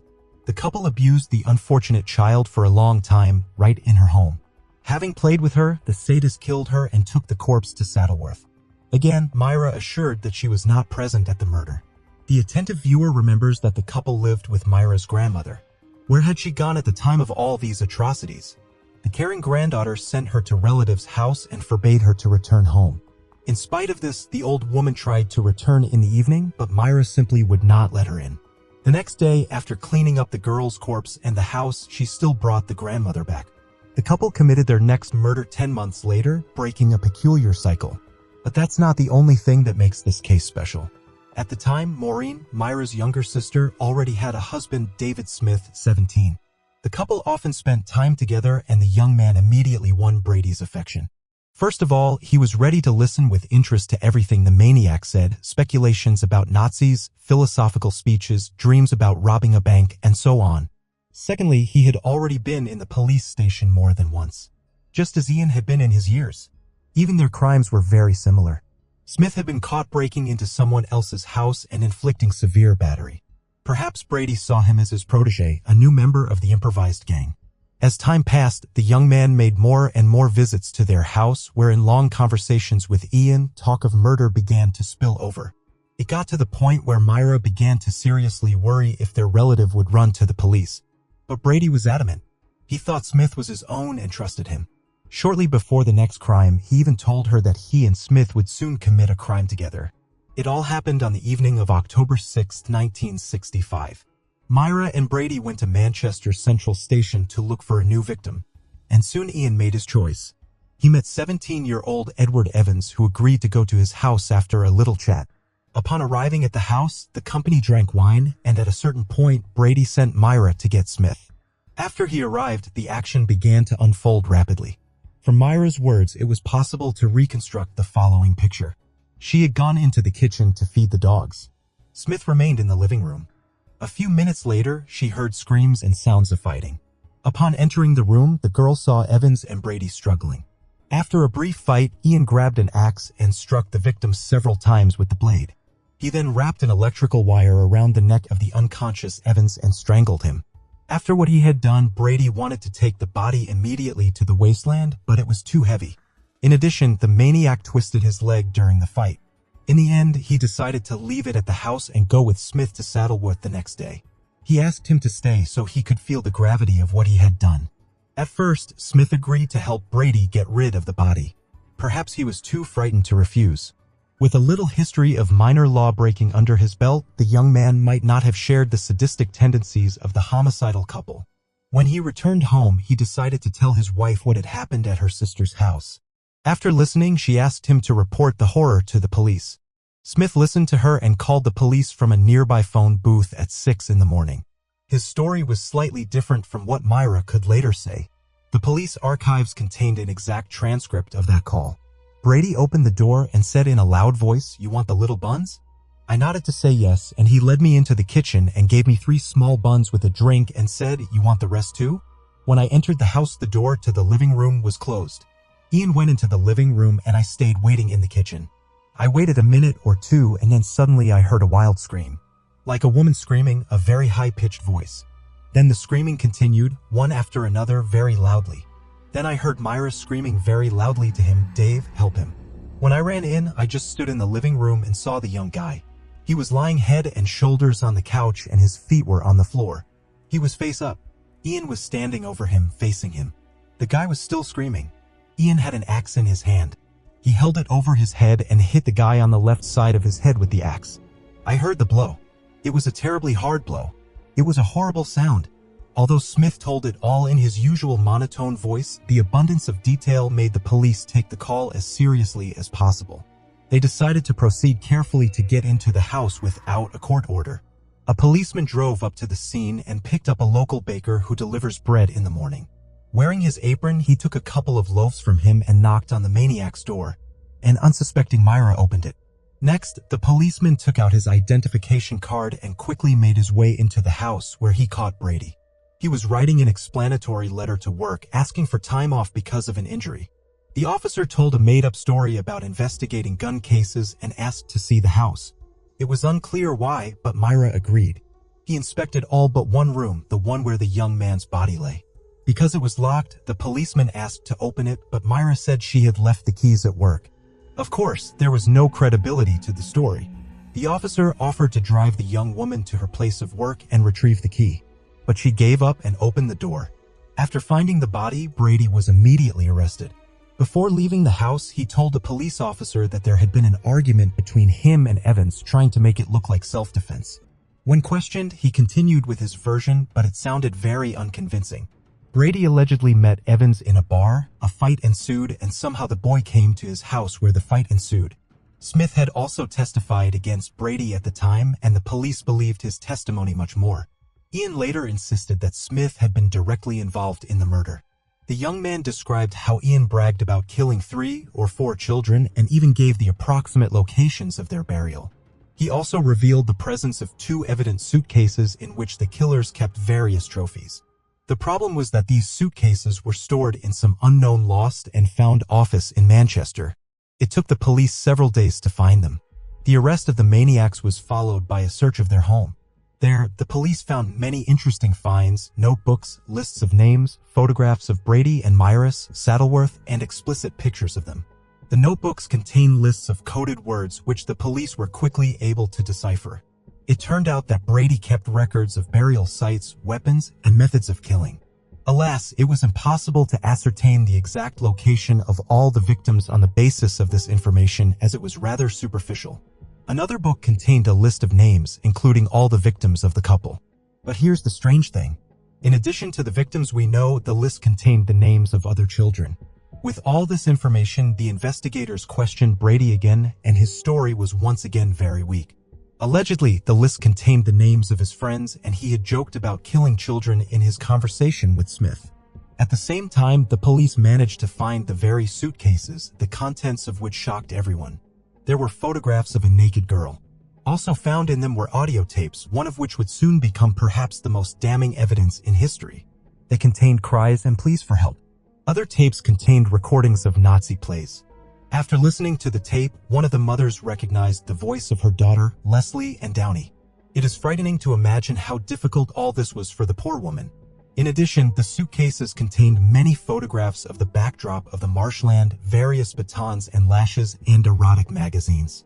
All of this, including a recording of the girl screaming and a photograph of her, would have been enough to press charges. But the police had yet to read Saddleworth. They faced the daunting task of identifying the victims' burial sites from the many photos. They were also assisted in this by a 12-year-old neighbor, Myra, who had once gone with them to the swamp to pick peat. It is not known why, but the maniacs left the girl alive. Perhaps Myra and Brady's guilt in such a case would have been obvious. 150 officers were involved in the search for bodies in the swamps. Initially, they focused on the area near Route A628, but later, based on witness statements, they moved to Route A635. That's where their first find awaited them. On October 10th, police noticed a hand sticking out of the ground. Because of the degree of decomposition of the body, the identity of the child could not be confirmed until after the examination. She turned out to be Leslie and Downey. 11 days later, police discovered the body of John Kilbride. At the same time, Brady and Myra were charged with Leslie's murder, extending their custody. Despite this baggage of evidence, Ian continued to try to feed the police flimsy tales in an effort to avoid punishment. When asked about the origin of the nude photographs of the little girl taken at the Hindley house, he did not deny that he had taken them. However, he insisted that the girl had been brought to their home by 2 men and then taken away to an unknown destination. Because of the onset of winter, the police temporarily halted their search of the swamps, but a virtually win-win case had already formed against Myra and Brady. On April 19, 1966, one of the most high-profile trials in British history began. Both lovers were charged with the murder of Edward Evans, Leslie Downey, and John Kilbride. The turning point was the very recording of little Leslie's last words. The case hurt her from the first to the last second. The reporters in attendance called the tape the most damning evidence ever put on the judge's desk. The trial lasted more than 2 weeks, and on May 6th, the court found the maniacs guilty, sentencing them to life in different prisons. That was the last day they saw each other. The couple kept up an active correspondence, but over the years, their fervor waned, and their letters came less and less frequently. The trial was remembered for another interesting moment. David Smith, who became the main witness, signed a contract with a local newspaper under which he undertook to give an exclusive interview in case Myra and Brady were convicted. The paper paid him £1,000 for this, which was quite a substantial sum at the time. Smith and his wife spent the money on a holiday in a 5-star French hotel, which angered the judge. He found such a transaction inappropriate, but there was nothing he could do about it within the law. Since then, the story of Myra and Brady split into 2 lines, but it was not over. In 1974, Ian managed to change several prisons until he finally stayed at Wormwood Scrubs. Here began the most interesting part. The maniac managed to abuse children while in prison. How is that possible? Shortly after his transfer to Wormwood Scrubs, Brady, who had been placed in solitary confinement, went on a hunger strike. He was unhappy with the ban on socializing with other inmates. Prison officials have decided that the child killer is going to afterlife rather quickly. As a result of his dramatic weight loss, the maniac was transferred to the hospital wing where his life took on new colors. He was allowed to watch television and do house cleaning work. At the same time, juvenile delinquents with mental disabilities were admitted to the hospital wing of the prison. In 1981, one of these teenagers said that Brady had forced him into intimate contact. Later, similar statements by the victims surfaced repeatedly. Taking advantage of access to secluded corners of the prison as a janitor, Ian led his victims there. When prison officials learned of this, he was banned from cleaning, but no further charges were filed. More interestingly, he was left in the hospital wing next to the same teenagers. It would seem how such a thing is possible, but there was nothing the chief medical officer of the prison could do about it. British law mandates that prisoners be assisted, and Brady used this skillfully. He threatened to resume his hunger strike every time he talked about being transferred back to a cell. In 1982, a harsh decision was made to transfer the maniac to another prison with stricter conditions. However, 3 years later, in 1985, Brady was declared insane. Thanks to this, another transfer awaited him to Ashworth Psychiatric Hospital. Many of you may have wondered how such a violent sadist managed not only to establish a comfortable life in prison, but also to do his dirty work with teenagers. The answer might surprise you. He was helped by the Earl of Longford, Frank Pakenham, one of the leading politicians of the time, to get favors and privileges. Brady approached him while in prison, and soon the Earl actually sided with him. Of course, there was no talk of helping to get the charges dropped, but Ian didn't count on that. Pakenham helped him stay in hospital by appealing to Britain's Home Security himself.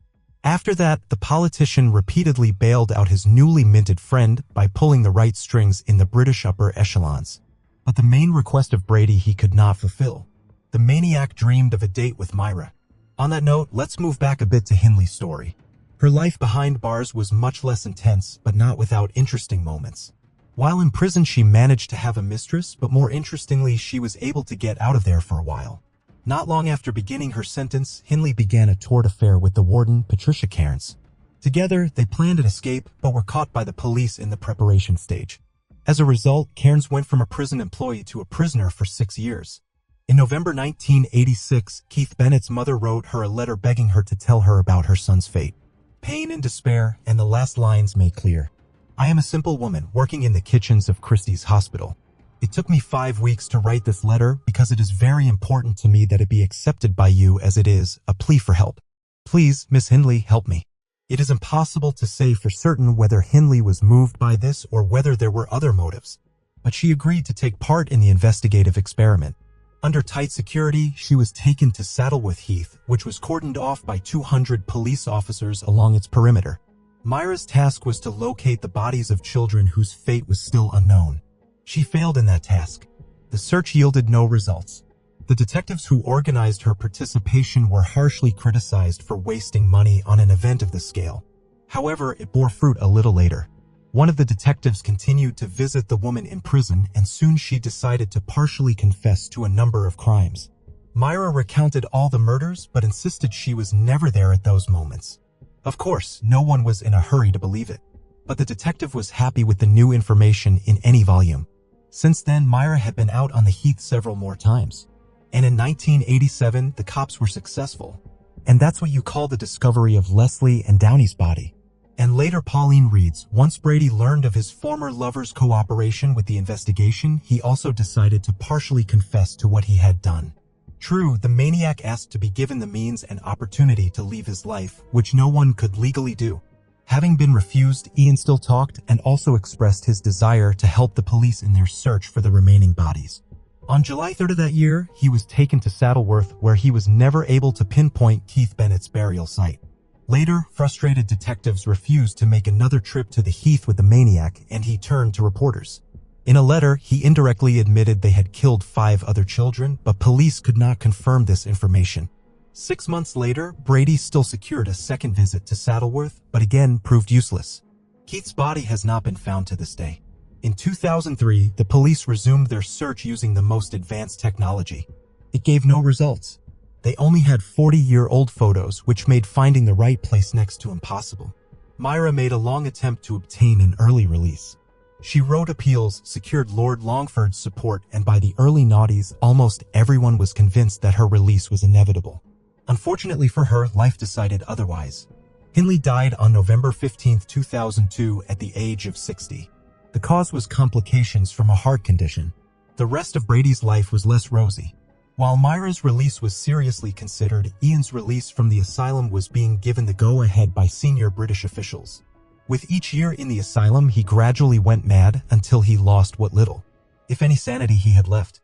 In spite of this, he managed to live long enough until he was 79 years old. In 2017, the maniac died of cancer, and the urn with his ashes was buried at the bottom of the sea. Brady's death made few people sad. His namesake, Police Federation branch chairman Ian Hansen, noted that such monsters deserve no sympathy. That was the end of the story of the child-murdering lovers. But in Britain, their names will long be remembered. Ian and Myra are a prime example of inhumanity. Eileen Cotter was born in 1952, 3 years after her parents moved from Ireland to England. Her father, Patrick Cotter, was a laborer. In 1967, 15-year-old Eileen found the body of her mother, who sadly took her own life. Eileen left school at 16 and worked at a holiday camp in Berry Island in Wales. Later on, she found work at a care home in Ireland. Just after 2 p.m. on June 1, 1974, a resident at a block of apartments in Hamilton Park, Highbury, North London, saw what she thought was a bundle of rags in the courtyard next to a block of garages. Another resident realized it was a body and asked her father to call the police. When police arrived at the scene, they documented that the female body was lifeless. The body was identified as Eileen Cotter's. She was 22 years old at the time. Eileen was found strangled with her one eye black and bruises on her face and neck. She was lying face down with her lower body exposed and her underwear and tights pulled down. Her handbag, glasses, and shoes were missing.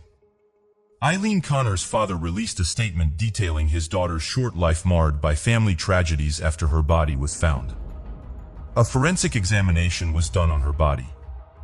A pathologist found that the cause was manual strangulation.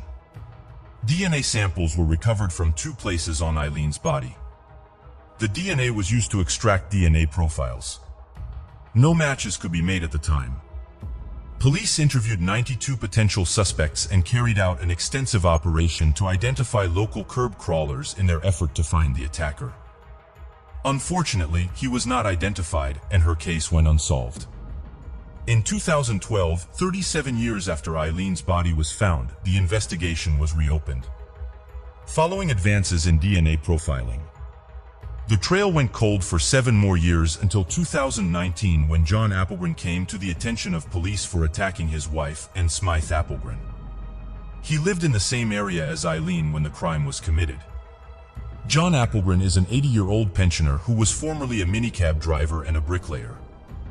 He is from South Africa and had previously been married in South Africa to a woman with whom he had 2 children. It is not clear if Anne Smythe Applegren is his second or third wife, as there are no details of a second wife, although many sources call Anne his third wife. It was in February 2019 that he was arrested for domestic assault by his then-wife Anne Applegren. There was a breakthrough when police took Applegren's DNA for the first time. The sample was a 1,000,000,000 probability of a match to the DNA collected from Eileen Cotter's body. When interviewed, he claimed that he did not know Eileen, but accepted he had relations with other women during his marriage. On June 22, 2022, John Applegren was arrested and charged with the slaying of Eileen Cotter. The arrest was made after investigators concluded that Applegren is 100% responsible for what happened to Eileen. Detective Chief Inspector Lawrence Smith said that if someone knocked on his door and arrested him for a crime of almost 50 years ago, he would repeatedly plead his innocence until he could no longer speak. That was not him. He was very calm about it. He had an aura of, dare I say, evilness about him. Applegren appeared at the Bromley Magistrates Court on Thursday, June 23, 2022, where he was remanded into custody. The judge fixed a trial of up to 4 weeks from June 6, 2023. Opening the prosecution's case, Prosecutor Alexandra Healy said that DNA samples taken from Eileen's body in 1975 matched those of John Applegren of Brighton Close in Sydenham, southeast London. During the trial, she told jurors that in 2019, Applegren had come to the attention of police for attacking his wife. The court heard Applegren was seen on the night of the slaying in 1975 at a Finsbury Park hot dog stall where Eileen would often go. Ms. Healy also told the jury that it appeared Eileen had been pushed out of a car after she and Applegren had intercourse. She described to the court, without shoes and with her tights and underwear still around her right leg. Applegren hit Eileen in the face and throttled her before throwing her body out of his car. The defendant was 31 at the time. This happened just 6 weeks after the birth of his first child with his then-wife, Anne. Applegren told police in 1975 when he was interviewed as a potential suspect that he was living in Leighton and never went to the Finsbury Park and Highbury area, which was a lie. Ms. Healy also said Eileen did not have the defendant's DNA on her underwear and tights because she never pulled them up after they were together. She never pulled them up because she was not alive anymore. During the court case, it was revealed that Eileen and Anne were most definitely not Applegren's only victims. Applegren assaulted an 18-year-old female guest at his own wedding to Anne Applegren on October 14, 1972. Ms. Healy told jurors the incident only came to light years later when police interviewed Anne Applegren as part of the reinvestigation into Eileen's case in 2012. Ms. Healy told jurors that Applegren had pushed the 18-year-old woman against a wall after she left the toilet at his wedding reception and assaulted her. The victim had not told anyone about the incident as she was afraid she would be blamed. The teenager told Anne Applegren about the assault after the pair later divorced. Anne Applegren, mother of 2, also revealed that she had been mistreated and that Applegren had once grabbed her neck with both hands. She added that she believed he was cheating on her just months after their 1972 marriage and later found out he was sleeping with her brother's wife. After 11 hours of jury deliberation, Mrs. Justice May announced the jury's final decision. She told Applegren that putting your hands around a young woman's neck and squeezing hard carried a high risk which ought to have been obvious. The judge added Eileen must have been terrified. The jury found Applegren guilty on Friday, June 16, 2023, following a 2-week trial. In addition to being found guilty of manslaughter, he was also convicted of indecent assault. Justice May then sentenced Applegren to 10 years for manslaughter and a further 6 months for the earlier assault, to run consecutively. This means he will be eligible for release on parole after 5 years and 3 months on June 21, 2028, when he is 85 and hopefully worm food. In mitigation, Justin Rouse listed Applegren's health problems, saying the defendant would be affected significantly by serving his sentence. Detective Chief Inspector Lawrence Smith said Eileen's life was tragically ended at a young age, with her body then discarded onto the street. When my team reviewed the original investigation, we were impressed by how thorough it was. Investigators at the time used every available method to find the suspect, including operations with decoy women. This was a tactic used at the time where female police officers under protection were placed at the scenes of crimes in efforts to draw out predatory men. Smith continued, unfortunately, they did not have the science available to us now, and although he should have been in prison decades ago, he has now been brought to justice. Investigating violence against women and girls is a priority for the Metropolitan Police, and we will relentlessly pursue predatory men, whether a crime took place decades ago or today. Eileen's half-brother, Patrick Cotter, who was 5 at the time of her demise, said in a statement, I was not only deprived of a sister I had little time to get to know, the knock-on effect also meant I lost my mother who took her own life and my father to mental illness and alcoholism. This was all brought about because John Applegren took Eileen's life. 3 years after Eileen's strangling, my mother took her own life as the relationship between her and my father broke down significantly. Due to the fighting between them, I was placed in a care home where I suffered abuse until the age of about 11. It was never explained to me why I was placed in care, and I lived most of my childhood believing it is because of something I had done wrong. His statement continues, again, being a young child, I struggled to understand with little explanation given to me. My father drank heavily. But Eileen's demise and the loss of my mother caused him to drink even more, and he was eventually admitted to Springfield Psychiatric Hospital. Following this, my father went to live with his brother in Ireland. However, his drinking became too much and he also passed away. According to Patrick Cotter Jr., he has no memory of Eileen's funeral and has no idea whether she was buried or cremated. He also has no idea where she was laid to rest. As a result, he had never been able to visit her grave. Patrick continued, "I spent a very unhappy childhood moving amongst various care homes and foster homes. However, when I was 14 years old, I was placed with my foster parents, John and Yvonne. I was very fortunate to be placed in a loving, caring home. They explained various aspects of my life that I did not know or understand, filling in the gaps, so to speak. I also had a half-brother from my mother who was 17 years older than me. However, when I was taken into care, he was told to avoid any contact with me. I felt as though I lost him as well. He was someone I was very fond of and have happy memories of. Was also taken from me." Patrick Cotter concluded, "I would like to see justice for Eileen, whose life was cruelly cut short 49 years ago. As a result of the traumatic event during my childhood, I shut down emotionally. It has made it difficult for me to form close relationships. I only have very faint memories of my sister, but I believe she cared for me." Heidi Marie Erickson was born on December 14, 1984 in St. Paul, Minnesota. She was the daughter of John and Linda Erickson and had two brothers, Peter and Joel. Heidi committed her life to Jesus Christ as a young girl and faithfully walked with him. She was described as a joyful child of God. She loved and was loved by her family and many wonderful friends. In 2005, Heidi met Nick Firks at church, hit it off, and they got married soon after. Nick was born February 25, 1983, and is the son of Steve and Julie Firks. Heidi found work at Securian, a financial services company, while Nick Firks was the director of operations for a carpet cleaning business. Heidi and Nick Firks were both close with their parents.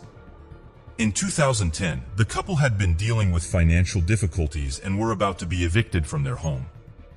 They were in over $15,000 of credit card debt. Heidi knew none of this, however. Out of shame, Nick did not tell anyone about their financial situation. Early in the morning on April 25, 2010, at approximately 6:30, 25-year-old Heidi made a 911 call from her cell phone. She frantically said that someone's trying to break into their home. She could be heard breathing heavily and screaming. It was clear she was terrified. The call ended abruptly with a loud noise. Just 65 seconds later, another 911 call was made from their home, this time from her husband, 27-year-old Nick Firks. "My wife is shot. Someone broke into our house." Nick screamed into the phone. "I've been shot." When officers arrived at the scene, they found Nick with a gunshot wound to his left thigh. He was beside Heidi on the floor, talking to the 911 operator. He was highly emotional and was taken to the hospital. Heidi had been fatally shot in the upper back. Her body was found in the kitchen. Investigators noticed that the Firkus house was clean and tidy, and the entryway table beside the front door was undisturbed. They could not find any signs of a struggle taking place or anyone that forced themselves into the house. Nick Firkus told Sergeant Jim Gray of the St. Paul Police Department that he awoke to a suspicious noise at his front door, grabbed his shotgun from and alerted his sleeping wife. Both of them were trying to run out the back door to the detached garage to escape, according to Nick. Heidi stopped next to the front door to grab her wallet, which was on the table next to the front door. At that moment, the door opened and there was a guy around 6 feet 1 inch or 6 feet 2 inches with a dark hooded sweatshirt with the hood drawn tight around his face. Nick Firkus said that the guy grabbed the barrel of the shotgun, they wrestled, and that his finger slipped onto the trigger and it went off. The gunshot hit Heidi and she fell onto the floor. Nick Firkus and the intruder struggled over the shotgun and the gun went off a second time, hitting Nick in the leg. He fell down and the intruder took off through the front door. He told police that they were about to lose their house because they were behind on their bills. He said that they had not told any of their friends or family about the foreclosure or their need to be out of their house, but that they were going to tell their parents and friends and were planning to move later that day. According to him, they had planned to pack up their house on Sunday and Monday morning, put some of their belongings in the garage to get later, and find someone to stay with. Photographs and a video taken inside the Furcus home after the incident showed that despite having to be out of the house the next day, absolutely no packing had been done. Also, Heidi was scheduled to work on Monday, April 26th. She did not request the day off. On Thursday, April 22, 2010, 3 days before her life was ended, Heidi exchanged text messages with a friend, making plans to get a pedicure in the afternoon on Sunday, April 25th. In this exchange, Heidi was given the option of doing the pedicure on Sunday or the following Wednesday, and Heidi chose Sunday. She also suggested that they all go to church together that Sunday morning. It was evident that Heidi knew nothing about the eviction or that they had to move to a new place. Heidi's funeral took place at the Calvary Church in Roseville, Minnesota, a week after she lost her life. Many messages sympathizing with her parents, Nick, and their family streamed in. She was remembered as a beautiful young woman, and the community was deeply saddened. On her tombstone, the words, "Joyful Child of God," are engraved. Extensive neighborhood canvassing and a canine search showed no sign of an intruder. He was never found. Investigators did note that Nick Furcus perpetuated several false accounts to them during interviews. He became a suspect in the case when the police found no signs of a forced break-in or any missing items. There were also no background noises that indicated there was an intruder or a struggle taking place when investigators looked into the audio of the 2 911 calls made. Investigators also found only Nick Furcus' DNA on the gun, and several witnesses testified there were no signs of a break-in. Nick Furcus' attorneys claimed the intruder was wearing gloves and was in the home for only a couple of seconds, so he could not have left DNA evidence. Nick Furcus retained the services of a defense attorney, Joe Friedberg, who recommended he cease contact with the St. Paul Police Department. At the advice of his lawyer, Nick Furcus declined investigators' requests to sit down with a police sketch artist to create a composite of the alleged intruder. I knew they had used that as a lever to try interrogating him more, so I said, "No, we won't do that. But we'll hire an artist and do it," Friedberg told ABC News. Nick Furcus and Joe Friedberg returned to the St. Paul's Police Department with their own sketch of the alleged intruder, who Nick Furcus said was a male in his late 30s and wearing a hoodie. The police released the sketch through the media to see if any tips would come in. A woman identified Michael P. to police as a potential match. Investigators started researching him immediately, and they learned that he was engaged in a pattern of breaking into homes in St. Paul around 6 in the morning. However, Michael P. was incarcerated on the day of Heidi's slaying. Authorities subsequently cleared him of having any involvement in this case. A few months after Heidi's demise, Nick Furcus met with a man, Rachel Watson. She believed he was the man of her dreams. Rachel is described as a loving, caring, and generous individual who is always ready to extend a helping hand. She is also known for her kind and amicable behavior, which helps her maintain positive relationships with everyone around her. Also born in Minnesota, Rachel got to know Nick Furcus on a personal level through her sister Sarah and her brother-in-law, David Olson, who were both close friends of Heidi. In fact, Sarah considered herself one of Heidi's best friends, and she was the one to insist that Nick Furcus was a wonderful man who loved and took care of his first wife without fail. Neither Sarah nor David minded when Rachel fell in love with him. Before deciding to tie the knot, the two got married in August 2012 and moved into a house purchased for them by Nick Furcus' parents. They welcomed their first child just a few months later. Neighbors who were acquainted with the couple claimed they appeared utterly in love. And they even went on to become proud parents of 2 more wonderful children. Yet with time, Rachel began doubting her husband's involvement in Heidi's case. Her suspicion about her husband's involvement with what happened to Heidi were raised when she found a notice that they might lose their home to foreclosure due to unpaid property taxes. Nick and Rachel Furcus had an arrangement where they would pay the mortgage amount to Nick Furcus' parents and he would pay the property taxes directly to the county. She immediately thought of what she had heard about Heidi's demise. According to Rachel, I didn't know that this was happening and I'm living with this person. I have children with this person, and the last time he had problems with finances, a lot of things went wrong, she said in an interview. She decided to confront him about it. Because she feared for her life as well, she sent their children away and even decided to the whole conversation before talking to Nick. Although Nick Firk said nothing incriminating while talking to his spouse, it was apparent he was hiding something.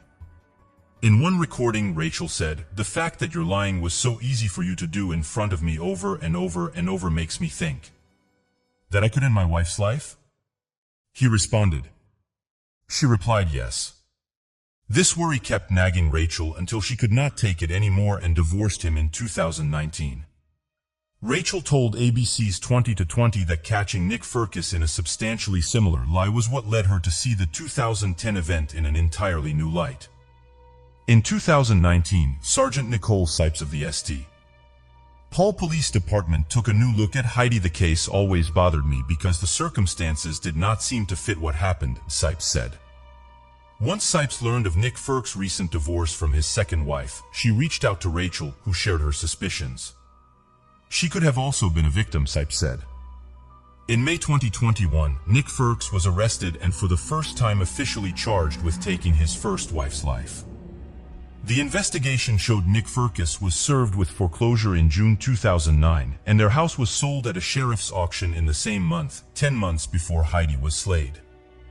Eviction proceedings had been filed in February, and an eviction hearing was held on March 8, 2010, which Nick Firkus attended alone. The lockout date was originally set for April 9, 2010. Nick Firks called the attorneys and stated his grandmother was in hospice and asked to move it to April 26. However, investigators found no evidence either of his grandmothers were in hospice or passed away in 2010. In a review of correspondence between the couple and financial documents found in the home, investigators were unable to find any proof that Heidi knew of the impending eviction. Nick Firk's trial started in February 2022. Defense attorneys argued Heidi knew about the foreclosure and impending eviction. Prosecutors, on the other hand, said she did not know, and her husband was desperate. Nick Firks, the complaint said, had done absolutely no packing and kept Heidi completely in the dark about the fact that they were about to be evicted on April 26, 2010, which was one day after the slaying. Investigators have reviewed the text messages and emails sent to and from Heidi and Nick Firkus' cell phones and email accounts. There is not a single message that references foreclosure or eviction proceedings or gives any indication that they would need to move out of their house imminently. On the contrary, on March 11, 2010, "Wish we weren't tied down to our house so we could move somewhere fun." The law firm handling the foreclosure and eviction has no documentation signed by Heidi, and their representatives never had any contact with Heidi. All their contacts were with Nick Firkus. Investigators have spoken with Heidi's family, friends, and co-workers, and not one person said that Heidi ever said anything about foreclosure, eviction, or needing a place to stay or store their belongings.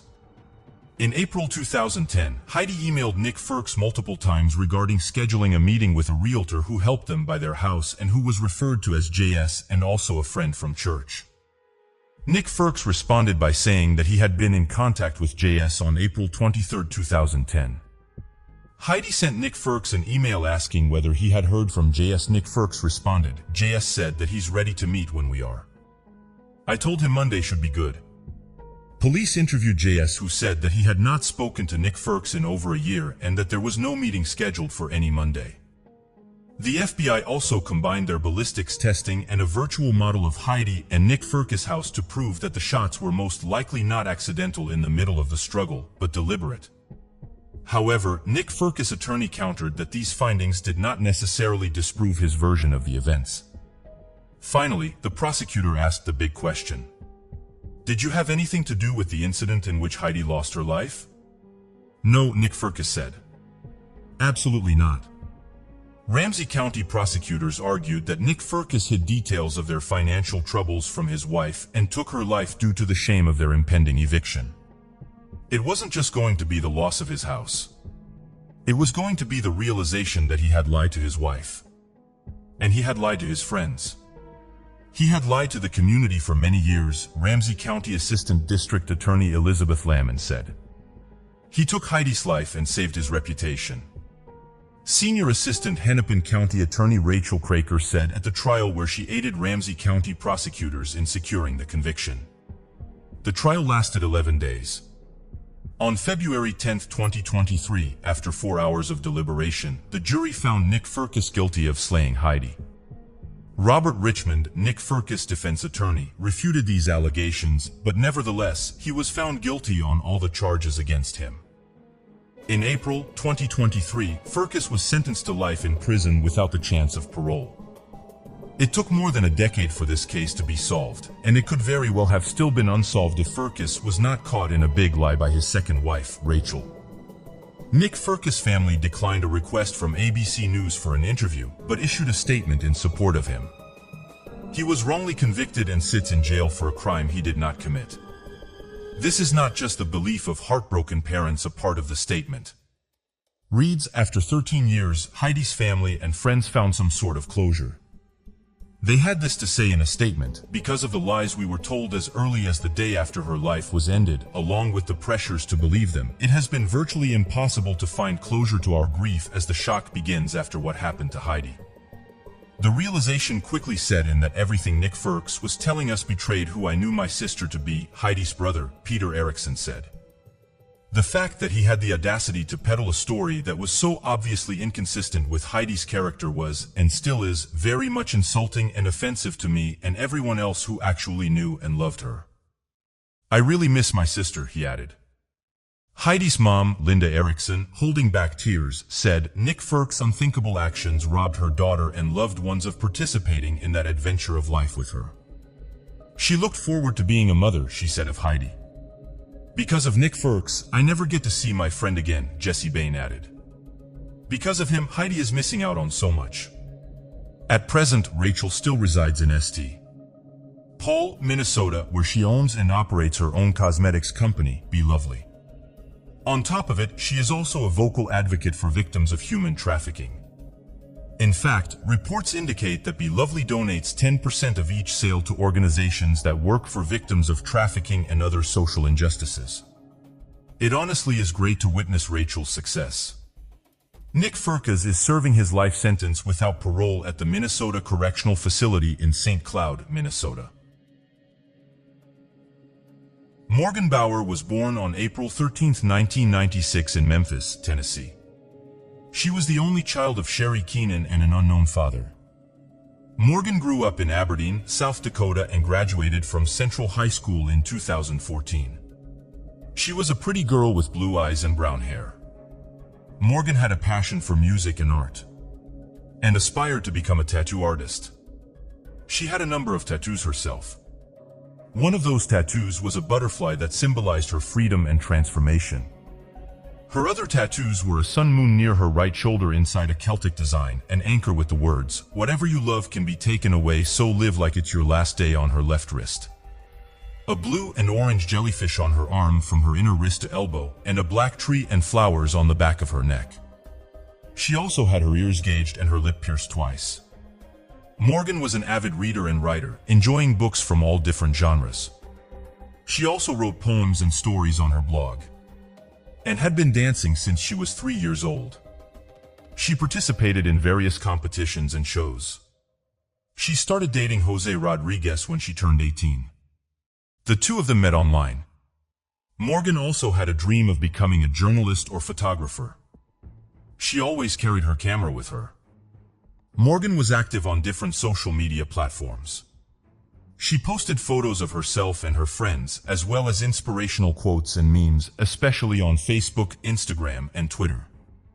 She had thousands of followers who admired her beauty and personality. Morgan loved to travel and explore new places.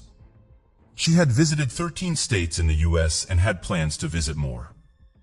She decided to leave the small town of Aberdeen in South Dakota and move to Atlanta, Georgia in search of a new independent life. She left on February 12, 2016. Morgan had a pet cat named Luna whom she adored. She adopted Luna from a shelter and left the cat with her mother when she moved. She stayed with a man she had met on Craigslist for the first night in Atlanta. Their arrangement included that Morgan cleaned the house until she managed to find a job. Unfortunately, this agreement did not work out between the two roommates.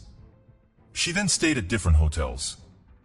Morgan took a job as a dancer in a Gainesville, Georgia club called the Top of Gainesville. She and her mother were in contact every day or every other day through social media or phone calls. Morgan also remained in contact with friends until February 25, 2016. It was then that she abruptly went silent. On that specific evening, she was dancing at Top of Gainesville. Afterwards, Morgan, Morgan's co-worker, and her co-worker's boyfriend all left the club together. They dropped Morgan off at the Citgo gas station in Covington, where she got into a green Eclipse with an unknown driver. That would be the last time Morgan was seen alive. Her mom, Sherry Keenan, became concerned when she could not reach Morgan. She decided to go to Atlanta to find Morgan. Sherry went to the last motel that Morgan was staying in.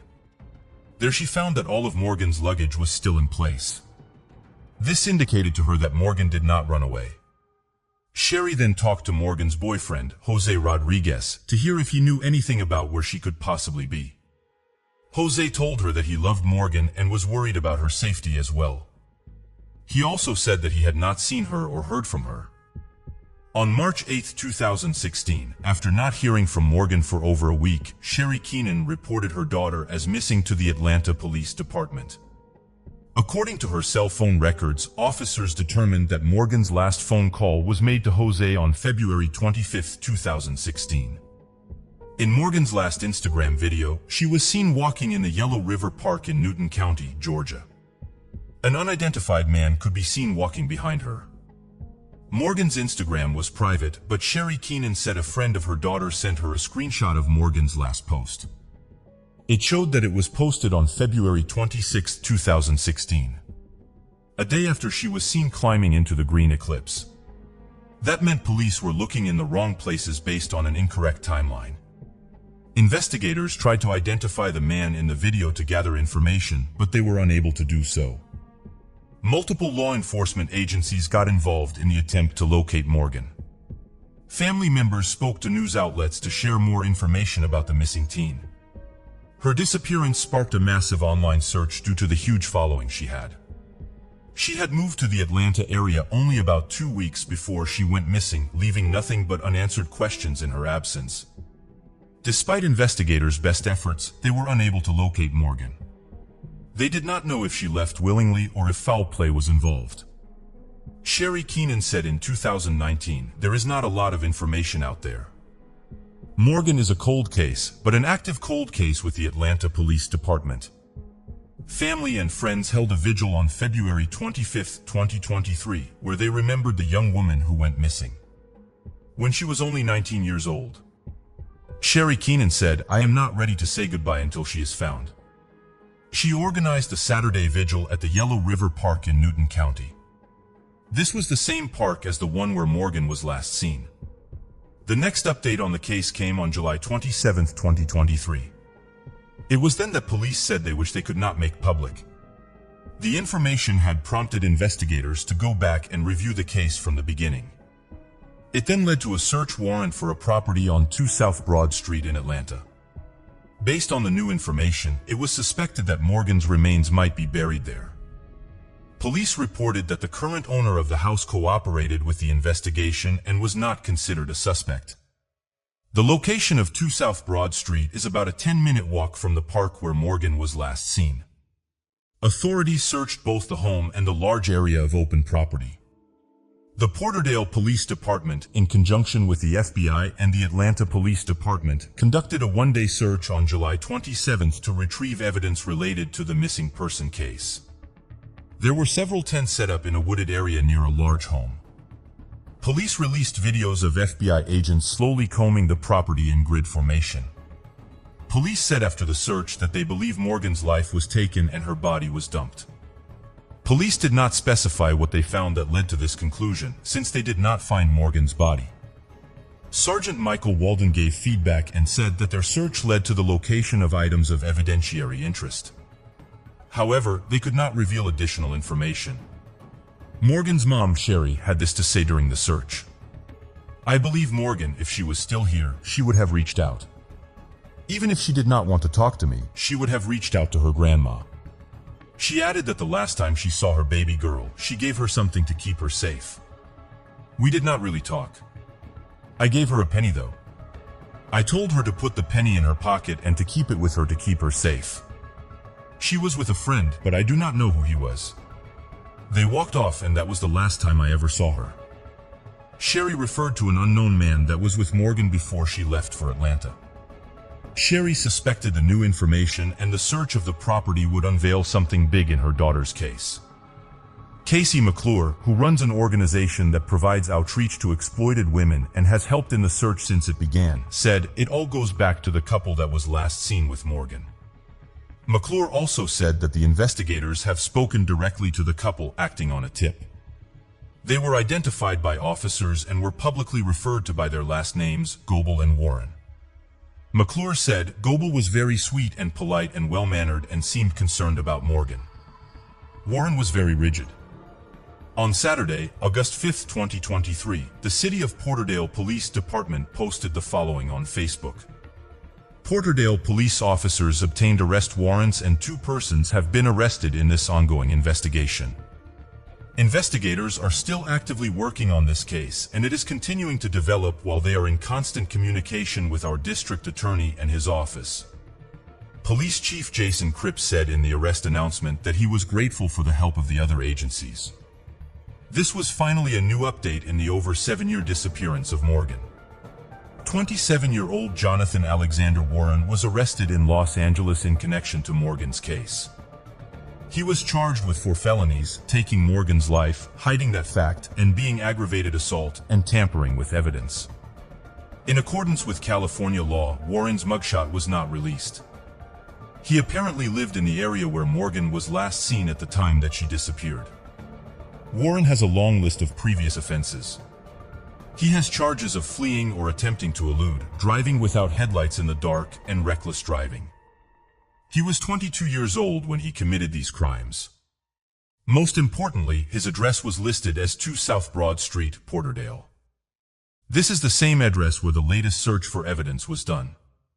27-year-old Caitlin Goebel was arrested in Peoria, Illinois, also in connection to Morgan's case. She was charged with 2 felonies. Concealing the fact that she assisted in taking Morgan's life, as well as tampering with evidence. She is currently being held in Peoria County Jail. Her mugshot was also not released. The nature of the relationship between Morgan and the couple was not confirmed by police. Newton County District Attorney Randy McGinley said his office is hopeful that Morgan's family will soon see justice. I always look at it from the victim's perspective, or in this case, the victim's family. This family has been waiting for years, not knowing what has happened. He also said that right now they were still waiting on Warren and Goebel to be extradited back to Newton County, so they can begin to review the case files. We do not usually have the entire case file until the arrest is made, so we need time to review the case file, McKinley added. On Monday, August 7, 2023, Morgan's mother was not ready to speak on camera about the news of the arrests, but instead posted an update on the massive Missing Morgan Facebook page. Sherry Keenan described Morgan as charismatic, gentle-hearted, beautiful, and funny. She also said that Morgan was her best friend and that she missed her terribly. What we cannot share is speculation, she wrote. Please understand, legally and currently, Morgan is still considered a missing person. While we are so grateful that arrests have been made, this is an ongoing investigation. Paxton Gilbert, a friend of Morgan, had this to say after the arrests. It is a big shock. They would last 2 people to be seen with my friend Morgan. I just want to know what happened, you know. They told investigators. They even told her mom. They dropped her off at a gas station, and that is the last they saw of her. The new information that investigators received was an informant that said investigators should take a new look at Warren and Goebel. The evidentiary items found at the couple's home confirmed to investigators that they were responsible for taking Morgan's life. The hope is that the couple will admit to what they did and tell investigators where Morgan's body can be found, can start the healing process. Destiny Renee Pittman was born in Kokomo, Indiana, on January 9, 1992, to parents Melvin Douglas and Carla Pittman McCombs. Destiny was one of 5 children and had 2 brothers and 2 sisters. In 2013, at the age of 21, Destiny was staying with her 2 young children, her boyfriend, a female roommate, and her husband, and 3 dogs in 815 James Drive, Kokomo. On the evening of February 7, 2013, 2 armed intruders forced their way into Destiny's home. Destiny stepped out from her bedroom into the hallway to confront the intruders. She was then fatally shot by one of the attackers. The bullet went through her chest and struck a wall at the end of the hall. Renee's boyfriend, roommate, children and dogs were at home at the time, but hid away out of fear and were unharmed.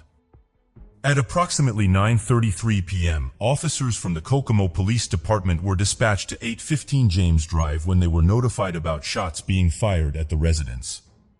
When officers arrived at the crime scene, Destiny was already gone, and there was nothing they could do to revive her. A single .40 caliber shell casing was recovered. Neither her boyfriend, whose name was never disclosed, or roommate saw the intruders and could thus not give investigators any description. It was suspected that the perpetrators may have been looking to rob Destiny and her boyfriend of marijuana and cash they had from selling weed. Destiny's boyfriend reportedly admitted to police that he sold marijuana and had taken a bag containing weed and over $2,000 in cash to another house just days prior to the home invasion. Both the boyfriend and the roommate also admitted to police that Destiny, too, was involved in selling, but had not as much since she inherited money. Unfortunately, investigators were unable to identify the attackers, and the case went cold. For more than 10 years, Destiny's case remained unsolved without a single suspect ever being identified. Destiny's demise left her surviving family and friends devastated. Even years after, her mom stayed depressed and cried a lot. "My life has turned absolutely upside down. They took my child for no reason. Whoever it was, I hope they are satisfied. They did not get anything out of it. She was just getting ready to start modeling and have a life for herself." Her mother said, not knowing who did this to her daughter or why eats at her each and every day. On March 2, 2023, 2 men were finally identified as suspects in Destiny Pittman's case. Investigators announced the arrest of 32-year-old Joey McCartney and 36-year-old Jesse McCartney. Joey McCartney was taken into custody by U.S. Marshals at the crack of dawn at a residence in Graham, Kentucky. Jesse McCartney was arrested by U.S. Marshals and local police at a residence in Kokomo. Graham and Kokomo are more than a 4-hour drive apart. As a result of the continued investigation since 2013, along with citizens continuing to provide leads, investigators with the Criminal Investigation Section were able to determine that these 2 individuals were responsible for what happened to Destiny. On December 5, 2022, a woman called in and claimed to have information about Destiny's case. She told police she could not keep this information to herself anymore after repeatedly seeing press releases on the case over the years. According to the court documents, this informant claimed to have been with Jesse McCartney on the night Destiny's life was ended, and had been sitting in his white Jeep Cherokee outside Destiny's home. According to the informant, Jesse and Joey said they were running an errand, which the individual reportedly believed meant a deal that involved illegal substances. Jesse reportedly told the informant to stay inside the vehicle while he proceeded to put on black leather gloves and grabbed his handgun. Jesse at Destiny's front door before the pair entered the residence. The 2 of them then started searching the home, which police believe it was for substances that Destiny and her boyfriend were selling. The informant heard a gunshot and saw both men come running out of the house. Jesse was sweating heavily and had a large bag of marijuana and cash in his hand, according to the informant. She alleges that she and Jesse drove back to his apartment and Joey joined them. She said Jesse then made her drive back by the home the next day. When they drove past, there was police tape surrounding the house. The informant also told police about Jesse McCartney changing his phone number and said he still lived in Kokomo on Monroe Street. She said he sold his gun and Jeep 6 months later after the crime was committed. The woman told investigators she did not come forward sooner because she was scared and still is. She had an alleged history with Jesse. Lee showed Destiny's boyfriend photographs of Joey and Jesse McCartney after the new revelations. The boyfriend stated that Joey looked familiar and might have visited before with a comment, but it was still unclear to investigators whether Destiny knew the McCartneys. The two men each faced charges for taking Destiny's life as well as burglary.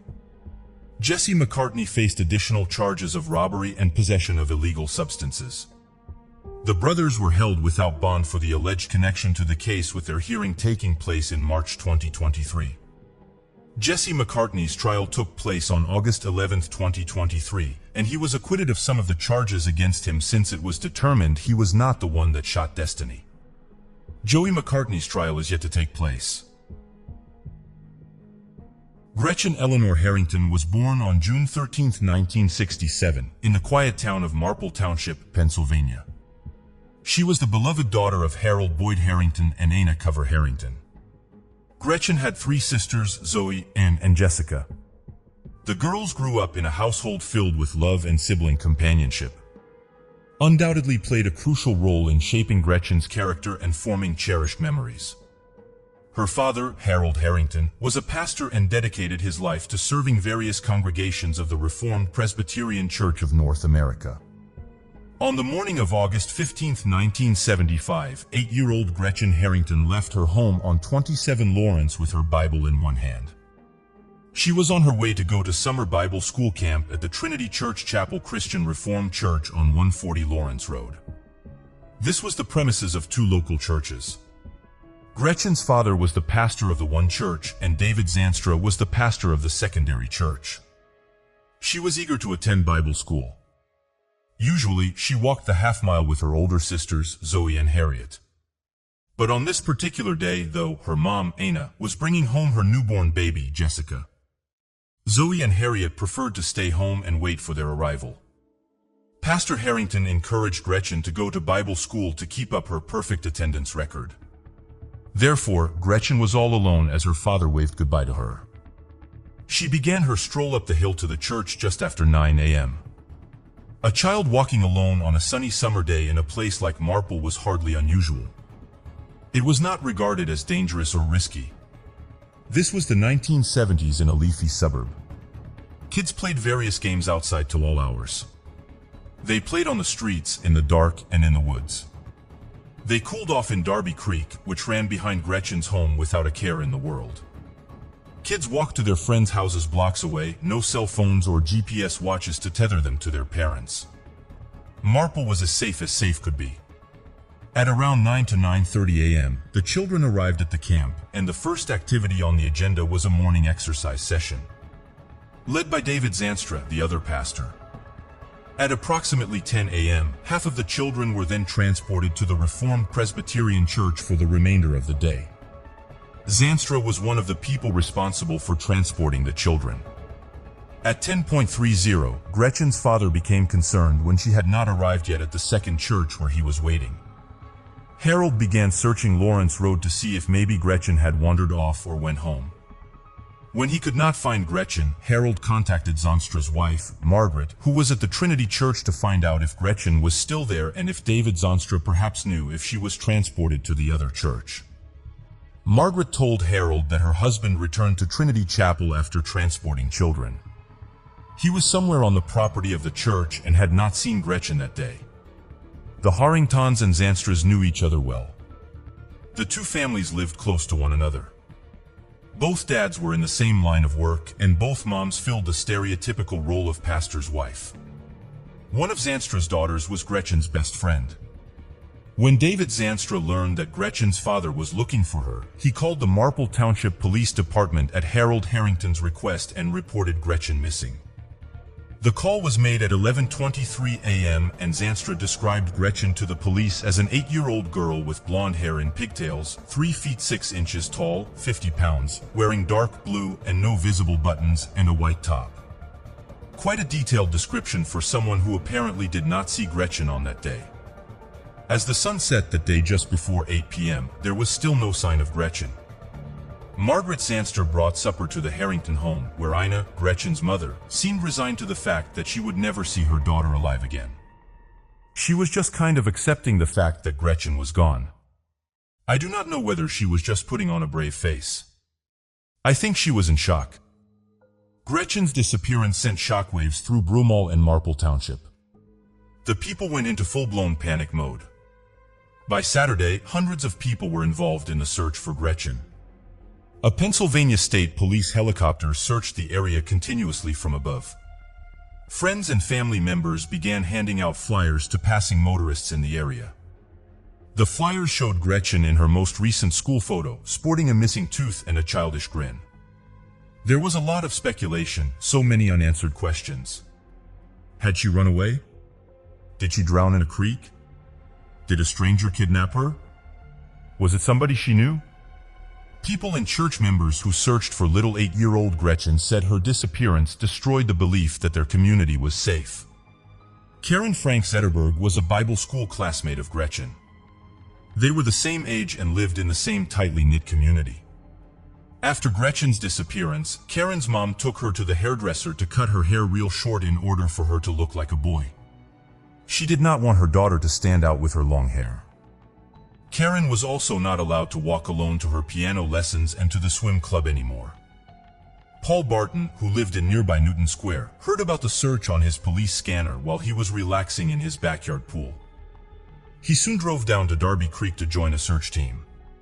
His group combed a grassy hill. There was just this very solemn feeling amongst all of us who were out there searching. We went out there not knowing what to expect, what we might find. We were looking for something, anything, but we found nothing. Nobody did. That Sunday, just 2 days after Gretchen's disappearance, police called off the large-scale search operation. Investigators had little to go on. The police chief told a local newspaper, "We haven't got a clue." No useful clues of any kind were found by the search parties. In the weeks that followed, the police spoke with several people to piece together what had happened to Gretchen. On August 17, 1975, the interviews began for the investigation. Witnesses, camp teachers, students, and parents were interviewed by police, providing various important facts for the case. Crucial pieces of information were the observation of either a green station wagon or light-top, dark-bottom Cadillac stopping to talk to a girl near the church. Another fact that was brought up was that the camp's daily routine was broken on August 15th because the group at Trinity Church stayed 45 to 50 minutes longer than usual. The investigation took a turn on August 19th, when a small pair of shorts were found on a fence post in Westchester, Pennsylvania.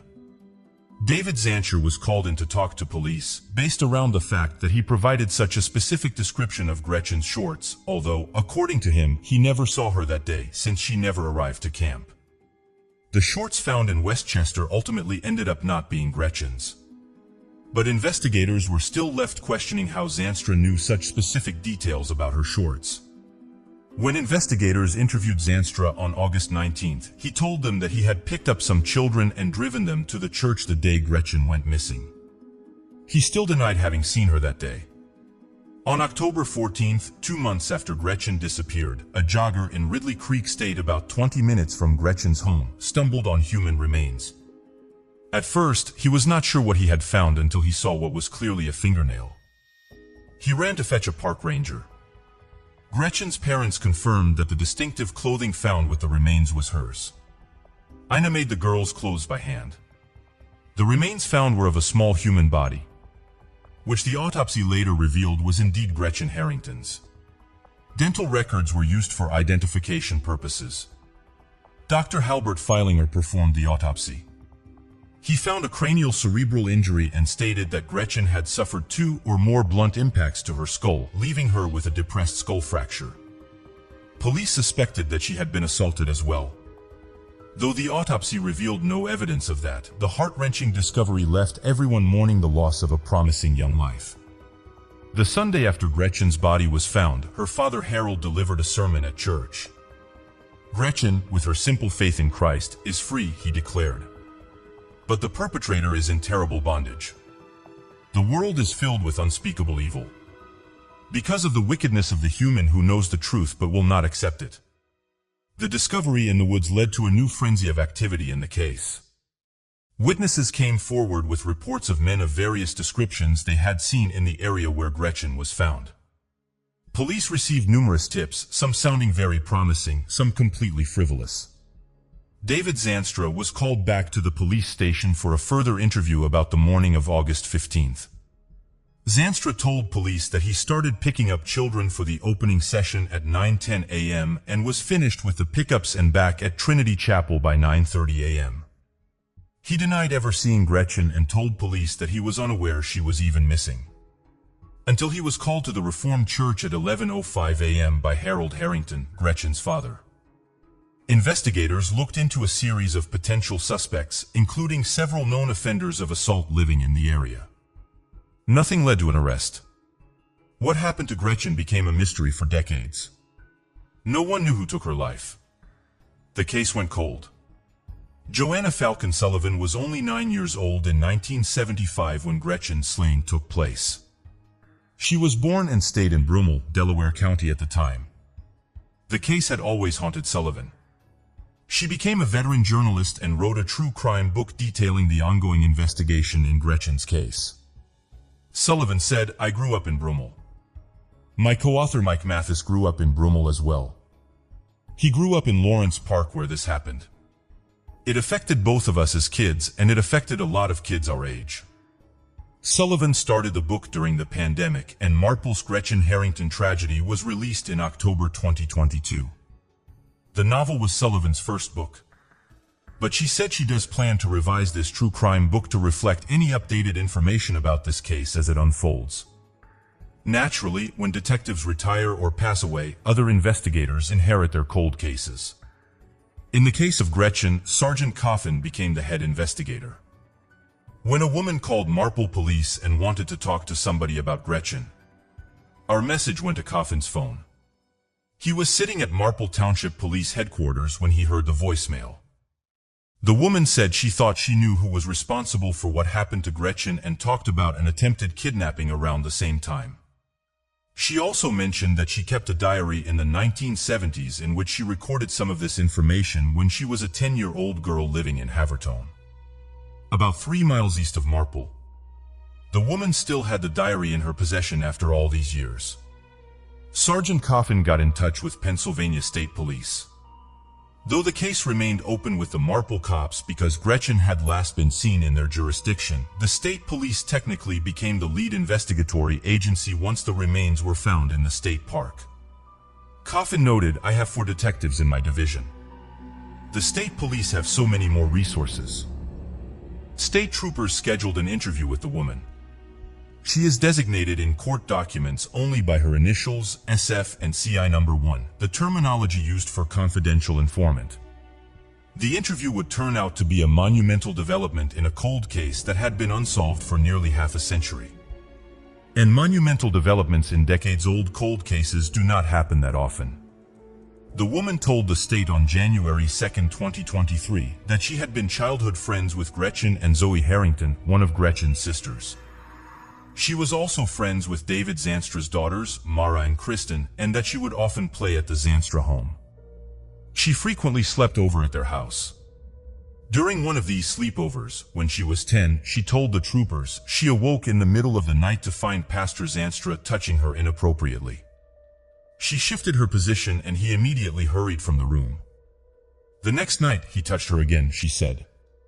When the girls woke up the following morning, the woman said, she mentioned David Zanstra's odd behavior to Mara, his one daughter, and then Mara told her something to the effect of, "He does that sometimes. And sometimes I hear my sister crying in the middle of the night." When the girl related the incidents to her parents, they told her she was not allowed to sleep over at the Zanstra house anymore. Notably, police believe the incident in question occurred exactly 1 week before Gretchen vanished. A short time afterwards, the Zanstras moved to Plano, Texas, a Dallas suburb. Also told state police about another child in the neighborhood with whom she was friends, a girl named Holly. According to her, somebody had attempted to kidnap Holly. She wrote the following entry in her diary, which she turned over to the state troopers. In one entry dated September 15, 1975, she wrote, "Guess what? A man tried to kidnap Holly twice. It is a secret, so I cannot tell anyone, but I think he might be the one who kidnapped Gretchen. I think it was Mr. Z." She confirmed to the troopers that the Z stood for Zanstra. Local police had questioned Zanstra twice back in 1975, along with many other people. Some witnesses had said they saw Gretchen outside a car, talking to someone sitting inside. On the morning she disappeared. Some of the descriptions of the car matched one of Zanstra's, but Zanstra always insisted he had not seen Gretchen on the day in question. Bizarrely though, as you the viewer would already have noted, there was an investigatory gap never explained by Marple police. Zanstra was able to give an accurate and detailed description of the homemade shorts Gretchen was wearing that day, even though he supposedly had not seen her. Sadly, the original Marple detective in her case passed away in June of 2020, and therefore there is no explanation for the state troopers tracked Zanstra down to a lakefront home in Marietta, Georgia. He and his wife had moved there. Zanstra agreed to meet the troopers at the headquarters of the Cobb County Police Department on July 17, 2023. The troopers questioned Zanstra about Gretchen's disappearance, and he denied any involvement. Then they revealed the newest allegations to him. That the pastor had assaulted his own daughters and a best friend. David Zanstra then finally came clean to investigators on what really occurred on the morning of August 15, 1975. Jack Stolzheimer, the Delaware County District Attorney, outlined Zanstra's confession about what happened. Once Gretchen was out of her father's view, Zanstra then invited her into his green AMC Rambler station wagon. Instead of driving her to church, he drove her to a secure wooded area, parked the car, and asked her to take off her clothes. She refused and responded that she wanted to go home. He struck Gretchen with his fist, and she began bleeding from her head. After feeling her pulse and her appearing lifeless, he carried her out of the car and attempted to cover her body with sticks. He then left and went on with his day. Due to the nature of the close relationship the Harringtons had with the Zanstras, investigators determined that Zanstra had the means, motive, and opportunity to take Gretchen's life. David Zanstra was taken into custody in Georgia on July 17, 2023. He is currently being held in Cobb County, where he has been denied bail. A DNA sample was collected from Zanstra that would be compared to DNA collected in other open cases in Pennsylvania and across the country. Investigators believe that it is unlikely Zanstra is not involved in other crimes, considering he worked with children for decades. Phil Stoddard, a detective in Marietta, Georgia, who sat in on the Zanstra interview, told a TV news crew there that Zanstra was emotionless during his confession to the troopers. Trooper Eugene Trey conducted the interview. Afterwards, Trey said, "I do not know if he is sorry for what he did, but this is a weight off his shoulders for sure." On July 24, 2023, Delco officials announced the arrest of 83-year-old David Zanstra in connection with Gretchen's kidnapping and slaying.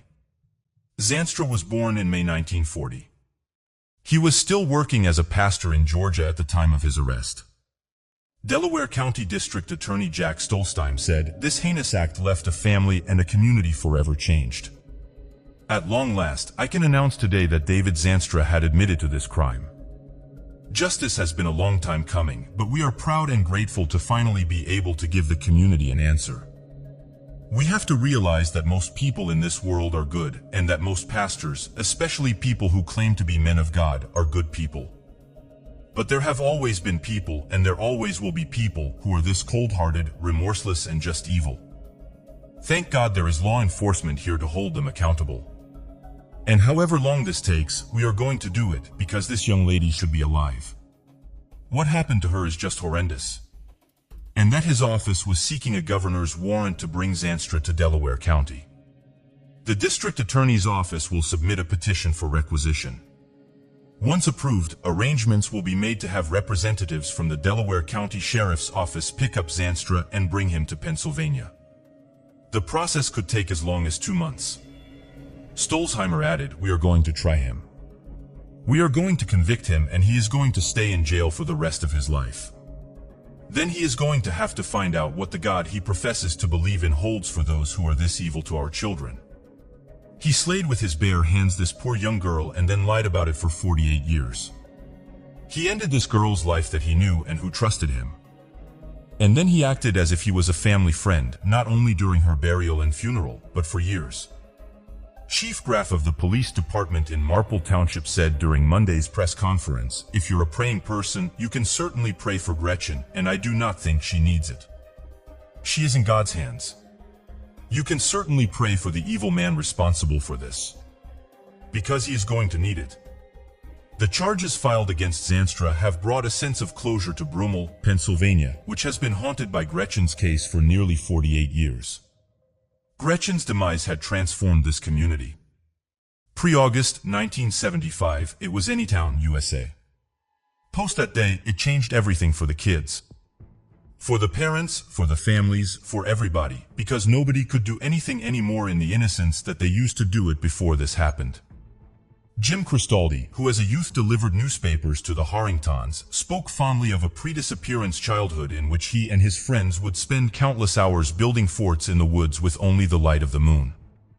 But right after Gretchen vanished, Crystal, a teenager at the time, found himself in search parties in those same woods looking for Gretchen or anything that might have led to her whereabouts. We were innocent, and this absolutely shattered our innocence. Pennsylvania State Police Lieutenant Jonathan Sunderland said in a statement, "The residents of the Commonwealth can have confidence that law enforcement will not rest until justice is served. This case has been investigated by generations of detectives, and they all are owed a debt of gratitude for never giving up." Particular recognition is due today to Corporal Andrew Martin of the Criminal Investigation. His determination to build upon the work of his predecessors and his belief that the case could still be solved have been instrumental in getting us to today's announcement. Michel Delon, President and CEO of the National Center for Missing and Exploited Children, said, "Today's announcement is a testament to the power of perseverance and a family and community's commitment to justice. Regardless of how much time has passed, we know answers can be found." As we mark this achievement, we applaud the incredible efforts of the Delaware County District Attorney's Office, the Pennsylvania State Police, the Marple Township Police, and their partner law enforcement agencies, and the Cobb County Police Department for their unwavering dedication in this case. Protect children, and we're keeping Gretchen's family in our thoughts, as well as the many other families out there who are still searching for answers. David Zanstra has been charged with taking Gretchen's life in the first, second, and third degree, as well as kidnapping of a minor and the possession of an instrument of crime. The website of the Christian Reformed Church lists Zanstra as a retired minister, and said he was ordained on September 20, 1965. In addition to the Trinity Chapel Christian Reformed Church in Brummel, Zanstra also served at churches in New Jersey, California, and Texas between 1965 and 2005. The Christian Reformed Church said in a statement on Monday that it wanted to extend their condolences to the family of Gretchen Harrington. "We are additionally grieved to hear that a CRC pastor has been arrested in the case. We recognize that we live in a broken and sinful world where violence can happen anywhere by anyone, even within our churches and by leaders we hold to the highest standards." David Zanstra's wife, Margaret Zanstra, did not immediately respond to a request for comment after her husband's arrest. While the Marple community now has most of the answers it had been seeking for all these decades, many of the residents had not found peace in the shocking turn of events. It was much easier to believe that some outsider had done this. Some deranged, itinerant offender who had somehow wandered into town, snatched up a young girl, and then disappeared just as quickly, taking his evil with him to whatever unfortunate place he landed next. Instead, it was a respected member of their community, a religious leader with a wife and young girls of his own, a wife who had brought supper to the family of the girl he's confessed to slay. Karen Frank Zetterberg, Gretchen's Bible school classmate, observed, "Back then, everybody was surprised that Gretchen would get into a car with a stranger, and now to find out that this monster was hiding amongst us in plain sight all the time, it is just sickening. We were always taught in church that evil exists in the world, but you do not really understand evil until something like this happens. We were far too young to learn about evil the way we did." Sullivan, who wrote the book on Gretchen's case, said after the announcement, "I was stunned. The fact that this case is finally, potentially coming to a close, it is very exciting to hear this news. It is still very sad, you know. We cannot change what happened." I interviewed Zanstra, his wife, and his daughter when doing research from my book. Zanstra had a murky recollection of the day Gretchen went missing. There was a sense of fear and apprehension in Brummel. I remember seeing a helicopter flying over our neighborhood in a search effort for Gretchen. That image stayed with me for the rest of my life. Sullivan's book was just released last year, and CBS News Philadelphia talked to her about whether she believed it may have led to a break in this case. Sullivan replied, "We started interviewing people. We went to Marple Police Department and were able to comb through the cold case files kept by Chief Brandon Graff, who never gave up on this unsolved case. Marple Police encouraged our research and said that we somehow contributed. I think we got people talking again. Reverend Zanstra took our calls. He answered questions about that day. There's a lot of relief and disbelief that it is actually happening." David Zanstra's neighbors in Georgia also reacted after learning about the charges against him. Karen Alstorf said, "It is shocking. I had no idea. They have just always been very nice people." Aaron Christian said, "Friendly guy, I talked to him a few times. I see him walking around with his cane." The family of Gretchen Harrington released the following statement. "With today's announcement of an arrest, we are extremely hopeful that the person who is responsible for the heinous crime that was committed against our Gretchen will be held accountable. It is difficult to express the emotions that we are feeling as we take one step closer to justice. Gretchen was only 8 years old when she was suddenly taken away from us on her way to church on Friday, August 15, 1975. If you met Gretchen, you were instantly her friend. She exuded kindness to all and was sweet and gentle. Even now, when people share their memories of her, the first thing they talk about is how amazing she was and still is. At just 8 years old, she had a lifelong impact on those around her. The kidnapping and demise of Gretchen has forever altered our family, and we miss her every single day. We are grateful for the continual pursuit of justice by law enforcement, and we want to thank the Pennsylvania State Police for never stopping in their constant search for answers. We would not be here today if it was not for them. As a family, we ask for privacy at this time as we continue to digest this information. Thank you for your understanding, love, and continued support. It means the world to us." Gretchen's parents were married for an impressive 59 years. Her father passed away in 2021 at the remarkable age of 94. Officials said Zanstra moved around quite a few times to different churches during his 40-year tenure. He lived in California, Texas, and Georgia. Stolzheimer said, "We are concerned that there may be more victims who might have been assaulted by this man. We want to hold him accountable for everything he did. We need to be diligent. If anyone has any information about that. If David Zanstra ever committed an act against you, please reach out to District Attorney Geoffrey Payne or the Pennsylvania State Police." From what should have been a 10-minute walk down the road, turned into a cold case that gripped a whole community for nearly 50 years. Sandy Point is a coastal town located in Victoria, Australia. It is situated on the southeastern coast of the country, near the entrance to the Gippsland Lakes. Sandy Point is known for its beautiful sandy beaches, making it a popular destination for beachgoers and water sports enthusiasts. The area also offers opportunities for fishing, bird watching, and other outdoor activities. On Christmas Day in 2017, a snorkeler made a startling discovery at Shallow Inlet in Sandy Point. The snorkeler found human remains on the ocean floor. The remains were devoid of tissue, clothing, or personal effects. Almost the entire skeleton was uncovered in a near-perfect condition beneath the sand. With no context or clues to the man's identity, Victoria Police reported the finding to the coroner and transferred the remains to the Victorian Institute for Forensic Medicine. As the team of experts began their scientific tests, they were able to infer some characteristics of the unknown person. The forensic anthropologist determined that the remains belonged to a Caucasian male aged between 21 and 37 years, who stood at approximately 170 centimeters tall. The forensic odontologist who delved into the dental restorations noticed that work done on the teeth hinted at the fact that the person lost their life a very long time ago or were not from Australia. The man's upper jaw was recovered, but not the lower jaw. Radiocarbon testing was not able to illuminate the timeline. It indicated a 95% probability that the individual lived between 1666 and 1942, which is hardly specific. A nuclear DNA profile and a mitochondrial DNA profile were obtained from the remains. The DNA profile information was compared to the Victorian missing persons DNA database, but no match was found. The DNA profile was also uploaded to the National Criminal Investigation DNA database for identification purposes, with no match. Since he could not be identified, the man was named the Sandy Point John Doe. At one point, there was speculation that the remains could have been those of Martin Weiberg.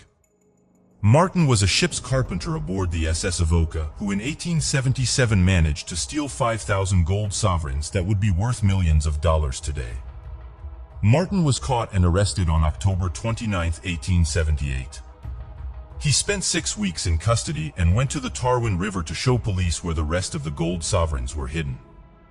During the search, Weiberg punched one of the officers in the stomach and ran into nearby bushes. He managed to evade police capture for 5 more months. Weiberg met up with police again on a bush track near Eagle Point in Paynesville, Australia. He was arrested, taken to Melbourne and sentenced to 5 years of hard labor. Once released, Weiberg traveled to Hobart and purchased a yacht. He sailed the yacht back to Waratah Bay in Gippsland, parked the yacht, and rowed a small boat to shore to collect supplies. But when he tried to row back to the yacht, the weather turned bad. His small boat was found washed ashore the next day, and Weiberg is presumed to have drowned. But his body was never found. Of course, the only way of finding out if the remains belonged to Martin Weiberg would be modern DNA technology. The Victorian Institute for Forensic Medicine was determined to discover the identity of this unknown man. Recently, they embarked on a program to explore the use of forensic genetic genealogy to solve several Australian cold cases, including this cold case.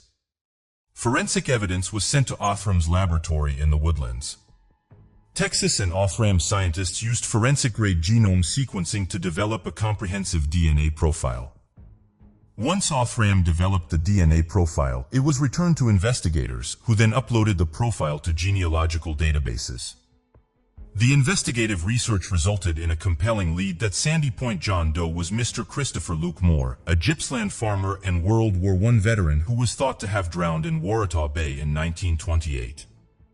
He enlisted for the war, aged 18, serving for more than 18 months for the 10th Field Artillery Brigade.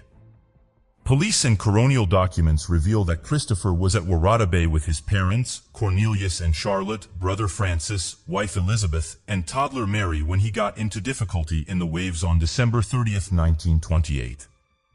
A beachgoer tried to save him, but the tide was too strong. Cornelius Moore spent 10 long days searching the coastline for his son, without success. Unearthed historical records unveiled an interesting twist. Mere weeks after Christopher's potential drowning, a local Sandy Point farmer discovered a mandible at Shallow Inlet. Christopher's father, recognizing the distinct dental work, confirmed the mandible as his son's. The coronial inquest held on January 24, 1929, officially validated this identification.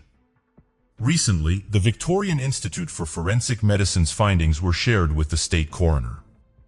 A possible grandniece of Christopher Luke Moore was identified, residing in Gippsland, Australia. Police contacted this vital link to history, and she graciously cooperated, confirming the family's account of Christopher's drowning and the subsequent recovery and burial of his mandible. To establish an irrefutable familial connection, the grandniece provided a DNA sample. Through confirmatory DNA analysis, the truth was confirmed. Sandy Point John Doe was indeed Christopher Luke Moore. The discovery was made in July 2023. It is confirmed that Christopher accidentally drowned and no foul play was involved. Thanks to the effort of the Victorian Institute for Forensic Medicine and Othram, a 95-year-old case has finally been solved. 12-year-old Jennifer Renee Odom was a 7th grader at Thomas E. Waitman Middle School in Wesley Chapel, Florida, in 1993. She played the clarinet in a school band, and she was also a barefoot water skier who placed high in tournaments. Often she was the skier who climbed to the top of the human pyramid gliding atop the water. Jennifer was born on August 25, 1980. She was the eldest daughter of Renee Converse and stepdad Clark Converse. She had a 9-year-old sister, Jessica Ann Odom, and was the granddaughter of Jim and Margie Denny. They lived in St. Joseph, a small community near Dade City, Florida. Jennifer and Jessica had a rabbit called Beanie. Jennifer also absolutely loved her Springer Spaniel Gypsy. The two sisters built forts, rode four-wheelers, and spent summer days swimming in the creek behind their house on the family's 15-acre property. It was a crisp morning on Friday, February 19, 1993, when Jennifer Odom put on her white jeans and white turtleneck in order to get ready for school. She put a red cashmere sweater, a gift from her grandmother, over her shoulder-length chestnut-colored hair. She was slim and tan due to spending a lot of time outdoors. On that same morning, after lacing up her pair of black boots, she got into the car with her mother. The two drove 200 yards up the winding lime rock driveway to wait for the school bus near their mailbox. Jennifer climbed onto the bus and took her usual spot on the back seat, so she and her mother could see each other until Renee, following behind, turned left to head to work. After school, at around 3 p.m., Jennifer stepped off her school bus, waved goodbye to her friends, and started walking the short 200 yards to her home. At about 4 p.m., Jennifer's sister arrived at their home from school to find it locked and unable to enter.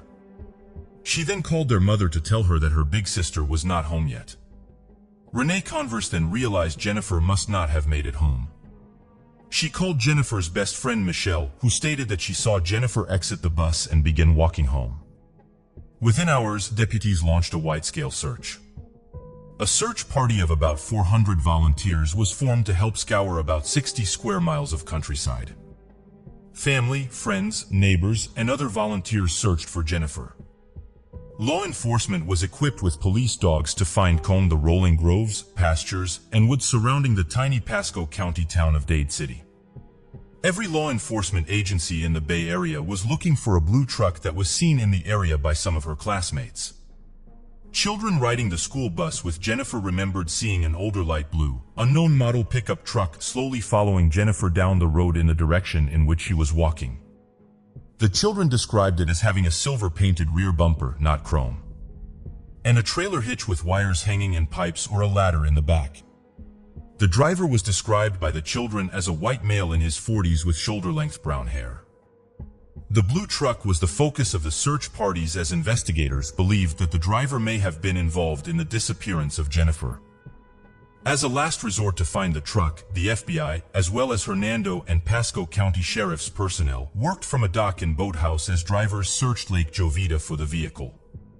6 days after Jennifer vanished, on Thursday, February 25th, a man and a woman searching an abandoned orange grove about 10 miles north of Jennifer's school bus stop found her badly decomposed nude body.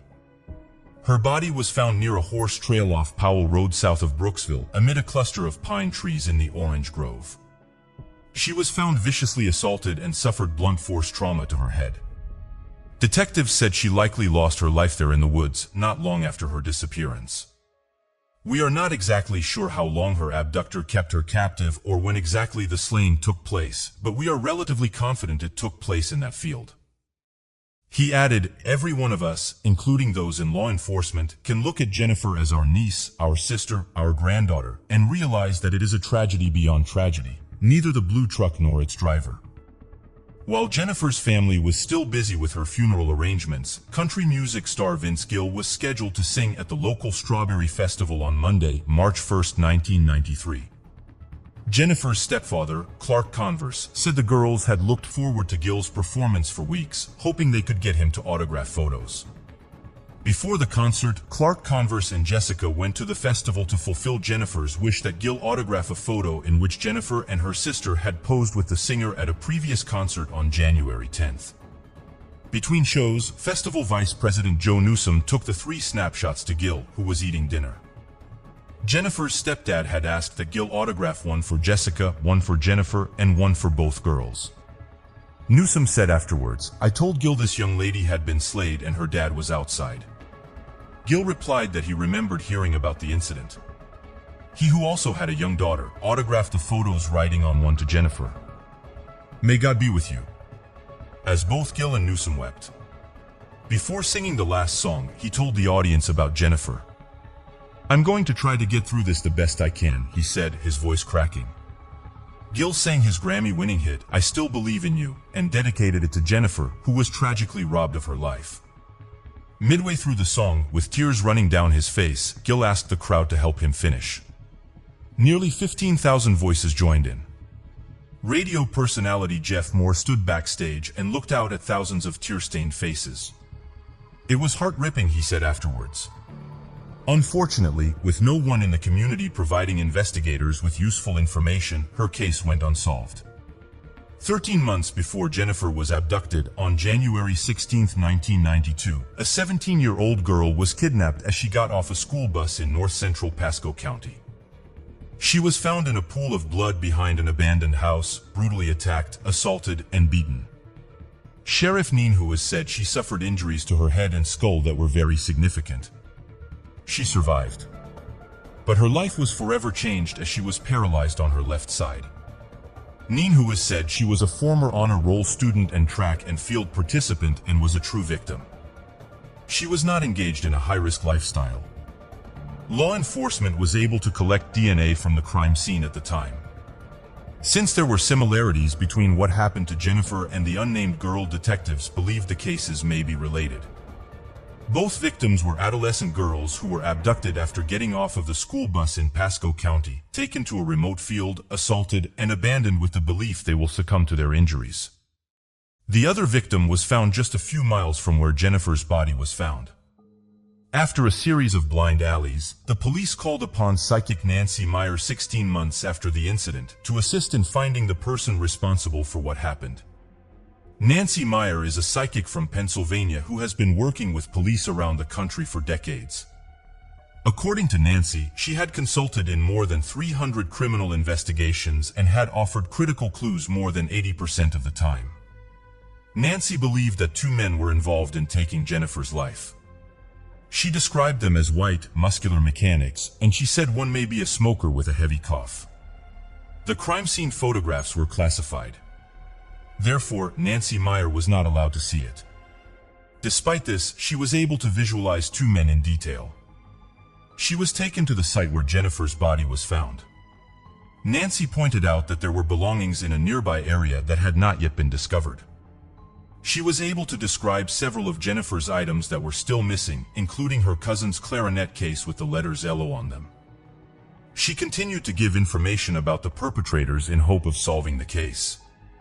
Detective Carlos Douglas of the Hernando County Sheriff's Office said, Nancy Meyer was extremely accurate on some things that led us to look in other areas that we had not thought of, so we obtained a lot of information from what she had to offer. On December 2, 1994, Jennifer's unsolved case was aired on an episode of Unsolved Mysteries on national TV. After the show aired, more than 50 phone tips and even more investigative leads from around arrived by mail at the Hernando County Sheriff's Office. A spokesman of the Sheriff's Office said, the show did for us what we wanted it to do. It got us some more exposure. Despite the new exposure, former Hernando County Sheriff's Major Gary Zorn Smith, who oversaw the investigation in its early years, said the investigators were stumped. He said there was a strong possibility the crime would go unsolved. And what's even worse is that if we solve it, it may take another crime to do it, he said at the time. Approximately 2 years after Jennifer's body was found, on Thursday, January 5, 1995, a couple hunting for scrap metal in a rural area of Hernando County discovered Jennifer's missing book bag and clarinet case. It was found several miles from the location of her body. Police were able to lift fingerprints from her backpack and clarinet case from what is believed to be the person responsible. Unfortunately, there was never a hit in the database for a suspect matching these fingerprints. Over the years, the case garnered national attention and haunted the Tampa Bay region. Thousands of dollars in reward money offered for tips went unclaimed. Detectives logged tens of thousands of hours chasing leads. Jennifer's family waited for news as the years turned to decades. Jennifer's mother, Renee Converse, wondered if it was somebody Jennifer knew. Clark Converse, Jennifer's stepfather, added, there is a real chance that the person who did it is somebody we have contact with.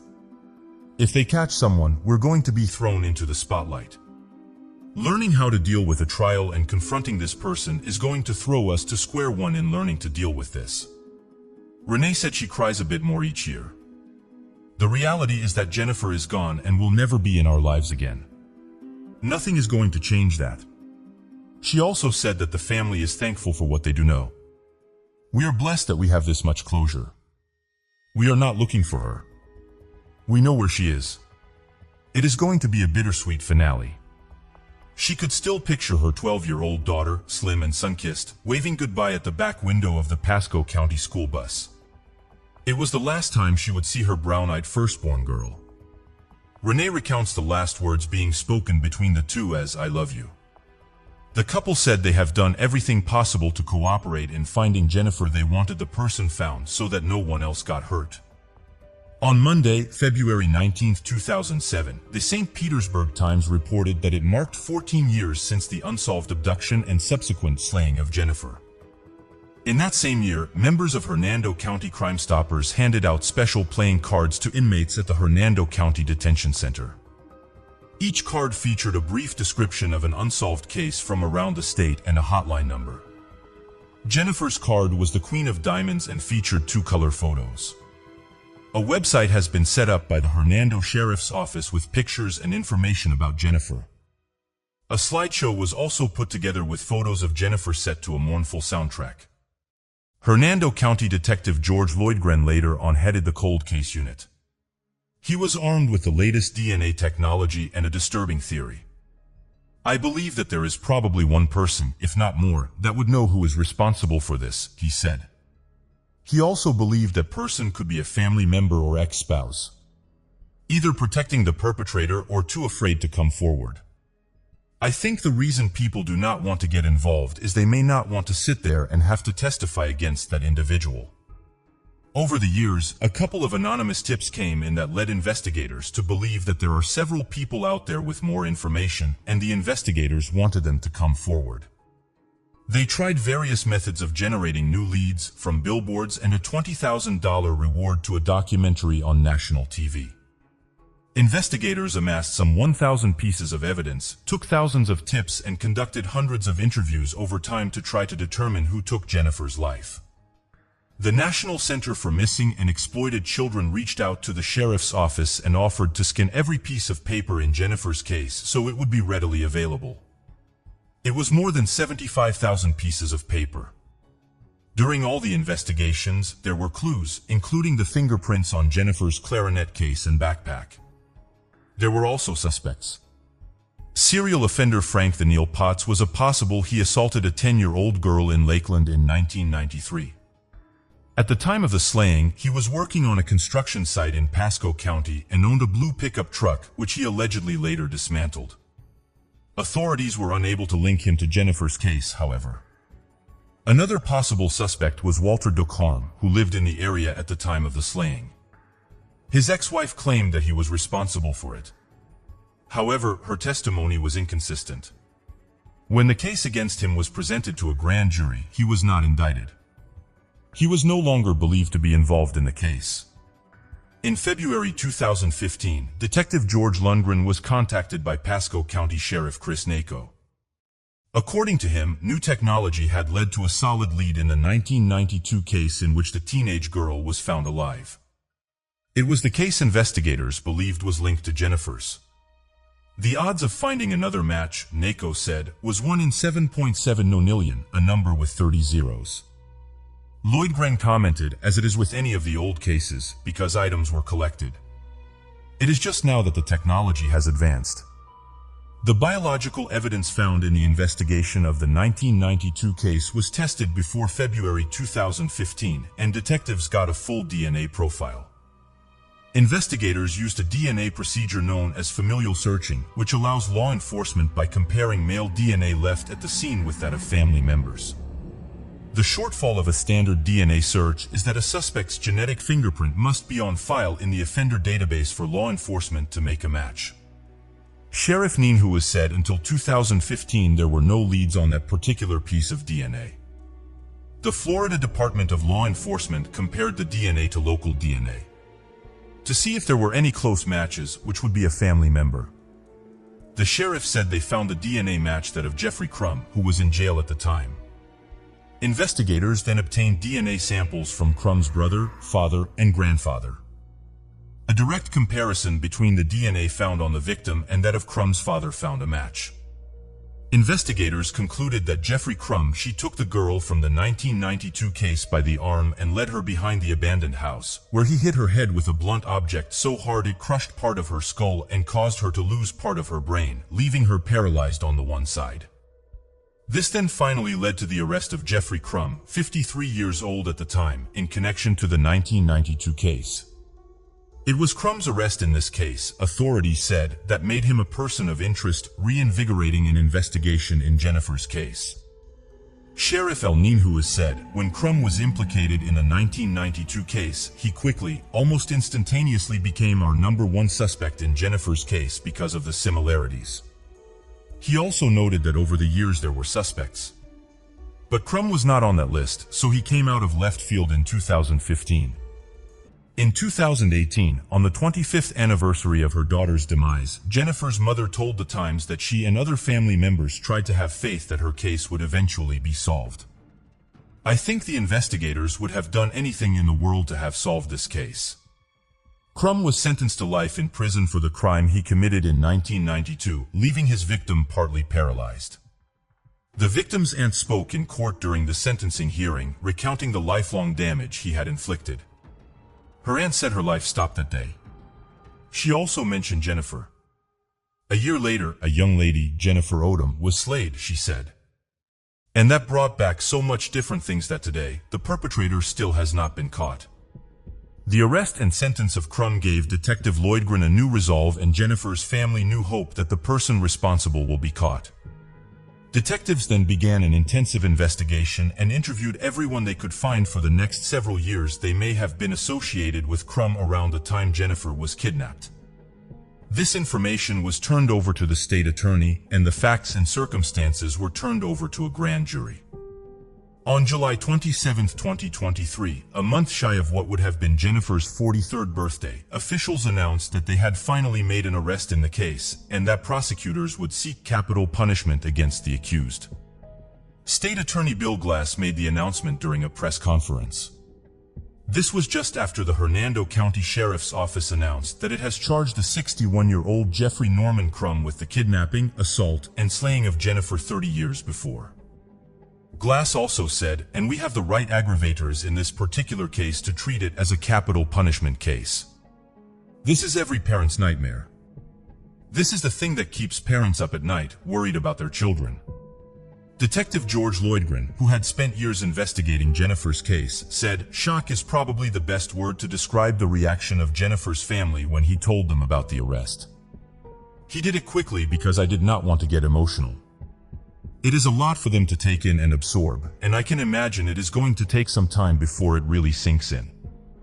According to Sheriff Ninhuas, every viable lead for the past 30 years, including those that came from the Pasco County Sheriff's Office or the Florida Department of Law Enforcement or private citizens, were investigated thoroughly. He added, the investigation never stopped. Hundreds of items were tested and retested every time new technology came out in the hope of finding a smoking gun to solve this case.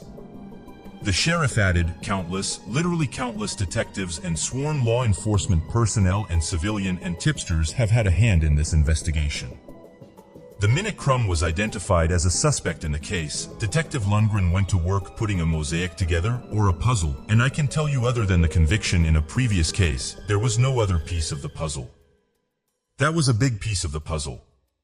Every other piece of the puzzle that got us to this point were tiny little fragments that gave the state attorney and the grand jury enough confidence to indict Crumb. Sheriff Ninhuas also said that they are searching for additional victims. Authorities fear Crumb may be responsible for other crimes. A picture of him from 1993 was released, asking that anyone who recognized him from the 1980s and 1990s to contact Sheriff Ninhuas. We urge anyone who had interactions with this individual, has information on other crimes he may have committed, and or may have themselves been a victim of Jeffrey Crumb, to reach out to the Hernando County Sheriff's Office and speak to our cold case unit.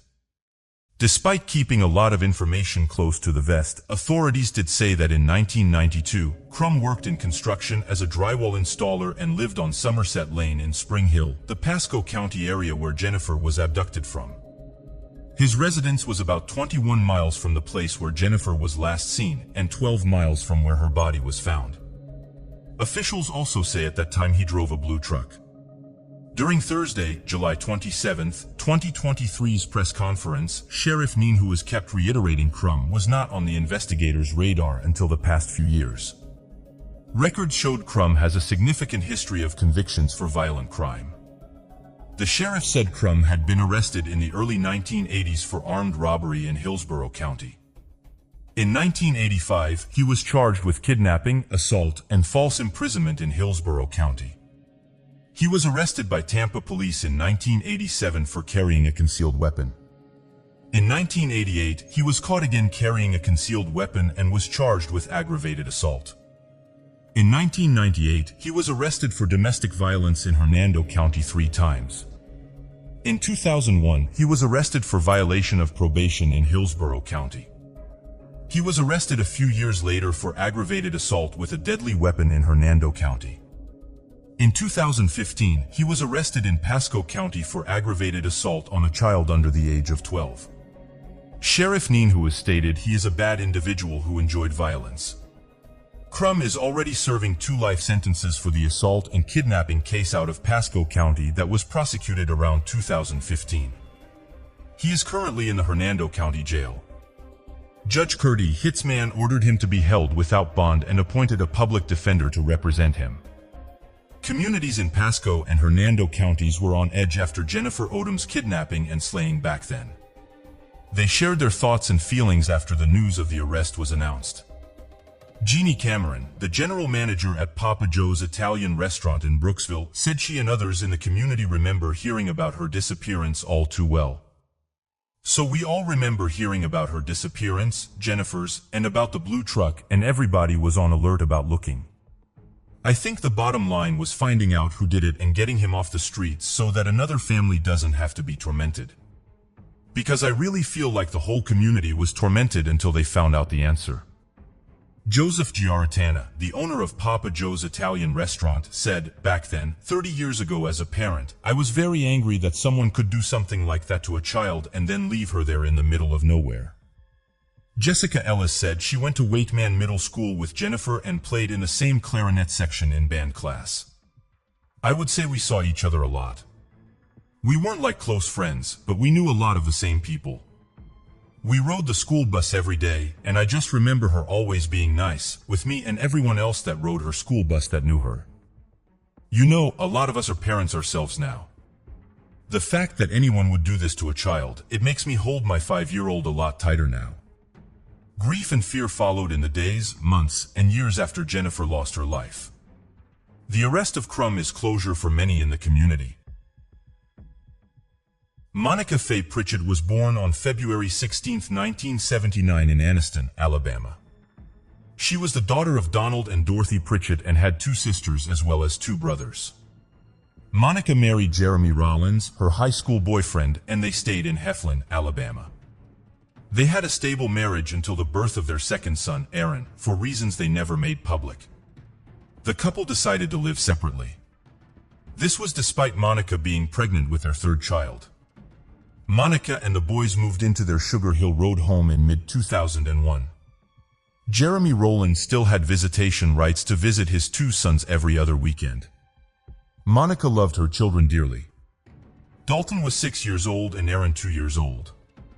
She was very excited about her 3rd son's arrival in only a few weeks. Monica planned on naming him Shane. She was a busy mom, balancing a full-time job and raising her 2 sons. She worked at a daycare called Kitty Castle until July 2002, when she accepted a higher-paying job at ITC Deltacom. Monica and her sons visited her father, Donald Pritchett, after work at his home in Anniston. He had a gift for his oldest grandson Dalton and could finally give it to him. The gift was a foal. Dalton named it Mojave. The evening was filled with horseback riding, playing, dinner, and conversation. At 8:30 p.m., Monica and the boys headed back to their Heflin home. They planned to return later that weekend to spend more time with Monica's father and his wife. However, when the weekend passed without any further word from Monica, relatives decided to go check and make sure everything was all right. When they arrived at Monica's mobile home on Monday morning, September 16th, nothing could have prepared them for what they would find. Had been brutally slayed inside their home. It seemed as if Monica went into labor from shock during the attack. The baby was found partially delivered and not alive anymore. 2-year-old Aaron was found alive and unharmed hiding in a closet, a relative called 911. The same day of the discovery, Jeremy Rollins, Monica's ex-husband, ended his 12-hour shift at Southwire around 6 p.m. and went home. A few hours later, officers arrived at his house and told him what had happened. They asked him to come to the police station. According to officials, Jeremy Rollins was quickly ruled out as a potential suspect and was cooperative throughout the investigation. After being ruled out, Jeremy said how he felt when he learned about what happened to Monica and Dalton. It was unbelievable. There, where I was at, somebody was telling you something that you just cannot believe. Early press reports indicated that Monica and Dalton had both lost their lives due to stab wounds received at some point over the weekend. Everybody pretty much knows everybody when you live in a small town. And with a population of less than 3,500 people, Heflin is one of those towns. When something as horrible as a triple slaying occurs somewhere like Heflin, it rocks the very foundation of the community, especially when the victims were a young pregnant mother, a 6-year-old son, and her unborn son. The crime terrified the community, and people started improving security measures on their homes and kept their kids inside. Family members described Monica as an easygoing, loving mother who was always smiling and good with kids. Debbie Clark, owner and director of Kitty Castle, said she was just always smiling, just a good person. Her little boy, he was so precious. Funeral services were held for both Monica and Dalton on September 19, 2002, at Dryden Funeral Home Chapel. They were set to be buried at the Cedar Creek Cemetery, but prior to the burial, investigators decided they needed to collect more DNA for investigative purposes. On September 20, 2002, Governor Siegelman offered a $10,000 reward for information leading to the arrest and conviction of the person who committed this terrible crime. Very few details about the slaying were made public, even years later. The Heflin Police Department kept the details confidential as an investigative technique. They believed that the perpetrator would one day mention something about the slaying that was never made public, leading to an arrest. Captain Joe Neighbors of the Alabama Bureau of Investigation confirmed that DNA, fingerprints, and other evidence had been collected at the scene and were sent to the Alabama Department of Forensic Science for analysis. At the time, the department was facing serious backlog issues due to budget constraints, which created a delay in processing. In June 2014, Heflin Police Chief A.J. Benefield contacted the Attorney General office's cold based on new information. They began to interview people again. They met with the State Bureau of Investigation and local prosecutors and started new discussions. Police Chief Benefield was an officer at the time of the slayings. He and his partner responded to the 911 call of the relative who found Monica and her son's bodies. When talking about the case in 2014, Benefield had this to say. So really, there were 3 victims. It was the worst crime scene I have ever seen. Not a day goes by that we are not talking about this or working on it in some way. It is very near to our hearts. In 2015, Benefield hinted that they were looking at someone that they have known about since 2002, but he did not elaborate further. In March 2015, the Alabama Attorney General's office joined the investigation. Authorities periodically posted on social media asking for information on the case. Unfortunately, no useful leads came in, and the case went cold for some time. In 2021, the case was reopened by Chief McGlawn and Captain Scott Bonner. They resent multiple items to forensic labs, both private and state. They continued to keep close contact with some of the family members and tried their best to provide support as much as they could. Although they could not go into specific details due to the ongoing investigation, Captain Scott Bonner said there was a suspect and evidence. There is no threat to anyone from the suspect in this case at this time. The suspect, who I cannot name yet, is in jail in another state for unrelated crimes. He said, with help from the state, grant money from Seasons of Justice, and a literal truckload of evidence, investigators were able to make an arrest more than 20 years after the crime. Louis Landon Spivey was arrested on June 26, 2023, and charged with taking the lives of Monica, Dalton, and Shane. Heflin Police Department made the announcement to the public. Louis Spivey kept the sordid secret to himself until he was released from a Florida prison. He is now 39 years old and was 18 years old when he committed that horrendous crime in 2002. They were acquaintances, Captain Bonner said in a press conference. They had a relationship. Bonner did not reveal a motive or the circumstances leading up to the slayings. For the last 15 years, Louis Spivey has been sitting in a Florida prison cell for an unrelated robbery and aggravated assault case out of Bay County, for which he was sentenced in February 2010. Captain Bonner and Chief McGlawn took Louis Spivey into custody after his release from the Florida prison. Captain Bonner explained, Louis Spivey has since cooperated with the investigation. He was looked at early on in the investigation by other agencies before we opened up the case. Good investigation work gave us some good leads. We did not have surveillance, pictures, or cameras, said Bonner. We did not have the things that you would have nowadays. When investigators sat down with Louis Spivey, he allegedly gave them a complete confession, outlined the crime, and took sole responsibility for the slayings. A bond hearing was held on June 29, 2023.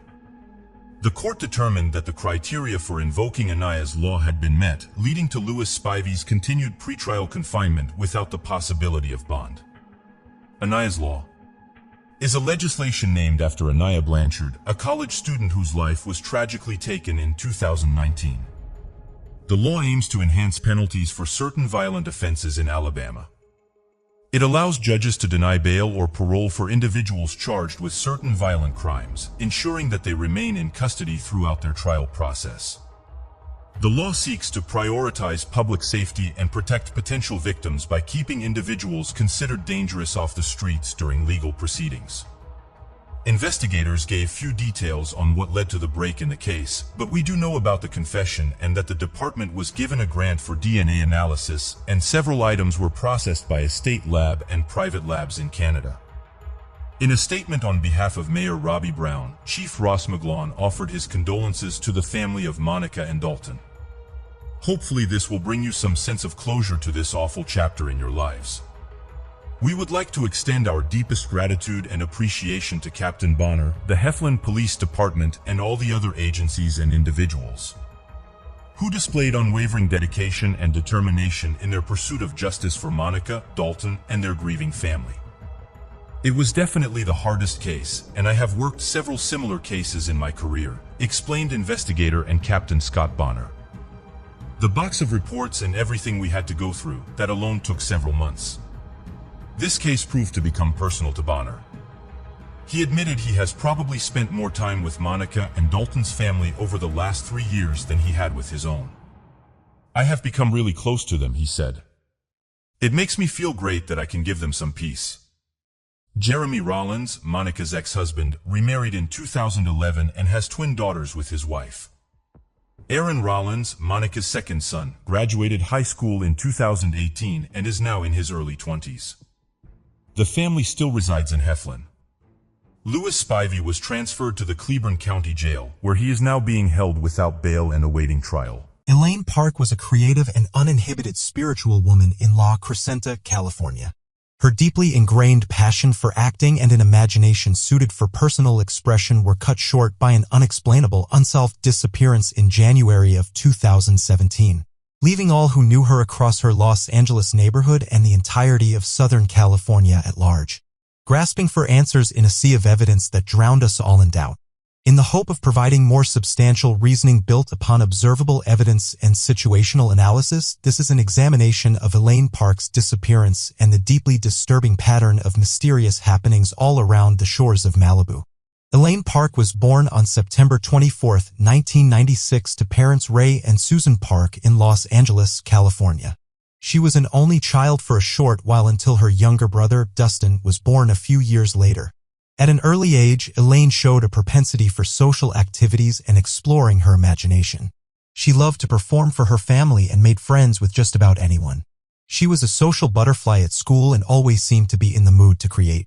As Elaine neared her preteen years, however, he was met with an all-too-common occurrence for children around the world. Her parents informed her that they would be filing for divorce and her father, Ray, would be moving out. The news hits Elaine hard. Being the age she was, the fracturing of her family brought a melancholy mood upon her. She would later say the situation resulted in bouts of depression, however it didn't completely debilitate her, and as she reached high school, Elaine found various outlets to help express her emotion. One of her favorite activities was dance and cheer. She was on the cheerleading squad at her local high school, Crescenta Valley High in La Crescenta, California, the neighborhood she lived in with her mother and brother. With the cheer squad, Elaine eventually made cheer squad champion while helping her fellow cheerleaders and upcoming underclassmen fit within the team. Besides cheer, Elaine also enrolled at CVHS's theater program, falling in love with all things plays and musicals. When she wasn't cheering at football games or performing on stage, Elaine was dancing in her free time, a huge fan of hip-hop, rap, and R&B. In fact, her passion for music grew so much she got into singing as well, sometimes writing lyrics for songs she thought up, even going as far to record a few raps upon reaching adulthood. After graduating high school, Elaine couldn't quite set her mind on what she wanted to do for a career. Her interests bounced around so many artistic endeavors beyond just music and dance. She grew especially fond of acting, and submitted headshots and acting reels to casting agencies, always keeping an eye open for background acting gigs and bit parts in Hollywood, only a 30-minute drive from her home. These dreams of acting materialized with roles in movies such as Role Models and Crazy Stupid Love. Regardless of the position, Elaine was putting her heart into everything she did. When she wasn't acting, she was busy sketching tattoo designs or practicing new makeup techniques or coming up with new and unique fashion ideas. Fashion slowly became one of Elaine's truest loves. She had an uncanny ability to come up with trendy brainstorms with marketing strategies and future spin-offs that only someone truly dedicated to their work could come up with. Elaine spoke of these ideas and her design to make an impact on the fashion world with her on- and off-again boyfriend, Divine Compare, whom she met in 2016. She had recently moved back in with her mother in La Crescenta after being laid off from a waitressing job. When she spoke of her fashion designer dreams with Divine, known as Div, Divine was the son of film and music producer Shakim Compare and met Elaine through mutual music industry interests. Elaine would sometimes stay with Divine and over text one night, shared her passionate ideas about clothing and branding. While Elaine opened her heart like she so often did through her extroverted and spirited personality, her relationship with Divine didn't last forever. The two never really formed a bond as partners and eventually broke off contact in January of 2017 when Elaine informed Div that she needed time for herself to truly focus on her future and next steps. The hiatus in their relationship only lasted a few weeks, however, until January 27, 2017, when the two made plans to see a movie and spend the night together. It was apparently nothing more than two lovers reigniting their fling. That is until the next morning. On January 28, 2017, when Elaine left Divine Compare's guest house in Calabasas, California, never to be seen again. Elaine Park's story and the circumstances around her disappearance require a deeper look into her past, dating back to about a year and a half before she went missing. This exercise involves the topic of sexual assault and viewer discretion is advised. We'll now review the timeline of events leading to Elaine's disappearance. On July 27, 2015, Elaine Park attends a concert with a few friends at the Orange County Observatory in Santa Ana, California, featuring artists such as Father and Playboi Carti. Later that night, Elaine is invited backstage by one of the artist's touring managers. She ventures back there with her friends, but her friends don't stay long after feeling uncomfortable. Elaine wants to stay and whilst backstage consumes both Xanax and alcohol. At some point during her time backstage, Elaine is sexually assaulted by multiple men while inebriated by the drugs and alcohol. In the following days and weeks, Elaine struggles to remember the night of July 27th, but fears she may have been raped. Nonetheless, she remains mostly quiet about the subject, despite the situation deeply affecting her. Flash forward almost a year later to July of 2016, and Elaine endures a car accident that leaves her with scratches on her hand when she helps to get the people in the second vehicle free. Her friend Sadie, who was driving, also walks away mostly unharmed. Over the remainder of summer 2016, Elaine and her mother, Susan, engage in a few fights regarding an insurance claim settlement from her very minor injuries. Elaine begins seeing a chiropractor against her own desires, and the mother and daughter's relationship fractures. In November of 2016, Elaine meets Devine Compare, the son of entertainment producer Shakim Compare. On Tuesday the 8th, Elaine and Devine get together and begin what would transform into an on-again, off-again relationship. Throughout the rest of the month, Elaine and Div hang out frequently, often smoking weed with their friends and discussing their daily lives over text. They talk about going to a concert together and Devine's car breaking down in a text conversation now available to the public. Elaine's fortune changes for the worst when the calendar flips to December 2016. She moves back in with her mother in Lacrosse Center after living with her friend Daisy. Elaine is also fired from her waitressing job, while dropping out of classes at Pierce College simultaneously. On December 1st, Elaine opens up to Devine over text about a fashion design and marketing plan she was brewing. It is one of the many moments Elaine displays her creative soul and the promise she had in her artistic endeavors. Within the next couple of weeks, Elaine encounters further arguments with her mother about money and petty cash. At the same time, Elaine's birth father, Ray, completes his final child support payment to Susan. Sometime in mid to late December, Elaine appears to go through a personal crisis as she unfollows and/or blocks her childhood friends from all her social media accounts. Elaine's crisis continues through the latter third of December when reminders and memories of her sexual assault in 2015 begin to resurface. She reaches out to the touring manager she knew, a man by the name of Michael, who tells Elaine that while he doesn't have concrete memories of an assault happening, he says it wouldn't surprise him. When Michael asks Elaine why she's calling him a year and a half later, Elaine says she can no longer block the feeling from her mind and that her art and design is no longer helping her cope and she needs answers. Around the same time, on December 28, 2016, Elaine posts a Twitter thread about her experience dealing with the trauma of sexual assault. She also says that the people involved, quote, know damn well who they are, but that she wouldn't fight them or make it a legal matter. Over the next couple of days and into the new year, the text conversation between Elaine and Devine wanes and becomes less responsive.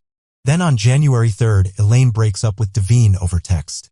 One of the lines of text reads, quote, I need this year to really invest in myself right now. So I'm gonna grind and spend time alone until I can get myself real right. Devine responds by saying it isn't what he wants and that he will fight for Elaine because she is all he has. On the night of January 20th, Devine sends a string of texts to Elaine saying he is in Utah but wants a response from her. He tells her she can't hold in whatever she's holding in, while he also needs to let out something to her before reassuring her that he'll be by her side supporting her no matter what. A week later, in the pre-dawn hours of January 26th at 3:45 a.m., Elaine calls her mother Susan to report her car out of gas and the battery dead. According to Susan, she and her boyfriend, Jeff, drove to Elaine's location to deliver gas and jumpstart her car. The following day, on the morning of Friday, January 27th, Susan sends Elaine $20 and asks for a payment by 6 p.m. Later in the day, around 5 p.m., Elaine visits her father, Ray, to pick up cash for the weekend. Ray would later say his daughter acted perfectly normal during this visit. An hour later, at 6:01 p.m., Elaine receives a text from Susan regarding the money she lent her. Another hour passes by and at 7 p.m., Elaine's friend Sadie stops by Elaine's house to pick up her hair curling wand. Elaine hands it to Sadie without saying a word, and as Sadie climbs back into her car, she turns around to see Elaine locking the front door as she leaves herself. In the next 30 minutes, Elaine reaches her car and departs Lacrosse Center to meet up with Devine Comparative's place in Calabasas, California. At around 8:10 p.m., Elaine arrives in Calabasas. 54 minutes later, at 9:04 p.m., Elaine responds to Susan's texts, saying she'll have the money back to her later that night. Susan sends a text back only a minute later at 9:05 p.m., asking Elaine to keep her word. A little less than an hour and a half later, at 10:20 p.m., Elaine and Devine take an Uber from Calabasas to the AMC movie theater in the nearby neighborhood of Woodland Hills. Moments after Elaine made a stop at her car and is captured on the CCTV footage at the Compare residence. Another vehicle is also spotted on camera but departs the driveway just as the Uber pulls up. Over 2 hours later, at 12:43 a.m. on Saturday, January 28, 2017, Devine and Elaine return from the movies in Calabasas as captured by the Compare family's CCTV. At 3:20 a.m., Elaine checks her social media profiles on Twitter, Instagram, and Snapchat for the final time. Not long after, at around 4 a.m., Devine wakes up to Elaine suffering a panic attack. He would later describe her as shaky and distressed, singing to herself but not speaking. Closer to sunrise, despite many pleas from Devine, who believes Elaine is not in a proper state of mind to drive, she dresses quickly and departs, not saying a word to Devine. At exactly 6:0453 a.m., Elaine is captured by CCTV cameras walking out of Devine's guest house through the parking area and to her car. A couple of minutes pass by and at 6:07 a.m. Elaine pulls away from the Compare family's driveway and through the gates of the community where a camera picks up Elaine's license plate. This is the last confirmed sighting of Elaine Park. At 6:28 a.m. Elaine's location is shared with Devine via their Apple iMessage app, while her Facebook Find My Friend activity is initiated simultaneously. It's unknown whether or not this is manually set by Elaine or just an automatic update. Devine does not respond to the iMessage notice. 45 minutes later, at 7:13 a.m., new cookies appear on Elaine's iPhone for the Pandora Music app. Over an hour passes, and by 8:51 a.m., 3 times demanding the money she owes her. Soon after, at 9:28 a.m., Elaine's Pandora app sends an automated message asking if she's still listening to music. Between 10:13 and 10:15 a.m., Devine attempts to call Elaine 3 times, but none of the calls connect through. At 10:50 a.m., Susan Park calls her boyfriend Jeff, followed by a since-deleted text at 12:04. An hour later, at 1:10 p.m., Elaine's friend Sadie texts her, asking what she's doing today, but receives no response. Between 1:33 and 1:34 p.m., Devine tries calling Elaine 2 more times, still unsuccessfully. At around the same time, between 1:36 and 1:42 p.m., Susan attempts to reach her daughter 3 times by phone, but she can't get through. 2 hours later, at 3:42 p.m., the last ping to originate from Elaine's phone hits a cell tower in Malibu, California. Later that night, 2 ticks before midnight, Susan calls the Crescenta Valley Sheriff's Office to report Elaine missing. They ask if Elaine has ever run away from home before, and Susan says yes. Susan later claims the sheriff's office recommended she wait 1 more day as Elaine would most likely be voluntarily missing. The following day, on Sunday, January 29th, Susan expresses a desire to her boyfriend, Jeff, to officially file the missing persons, believing that Elaine would have paid her back by now had she been okay. At 9:40 a.m. on Monday, January 30th, Susan reaches out to Elaine's friend Sadie, saying she is worried and that Elaine's makeup is gone, along with a blue traveling bag she may have taken to Davina's. Finally, Susan calls the same sheriff's station as well as Glendale Police Department at 11:48 a.m. to report Elaine missing. An officer arrives at Susan's La Crosse Center residence that afternoon at 4:25 p.m., where he calls Elaine's father to ask if he knew anything. This is the first time Ray hears of his daughter's disappearance and says he hasn't seen or heard from Elaine since her visit on Friday the 27th. 2 days later, on February 2nd, Susan and Jeff visit Devine's parents. They have no idea where Elaine is, and Susan departs, only to visit the Lost Hills Sheriff Department to request a ping on Elaine's phone. The station is able to locate a ping from Coral Canyon Road cell tower in Malibu. Later that day, Elaine's car is discovered on the 26,000 block of Coral Canyon Road on the Pacific Coast Highway in Malibu, California, a 30-minute drive from where she was last seen. The vehicle's doors are unlocked and the key is in the ignition, with the electric turned on, not the engine. Inside the car are her belongings: her black backpack with a laptop inside in the passenger seat, her cell phone, the blue travel bag with toiletries, and about $30. All in plain sight. The car is taken in for analysis and no signs of foul play or break-ins are discovered. The car is in fine condition outside of the battery being dead. A month passes by and no leads are uncovered. On March 2nd, Elaine's Facebook is logged into for the first time and all of her history is deleted. 10 days later, on March 10th, a massive search goes underway in Calabasas to find Elaine, but the search efforts turn up empty. 11 days later, on March 21st, and the settlement in Elaine's car accident lawsuit is finalized, with her name being signed on the document and $5,000 awarded to the estates of Elaine Park. 45 days later, on May 6, 2017, a cadaver dog search is initiated at the park residence. They uncover no major clues. Fast forward over 5 years since Elaine's disappearance, and law enforcement is no closer to finding Elaine Park than they were back in 2017. especially after the Compare family and the Park family have been deemed non-suspects by police. Despite a large reward sum being posted, lots of community activism and the work of various investigators and journalists, Elaine's trail has grown cold. The first segment of the CCTV clip shows Elaine walking out of her ex-boyfriend's house, leaving the parking area and supposedly making a stop at her car. However, there is another car with its lights turned on and it turns around through the driveway before leaving the residence, driving away and up the hill in the background. Elaine then returns to the car park area where she approaches the Compare home entry. Before she enters, however, Divine Compare exits himself and follows Elaine back to the driveway. Simultaneously, the Uber they ordered to take them to the cinema drives down the hill toward the house and pulls into the drive. Some viewers claim they can see Elaine and Divine enter two different cars.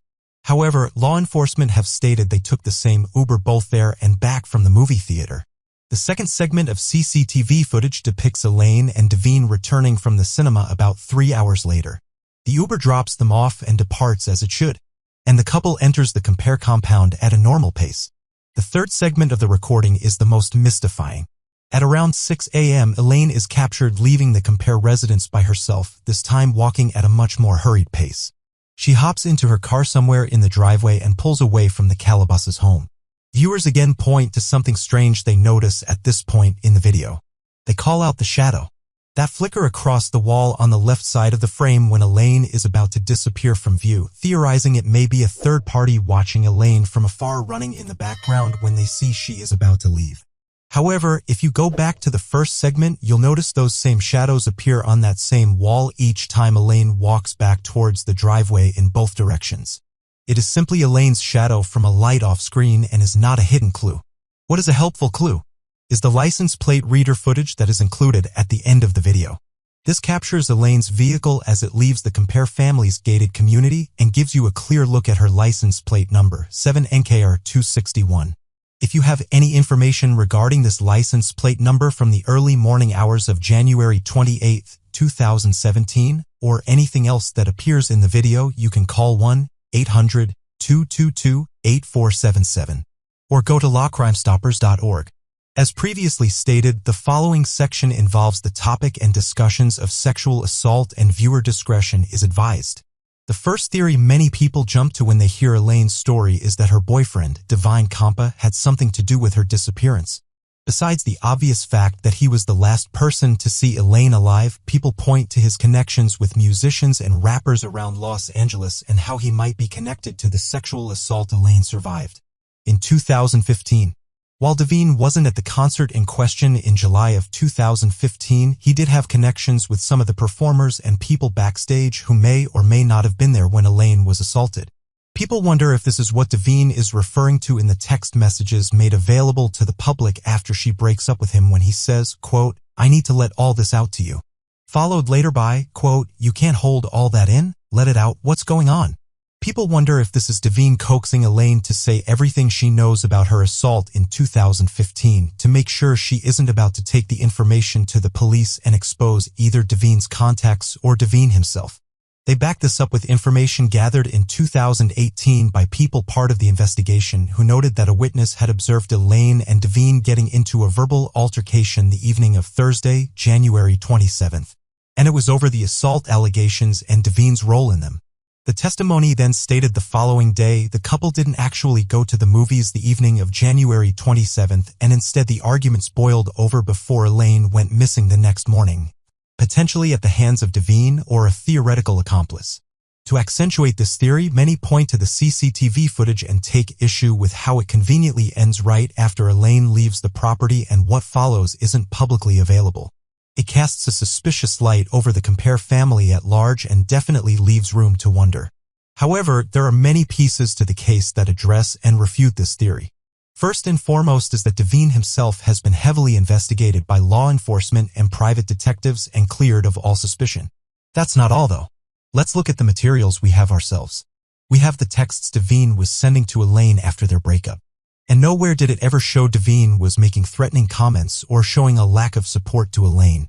In fact, he was quite supportive of Elaine overall, saying that he would be there for her and that they'd make it to the other side. In interviews with other amateur investigators, Devine stated he never pressed Elaine about her assault experience and that she was truly attempting to figure it out on her own, but was struggling with the weight of holding it all in and not being able to remember it for over a year. There's also the matter of Elaine's tweets from the night of December 28th, where she talks about her emotions and trauma as a result of the assaults, but also the wisdom she wants to give to others. Most notably, at the beginning of the thread, she says that while the people who assaulted her know who they are, she is not out to frame anyone, pursue legal action, or enact justice through accusatory means. Rather, she wants to heal from her trauma on her own terms and leave the law out of it. In addition, one evening before Elaine went missing, she posted a live Periscope stream of a rap she had written, the lyrics very strongly hinting at her relationship and breakup with Devine. Through her rap, Elaine never talked about Devine as if he was connected to her assault or really about the assault at all. Rather, she explained the reason she and Devine couldn't be together was a difference in morals and materialistic desires. Thus, Elaine, both publicly and privately, was adamant about not pursuing some sort of legal or vigilante justice. If someone wanted her dead because of that, there's absolutely zero proof Elaine would have tried it anyway, most likely ruling out one of her assaulters or Devine. The only other sensible motive that would pit Devine against Elaine is being upset that they broke up and not wanting it to end like it did. However, as exemplified by the text messages and interviews Devine has taken part in, he has shown no animosity towards Elaine or anger about their relationship. Also, it must be taken into consideration the date Elaine and Devine went on the night before she went missing. A couple facing that much volatility and tension simply doesn't go to the movies together and pretend like everything is normal for a couple of hours. The Uber drivers who drove the pair have since been tracked down and interviewed and have stated they didn't suspect anything was wrong with either Devine or Elaine, that they were hugging and kissing during the car rides, and overall sporting a calm demeanor. There was an instance in which the Uber driver said Devine asked Elaine if she was good a couple of times, but Elaine always replied yes and never displayed any sort of warning signs. While the CCTV footage is distressing and adds suspicion to the Compare family, there simply isn't a shred of physical proof or sensible motive that connects them to foul play in the case. So if there are holes in the theory that Devine had something to do with it, what about other love interests or ex-boyfriends in Elaine's life? There was one man from Elaine's past that caught the attention of law enforcement, an underground rapper by the stage name of Lolo. Lolo and Elaine had a short fling sometime in the year leading up to Elaine's disappearance. However, the quick relationship wasn't sunshine and roses. Lolo was quite clingy and creeped out Elaine's closest friends. He would repeatedly call her even after Elaine tried to sever ties. And despite being blocked on multiple numbers, Lolo would find new phones to contact her with. In addition, there were times Lolo would angrily text Elaine, saying things like he wanted to fight her for not responding, and that, quote, people were gonna die. Most glaring of all was an incident in 2016 in which Elaine and Lolo were pulled over and the car was searched by police. Authorities found an unauthorized firearm in Lolo's backpack, a firearm Elaine had no knowledge of.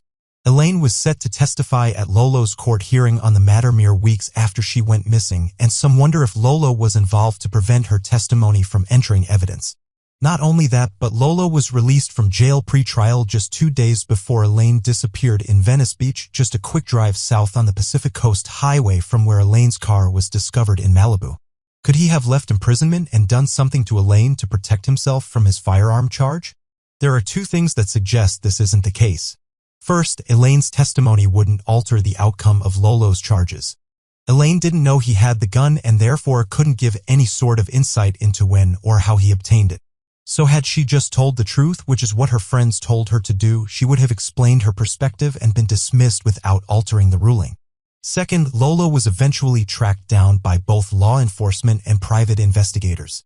The PIs were the ones to first alert Lolo of Elaine's disappearance, and his reaction was one of genuine concern. He stated that he had stopped attempting to contact Elaine after his arrest and her continued pleas for space, but still thought about her every day. While it definitely appears he had an unhealthy obsession with Elaine, Lolo fully cooperated with the PIs and later the authorities, consistently making offers to help look for Elaine and provide as much assistance as he could.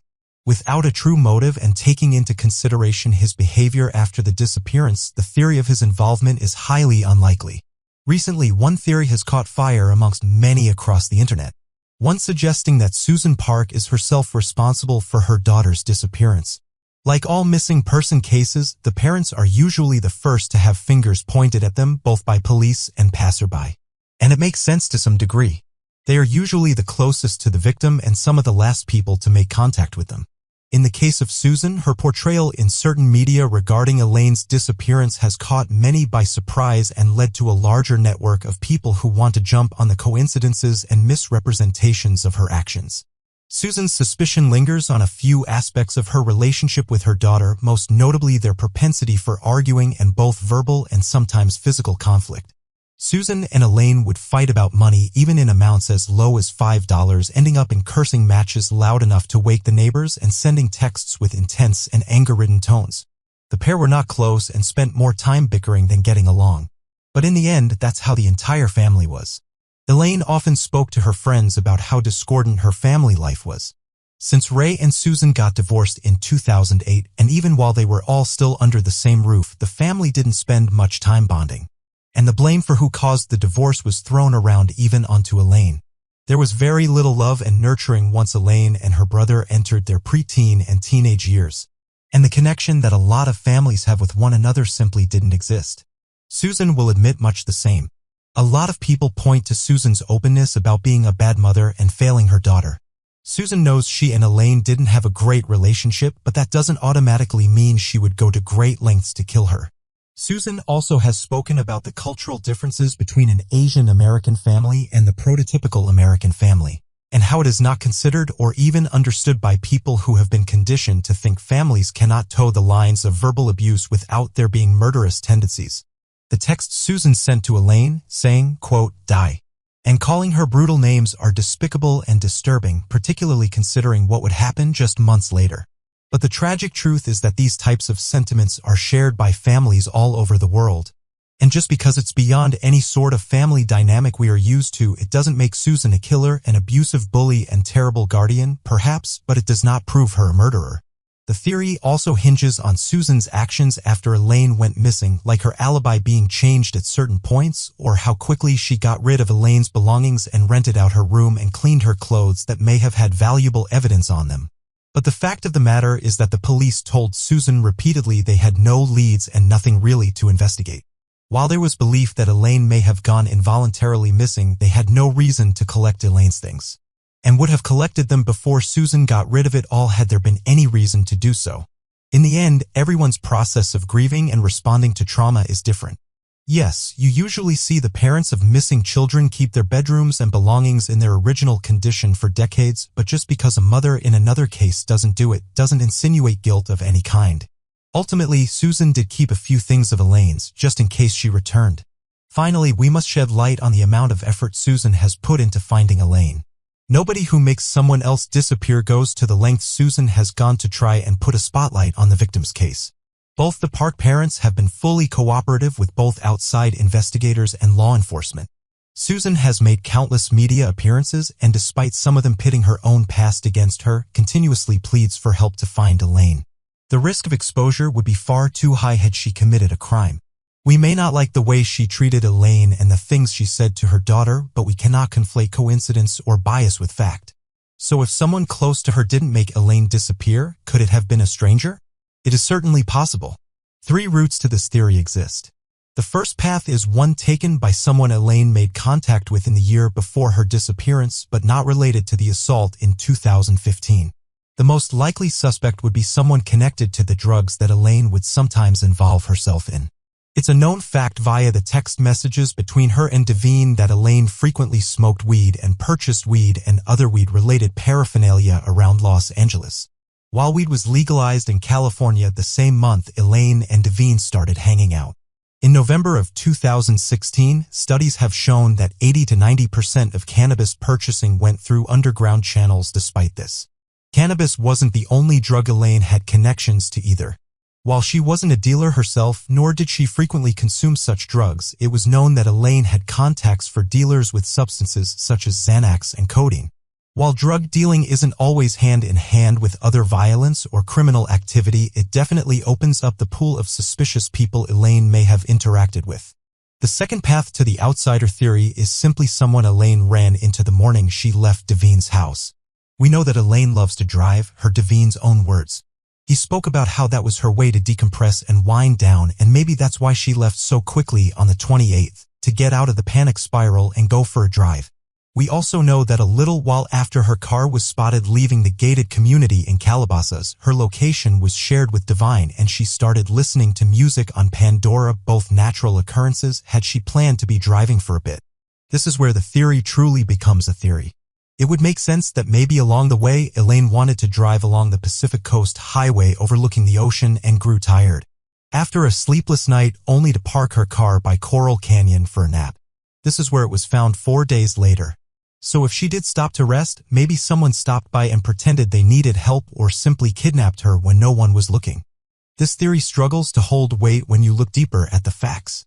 It's agreed upon by many that Elaine's vehicle was probably planted at the location it was found by her kidnappers rather than it being the origin of Elaine's disappearance. Due to how neat everything was found in the vehicle and how there was no trace of Elaine found in the vicinity. The spot where Elaine's car was found is also a very busy section of Malibu and has frequent tourists stopping by, even at 6:30 a.m. in the morning. If something were to have happened to Elaine against her will, someone would have heard something or seen something.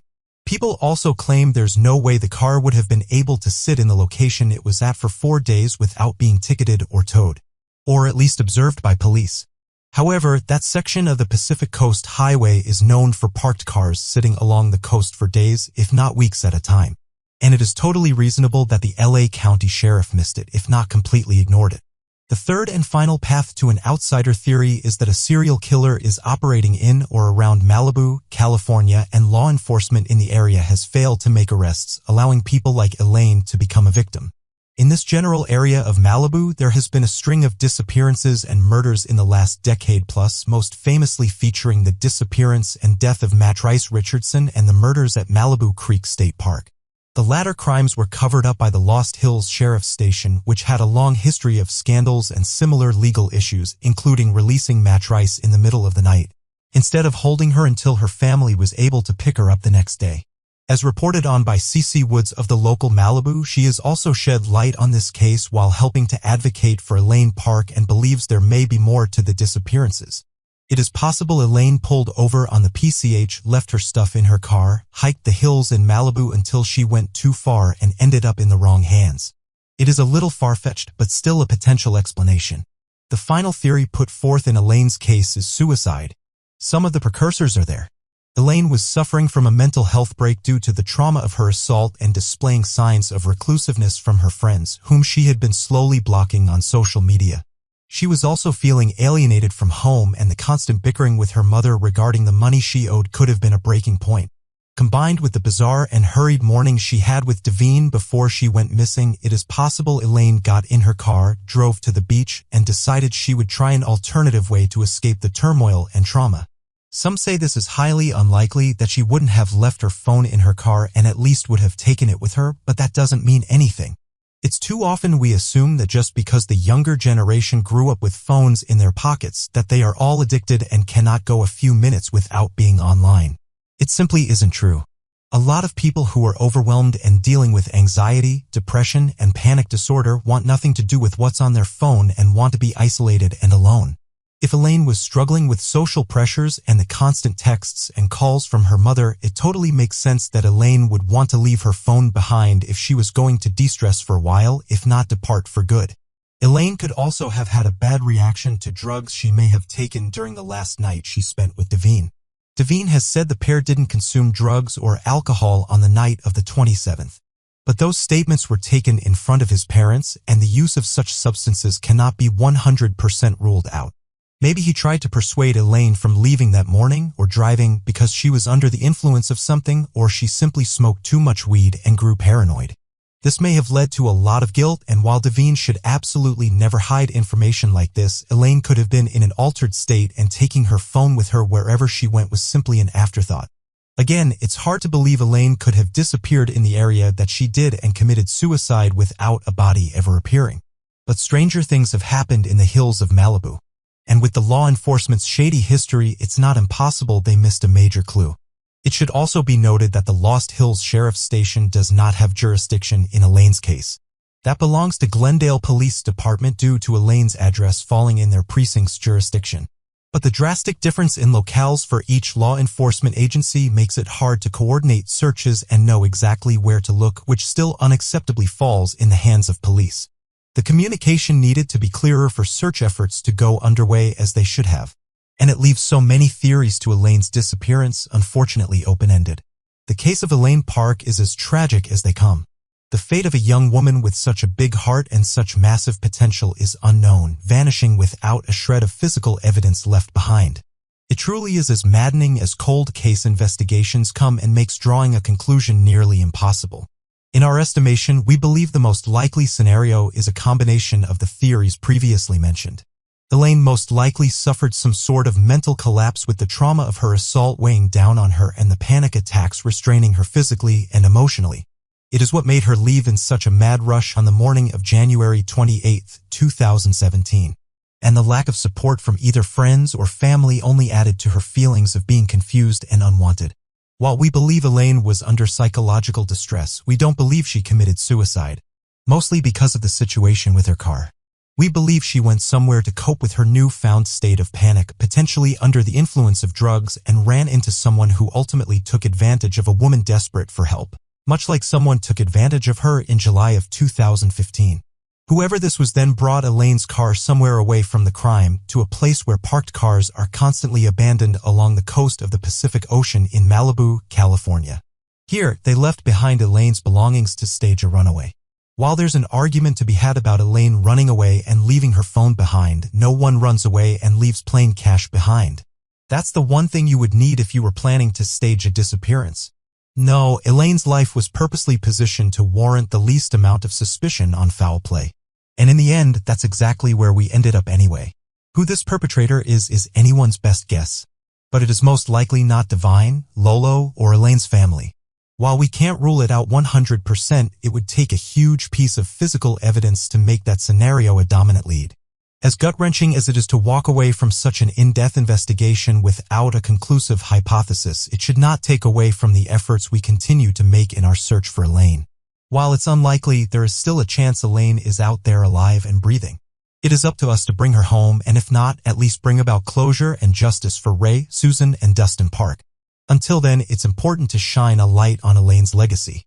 Elaine, despite growing up in a broken home without a lot of love to receive, was the first to bring that love to others. She nurtured relationships with many friends and put her heart into everything she did.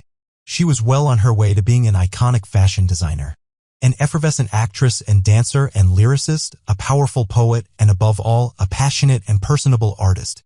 She was a survivor whose entire being was filled with courage and strength. She spoke her heart so that others without a voice may find solace in her persistence. She had dreams like the rest of us and so much more to share. We must find a way to make those dreams a reality and allow her imagination to return to the world. Even if Elaine Park remains missing, the positive impact she made on the world will not perish, and the goodwill that she stood for will not be erased. 10-year-old Catherine Lyon and her sister, 12-year-old Sheila Lyon, lived in Kensington, Maryland in 1975. They lived with their parents, John and Mary, as well as their older brother, Jay. On March 25, 1975, Sheila and Catherine left their home between 11 a.m. and noon. Their mother instructed them to get back home by 4 p.m. They were heading to see the Easter exhibits in the Westfield Wheaton Plaza shopping mall, which was located about half a mile from their home. It was their spring break, so they planned on enjoying a day out, even having lunch at a pizzeria within the mall called the Orange Bowl. By 7 p.m., the Lyons sisters had still not returned home. Their parents then called police to report them missing. The extensive search and investigations for Sheila and Catherine revealed nothing about the location of the girls, but thanks to witness statements, it did help the police set up a timeline that they felt was accurate. At 1 p.m., a neighborhood boy saw the sisters outside the Orange Bowl. They were speaking to an unidentified man. At about 2 p.m., their elder brother Jay also noticed them at the pizzeria, alone and enjoying their meal. A friend of theirs then saw the girls walking westward down a street near the mall somewhere between 2:30 and 3 o'clock p.m. It was the direct route to their home. That was the last time Sheila and Catherine Lyon were seen alive. The neighborhood boy who recalled seeing Sheila and Catherine talking to someone outside the Orange Bowl described the unidentified man to be about 6 feet tall, 50 to 60 years old, and wearing a brown suit. He said that the man was carrying a briefcase with a tape recorder inside. The man was demonstrating a type of audio cassette player to the teens and children gathered near him, which included the Lyons sisters. 2 composite sketches of him were created and released to the public, and several other witnesses came forward to declare that they had seen him in the mall that day. A girl around Sheila and Catherine's age then talked to the detectives and gave them a completely new possible suspect. She described how the young girls had confronted a man who had been staring so intently at them that it made them uncomfortable enough to act. He was described as a white male, 5 foot 11 inches tall and weighing roughly 140 pounds. It was believed he was in his late teens or early 20s. He had acne on his face and scars on his left cheekbone. The man wore a light-colored Peter's jacket as well as a blue and white horizontal striped shirt with white pants. The Lyons sisters' disappearance shattered the sense of security in Kensington, Maryland, rattling parents to the point where they no longer let their children play outside or walk to Wheaton Plaza. Even with all the promising information, the case soon got plagued by false leads and questionable subjects, eventually making it go cold. An 18-year-old named Lloyd Lee Welsh went to a security guard at the Wheaton Mall a week after the girls disappeared. He said that he had been at the mall that day and saw the girls get abducted by the tape recorder man. Mall security then called the police, who took Lloyd to a nearby station. When the investigators made Lloyd take a lie detector test, Lloyd then confessed to having made the whole thing up. It was believed he was just interested in the $9,000 reward money being offered, and he was released. On April 7, 1975, about 2 weeks after the disappearance, a witness in Manassas, Virginia reported seeing 2 girls resembling the Lyons sisters in the rear of a beige 1968 Ford station wagon. The witnesses stated that the girls were bound and gagged in the vehicle. The driver of the vehicle resembled the man in the publicly available composite sketch. The witness further claimed that when the driver spotted the witness tailing him, he ran a red light and sped west on Route 234 towards Interstate 66. The station wagon had Maryland license plates with the possible combination of DMT-6. The last 2 numbers are unknown due to the bending of the car's plate. The known combination was issued in Cumberland, Hagerstown, and Baltimore at the time. This supposed sighting inspired a small army of mobile CB radio users to scour the area throughout the night with a running commentary and chatter, but without any tangible results. A search for matching plate numbers failed to produce any information. Although this witness's report was at first treated as credible and a media firestorm erupted because of it, it was later deemed questionable by police. The disappearance granted calls from psychics, extortionists, and detention seekers. Several phone calls from people claiming to be holding the girls for ransom were made to the Lyon family in the immediate aftermath of their disappearance. One began with an anonymous mail on April 4, 1975, and demanded that John Lyon leave a briefcase with $10,000 inside an Annapolis courthouse restroom. John Lyon left $101 in the briefcase as directed by law enforcement officials. It was just enough to make the crime a felony, but the briefcase was never claimed. The same anonymous person called John later and said there were too many police officers around the courthouse and he could not retrieve the ransom. John said he would have to hear the girls' voices before he could do anything else. The caller never made contact again. There were suspects, but nothing that linked them to the crime, one being Fred Howard Coffey. Coffey was convicted in 1987 for assaulting and strangling a 10-year-old girl in North Carolina in 1979. Authorities learned that he interviewed for a job and was subsequently employed in Silver Spring, Maryland, 6 days after the Lyons sisters vanished. This is a short distance from Wheaton Plaza. Investigators were unable to determine if Coffey was connected to the case, and he was never charged in the disappearances. Raymond Rudolph Molesky Sr., a resident of Suitland, Maryland, at the time of the disappearance, took the lives of both his wife and teenage son in November 1977. He was convicted and sentenced to 40 years in prison. Based on both prison informants' tips and Molesky's own claims to know something about the case, which he offered to share more fully in exchange for more favorable prison conditions, authorities searched his former residence in April 1982. No evidence was discovered. Raymond Rudolph Molesky passed away in prison in 2004. Police interviewed countless witnesses and followed hundreds of tips. Every stand of woods or weeds were searched. Storm sewers were explored. As was every vacant house for miles, the residents of a nearby nursing home were interviewed one by one. Scuba divers groped through mud at the bottom of ponds. Nothing was found. Nothing came of anything the police did. The case haunted the Montgomery County Police Department. Generations of detectives had come and gone, and many had taken a crack at it. Periodically, a new team would start over, combing through the many boxes of yellowing evidence, hoping to find something missed. In 2012, the Montgomery County Police Department decided to make one final push to solve the Lyons sisters' mystery. Their approach was to act as if a call had just come in for the two missing girls and to scour the boxes of case records as if starting from scratch. One of the most intriguing finds early on was a brief report written by investigators a week after the disappearances. The report was about 18-year-old Lloyd Lee Welsh that falsely claimed to see the tape recorder man abduct the sisters. The detectives newly plowing the case learned that Lloyd Welsh went on to compile an extensive criminal record. His record includes an arrest in 1977 in Montgomery County for breaking into a house 8 blocks from Wheaton Plaza Mall and stealing $580 worth of jewelry. The burglary case yielded a mugshot which bore a striking resemblance to a composite sketch drawn in 1975 of the man at the mall who stared at the Lyon girl so long that they confronted him. The newly assigned detectives learned Welsh was imprisoned in Delaware after being convicted of assaulting a 10-year-old girl in that state in 1998.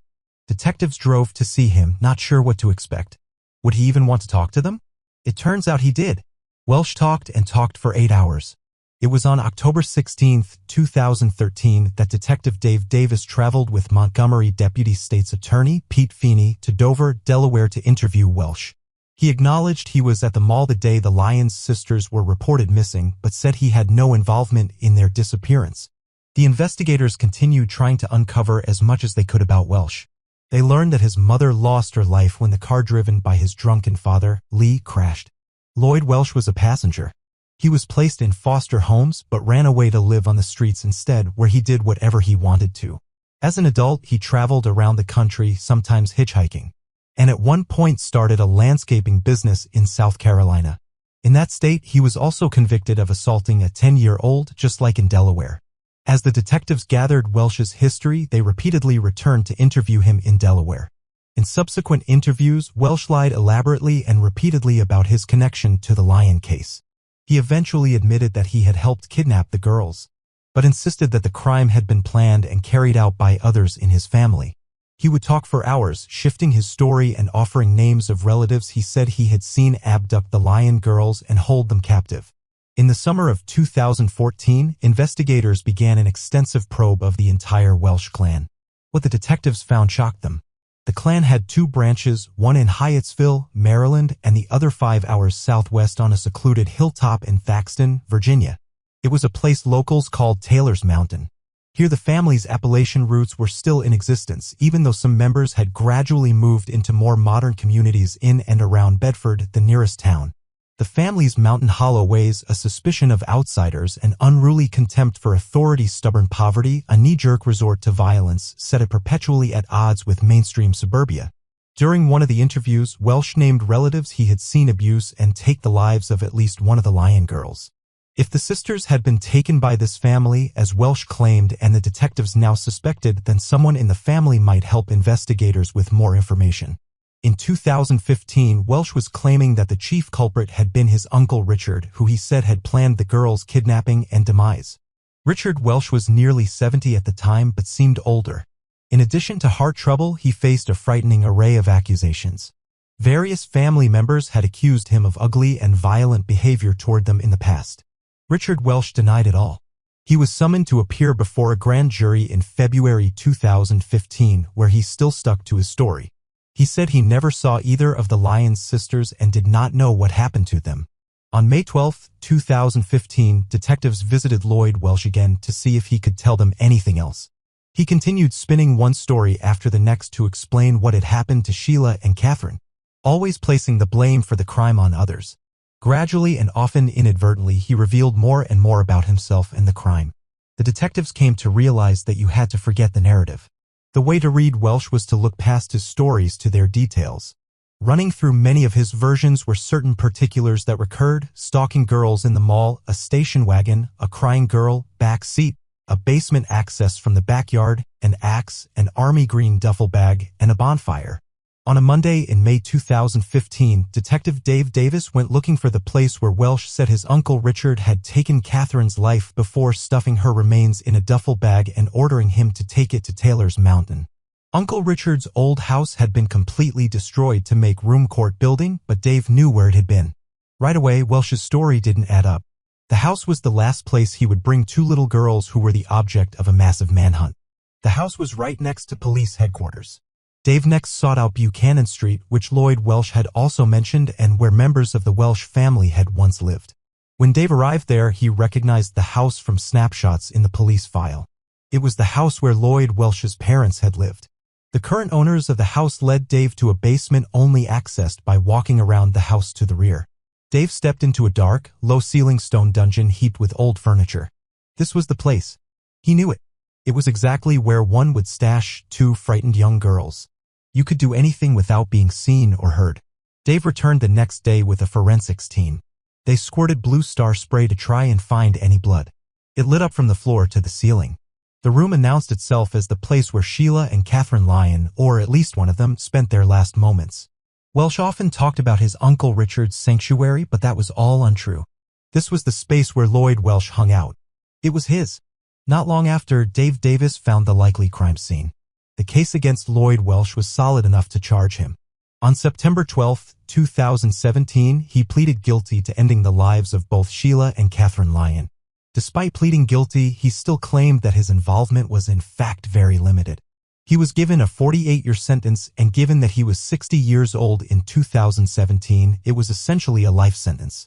Lloyd Welsh still refuses to tell investigators where they can find the bodies. Investigators are still looking into the possibility that Lloyd Welsh did not act alone. Uncle Richard worked as a mall cop around the same time, and it would have been much easier for him to abduct the two girls than it would be for Lloyd Welsh. Let me know what you make of the case down in the comments section. Connie Margota was born in Rockville, Connecticut on July 31, 1976 to parents Cindy and Kenneth. Connie was one of four siblings, having two sisters, Marlise and Leslie, and a brother, Keith. The Margota children grew up in Vernon and Ellington. Connie attended Ellington High School, where she graduated in 1995. After which, Connie attended the University of Connecticut. She attained her undergraduate degree in 1999 and began working as a pharmaceutical sales representative for Rekide Benckiser. Everyone who knew Connie described her as a warm-hearted, generous person who would do anything for those she loved. Connie had many friends and was popular among everyone she met. In the early 2000s, Connie told her close friends about a man she had met. His name was Richard DeBate, and Connie was smitten. He was a handsome man who treated Connie like a queen. When Connie was introduced to Richard's family, they immediately knew that she was the one for him. Richard, or Rick as he was known, was born on July 29, 1976 to parents Richard Sr. and Julie DeBate. He grew up in Manchester, Connecticut, and graduated from Manchester High School in 1995. After finishing high school, Rick attended technical school before beginning his career in computer network administration. Ricky and Connie married on July 4, 2003 and had two sons, RJ and Connor. Connie was a devoted mother to her boys, and Rick seemed like the perfect husband and family man. The DeBates lived in a beautiful home in Ellington on Birchview Drive. Two of Connie's closest friends, Peggy and Darlene, lived in the same neighborhood. Their families spent plenty of time together, with Peggy and Darlene often joking about what a doting husband Rick was to Connie. From any outside perspective, life of the DeBates looked picture perfect. They seemed to have it all. In reality, cracks had started to show. December 23, 2015 started like any other day. It was a Wednesday, and everyone in Ellington felt a festive cheer with Christmas just 2 days away. At 8:10 a.m., Rick dropped Connor and RJ off at the nearby bus stop. While he was out, Connie dressed and headed to a spin class at the local YMCA. What happened next is unclear, as Rick has given many differing versions of events. This is what he first told investigators after the incident. Rick dropped off the boys and then returned home to change into his work clothes. Once he was ready, Rick got back into his car at 8:30 a.m. and set off on the 40-minute drive to work. He wasn't on the road for long until he realized his laptop was still at home. Rick couldn't work without it, so he went onto his cell phone and emailed his supervisor that he would be late. As Rick looked at his phone, he happened to see a security alert about a silent alarm that had been triggered at his home. He mentioned this in the email as well. Rick headed back home and cautiously went inside. Rick heard a noise coming from upstairs, and upon further investigation, it sounded like someone was in their main bedroom. The door was partially open, and when Rick looked inside, he was confronted by a masked intruder. It was a large framed man standing roughly 6 foot 2 inches tall, wearing a dark green camouflaged outfit and mask. The intruder pulled out a knife and told Rick something along the lines of, "Give me your money, your wallet, and your pins, and if you don't, I'm gonna wait here for your wife and kids." The man had a deep voice which Rick compared to sounding like Vin Diesel. Rick had been with the intruder for less than a minute when he heard the sound of their garage door opening. It was Connie. Her class had been canceled and she was back early. Rick screamed out to her, desperately trying to alert his wife to the danger in their house. The intruder then apparently turned his attention to Connie, and he and Rick were in a race to reach her first. In the struggle, Rick was pushed down the stairs and was briefly disoriented. The intruder managed to get past him and pursue Connie into the basement. Rick was able to pick himself up off the floor and rush to Connie's rescue, but it was too late. As he sped down the stairs, a gunshot rang out. It was so loud that his hearing was affected for several minutes afterward.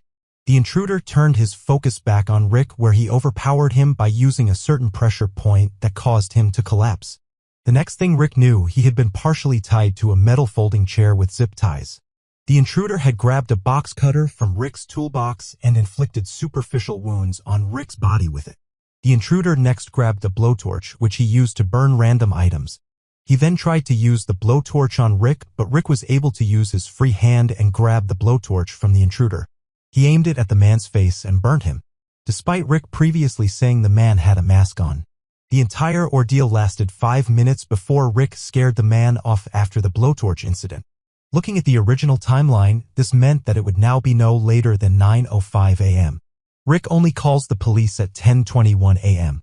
State troopers were already on their way, as a call had been automatically placed to them at 10:16 a.m. from the security company regarding an alarm triggered at home. This alert gets sent to authorities immediately. So why did it not get sent after the alert that Rick allegedly saw shortly past 8:30 a.m.? The first to arrive at 7 Birchview Drive was a member of the Ellington, but the storm door was still closed. He knocked with no answer and proceeded inside. He first noticed a light layer of smoke that hung in the air. The basement door was open and droplets of blood led from the basement toward the kitchen. The man followed the trail where he found Rick. Rick was still attached to the folding chair, lying face down on the kitchen floor. Rick told the man that he is still in the house, referring to the intruder. The man quickly called for backup, reporting the crime as a home invasion, and soon a flood of officers were on the scene. They focused on locating the gunman as soon as possible. The investigators started taking note of everything in the house. They took multiple images of Rick on the floor, showing how he had been tied to the metal chair. Curiously, it was only Rick's left hand and left ankle that was zip-tied. She had been shot twice, once in the stomach and in the back of the head. She was pronounced deceased at the scene. This was no longer just a home invasion. Canine units were soon on the scene, hoping they would show investigators which direction the gunman had gone in. But the dog seemed only to be focused on one person, Rick DeBate. One of the dogs found Rick's wallet on the lawn outside, presumably where the intruder had dropped it while fleeing. Still, the dogs could not follow a scent leading away from the property. Instead, they led their handlers to the ambulance where Rick was being treated for his superficial wounds. From the get-go, investigators saw holes in Rick's story. Rick was taken to Hartford Hospital. This is where he was first questioned about the events that day. He described the intruder to the investigators and told them he had seen the man shoot Connie in the basement. After he said his version of events, the investigators had some follow-up questions for Rick.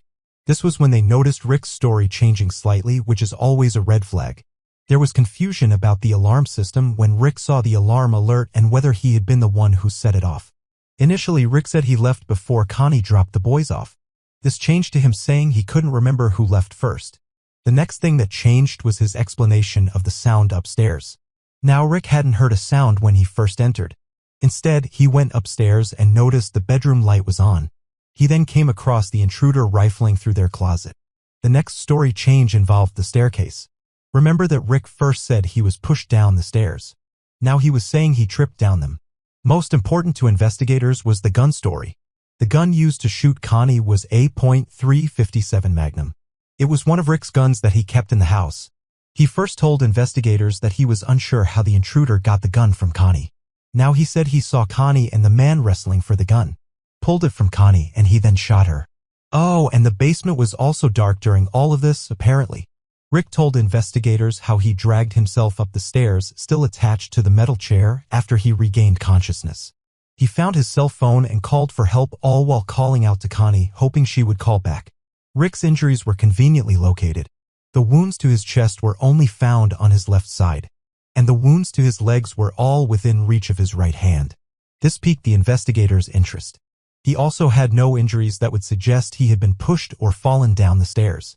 The dried blood from the box cutter marks hadn't dripped down the edges of his legs like you would expect if the wounds had been inflicted while he was sitting on the metal chair. The other inconsistency that stood out to investigators was the lack of blood leading up the stairs. If Rick had dragged himself from the basement to the kitchen, you would expect to see evidence of that. Instead, only droplets were found on that path, and the only drag marks were found in the kitchen.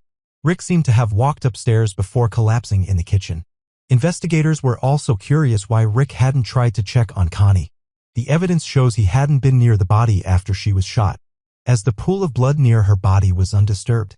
Investigators wanted to find out exactly how an intruder was able to get into the home. They theorized they had entered through an open basement window, as the rest of the house showed no sign of forced entry. But even this didn't make sense. The locks on the basement window were removed from the inside and just left on the windowsill. An intruder wouldn't have been able to access these locks from outside without leaving significant damage. After he said his version of events, the investigators had some follow-up questions for Rick. This was when they noticed Rick's story changing slightly, which is always a red flag. There was confusion about the alarm system when Rick saw the alarm alert and whether he had been the one who set it off. Initially, Rick said he left before Connie dropped the boys off. This changed to him saying he couldn't remember who left first. The next thing that changed was his explanation of the sound upstairs. Now Rick hadn't heard a sound when he first entered. Instead, he went upstairs and noticed the bedroom light was on. He then came across the intruder rifling through their closet. The next story change involved the staircase. Remember that Rick first said he was pushed down the stairs. Now he was saying he tripped down them. Most important to investigators was the gun story. The gun used to shoot Connie was a .357 Magnum. It was one of Rick's guns that he kept in the house. He first told investigators that he was unsure how the intruder got the gun from Connie. Now he said he saw Connie and the man wrestling for the gun, pulled it from Connie, and he then shot her. Oh, and the basement was also dark during all of this, apparently. Rick told investigators how he dragged himself up the stairs, still attached to the metal chair, after he regained consciousness. He found his cell phone and called for help, all while calling out to Connie, hoping she would call back. Rick's injuries were conveniently located. The wounds to his chest were only found on his left side, and the wounds to his legs were all within reach of his right hand. This piqued the investigators' interest. He also had no injuries that would suggest he had been pushed or fallen down the stairs. The dried blood from the box cutter marks hadn't dripped down the edges of his legs like you would expect if the wounds had been inflicted while he was sitting on the metal chair. The other inconsistency that stood out to investigators was the lack of blood leading up the stairs. If Rick had dragged himself from the basement to the kitchen, you would expect to see evidence of that. Instead, only droplets were found on that path, and the only drag marks were found in the kitchen. Rick seemed to have walked upstairs before collapsing in the kitchen. Investigators were also curious why Rick hadn't tried to check on Connie. The evidence shows he hadn't been near the body after she was shot, as the pool of blood near her body was undisturbed. Investigators wanted to find out exactly how an intruder was able to get into the home. They theorized they had entered through an open basement window, as the rest of the house showed no sign of forced entry. But even this didn't make sense. The locks on the basement window were removed from the inside and just left on the windowsill. An intruder wouldn't have been able to access these locks from outside without leaving significant damage. Those close to Rick hadn't even considered the possibility that he had something to do with Connie's passing, and they grieved alongside him. While they clearly had a main suspect, the investigators didn't want to lose focus on exploring all possibilities. The debates did have someone who would potentially want to hurt them. They had been involved in a long-standing legal battle with a contractor who worked on the house. Connie and Rick sued the man in small claims court after multiple problems with the contractor's work, and Connie had even expressed concern about her safety. The man was difficult to deal with, and Connie's car had even been vandalized twice in 2015. She believed the contractor was behind it. After these incidents, the debates installed their security system and purchased guns. The contractor even came up multiple times when friends of Connie and Rick were questioned after her passing. But this lead fell flat after the contractor was found to have an airtight alibi on the day of the crime, and he didn't at all match Rick's description of the intruder.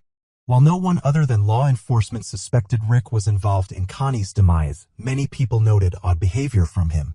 He didn't seem to be grieving how you would expect. Not long after the incident, Rick placed a message on the neighborhood group asking everyone where they liked to get takeout food. This seemed off for a man who had recently lost his wife in such traumatic circumstances. As investigators peeled back the layers of the debate's lives, they uncovered some glaring financial issues. Money was going out faster than was coming in, and Connie felt like all the responsibilities were resting on her shoulders. She told her close friend she was thinking about separating from Rick and even had a file on her notes app titled, "Why I Want to Divorce." The reasons ranged from Rick's lying to his poor treatment of her and not being a good father to the boys and focusing only on himself. Money is often a motive in cases like these, and in mid-January 2016, investigators found out about 2 life insurance policies for Connie and Rick. Each policy was for the hefty sum of $475,000. It turned out that only Connie's life insurance was still valid, as Rick's had lapsed due to non-payment. Rick waited just 5 days to claim Connie's insurance money. He also received $75,000 from her employer a month after her passing. Over the next year, investigators slowly built their case against Rick Debate. They executed multiple search warrants looking into both Rick and Connie's phone records, financial statements, communications with outside parties, security system data, and most importantly, Connie's Fitbit. Connie's Fitbit showed she had first been active at 7:52 a.m. on the morning of December 23rd. This was followed by an extended period of inactivity consistent with Connie driving to the YMCA, the search warrant stated. We know Connie arrived at the YMCA as she was spotted on surveillance cameras. Then her Fitbit again registered another 10 minutes of inactivity when Connie was driving back home. She was back at the house at around 9:20 a.m. From 9:37 a.m. to 9:43 a.m. she was stationary. Investigators believe Connie was just resting during this time. The next 20 minutes saw Connie moving around like normal. During this time, Connie posted videos from her phone to Facebook with an IP address linked to her house. The last time Connie's Fitbit picked up any movement from her was at 10:05 a.m. So why was this so significant? This information provided concrete evidence that Connie's life was not taken at the time that Rick stated it had been. Connie was alive and moving until 10:05 a.m., an hour after Rick said he had witnessed the intruder take her life. Once they felt like they had enough evidence to convict Rick Debate, authorities arrested him on April 14, 2017. He was charged with taking Connie's life, evidence tampering, and giving false statements to investigators. Rick pleaded not guilty to the charges. The police had a 50-page affidavit that included the Fitbit information, Rick's contradictions, and his affair with Sarah. The news of Rick's arrest rocked the close-knit community of Ellington. No one had given a thought to him being responsible. Even Connie's close friends, who she had spoken with about her marriage issues, thought many people go through difficulties without it ending like this. His bail was set at $1 million, which he posted immediately. Despite the mountain of evidence, it was a while before the case was actually taken to trial. It had been postponed twice before it kicked off on April 5, 2022. From his arrest to his trial, Connie's case received a lot of media attention. It became known as a case that was solved by a Fitbit, which Connie's family didn't approve of. They felt that it took the focus off of Connie to get a catchy headline. While it seemed like the prosecution had a clear-cut case, the defense was able to bring forward some damning information. Unidentified DNA had been found in the home in 6 separate places. This DNA coincides with Rick's story about the intruder starting off in their closet, moving down the stairs, and ending in the basement. The other evidence that the defense used was the gunshot residue found on Rick. The amount found on him was insignificant. You would expect there to be much more had he been the one to pull the trigger. The prosecution was able to counter this by explaining that the test had been administered hours after the trigger was pulled, meaning his hands could have easily been wiped or washed during that time. The prosecution stated a clear motive from the get-go. Rick's life was falling apart around him, with Sarah's pregnancy and Connie thinking about leaving him. The pressure is mounting, the baby is coming, and the defendant's worst fears are going to be realized. Following the 5-week trial on May 10, 2022, the jury deliberated for 3 hours before reaching a verdict. Richard DeBate was guilty of all charges. Connie and her family finally got justice after 6.5 long years. Judge Corinne Klatt handed down a sentence of 65 years in prison. She called the crime a brutal, calculating, and incomprehensible act. Her sentence fell just a year short of the maximum penalty.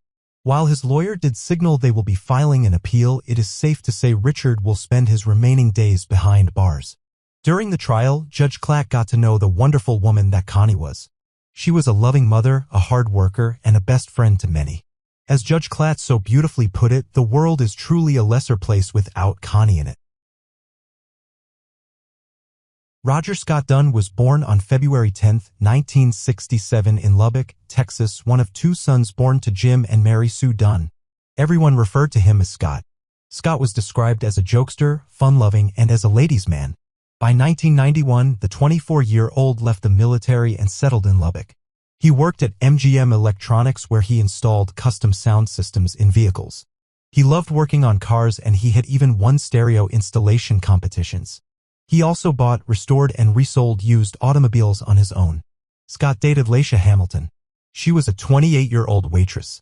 On the evening of May 13, 1991, Scott attended a party at one of his friends' homes. Out of nowhere, Scott got seriously ill. He couldn't walk or drive home, and slept at his friend's house. The next morning, Laisha came to pick him up so that he could rest in the comfort of his own bed at the apartment they shared at Oakwood Club Apartments at 5818 24th Street. The day after that, on May 15th, Scott was finally feeling well enough to get back to his work. His car was still at his friend's house, so he arranged for his friends to take him to work. He told Laisha about this arrangement. She made him tea and left for work. When his friends arrived at their apartment, Scott didn't answer. Laisha arrived home later and told his friends that he must have left while she was at work. Scott did not come home that night, and for the next 2 days, there was absolutely no sign of him. Laisha then contacted Jim Dunn, Scott's dad, who lived in Pennsylvania, and told them that Scott disappeared. Jim Dunn then contacted the Lubbock Police Department to file a missing persons report. Jim told detectives that it was unusual for Scott to leave his Camaro, nicknamed the Yellow Submarine, and his tools at work. When the police arrived at Laisha and Scott's apartment, Laisha immediately told the police that a piece of carpet was missing from underneath the couch. In Scott's bedroom, the police found that missing piece of carpet. It had been duct taped together with the carpet in the bedroom. A piece of carpet had been removed from the bedroom. Along the seam, the police noticed a rusty-colored stain. It was clear that it was blood. There was another large stain on the padding underneath the carpet in one section. The blood on the padding had seeped down to the concrete below. It also looked like someone had cleaned blood off of the baseboard of the wall. The investigators used luminol to test the room. The room lit up. It was obvious that someone, presumably Scott, had suffered a violent attack. Investigators looked at Scott's life and the people he knew to see if anything stood out to them. Scott had a previous arrest for using illegal substances. At age 23, he was arrested in connection with a Domino's Pizza robbery. The police followed up on this to see if anyone might have had reasons to hurt Scott because of the substances or money. They didn't find anything useful. Looking at Scott's relationship with Laisha, investigators found a lot of oddities.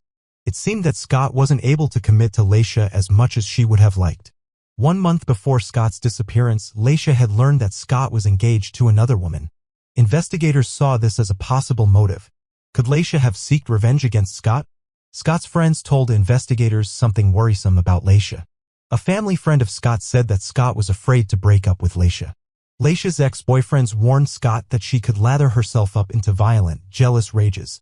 Laisha continued to contact Jim to talk about the case. Jim taped all of their phone calls. For some reason, Laisha didn't really seem that interested in finding Scott. She often talked about his sports car. She even asked Jim if she could have it. Laisha told Jim that she didn't want the car but needed it. Laisha was clearly getting impatient about having to wait for the car. This was really odd behavior. Investigators learned that Laisha had a criminal record. She had been arrested in New Mexico for embezzlement. Investigators continued looking into the possibility that she was responsible, but then she actually came up with the first suspect. Laisha told Jim that she believed a man named Tim Smith was involved in Scott's disappearance. Tim lived near Scott and Laisha and became infatuated with her. The police went to speak to Tim at his apartment and saw that he was packing up to move. Tim willingly let the police search his apartment. When the police walked back out to the room where Tim was standing, they discovered that Tim had moved a roll of duct tape that was on his bookshelf. Tim claimed he didn't move anything, but the police found it hidden behind some books. The tape was sent in for forensic testing.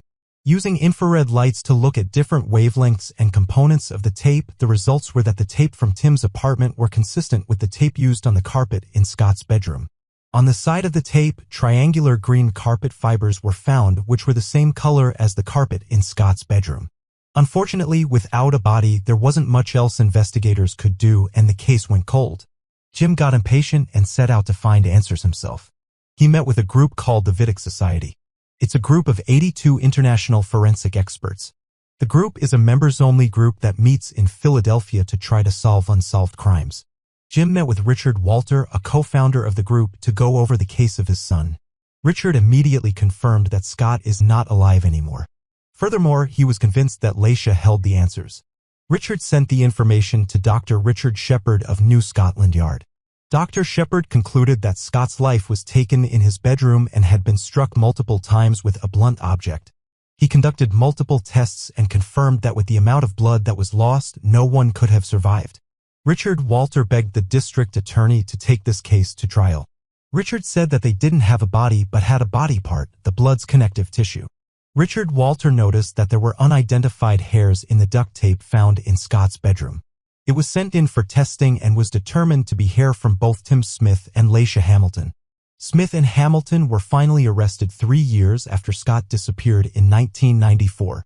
It is believed that Scott's life was taken in the early morning hours of May 16, 1991, while he was asleep. Scott was struck 4 times with a blunt object. Hamilton and Smith tried to clean up the scene, but obviously left behind too much evidence. It is believed that Laisha wanted revenge after finding out that Scott had been seeing other women and was engaged. Smith probably helped Hamilton because she manipulated him and he was obsessed with her. They were tried separately and both convicted. Laisha Hamilton was sentenced to 20 years in prison, and Smith was sentenced to 10 years of probation. The jury believed that Smith was involved in helping Hamilton clean up and get rid of evidence, but weren't convinced that he was in the room when the crime took place. It's not clear why Laisha got such a short sentence, in Texas no less, but she had to serve it in full after losing multiple bids for parole.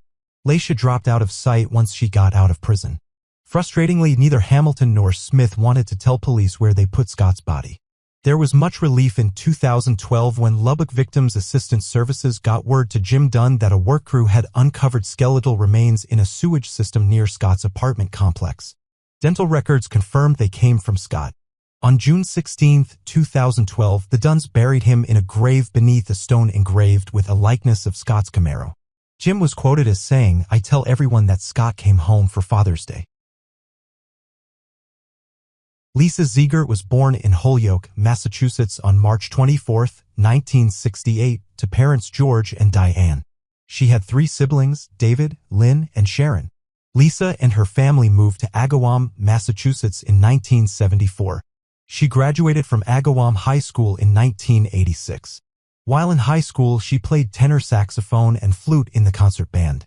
She had also been a drum majorette for the school's marching band for 2 years. Lisa worked for the school newspaper and literary magazine. After school, Lisa became a member of the National Honor Society and the American Field Service.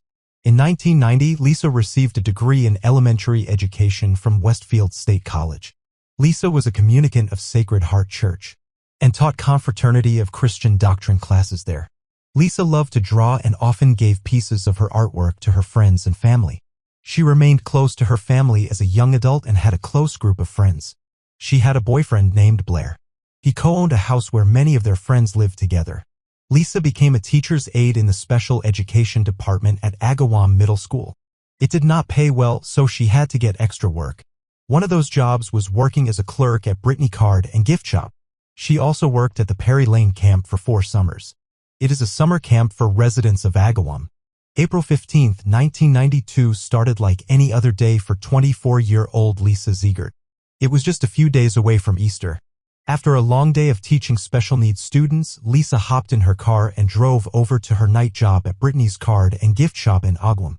The 24-year-old with dark curly hair, Freckles and Blue Eyes was scheduled to work until closing time at 9 p.m. Lisa spent most of her shift putting helium into balloons as shoppers filled their carts with gifts and decorations for the upcoming holiday. At around 5:30 p.m., an unexpected visitor walked into the store, Lisa's sister, Lynn. It was a rare chance for the siblings to catch up. They chatted about Lisa's job at the school where she was beloved by students and her future goals. After about half an hour, Lynn left the store and drove home, glad that all seemed well with her sister. The following morning, Lisa's co-worker, Sophia Maynard, showed up as usual to open the shop.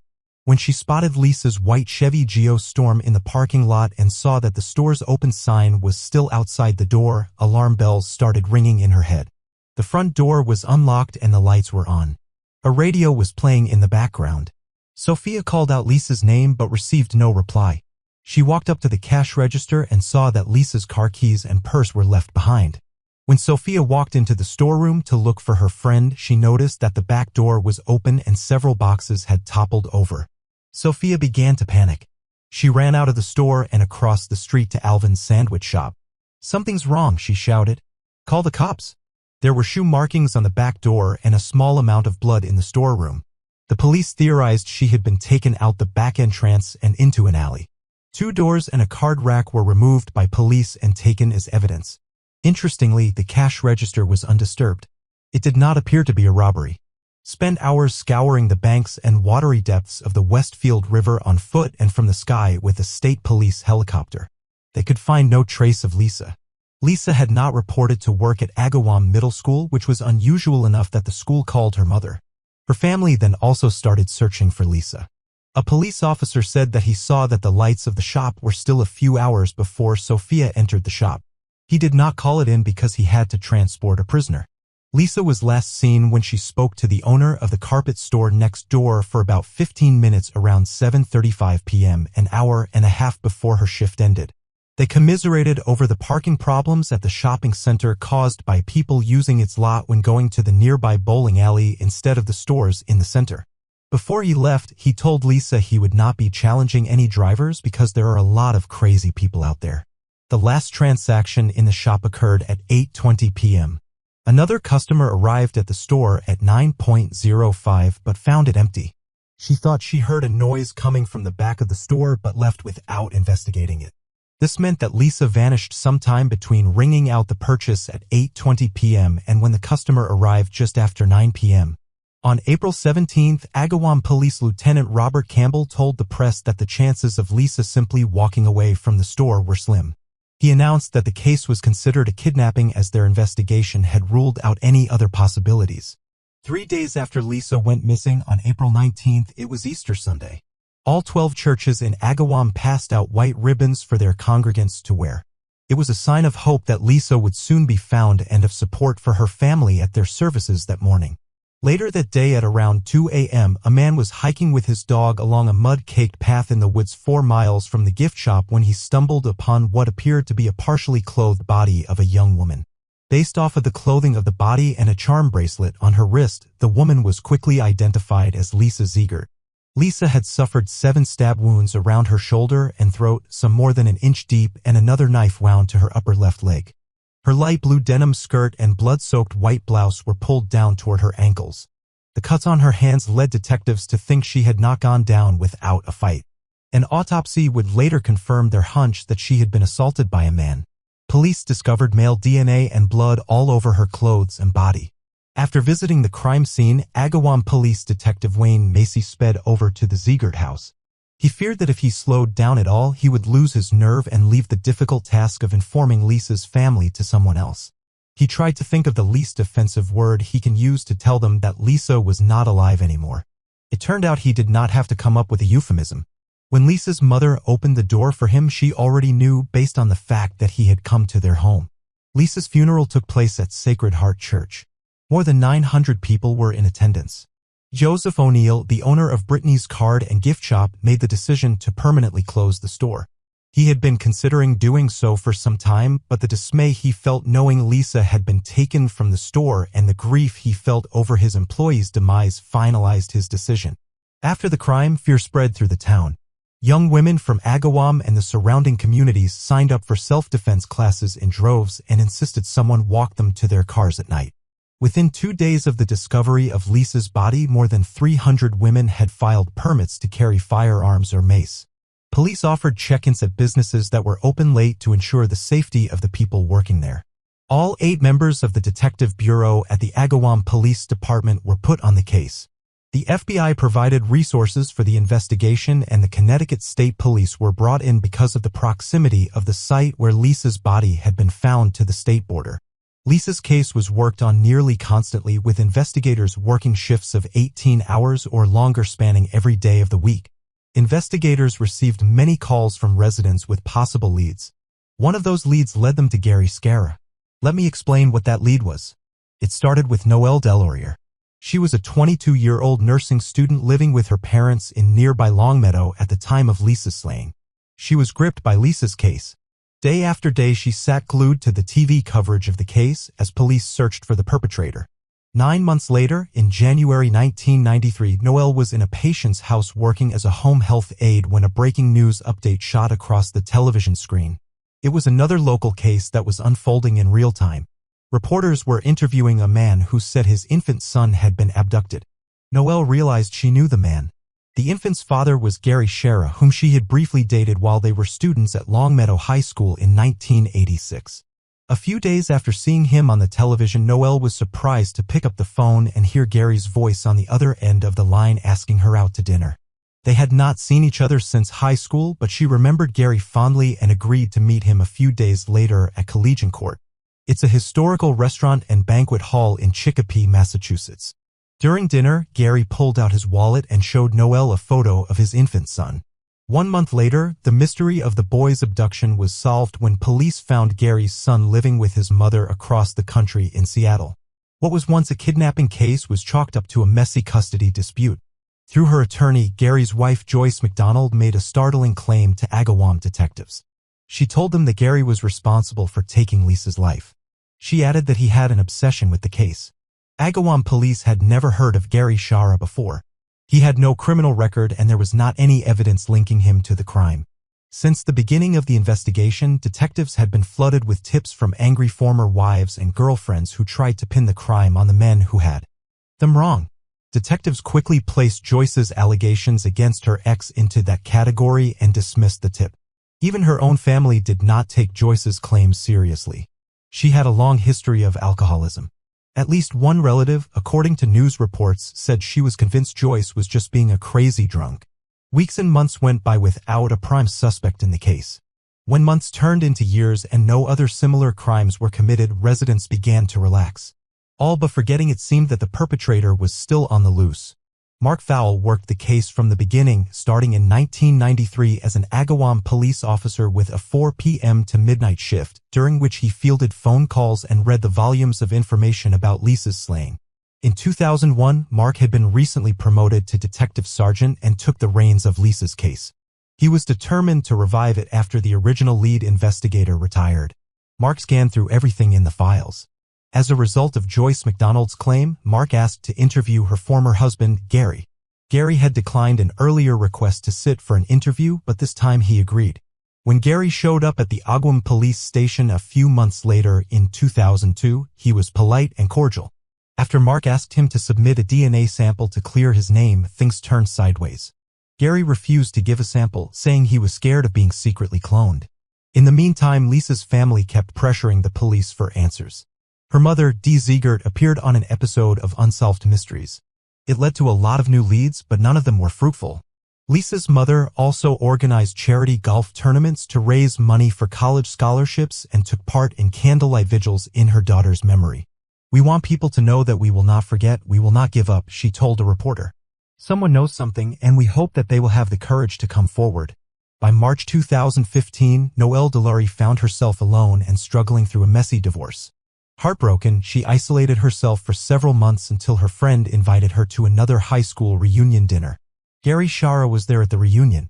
There Noelle and Gary talked all night and soon after started dating. Noelle believed she had finally met Mr. Right. Gary had a steady job as a shuttle driver for Enterprise Rentals at nearby Bradley International Airport in Connecticut. He loved animals and was especially good with children. Noel thought he might be overcompensating because he had no contact with his own son who was living with relatives in Seattle. An orphan like the fictional Bruce Wayne, Gary had a deep affinity for Batman movies. He had a collection of Batman t-shirts.